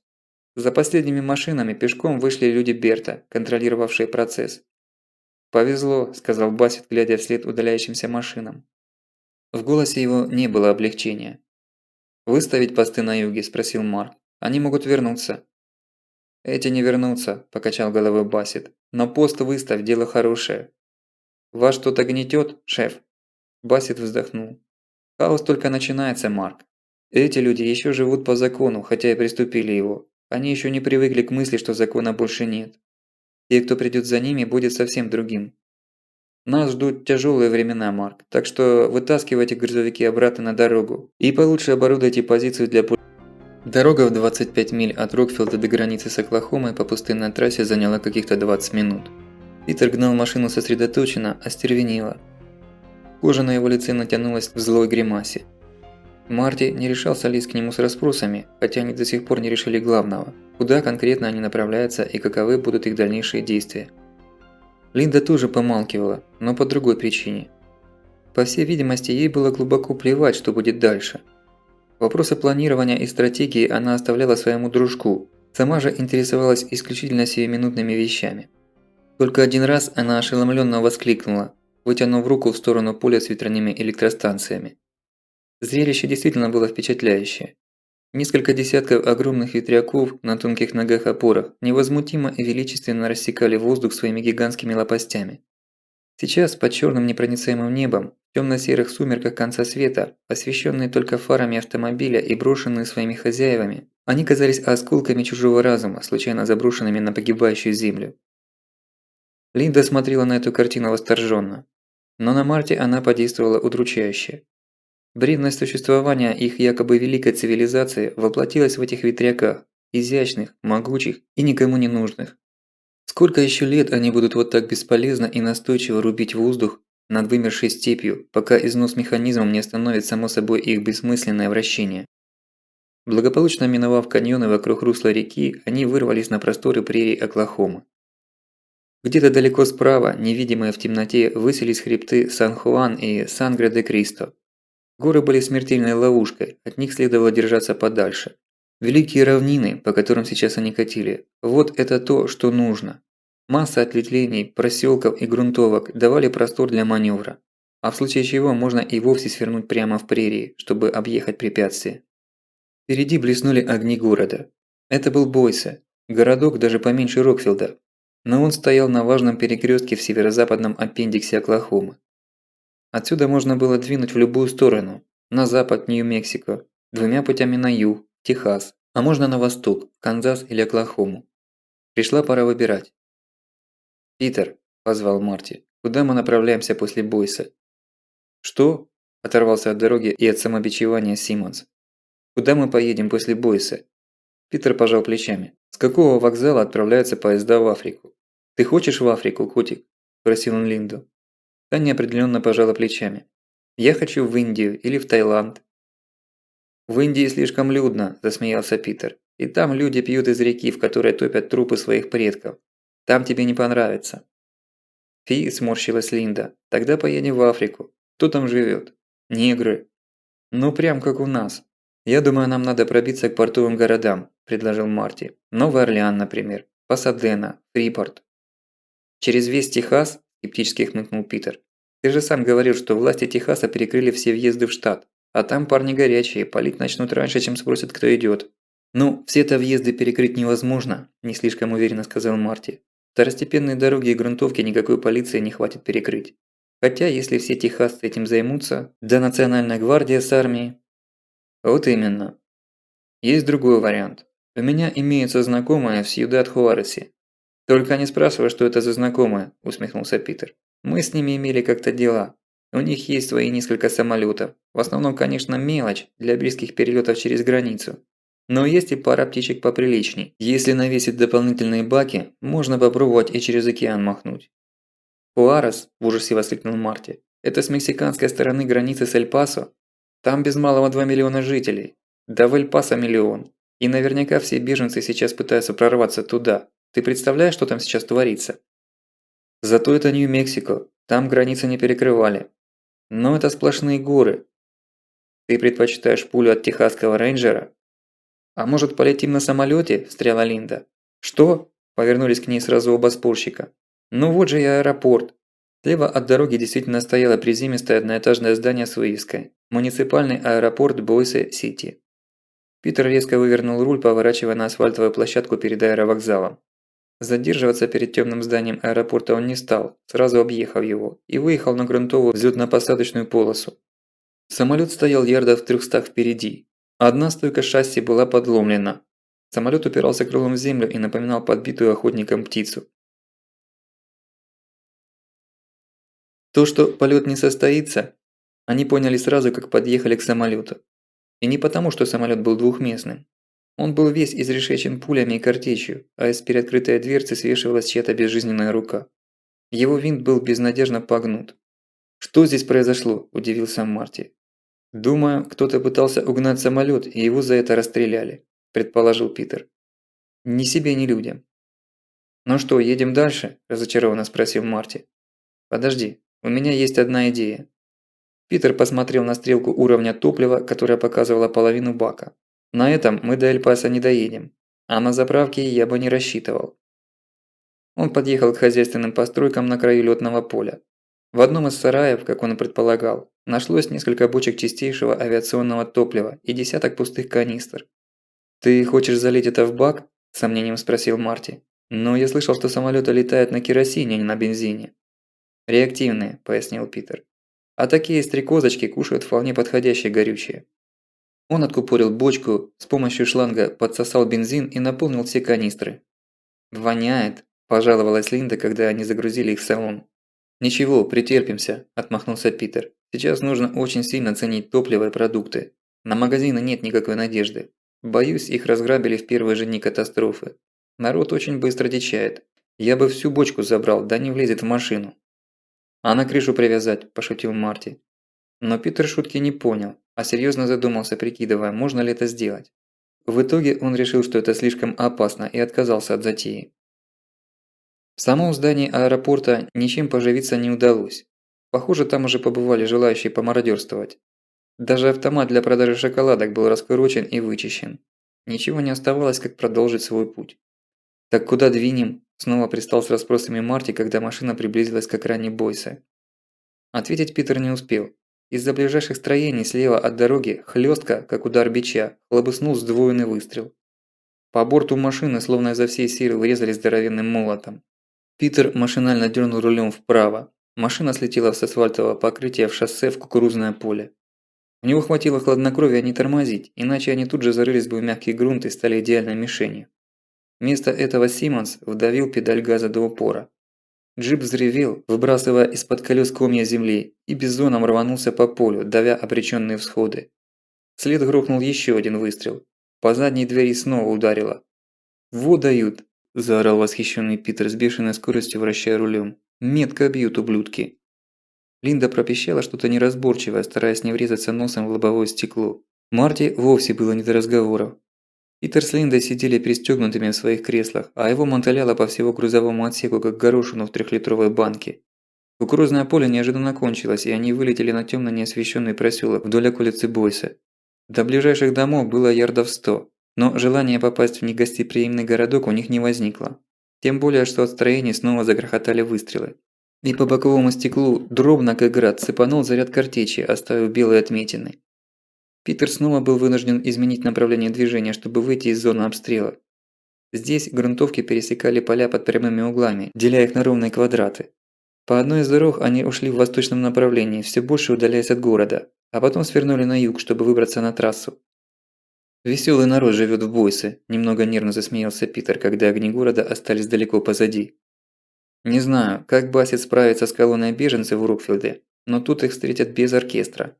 «Хорошо, что ты нашел этот броневик», – заметил Марти, растирая ушибы на локтях и здоровенную шишку на голове. «Зато сам собой отпал вопрос, куда ехать», – хмыкнул Питер. «Возвращаться в Бойсе мне что-то совсем не хочется, а в Техасе живет народ еще круче, поэтому едем в Нью-Мексико». «Как ты думаешь, сколько это займет времени?» Питер пожал плечами. «До Эль-Паса миль 600. В обычное время мы бы еще сегодня туда добрались. Но поскольку на основные трассы соваться сейчас не стоит, то путь несколько увеличится. Думаю, через 2 дня будем на месте. А там – здравствуй, Африка». Они не оказались в Эль-Пасо ни через 2 дня, ни через 3. Спустя неделю после обстрела в Бойсе, их броневик вместе с огромным количеством других машин-беженцев стоял в огромной пробке в 2 с лишним сотнях миль от цели путешествия, в окрестностях города Розвейл. За последние 2 дня они продвинулись едва ли на 5 миль. Дорога проходила в низине. Слева местность поднималась полого, а справа гораздо круче. Там были южные отроги все тех же скалистых гор. Марте казалось, что они навечно к нему привязались. Он едва не разбился в этих горах на самолете вблизи канадской границы, и вот сейчас был близок к мексиканской, а рядом все те же проклятые скалистые горы. У них еще оставались съестные припасы, и те, что они забрали на брошенной ферме в Вайоминге, и те, что взяли у Марти дома. Но они катастрофически подходили к концу, так что Питер ввел ограничения на пищу. Он не приказывал, не делал распоряжений. Он просто сообщил, что теперь есть все будут поровну, в одно время и столько, сколько он выделит. Линда приняла это равнодушно, как и все, что происходило вокруг. Марте решение не слишком понравилось, но он прекрасно сознавал, что оно вынужденное и, более того, совершенно правильное. Внутренний протест был вызван совсем другим обстоятельством. Он все больше и больше чувствовал себя балластом. Он не приносил никакой пользы, все решения принимал Питер, и делал все тоже он. Марти даже за рулем его подменял всего пару раз. Впрочем, Линда тоже 2 раза садилась за руль, так что и это он не мог поставить себе в заслугу.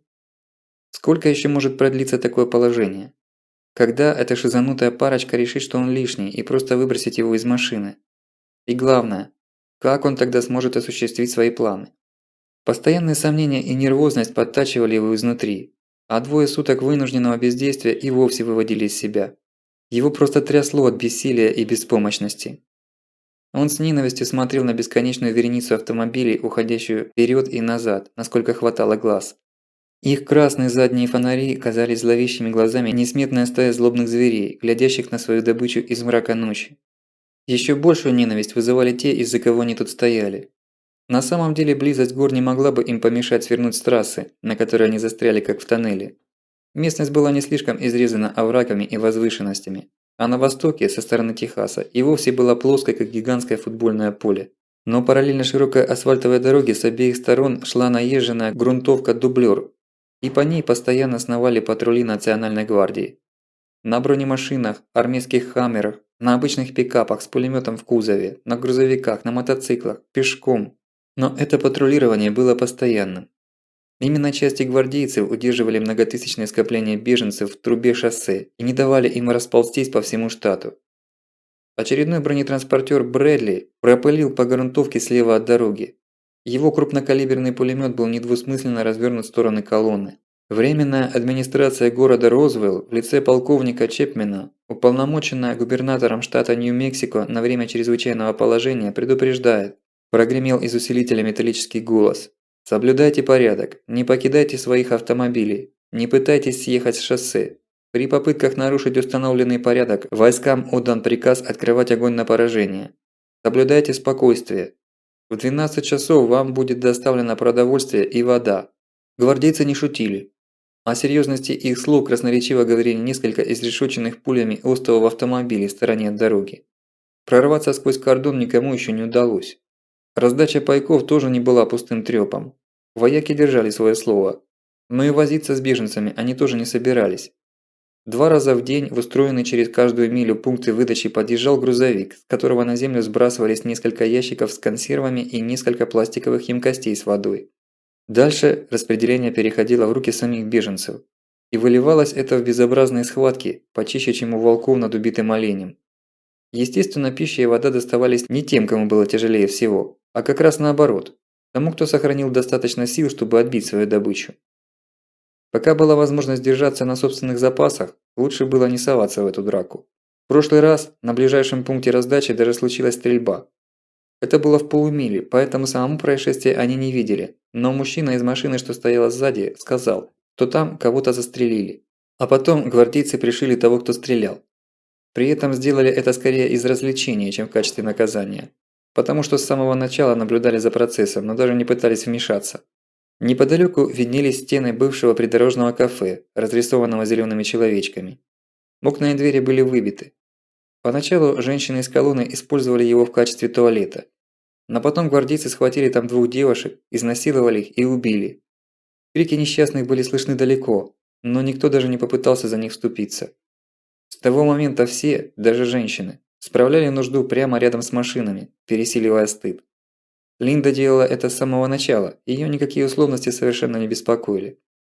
Над застывшей колонной витал смрадный дух испражнений. Обочина всё больше напоминала свалку. Она была завалена отходами, бутылками, бумагами. По ней скакали серые вороны, выискивая там остатки пищи. Все это уже начинало гнить. Гвардейцев это, похоже, не беспокоило. Во всяком случае, вывозить мусор никто не собирался. Питер, хранивший невозмутимое выражение лица, уже несколько раз созванивался с человеком по имени Хосе, каждый раз выходя из машины, когда тот отвечал. Мобильная связь работала, на удивление, почти без перебоев. В остальное время он сидел молча с закрытыми глазами, находясь в полудреме, чем еще больше выводил из себя Марти. В очередной раз проснувшись, Питер вытащил из прикуривателя шнур телефонного зарядника и нажал кнопку вызова. «Хосе?» – спросил он и вышел из машины. Марти не выдержал и выругался. «Бог не любит сквернословия», – лениво заявила Линда. «Те, кто ругается, все попадут в ад, где им на языки будут лить раскаленное масло». «Тебе ли говорить о Боге?» – разозлился Марти. «А почему нет?» – усмехнулась девушка. «Бог всех любит, значит и меня тоже. Я даже слышала, что грешников он любит больше, чем праведников. Выходит, у меня шансы даже повыше среднего». Против такой логики Марти ничего не мог сказать и лишь снова выругался. «Слушай, агент», – с пренебрежением в голосе сказала Линда, – «чего ты все психуешь, суетишься, дергаешься, ноешь постоянно? Что тебе, например, сейчас не нравится?» «Что за Хосе?» – нервно спросил Марти. «Кто это такой? О чем они говорят? Почему Питер каждый раз выходит, когда с ним разговаривает? Он мне не доверяет?» «А с какой стати тебе доверять?» – хмыкнула Линда. «Кто ты такой, чтобы тебе доверять?» «Вот оно, начинается», – подумал Марти. «Все равно ты ничего не поймешь и ничем не поможешь. А он – мужчина. Он нас отсюда вытащит», – продолжила девушка. «И как раз об этом он и договаривается».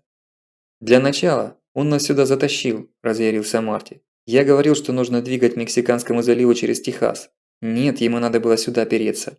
А я ведь предупреждал, что тут горы и что мы здесь застрянем, потому что все будут ломиться в Мексику, а мы попадем в самую толпу». «Ну да», – скривилась Линда, – «ты всегда говоришь, всегда предупреждаешь, но никогда ничего не делаешь и не настаиваешь ни на одном решении. Поэтому решает он. И за тебя, и за меня. Но за меня понятно, я жена. А ты ему кто? Мужика он вроде бы не любит». «Ах ты сучка!» – задохнулся Марти. «Попридержи язык, ковбой», – осадила его Линда. «Мужчина в этой машине один, и он мой муж. Так что за меня есть кому заступиться». Она отвернулась, вытянула ноги и забросила руки за голову. Некоторое время она сидела неподвижно. Потом одна рука опустилась вниз, расстегнула пуговицу и замок на джинсах и скользнула внутрь. Линда работала пальцами сначала медленно, потом все быстрее и быстрее. Ее дыхание участилось. В темном лобовом стекле Марти видел ее отражение. Закрытые глаза, полуоткрытый рот. Бессильная злость охватила его. Эта сучка мастурбировала в открытую, обращая на него внимание не больше, чем на соседского пса. А самое ужасное, что он сам почувствовал постыдное и неуместное возбуждение. Это бесило его еще больше. Кровь билась у него в висках в ритм с подергиванием пальцев в трусиках Линды. В самый разгар процесса в машину ввалился Питер. Он посмотрел на то, чем занимается его жена, но только хмыкнул и ничего не сказал. Линда отвернулась и закончила начатое. Марти выругался, глядя на эту семейную идиллию, и пробкой выскочил из машины. Уши его горели, грудь распирала взрывоопасная смесь злости, стыда и досады. На свежем воздухе его злость быстро прошла, сменившись потаённым страхом. Черное небо давило, вялый ветерок шевелил мусор на обочинах. Колонна машин казалась живым существом. Она дышала, бормотала, жила. По ее металлическому телу перекатывались звуки, запахи. Воздух был заряжен безотчетной тревогой, от которой теснилось в груди. Что-то должно было случиться. Мартин осторожно осмотрелся. Машины на четырехполосной трассе стояли тесно, в 6 рядов. Их броневик находился с краю. Внутри колонны было безопаснее, зато так оставалась хоть какая-то возможность маневра. Так решил Питер. Опять этот чертов Питер. Марти уже был не рад, что связался с ним, хотя в глубине души понимал, что без Симмонса его шансы были бы еще меньше. Прожекторы освещали обочину и грунтовки-дублеры, но сразу за полосой света стояла тьма. И в этой тьме он не столько видел, сколько ощущал какое-то движение. Неясные тени сновали во мраке. Или это был плод воспаленного воображения? От резкого звука Марти вздрогнул и едва не вскрикнул. Павшая в оцепенение колонна была тиха, даже разговоры велись вполголоса. А тут водитель одной из машин, видимо потерявший терпение, начал жать на клаксон. Резкий одинокий звук ракеты взлетел над железным стадом и бил по нервам, как электрический разряд. Раз, другой, третий. «Уймите кто-нибудь этого идиота!» раздался женский крик на грани истерики. И тут же, как по команде, захлопали двери автомобилей. Несколько человек ринулись к надрывающейся клаксоном машине. У некоторых в руках было оружие. Люди в колонне были на пределе. Любая искра могла привести к взрыву. Быстрее всех оказался крупный мужчина в клетчатой ковбойке и красной бейсболке. Он, не церемонясь, распахнул дверь машины, выволок оттуда небольшого человека в очках и с размаху влепил ему оплеуху. «Какого чёрта ты разгуделся?» – без особой злости спросил он. «Какое твое дело?» – заверещал мелкий, пытаясь ударить противника. «Мы все тут сдохнем!» «А ну заткнись!» – рявкнул парень в ковбойке и влепил мелкому профессиональный удар кулаком в живот. Тот захрипел и сложился пополам, как перочинный нож. «Не трогайте его!» – завопила женщина, сидевшая в той же машине, по-видимому, жена. Она выскочила и бросилась на обидчика её спутника, целя ногтями в лицо. Но тут уже вошел враж и встретил её прямым в лицо. Женщина рухнула как подкошенная, а мелкий снова бросился в драку. К схватке подоспели ещё 2 или 3 человека. Остальные остановились в стороне, наблюдая за происходящим. Через секунду нервный мужчина лежал на асфальте, а остальные деловито и сосредоточенно били его ногами, выплёскивая скопившееся раздражение и злость. «Не бейте! Не бейте!» – со слезами умоляла жена, встав на колени. По её лицу струилась кровь из сломанного носа, но она не делала попыток её остановить. «Хватит!» – командовал мужчина в ковбойке. «Хватит, я сказал!» – повысил он голос. Но один из добровольных блюстителей порядка не смог отказать себе в удовольствии ещё разок врезать лежащему ногой в живот. И участники драки, и наблюдатели быстро разошлись. На их лицах не было радости победы или удовлетворения. Они старались не смотреть друг на друга, а ковбой выглядел смущенным и прятал глаза.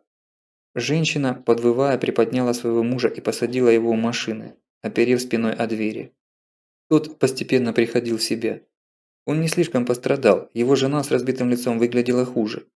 Всё-таки бившие его старались пнуть в живот, а не по голове. В противном случае его просто забили бы насмерть. Мужчина тихо плакал от бессилия, сотрясая всем своим тщедушным телом, а женщина пыталась его утешить, гладя по голове и не обращая внимания на свою кровь, которая заливала всё её лицо и стекала на блузку. Всё это происходило в каких-то 3-4 машинах от Марти, и он чувствовал возбуждение и прилив адреналина, словно сам участвовал в этой драке, больше похожей на обычное избиение. «Говорят, в Эль-Пасо беспорядки», – раздался совсем рядом за спиной чей-то негромкий голос. «Что?» – резко обернулся Марти. Это был мужчина лет 50, в очках в тонко-золотой оправе, в дорогой одежде, но весь помятый и небритый. Марти непроизвольно почесал свой заросший подбородок.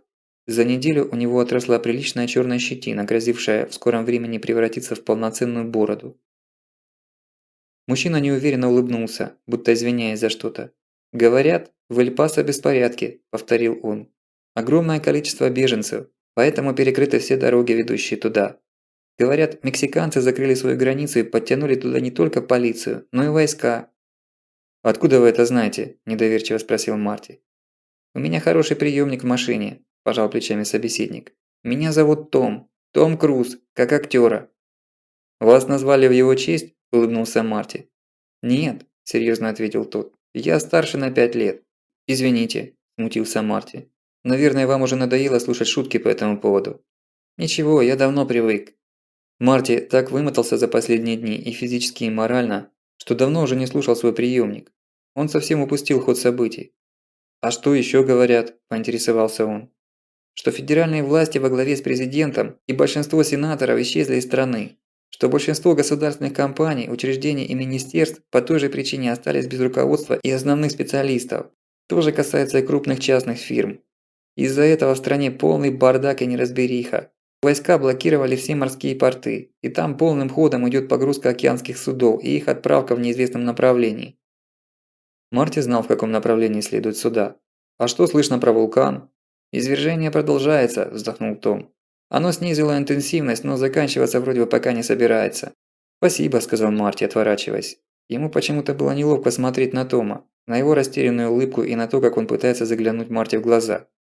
Испуганный маленький человек, который недавно был уверенным в себе и обеспеченным, а сейчас полностью деморализован и ищет хоть какой-то поддержки и общения. «Я должен возвращаться к твоим друзьям». «Понимаю», – с готовностью кивнул Том. «Я с семьей в машине сразу за вами. Заходите в гости, если захотите поговорить». «Обязательно», – заверил его Марти и нырнул в спасительную скорлупу броневика, отгородившись от внешнего мира его стенами. В салоне свет не горел, только лучи прожекторов били через окно, отбрасывая резкие тени. Кажется, в его отсутствие тут состоялся серьезный разговор, потому что Линда сидела, отвернувшись к окну, и обиженно надувала и без того полные губы. При появлении Марти она тут же выскочила наружу и куда-то направилась вдоль череды стоявших машин. «Как дела?» – безразлично спросил Питер. «Что нового во внешнем мире?» «Всё тоже», – отмахнулся Марти. «Вулкан снизил активность, но извержение продолжается». «Снизил?» – заинтересовался Питер. «А если он потухнет совсем?» «Может, еще всё не надейся», – оборвал его Марти, испытывая мстительное удовлетворение, разбивая его надежды. «Плевать уже на вулкан. В атмосфере тысячи тонн пыли. Они закроют солнце на всей Земле. Но даже это ерунда. Пыль рано или поздно выпадет на поверхность. Есть кое-что похуже». «Что?» «Сера». «Сера?» – не понял Симмонс. «Да, обычная сера. Вернее, ее аэрозоль. Вулкан выбросил на большую высоту огромное количество аэрозоля серы, выше пылевого облака, стратосферу. Там нет влаги, которая могла бы ее связать и с кислотными дождями выпасть на Землю. Там почти космический мороз. Плотный слой аэрозоля серы на долгие годы закроет Землю от солнечных лучей». «Что-то вроде ядерной зимы», – догадался Питер. «Точно. 3-4 года. Температура понизится на всей планете в среднем на 20-25 градусов. Таким образом, на территории США она несколько лет не будет подниматься выше 0 по Цельсию. Конец сельскому хозяйству, конец животному и растительному миру. Конец цивилизации, конец Америки. Уже через несколько месяцев начнется массовый голод и эпидемии от миллионов разлагающихся трупов людей и животных. А через год тут останутся только единицы выживших, которые найдут какой-нибудь склад продуктов. И за эти склады будет идти война на уничтожение, пока и этот источник пищи не иссякнет, а нового не появится. Даже когда через 4 года снова выглянет солнце. Почему? Ты видел Землю? Она отравлена токсичным вулканическим пеплом, а кое-где и засыпана им по колено. Это не снег, он не растает весной. На нем ничего не будет расти еще долгие-долгие десятилетия, а то и века. Тут я не загадываю. Животных после этой зимы тоже не останется, только мертвая засыпанная пеплом пустыня и руины городов. Получается, альтернативы Африке нет? Получается, нет. И что ты думаешь насчет наших дальнейших действий? Тебя интересует мое мнение? Резко спросил Марти. Конечно, меня всегда оно интересовало, не обиделся Питер. Мы вместе выбираемся из этой чёртовой задницы и вместе должны принимать решения. Пока что ты делаешь это в одиночку. Потому что ты не хочешь этого делать. «Я предлагал ехать к Мексиканскому заливу», – вспыхнул было Марти, но тут же потух, вспомнив слова Тома, что войска блокировали все порты. Его идея была такой же бесполезной, как и их стояние на поступах к Розвеллу в результате решения Симмонса ехать к Эль-Пасу. А теперь и этот город для них закрыт. Ситуация складывалась крайне неприятная. Марти замолчал, обдумывая их незавидное положение. «Не напрягайся, старик», – сжалился Питер. «Я же не зря тут с телефоном бегаю. Нам больше не нужно в Эль-Пасо. В Мексику нам не прорваться. Толпы народа и куча войск и полиции с обеих сторон. Того и гляди, до стрельбы дойдет. А моему знакомому, к которому мы ехали, вся эта шумиха совсем ни к чему. Хосе, парень, с которым я говорил, сказал, что Бен перебрался на запасной аэродром. В общем, нам нужно туда. Я договорился, Бен нас ждет. А где этот запасной аэродром? В окрестностях Дел-Сити, за Оленем хребтом.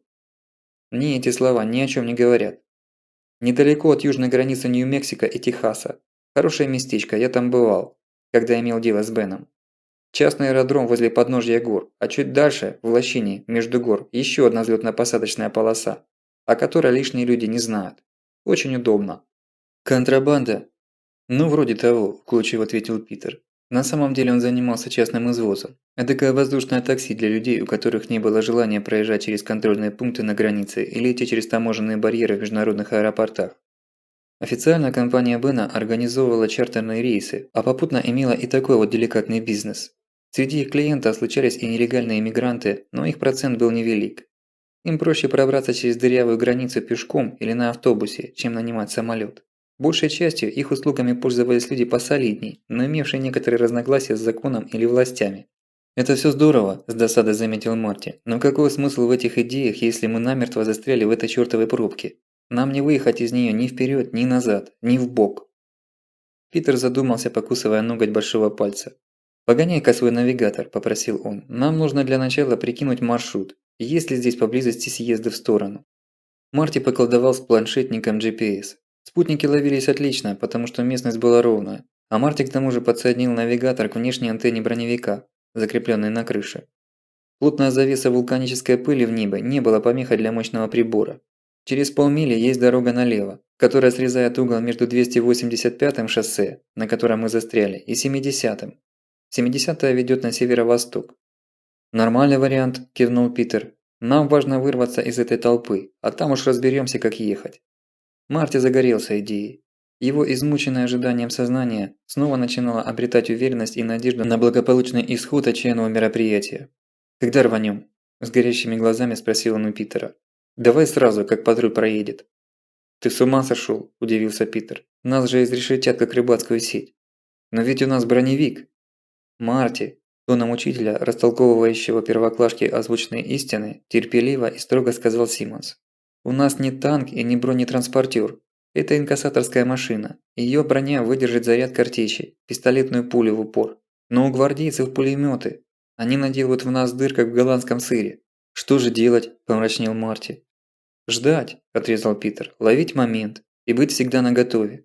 Как только выпадет малейший шанс, мы обязаны тут же его использовать без промедления». Спускалась ночь. Под плотным покровом вулканической пыли смена дня и ночи почти не ощущалась. Лишь густые сумерки превращались в абсолютно непроглядный мрак.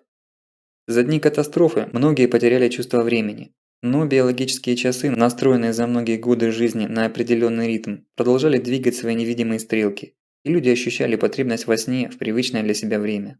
Несмотря на возбуждение, Марти начал клевать носом. Он вздрогнул, когда открылась дверца и в машину вернулась Линда. «Там что-то происходит», – нервно сообщила она, забираясь на сиденье. «Что?» – спросил Питер. «Не знаю, но вряд ли что-то хорошее. Какие-то люди снуют вдоль колонны с оружием». Сон в один миг слетел с Марти. Он судорожно схватился за ружье. «Кто это может быть?» – спросил он. «Не знаю я», – огрызнулась Линда. «Выйди и сам посмотри». Марти перебрался к заднему окну, растолкав ногами мешки с деньгами и снаряжением. Выходить наружу желания не было. Прожекторы светили вдоль дороги, освещая обочины и грунтовки, а сама колонна находилась в полутени. И в этих сумерках между машинами сновали какие-то неясные фигуры. Сновали целенаправленно, что-то высматривая и выискивая. «Разведчики», – уверенно сказал Питер. «Что?» «Это разведка мародеров», – пояснил Питер. «Выбирают себе жертву. В колонии беженцев наверняка есть много полезного, ведь люди берут только самое ценное, бросая свои дома. Сейчас разведчики определяют, кого из них можно выпотрошить без лишних проблем. Ищут слабое звено».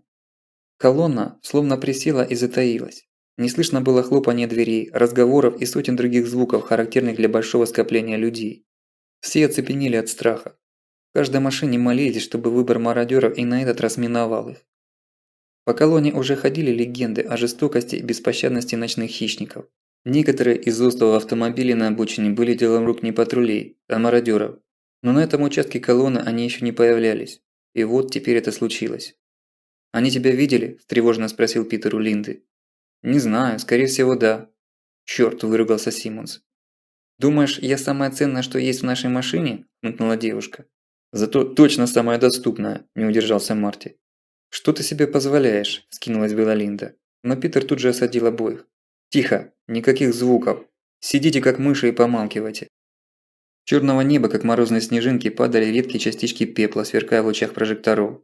Сзади к броневику приближался разведчик мародеров. Это был высокий, но сутулый чернокожий парень в пятнистых армейских брюках, высоких ботинках и яркой полосатой майке.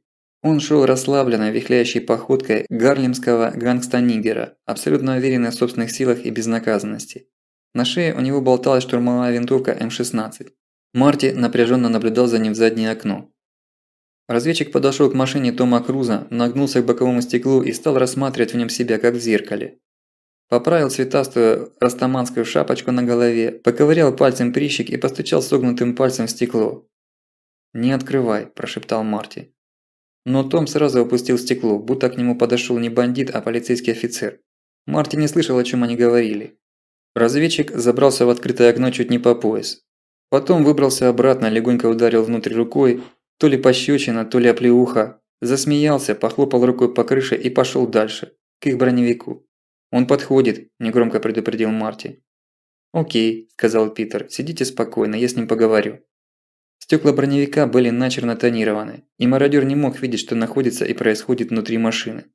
Он с интересом осмотрел броневик, потыкал пальцем в выбоины от картечи, полученные под бойсы, удивленно покачал головой и, наконец, подошел к передней двери.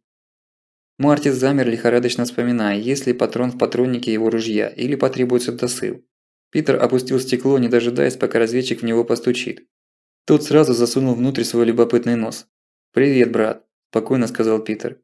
«Привет, Снежок», – осклавился чернокожий. Он крутил головой, быстро и профессионально осматривая потенциальный объект ограбления. Его широкие губы растянулись в сальной ухмылке, когда он увидел Линду. «Хорошая машина», – заключил он. «Хорошая», – согласился Питер. «Хорошая тёлка. И в этом ты прав. Они мне нравятся, и машина, и тёлка». «Мне тоже», – не моргнув глазом, ответил Питер. «Но принадлежать нам обоим они ведь не могут, чувак». «Нет, не могут. Как будем делить?» «По-честному. Тебе тёлка, мне машина?» «Нет, мне машина». «А тёлка мне?» «Нет, тёлка тоже мне». «Ты неправильный, чувак», – констатировал разведчик. «Мы так не договоримся». «Договоримся», – хмыкнул Питер. «Ты знаешь, что это за машина?» «Нет, расскажи». «Это полицейский броневик». «Полицейский? Так ты коп, что ли?» – обрадовался разведчик. «Нет, брат, я грохнул копа, чтобы забрать эту машину. У нее есть интересная особенность». «Какая?» «В дверях у нее есть специальные задвижки, которые закрывают бойницы, через которые можно стрелять, не выходя наружу». «Здорово! Ты стоишь прямо напротив одной из них. И в данный момент ствол моего пистолета смотрит прямо на твои черные яйца, а палец мой пляшет на спусковом крючке. Если мы с тобой не договоримся, или если ты попробуешь сбежать, мне нужно только шевельнуть им. Трудно жить без яиц, правда?» «Не знаю, я пока не пробовал», – заржал разведчик. Происходящее, казалось, его совсем не пугало и даже не напрягало. «Ты мне нравишься, чувак», – усмехнулся Питер. «Люблю смелых людей, но больше люблю умных. Поговорим?» «Поговорим», – легко согласился тот. «Как тебя зовут?» «Флойд». «Вот что, Флойд. Взять меня, пока я в машине, у вас не получится. Если только пушку не подтянете. Но ты парень умный, поэтому понимаешь, что глупо затевать Третью мировую, когда вокруг тысячи сладких и простых вариантов». «Ты прав, чувак. Я не буду трогать твою тачку и тёлку твою не трону, пока она с тобой». «Погоди. Мне не просто хочется, чтобы вы оставили меня в покое. Нет. Я хочу заключить с вами сделку». «Да?» – заинтересовался разведчик. «Кроме машины и тёлки у меня мало что есть, но мне нужно свалить из этой колонны». «Ты не проедешь через Розуэлл», – покачал головой Флойд. «Там армейцы. Они пропускают только в порядке очереди, когда им дают разрешение. Вам до контрольного пункта еще неделю ехать. Мне не надо в Розуэлл. Я передумал. И в Эль-Пасо я больше не хочу. Я хочу просто выбраться из этой чёртовой очереди и уехать в другую сторону». Флойд задумался, прикидывая варианты. «Я могу это организовать, но это будет стоить денег». «Я заплачу». 100 тысяч. «И мою бессмертную душу», – хмыкнул Питер. «У меня есть 10. 3 я оставлю себе, 7 отдам тебе. Ты скажешь своим, что договорился на 5. 2 я отдам тебе прямо сейчас. Ты видишь, я тебе доверяю, Флойд». «Это несерьёзно». «Серьёзно. Вам ничего не нужно делать. Я же не прошу пропускать меня без очереди через КПП. Я уеду в обратную сторону, если хотите, под вашим конвоем». 3 сейчас. 5, когда я за тобой приеду», – решился Флойд. Питер со вздохом убрал пистолет от бойницы в двери, открыл перчаточный ящик, бесцеремонно отодвинул коленки Линды и достал оттуда ворох смятых купюр. Отсчитал $3000. «Засунь мне за пазуху, чувак», – сказал Флойд, забираясь в окно по пояс. Питер сунул деньги ему за ворот майки.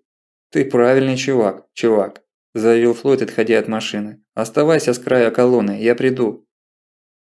«Он не придёт», – выдохнул Марти, с трудом разжимая вспотевшие ладони, стиснутые на цевье ружья. «Почему ты не дал ему больше? У нас же полно денег. Из-за 5000 они могут и не взяться». «Если дать ему больше, он решит, что у нас много денег», – спокойно пояснил Питер. «И тогда они действительно подтянут пушку и расфигачат нас, как охотник фазана. Далеко бензина в бак. Возможно, в скором времени нам придётся быстро и долго ехать». Марти выбрался наружу, прихватив с собой 2 20-литровые канистры. Без прикрытия брони он чувствовал себя голым и беззащитным. Скрутив из плотного картона подобие воронки, он вставил её в горловину бензобака и стал наливать горючее. Несмотря на все ухищрения, с литр, а то и больше, он расплескал, потому что от нервного напряжения подрагивали руки. Том Круз помахал ему рукой из окна своей машины. Он выглядел растерянным и несчастным. Марти улыбнулся в ответ и поспешил спрятаться в своем броневике. Какое-то время ничего не происходило. Но ближе к полуночи началось движение.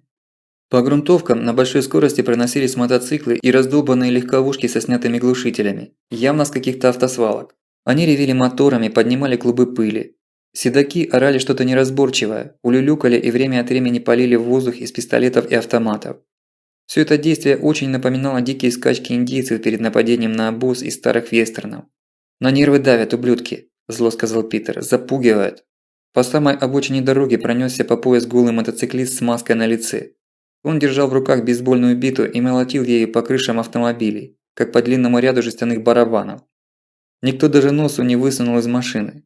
А чтобы закрепить послушание, с открытой машины с пулеметом на крыше дали длинную очередь над колонной.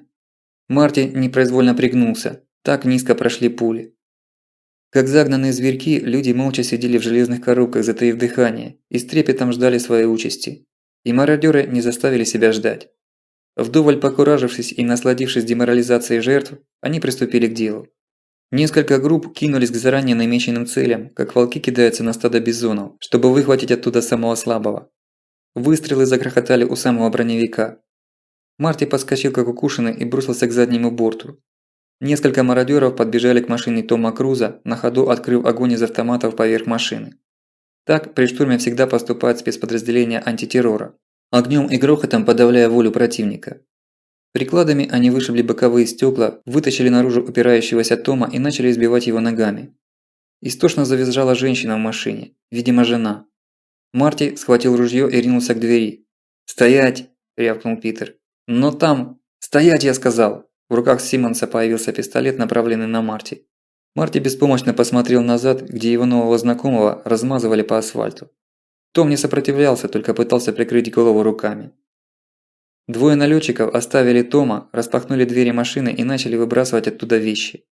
К ним вскоре присоединились остальные. Только один бандит остался у распластанного на земле Тома и удерживал его, наступив ногой на горло. Награбленное споро забрасывали в кузов подогнанного пикапа. Нападавшие глумливо хохотали, а из салона раздавали женские вопли, бившие Марти по ушам. Марти не мог разобрать, что происходит внутри машины, но он прекрасно видел, как один из мародеров, чернокожий громила, тянул наполовину штаны и забрался на заднее сиденье, оставив снаружи только свою задницу. И эта задница начала двигаться ритмично, словно раскачивая поршень. С другой стороны вытащили растрепанную девушку, совсем молоденькую, лет 17, наверное, дочь Тома. Повалили ее в пыль на обочине. Мародеры отвлеклись от грабежа, найдя занятие поинтересней. Они собрались возле жертвы толпой, раздвинули ей ноги, и один из них приготовился над ней надругаться. Девушка кричала изо всех сил, отчаянно зовя на помощь. Том вертелся ужом на асфальте, но ничего не мог поделать. В лицо ему смотрел ствол винтовки. Марти зажал уши ладонями, но вопли несчастной все равно были слышны и резали его душу. Из соседней машины, не выдержав, выбрался мужчина с ружьем. «Оставьте их в покое, грёбаные мерзавцы!» – крикнул он. Но защитник даже не успел поднять ружье. Один из насильников вытянул в его сторону руку с пистолетом. Сухо щелкнул выстрел, и мужчина завалился на спину, ударившись головой о свою машину. Убийство произошло так просто и буднично, что Марти не сразу понял, что произошло. Воспользовавшись секундным замешательством насильников, девушка выскользнула из их рук, вскочила и бросилась бежать. Убийца, не задумываясь и даже не опуская пистолет, перевел его на новую цель и дважды нажал на спуск. Девушку словно ломом ударили в спину. Она со всего размаха упала на землю и осталась там лежать, разбросав руки лицом вниз. Том завыл зверем, извернулся и укусил заново того, кто его держал. Убийца досадливо покачал головой, подошел и хладнокровно выстрелил Тому в голову. Нога Тома мелко-мелко забилась в судорогах. Через несколько секунд все было кончено. Марти оцепенело смотрел на происходящее. Ему было страшно это видеть, но какая-то неодолимая сила приковывала его взгляд. «Сволочи! Траханые в жопу ублюдки!» – сквозь зубы процедила Линда. Обычное равнодушие и безразличие оставили ее. Марти резко повернулся к Питеру, но тот поднял руку в предостерегающем жесте. «Ни слова, или я разобью тебе голову». Марти смирился. Из него будто вытащили некий стержень. Он весь обмяк и сгорбился, обхватил голову руками. Только лютая злоба и ненависть бушевали в его сердце. Десятки разных видений, вариантов развития ситуации теснились в его голове, сталкиваясь и налезая один на другой. Он мог помочь спасти Тома и его семью. Он должен был. Вот он выскакивает из машины с ружьем и все эти варианты заканчивались тем, что кто-то из мародеров загоняет ему пулю в лоб. Шансов не было, ни единого. И чертов Питер снова был прав. Он не спас бы Тома, но поставил бы под удар своих спутников. Умом он понимал это, но сердце не могло смириться с тем, что на его глазах спокойно и беспрепятственно пристрелили 3 человек и надругались над 4-м. Он поднял голову и слезящимися глазами снова посмотрел туда, где была растерзана семья Круза. Том и его дочь кучами тряпья валялись в пыли на обочине. Насильник еще гонял свой поршень и никак не мог закончить свое дело, пока его приятели расталкивали пожитки по кузову своей машины. Вот лоснящаяся черная задница дернулась еще несколько раз, и мерзавец наконец слез со своей жертвы, застегивая свои штаны. «Ллойд!» – с ненавистью прошептал Марти, узнав разведчика. «Чтоб ты сдох, ублюдок! Лучше бы твоя мать родила дикобраза против шерсти!» Автомобиль с мародерами рванул с места, проехал перед самым носом бронемашины гвардейского патруля. Те даже ухом не повели. «Почему Национальная гвардия ничего не делает?» – в бешенстве воскликнул Марти. Питер посмотрел на него с сочувствием. «Марти, ты что, ничего не понял? Это и есть гвардейцы. Самая крупная, самая вооруженная и организованная банда в этих краях. Сильнее их только армия, и они выполняют ее распоряжения. А ты? Ты?» Питер отвернулся, вцепившись в руль, и громко ответил. «Я ничего не мог сделать. И ты ничего не мог. У нас есть цель, и мы должны ее достигнуть во что бы то ни стало. Все остальное не имеет значения». «Смотрите», – тихо сказала Линда. У Тома была красивая жена. Высокая, с хорошей фигурой, которую годы почти не затронули. Она кое-как выбралась из машины. Блузка была разорвана на груди, безумные глаза блуждали, не останавливаясь ни на чем. На одной ноге болтались сорванные трусики. Она равнодушно скользнула взглядом по телу мужа и дочери, отошла в сторону и села на землю на обочине, обхватив себя руками. Она начала раскачиваться и что-то подвывать под нос, как индийский шаман. Марти передёрнуло. Он понял, что эта картина до конца его дней будет приходить к нему во снах. Неожиданно воздух вокруг наполнился звуками. Не сразу они поняли, что это один за другим начали заводиться моторы автомобилей в колонии. «Поехали!» – воскликнул Питер, тут же переключившись от жуткого происшествия на новую задачу. Видимо, на КПП дали команду пропустить некоторое количество автомобилей. Колонна ожила и двинулась вперед. Медленно, но все-таки вперед. Сзади отчаянно начали сигналить те, кому мешала проехать стоящая на пути машина Тома. Жена Круза никак не отреагировала на сигналы, продолжая раскачиваться в своем безумном трансе. Несколько человек подбежали и руками оттолкали автомобиль на обочину, едва не переехав колесами тело Тома. В измученных, перепуганных и затравленных душах беженцев вспыхнула надежда вырваться из этого бесконечного кошмара. Но ей не суждено было оправдаться. Колонна продвинулась не более чем на 500 ярдов и снова замерла. До контрольного пункта на окраине Розуэлла оставалось еще не меньше 2 миль. Колонна взорвалась возмущенными криками и ревом клаксоном. «Сколько до той дороги?» – быстро спросил Питер. 200 ярдов», – ответил Марти, сверившись с навигатором.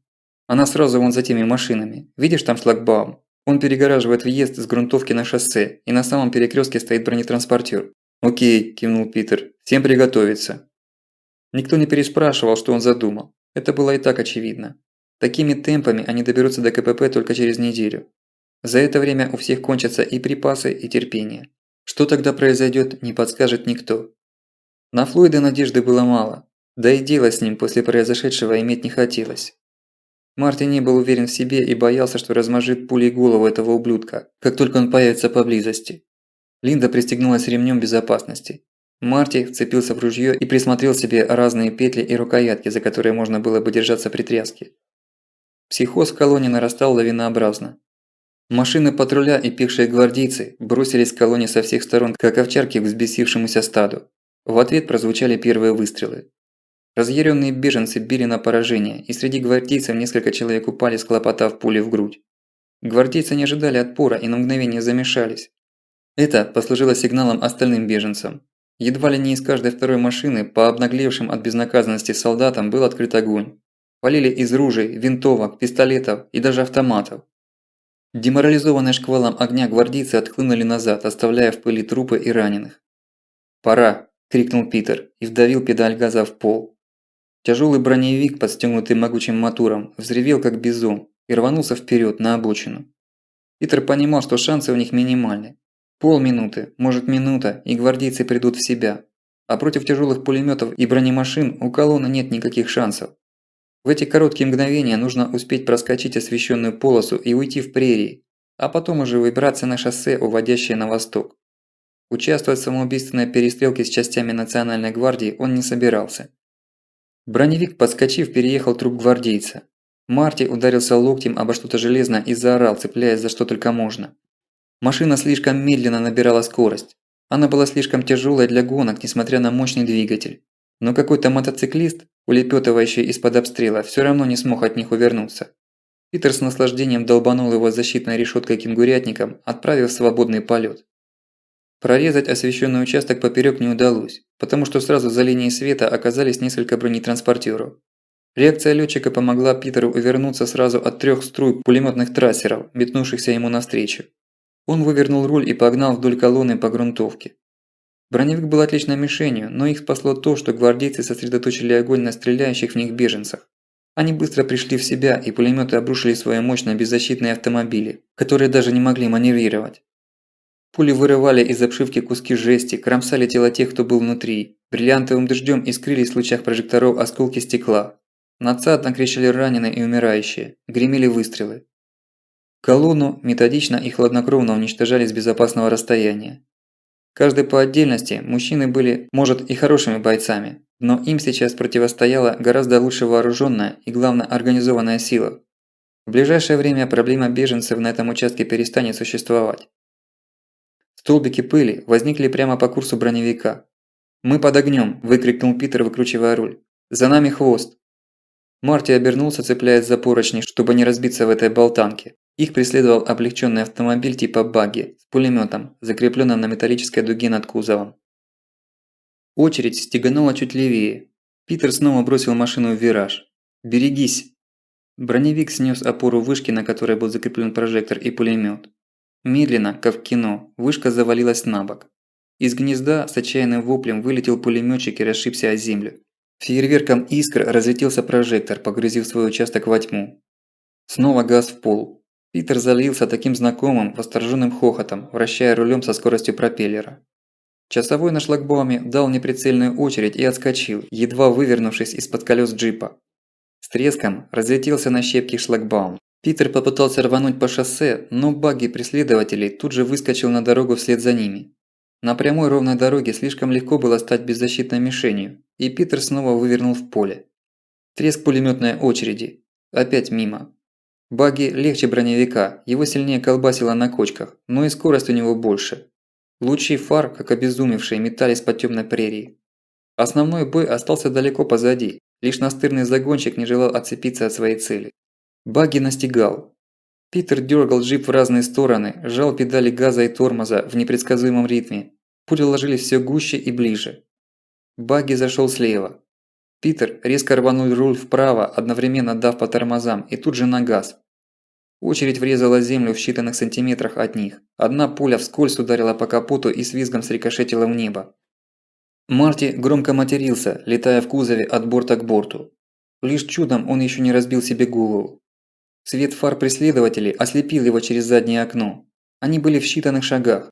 Сейчас грянет очередь и конец их приключению. «Осторожно!» – выкрикнул Марти. Питер услышал.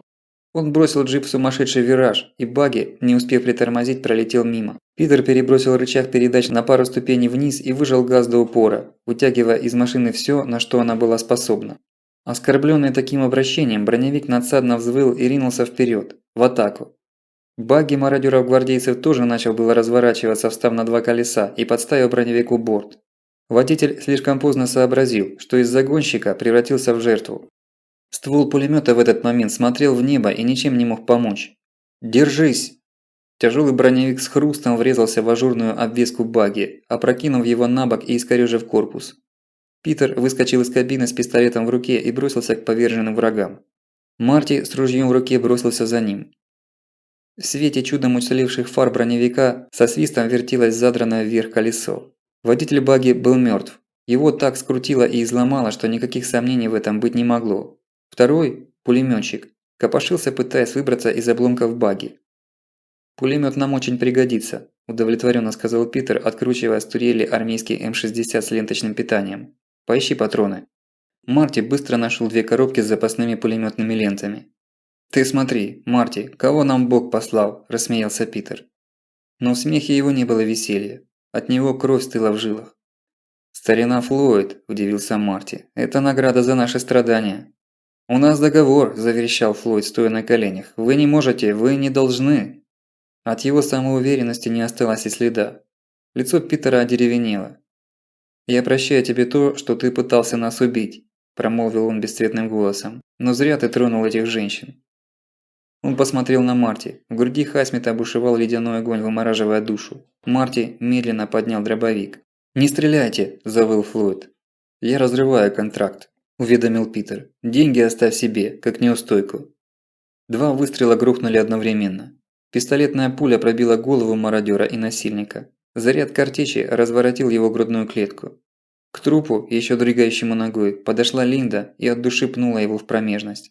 «Брось эту собаку», – поморщился Питер. «Он этого не достоин. Ну что, едем?»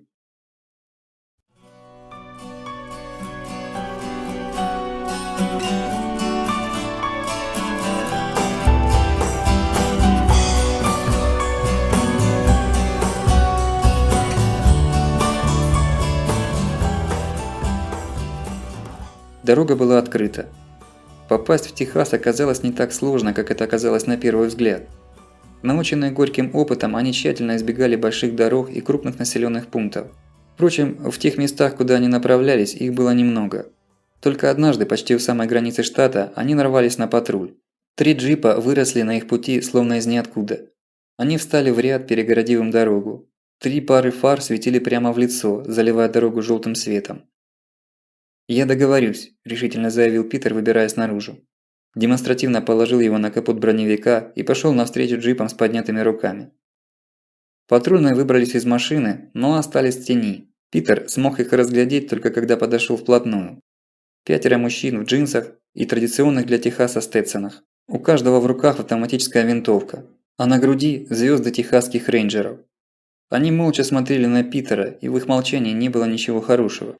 Суровые лица, холодные глаза. С такими трудно договориться. «Добрый день, джентльмены», – улыбнулся Питер. «Простите, что мы вторглись на вашу территорию, но нам нужно просто проехать. Заверяю вас, что мы не собираемся оставаться в Техасе и как-то вам досаждать. Мы проедем на юг, а вы забудете о нас раньше, чем мы скроемся из виду». Один из рейнджеров сплюнул на землю и посмотрел на своих товарищей. Те переглянулись с удивившей Питера неуверенностью. «Вы не должны останавливаться ни в одном из ближайших городов», – хрипло сказал мужчина постарше, похожий главный. «Садитесь в машину и езжайте без остановки не меньше 50 миль. Что будет дальше, нас не интересует.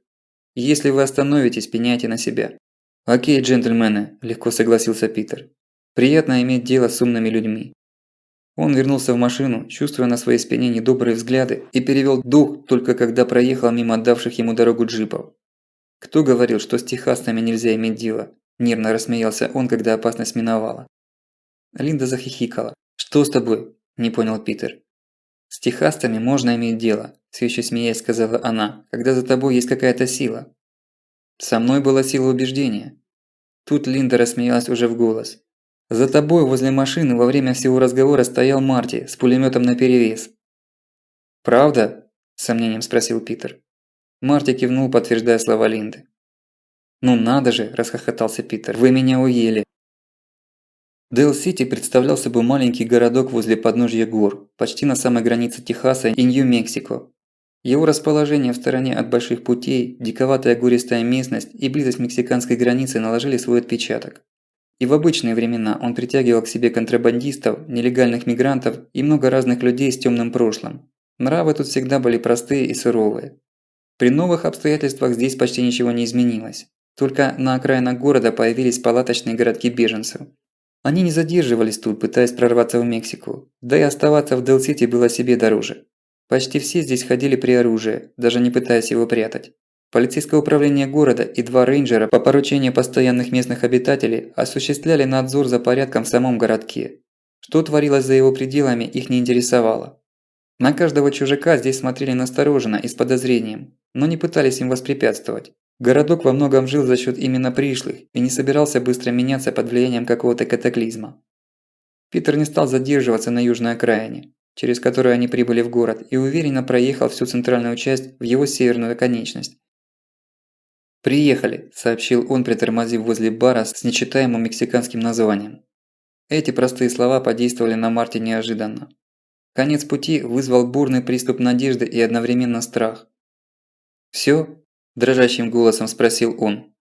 «Ну, не совсем всё», – согласился Питер, – «пока мы только добрались до места. Но нам ведь нужно немного дальше, правда? Для начала пойдём подкрепимся в баре. Пулемёт прикрой чем-нибудь. Не нужно, чтобы его видели раньше времени». Многодневное путешествие в автомобиле сказывалось. Линда даже застонала от удовольствия, разминая затёкшее тело. Марти удержался от стонов, но его спина и ноги отозвались резкой болью. Зато о сломанных ребрах он уже не вспоминал. В таких экстремальных обстоятельствах все болячки заживают удивительно быстро. В баре было не очень светло и порядком нагажено, но после недели на колесах и на подножном корме это казалось островком цивилизации. Все, кто сидел в баре у стойки или за столиками, сразу посмотрели на вошедших, но не резко, с вызовом, а украдкой. В этих краях не принято было делать резких движений без лишнего повода, это часто заканчивалось пулей в живот. Народу было немного. За стойкой сидела пара престарелых ковбоев, явно местных старожилов. Несколько угрюмых, заросших бородами мужчин целенаправленно нарезались бурбоном в углу. Байкерского вида парень в кожанке с длинными волосами гонял шары на бильярде в паре с размалёванной девицей. Да ещё за одним столом сидела живописная пара. Одноглазый мексиканец с пересекавшим всё лицо шрамом и молодой парень в форме пограничной стражи. На спинках стульев у обоих висело по автомату. Питер подошёл к стойке, взгромоздился на вращающийся стул в сторонке от пожилых джентльменов. «Виски, виски и...» – замолчал, посмотрев на Линду. «И виски», – добавила она. Бармен, мексиканец лет 50 с хитрым взглядом, всё повидавшего на своем веку человека, подошёл неспешно, не прекращая своё извечное барменское занятие – протирать бокалы. «Чем платите?» – невозмутимо поинтересовался он. «А что принимают в вашем ресторане?» Бармен пожал плечами. «Всё принимают. Баксы, песо, патроны, шмотки. Только курс разный». «Начнём с привычных баксов», – сказал Питер. «Пока они не кончились, побережём тряпьё и боеприпасы». «100 за стакан», – сообщил бармен. «Однако», – ошеломлённо присвистнул Питер. «Ну да чёрт с ним, с дороги нужно оттянуться». «Баксов много», – равнодушно пояснил бармен, разливая виски, – «а спиртного мало». Прибывшие опрокинули по стаканчику и повторили заказ. «Мне нужно найти одного человека», – негромко сказал Питер. Бармен воздел очи к потолок, всем видом показывая своё возмущение тем, что бармена всегда используют как справочное бюро. «Столько новых людей в последнее время в городе появилось», – со вздохом сказал он. «Разве упомнишь всех?» «Это мексиканец, его зовут Бен Родригес. Бенисо Родригес, если быть точным». «Половина мексиканцев носит фамилию Родригес», – печально сказал бармен. «С ним ещё один мексиканец. Его зовут Хосе Домингес. Вторая половина мексиканцев носит фамилию Домингес. И всех их зовут Хосе. 10 тысяч. А как тебя зовут?» «Меня зовут так, как третья половина мексиканцев. Мигель Санчес». «В одном целом всего 2 половины», – встрял Марти, которому 2 стаканчика виски на уставший и отвыкший организм упали, как целая бутылка. «Не бывает 3 половин». Бармен посмотрел на него сочувствующим взглядом. «У тебя очень умный друг», – вздохнул он. «Трудно жить умным. 20 тысяч». Питер замолчал, делая вид, что приценивается. «Понимаешь, Мигель, мне даже не нужно знать, где они. Я это знаю. Мне нужно только 2 вещи. Узнать, тут ли они в данный момент. И нужно, чтобы кто-то сообщил им, что я приехал и хочу подвалить к ним. Поболтать об одном деле. Ты же знаешь их. Если приехать без предупреждения, могут случиться неприятности». «А с чего ты взял, что у меня есть с ними связь?» «Я жил в этом городе пару лет назад», – намекнул Питер. «Я дам 10 тысяч и бинокль». «Подари бинокль своей бабушке», – рассмеялся Мигель. «Сейчас это самое бесполезное изобретение человечества. Светосилы недостаточно, чтобы в него смотреть в темноте. Питер раскрыл рот, пораженный тем, что мексиканский бармен знает, что такое светосила. «5 и ночной бинокль», – предложил он, когда смог вернуть челюсть на место. «Годится», – вздохнул бармен, делая вид, что его только что ограбили. «Тащи свой ночник и положите свои задницы куда-нибудь в уголок. Мне понадобится время, а я вроде как еще и работаю». Они перебрались за стол возле окна, заказали по стейку, который оказался совсем дешевым по сравнению с виски, лишь чуть дороже до кризисного времени. Видимо, говядина тут была пока не в дефиците. Горячее жареное мясо после долгого питания в сухомятку подействовало расслабляюще. «Как думаешь, у нас все получится?» – возбужденно спросил Марти. Близость цели доводила его до помешательства. Глаза сверкали, подрагивали руки, а речь стала неразборчивой. Питер ответил не сразу. «Всякое может случиться. Я имел с ними дело. Они мне многим обязаны, но ничего не должны, и это очень жесткие люди. Им чуждо сострадание, они знают только выгоду. За былые заслуги они нам помогать не станут. Будем надеяться, что мы сумеем их заинтересовать». Разговор прервал рев моторов. На площадку перед баром выехали сразу несколько внедорожников. Это были серьезные машины, не городские паркетники. Лебедки, мощные кенгурятники, дополнительные фары поверху, сетки на лобовом стекле, большие багажники на крыше, заваленные грузом. Машины были хорошо подготовлены для путешествий по бездорожью. И въехали они на стоянку четко, будто в строю. Питер с неудовольствием смотрел, как из машин выгружаются вооруженные люди. Бармен тоже сморщился, как от зубной боли. Похоже, эту компанию он уже знал. Первым в бар ввалился здоровенный мужик с густой бородой и конским хвостом на затылке. Из-за бороды его возраст трудно было определить. Он был одет в армейские штаны и ботинки и военную куртку времен Вьетнама. Она была расшита на спине, как у ветеранов той войны. Только вряд ли он мог там побывать по возрасту, несмотря на бороду. На плече у него болталась М16А2, армейская штурмовая винтовка, обвешанная всем, чем только можно, включая ночной прицел и подствольный гранатомет. Следом за ним появилась и вся шайка, не менее живописных типов. «Привет, Стэн!» – первым поздоровался бармен. «Как поездка? Удалось найти дорогу?» «Чёрта с два!» – выругался бородатый. «Проводника, которого ты мне посоветовал, еще позавчера пришили техасские рейнджеры». «Жаль, хороший был парень», – погрустнел бармен. «Но непонятно было, чего ему больше жаль. Погибшего проводника или того, что он не избавился от всей банды?» «Давай виски», – распорядился Стэн. «И не ной, я же всегда плачу по счетам». «По счетам платишь», – согласился Мигель. «Только твои парни народ распугивают». «А я разве виноват, что к тебе ходят одни засранцы, которые боятся моих парней?» – загоготал Стэн, оглядывая бар вызывающим взглядом. Марти хотелось побыстрее уйти отсюда, не дожидаясь неприятностей, но им приходилось остаться, пока Мигель не выполнит свое обещание. У байкера тут же отобрали кий и прогнали из-за стола. Он было покачал права, но на него уже просто не обращали внимания. Это было настолько унизительно, что тому ничего не оставалось делать, кроме как незаметно исчезнуть. Ни к старикам, ни к пограничнику с мексиканцем никто не вязался. «Кто это?» – спросил Питер, когда Мигель принес им новую порцию выпивки. «Дикий пёс Стэн», – безо всякого аппетита сообщил бармен. «Дикий пёс?» – хмыкнул Питер. «Ага», – презрительно усмехнулся Мигель. «Наверное, сам сочинил себе прозвище пострашнее и поглупее. Нормальные люди такого не придумают». «А кто он?» «Да дикий пёс его знает. Он не здешний. Появился тут за 2 дня до вас со всей своей братьей. Хотят перейти границу в Мексику, но не знают дороги. А идти к ним проводником мало кто хочет. Его ребята неплохо вооружены. И машины у них подходящие». «Если я правильно понял», – пояснил Мигель, – «он откуда-то с севера. То ли из Вайоминга, то ли из Монтаны. Они были в скалистых горах, когда все началось. Говорит, что охотились. Но я не верю. По-моему, у них какая-то военизированная организация типа милиции. Посмотри на них. На первый взгляд обычная банда, но на самом деле ни в одной банде не бывает такой четкой структуры. Они разбиты по звеньям. У каждого звена свой командир. Все беспрекословно подчиняются Стэну. Четкая иерархия и распределение задач. Отсюда у них и оружие, а уж где они добыли армейские образцы, не моего ума дело. Бармен вернулся за стойку, позвал за собой Питера. Линда тоже встала и ушла в туалет. Марти прицелился было хлопнуть еще стаканчик виски, как кто-то подергал его за рукав. «Привет, Марти!» Он посмотрел, кто его позвал, и чуть не проглотил виски вместе со стаканом. «Филлис, как ты здесь оказалась?» Марти потряс головой, надеясь сбросить наваждение. Но белокурая девчушка с ранчо в Вайоминге никуда не делась, так и стояла, улыбаясь.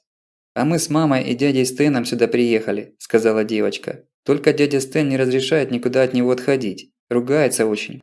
Марти кивнул головой, не найдя слов. «А вы нашли свою дочку?» «Нет», – выдавил Марти. «Но скоро найду. Мне обещали помочь». «Вы ей привет от меня передайте». «А где твой папа?» Филлис грустно пожала плечами. «Он не поехал с нами. Когда приехал дядя Стэн со своими друзьями, папа обиделся и куда-то ушел. Даже попрощаться не вышел. Ладно, я пойду, а то дядя Стэн будет сердиться». Марти проводил ее глазами и наткнулся на взгляд Хейзел. Она сидела за столом со Стэном и пристально глядела на Марти. Сейчас на ней были обтягивающие джинсы и кожаная куртка. Рыжие волосы собраны в хвост. Решительная женщина с поджатыми губами и жестким взглядом мало чем напоминала ту домохозяйку, которую он видел на ранчо. У Марти не было сомнений в судьбе Теда. Было жаль этого фермера. Наверняка лежит сейчас где-нибудь на своей земле, подготовленный ко всем невзгодам, с пулей в груди. С подачи Хейзел это случилось, или вопреки ее воле, но она переступила через решение мужа и выбрала себе судьбу сама.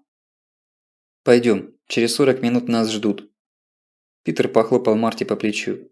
Тот с готовностью вскочил, чтобы взгляд Хейзел не жёг его. Аэродром располагался в 5 милях к северу от города, в направлении гор. Поле было огорожено сеткой, поверх которой шла колючая проволока и какие-то провода, из чего Марти сделал вывод, что это либо сигнализация, либо вовсе по сетке запущен ток, хотя это и запрещалось. В пользу сигнализации говорило то, что как только они подъехали к железным сдвижным воротам, сразу же включились прожектора. Но и ток использовать было нельзя, потому что патрульная машина охраны каталась по периметру с довольно большим интервалом. Вряд ли так хорошо охраняемый объект был верен всего одному наряду. «Пошли», – позвал Питер. «Хочу, чтобы вы присутствовали при разговоре и никаких недоговоренностей между нами не было». Навстречу им вышел плотно сложенный мексиканец, лет 45, на широком лице которого выделялись седые усы, хотя волосы при этом были абсолютно черными. «Здравствуй, Бен», – поприветствовал Питер. Линда и Марти остановились в шаге позади. «О, счастливчик! Сколько лет, сколько зим, давно не виделись!» Радостные слова мексиканца контрастировали с абсолютно равнодушным тоном его речи и маленькими острыми глазками, которыми он первым делом ощупал собеседников. 2 года точно. Хорошее было время. Ну, по крайней мере, не было скучно. Питер засмеялся, но было видно, что он напряжен. «У меня к тебе есть дело, Бен». «Я догадался. Без дела к Бену никто никогда не приходит», – сокрушенно развел тут руками. «Хосе, наверное, уже сказал тебе о нем. Я говорил с ним по телефону». «Что-то такое говорил», – пожал плечами Родригес. «Но я не доверяю разговорам через третьи руки. Всегда лучше услышать предложение от того, кто предлагает. Иногда при этом предлагающий сам понимает, что его предложение не имеет смысла». «Моё имеет». «Тогда говори». «Мне нужен самолет». Родригес только рассмеялся, будто услышал ужасную смешную шутку. «И самолет мне нужен серьезный, для дальнего полета», – не обратил внимания на смех Питер. «Я понял твою просьбу», – оборвал смех мексиканец. «У меня есть такой самолет. Я пока только не понял, почему я должен его тебе дать». «Потому что я хочу его у тебя купить». «Да?» – не удивился Бен. «И сколько ты готов за него заплатить?» 10 миллионов тебя устроит? Долларов? Ну не песо же». Бен пнул ногой камушек, посмотрел, куда он улетит, и скучающим голосом сказал: «Счастливчик, ты, наверное, немного не понимаешь, что происходит. Я верю, что в твоей машине лежит 10 миллионов баксов. Но они теперь никому не нужны.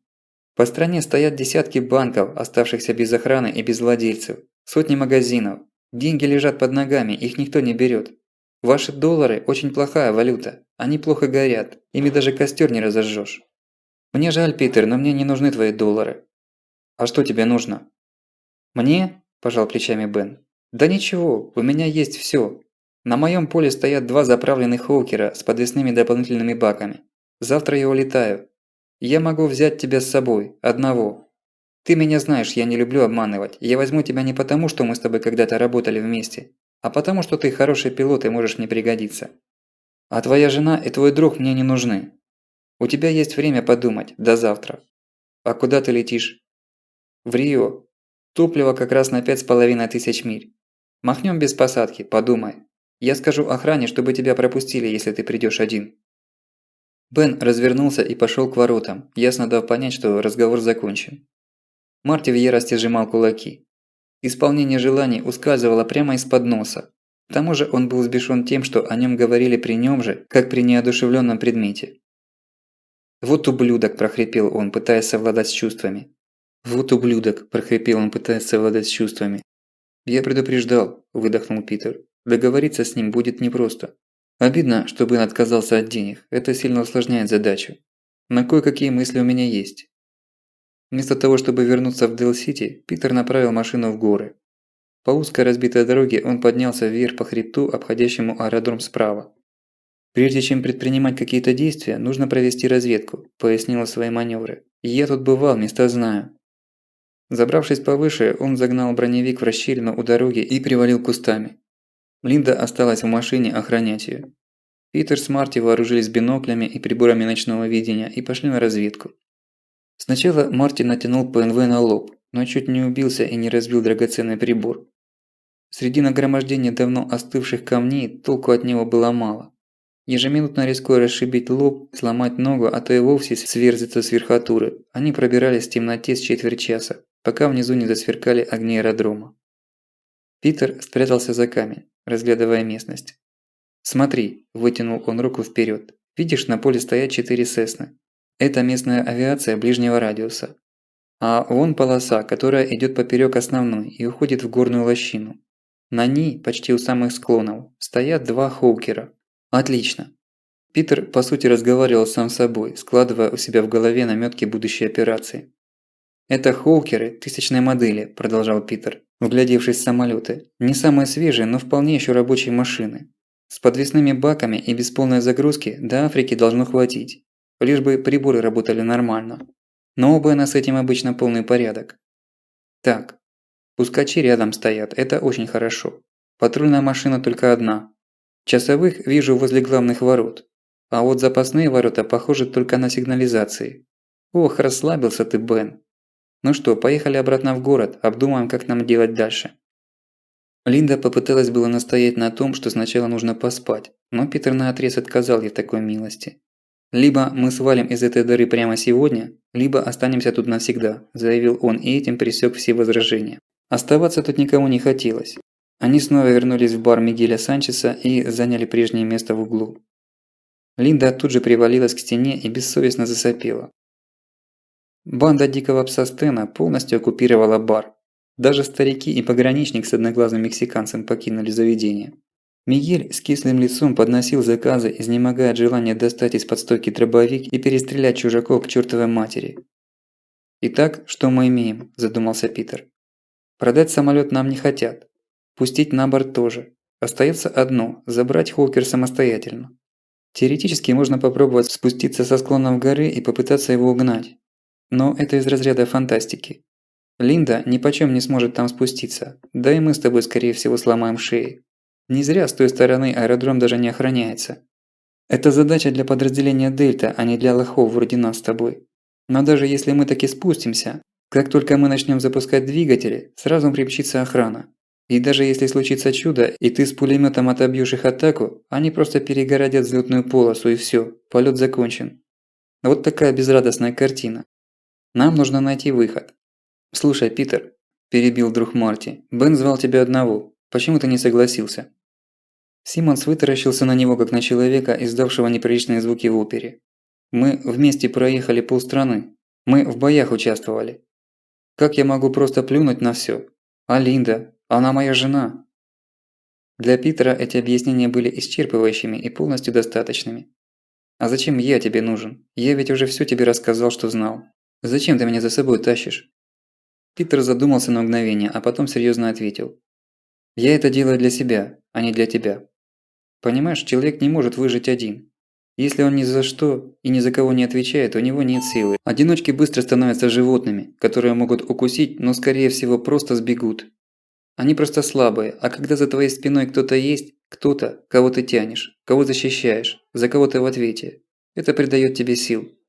Предать такого человека – это всё равно, что предать самого себя. Даже хуже. «Я довезу тебя до Африки, и там с большим удовольствием брошу», – засмеялся Питер. «Ты хороший парень, но ты, чёрт тебя подери, довольно тяжелый груз». А Бен? Что Бен? Он же тебе доверился, а ты хочешь украсть у него самолет, украсть спасение. Да к черту Бена, махнул рукой Питер, я ему ничего не должен. Ты уже слышал, как он сказал. Я нужен ему как хороший пилот, и только. Если я буду ему мешать, он с легкостью и без малейшего сожаления перережет мне глотку. Он одиночка. Он не умеет ни за что отвечать. Он отвечает только за себя, и ради себя он предаст, убьет кого угодно. Понимаешь, он убьет меня, если узнает, что я задумал. Но если я угоню у него самолет, он не станет на меня злиться. Для него это слишком серьезное чувство. На самом деле эмоций в нем не больше, чем гремучей змеи. Если мы когда-нибудь снова встретимся, он будет опять иметь со мной дело, если это будет выгодно. А если не будет, пристрелит. Такие уж люди, Марти. И нам нужно у такого человека отнять то, что он отдавать совершенно не хочет. У меня есть мысли на этот счет. Какие? Дикий пес Стэн. Питер долгим взглядом посмотрел на Марти.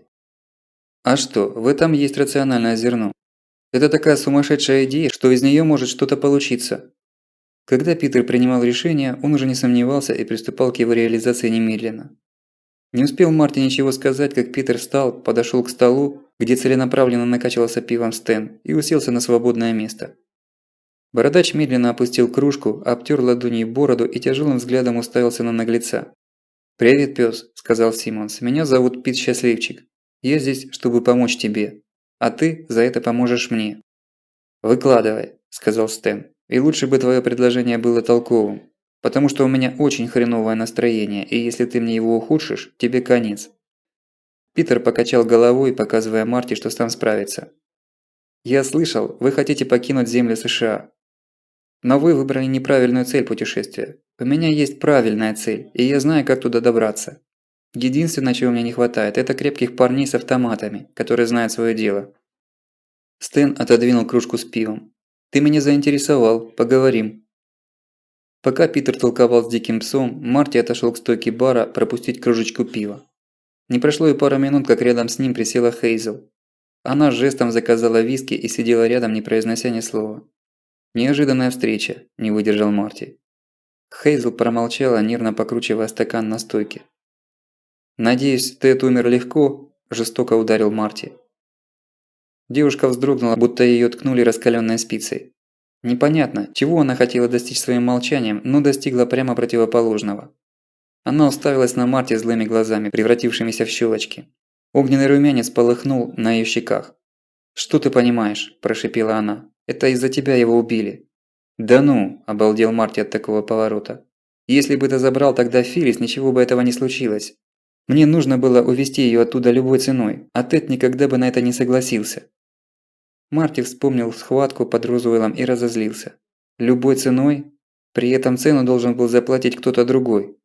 Если бы мы взяли её с собой, у неё уже трижды был бы шанс погибнуть», – процедил Марти. «От пули твоего сумасшедшего братца при нападении мародёров и во время боя с частями Национальной гвардии. Не слишком велика цена для твоего спокойствия. Кстати, кто прикончил Теда? Твой новый бородатый муж?» Если бы взгляд мог убивать, Марти не хватило бы и 9 кошачьих жизней. Столько ненависти было в глазах Хейзел. «Чтоб ты сдох, ублюдок!» – выдохнула она, когда смогла говорить. «Ну, с этим проблем не будет, сейчас у всех равные шансы», – усмехнулся Марти. Грудь Хейзел вздымалась, пока она унимала сердцебиение и злость. «У тебя шансов больше», – наконец сказала она, опустив глаза. «Я не знаю почему, но я это чувствую. У тебя больше шансов выжить. Возьми ее с собой».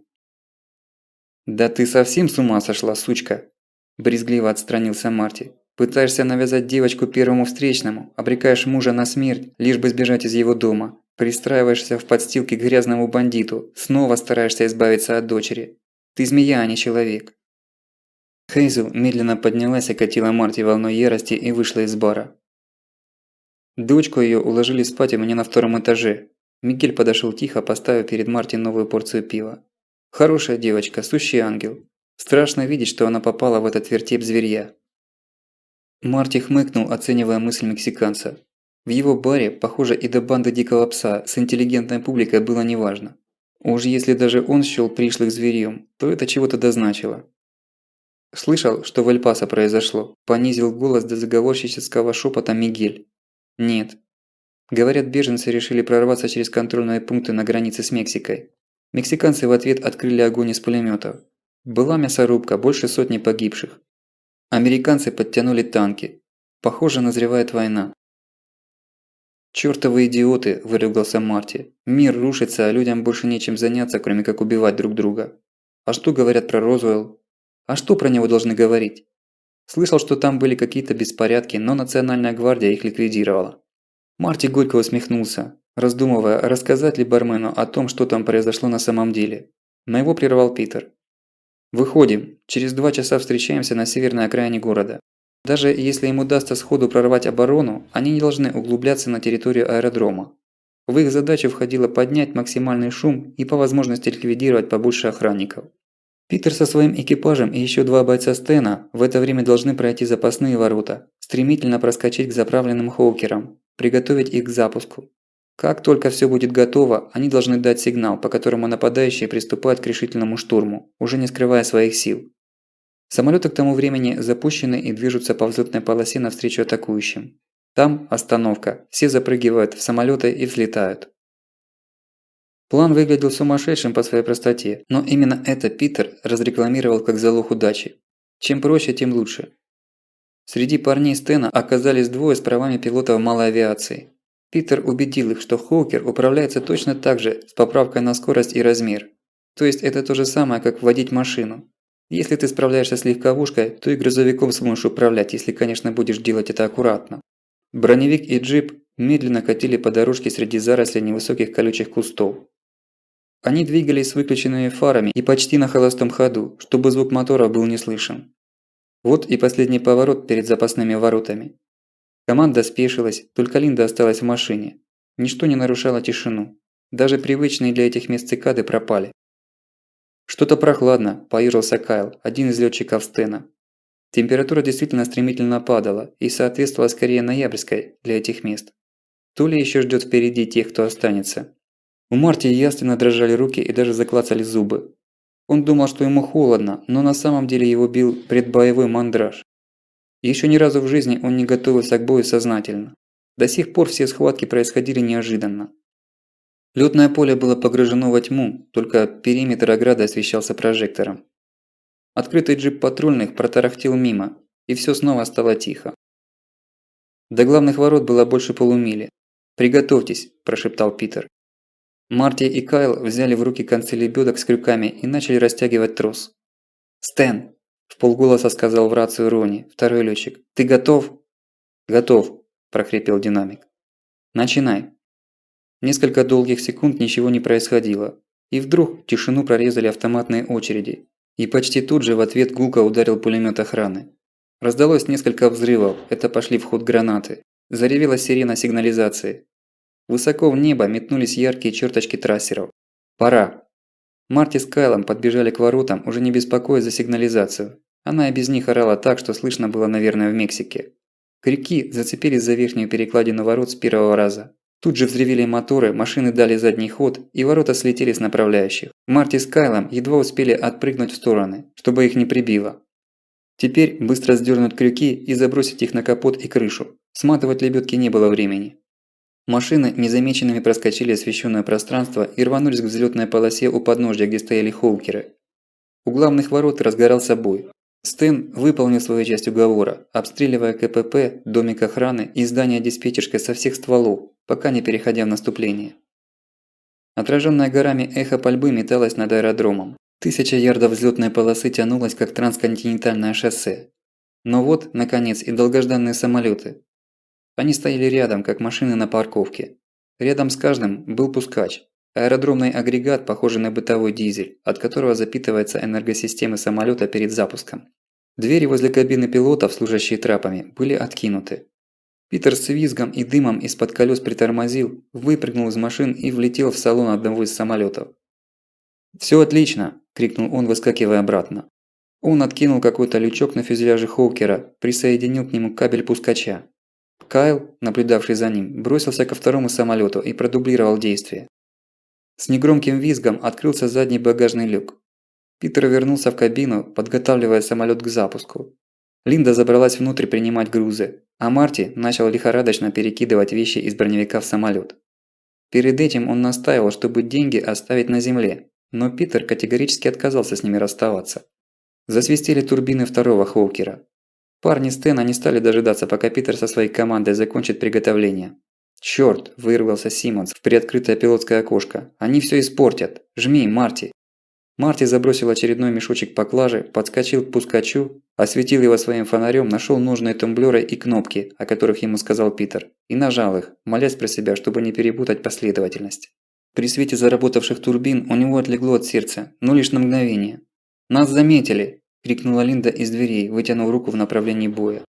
Марти обернулся и похолодел. Прямо на них неслась машина. Её фары быстро приближались. «Не успеваю выйти на рабочий режим!» – отчаянно закричал Питер и тут же заорал в рацию. «Стэн, давай в полную силу! Прорывайся, самолеты запущены!» Со стороны машины раздалась пулеметная очередь. Издалека, на ходу, в темноте стрельба велась неприцельно, скорее на психологическое подавление.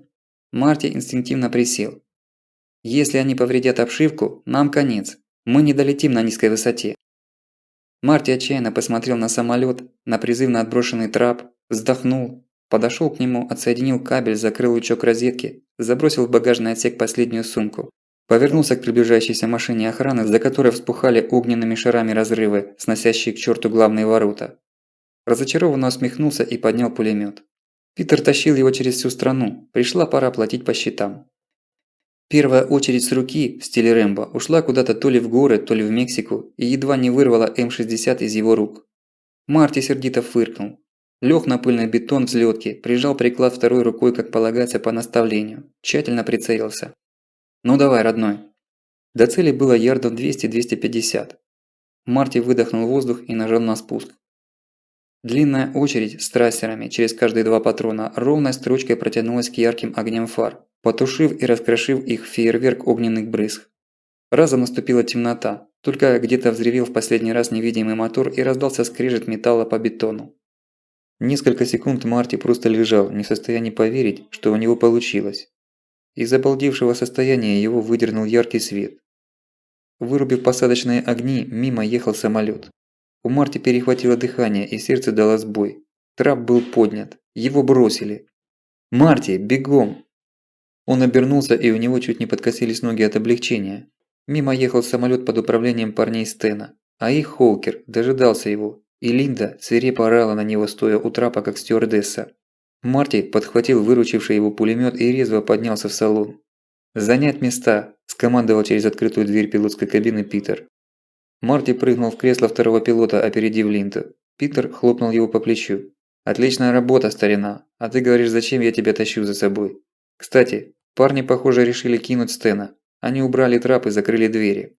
Хоукер Кайла и Ронни резво набирал скорость. «Идиоты, полоса коротка для такого взлета», – презрительно заметил Питер. «Они думают, что на двухместной Сесне?» Очередная вспышка перестрелки у ворот закончилась победой атакующих. 3 мощных джипа снесли ограждение и вылетели на бетон взлетной полосы. Одновременно с этим загорелись прожектора, освещающие ВПП, и джипы оказались как на ладони. Под перекрестным огнем нескольких пулеметов 2 из них остановились тупо, как 2 бизона в брачной схватке, утнувшись друг в друга. «Что, Кайл, решил сбежать от меня?» – крикнул в рацию Стэн, сидевший в уцелевшем джипе. «А ну пошла вон отсюда и забери свою соплячку!» С этими словами он вышвырнул из салона Хейзел с ее дочкой. Стэн был мерзавцем из мерзавцев, но какой смысл был тащить за собой в могилу еще и этих девок? «Вот чёрт!» – выругался Питер, увидев, как тяжелый внедорожник летит наперерез набирающему ход самолету Кайла. «Вот чёрт!» Он почти услышал, как дико хохочет дикий пёс Стэн, срезая своей машиной боковую стойку шасси самолета. Хоукер, будто споткнувшись, завалился на бок. Крыло, в котором скрывался топливный бак, лопнуло, ударившись о бетон. Несколько тонн чистого керосина воспламенились от искр. Через мгновение на месте самолета вспух нестерпимо яркий шар, в котором утонул и Хоукер, и Стэн со своим джипом. «Чтоб меня!» – выдохнул Марти. «Да чтоб их всех!» – выкрикнул Питер. «Нам не хватит полосы!» Пожар бушевал как раз на стыке основной взлётно-посадочной полосы аэродрома и той, что вела к горам, и на которой в самой середине они сейчас находились. Питер принял решение, как обычно, мгновенно. Он свернул с ровного бетона ВПП и направил самолет к главной полосе напрямик, через каменистое поле. Хоукер подскакивал на неровностях, и оставалось только надеяться на удачу, чтобы он не подломил шасси на одном из многочисленных камней. Ни жив, ни мертв, Марти сидел в кресле, вцепившись в него обеими руками. Наконец самолет выбрался на асфальт взлетки. Пожар, бушевавший в считанных метрах позади, прикрывал их от пулеметов, установленных в двухэтажном домике диспетчерской. «Коротка полоса», – с досадой сказал Питер. «Что делать?» – не своим тоненьким голоском спросил Марти. «Что делать?» – усмехнулся Питер. «Взлететь. Больше ничего не остается. Взлет будет экстремальным. Зато, если получится, никаких мучений. Раненых не будет». Он захохотал над своей черной шуткой, не обращая внимания на безумные глаза Марти. «Взлетай, сукин сын!» – заорал Марти. «Взлетай! Я слишком много вытерпел, чтобы ты расшиб меня в самом конце». «Желание пассажира – закон!» – снова засмеялся Марти. Он поставил самолет на тормоз и постепенно начал добавлять газу. Гул турбин перешел на рев, а потом начал делаться все тоньше и пронзительнее. Мощные тормоза удерживали Хоукер на месте, но он начал ёрзать по асфальту, как горячий конь или ягуар перед прыжком. «Смотри!» – крикнул Марти. Навстречу им в сторону взлетной полосы по полю нёсся автомобиль. «Это Бен!» – обрадовался Питер. «Молитесь! Молитесь!» Он рывком отпустил тормоза и вывел тягу на максимум. Хоукер рванулся вперед, будто кот, за которым гонится свора собак. Разметка взлетки сливалась перед глазами, но еще быстрее приближалась машина Бена. Вот она уже вылетела на асфальт ВПП и устремилась вперед. «Молитесь!» Благочестивая Линда вспомнила известные ей молитвы, сцепив руки перед лицом. Убежденный атеист Марти лихорадочно крестился. 200 ярдов. 100. 50. «Я счастливчик!» – выкрикнул Питер и рванул тонкий штурвал Хоукера на себя. Самолет, еще не набравший достаточной скорости, с трудом оторвался от асфальта и едва не проломил колесами крышу автомобиля. Бен в ярости выскочил из машины и начал палить из пистолета вслед. «Я счастливчик!» Прочертив колесами по кустам и низким деревьям за оградой аэродрома, самолет на малой высоте, в любой миг готовый свалиться на толком еще не покинутую землю, тянул в сторону Дейл-Сити. «Я счастливчик!» И Хоукер уступил. По всему ему корпусу прошла мелкая дрожь, как по телу мустанга, сдавшегося объездчику, и он медленно начал набирать высоту. Они кричали каждый что-то свое, не слушая друг друга. Они целовались и обнимались, мешая Питеру поднимать Хоукер. Марти с Линдой обхватили друг друга и исполняли что-то вроде пьяной джиги. Питер хохотал во весь голос и орал, что он счастливчик, и пока он в самолете, весь мир может катиться к черту. Хоукер забирался все выше и выше. Где-то внизу чернела испоганенная пеплом и преданная людьми земля Соединенных Штатов Америки. Далеко-далеко на горизонте бриллиантовой россыпью светились огни Эль-Пасо и его огромного мексиканского спутника – Сьюдад-Хуареса. Среди этих далеких огней что-то посверкивало, как рождественский салют. Это танки армии США расчищали дорогу своим беженцам, снося посты мексиканцев, наматывая на гусеницы кишки солдат и распыляя в атомы их огневые точки своими дальнобойными и совершенными орудиями.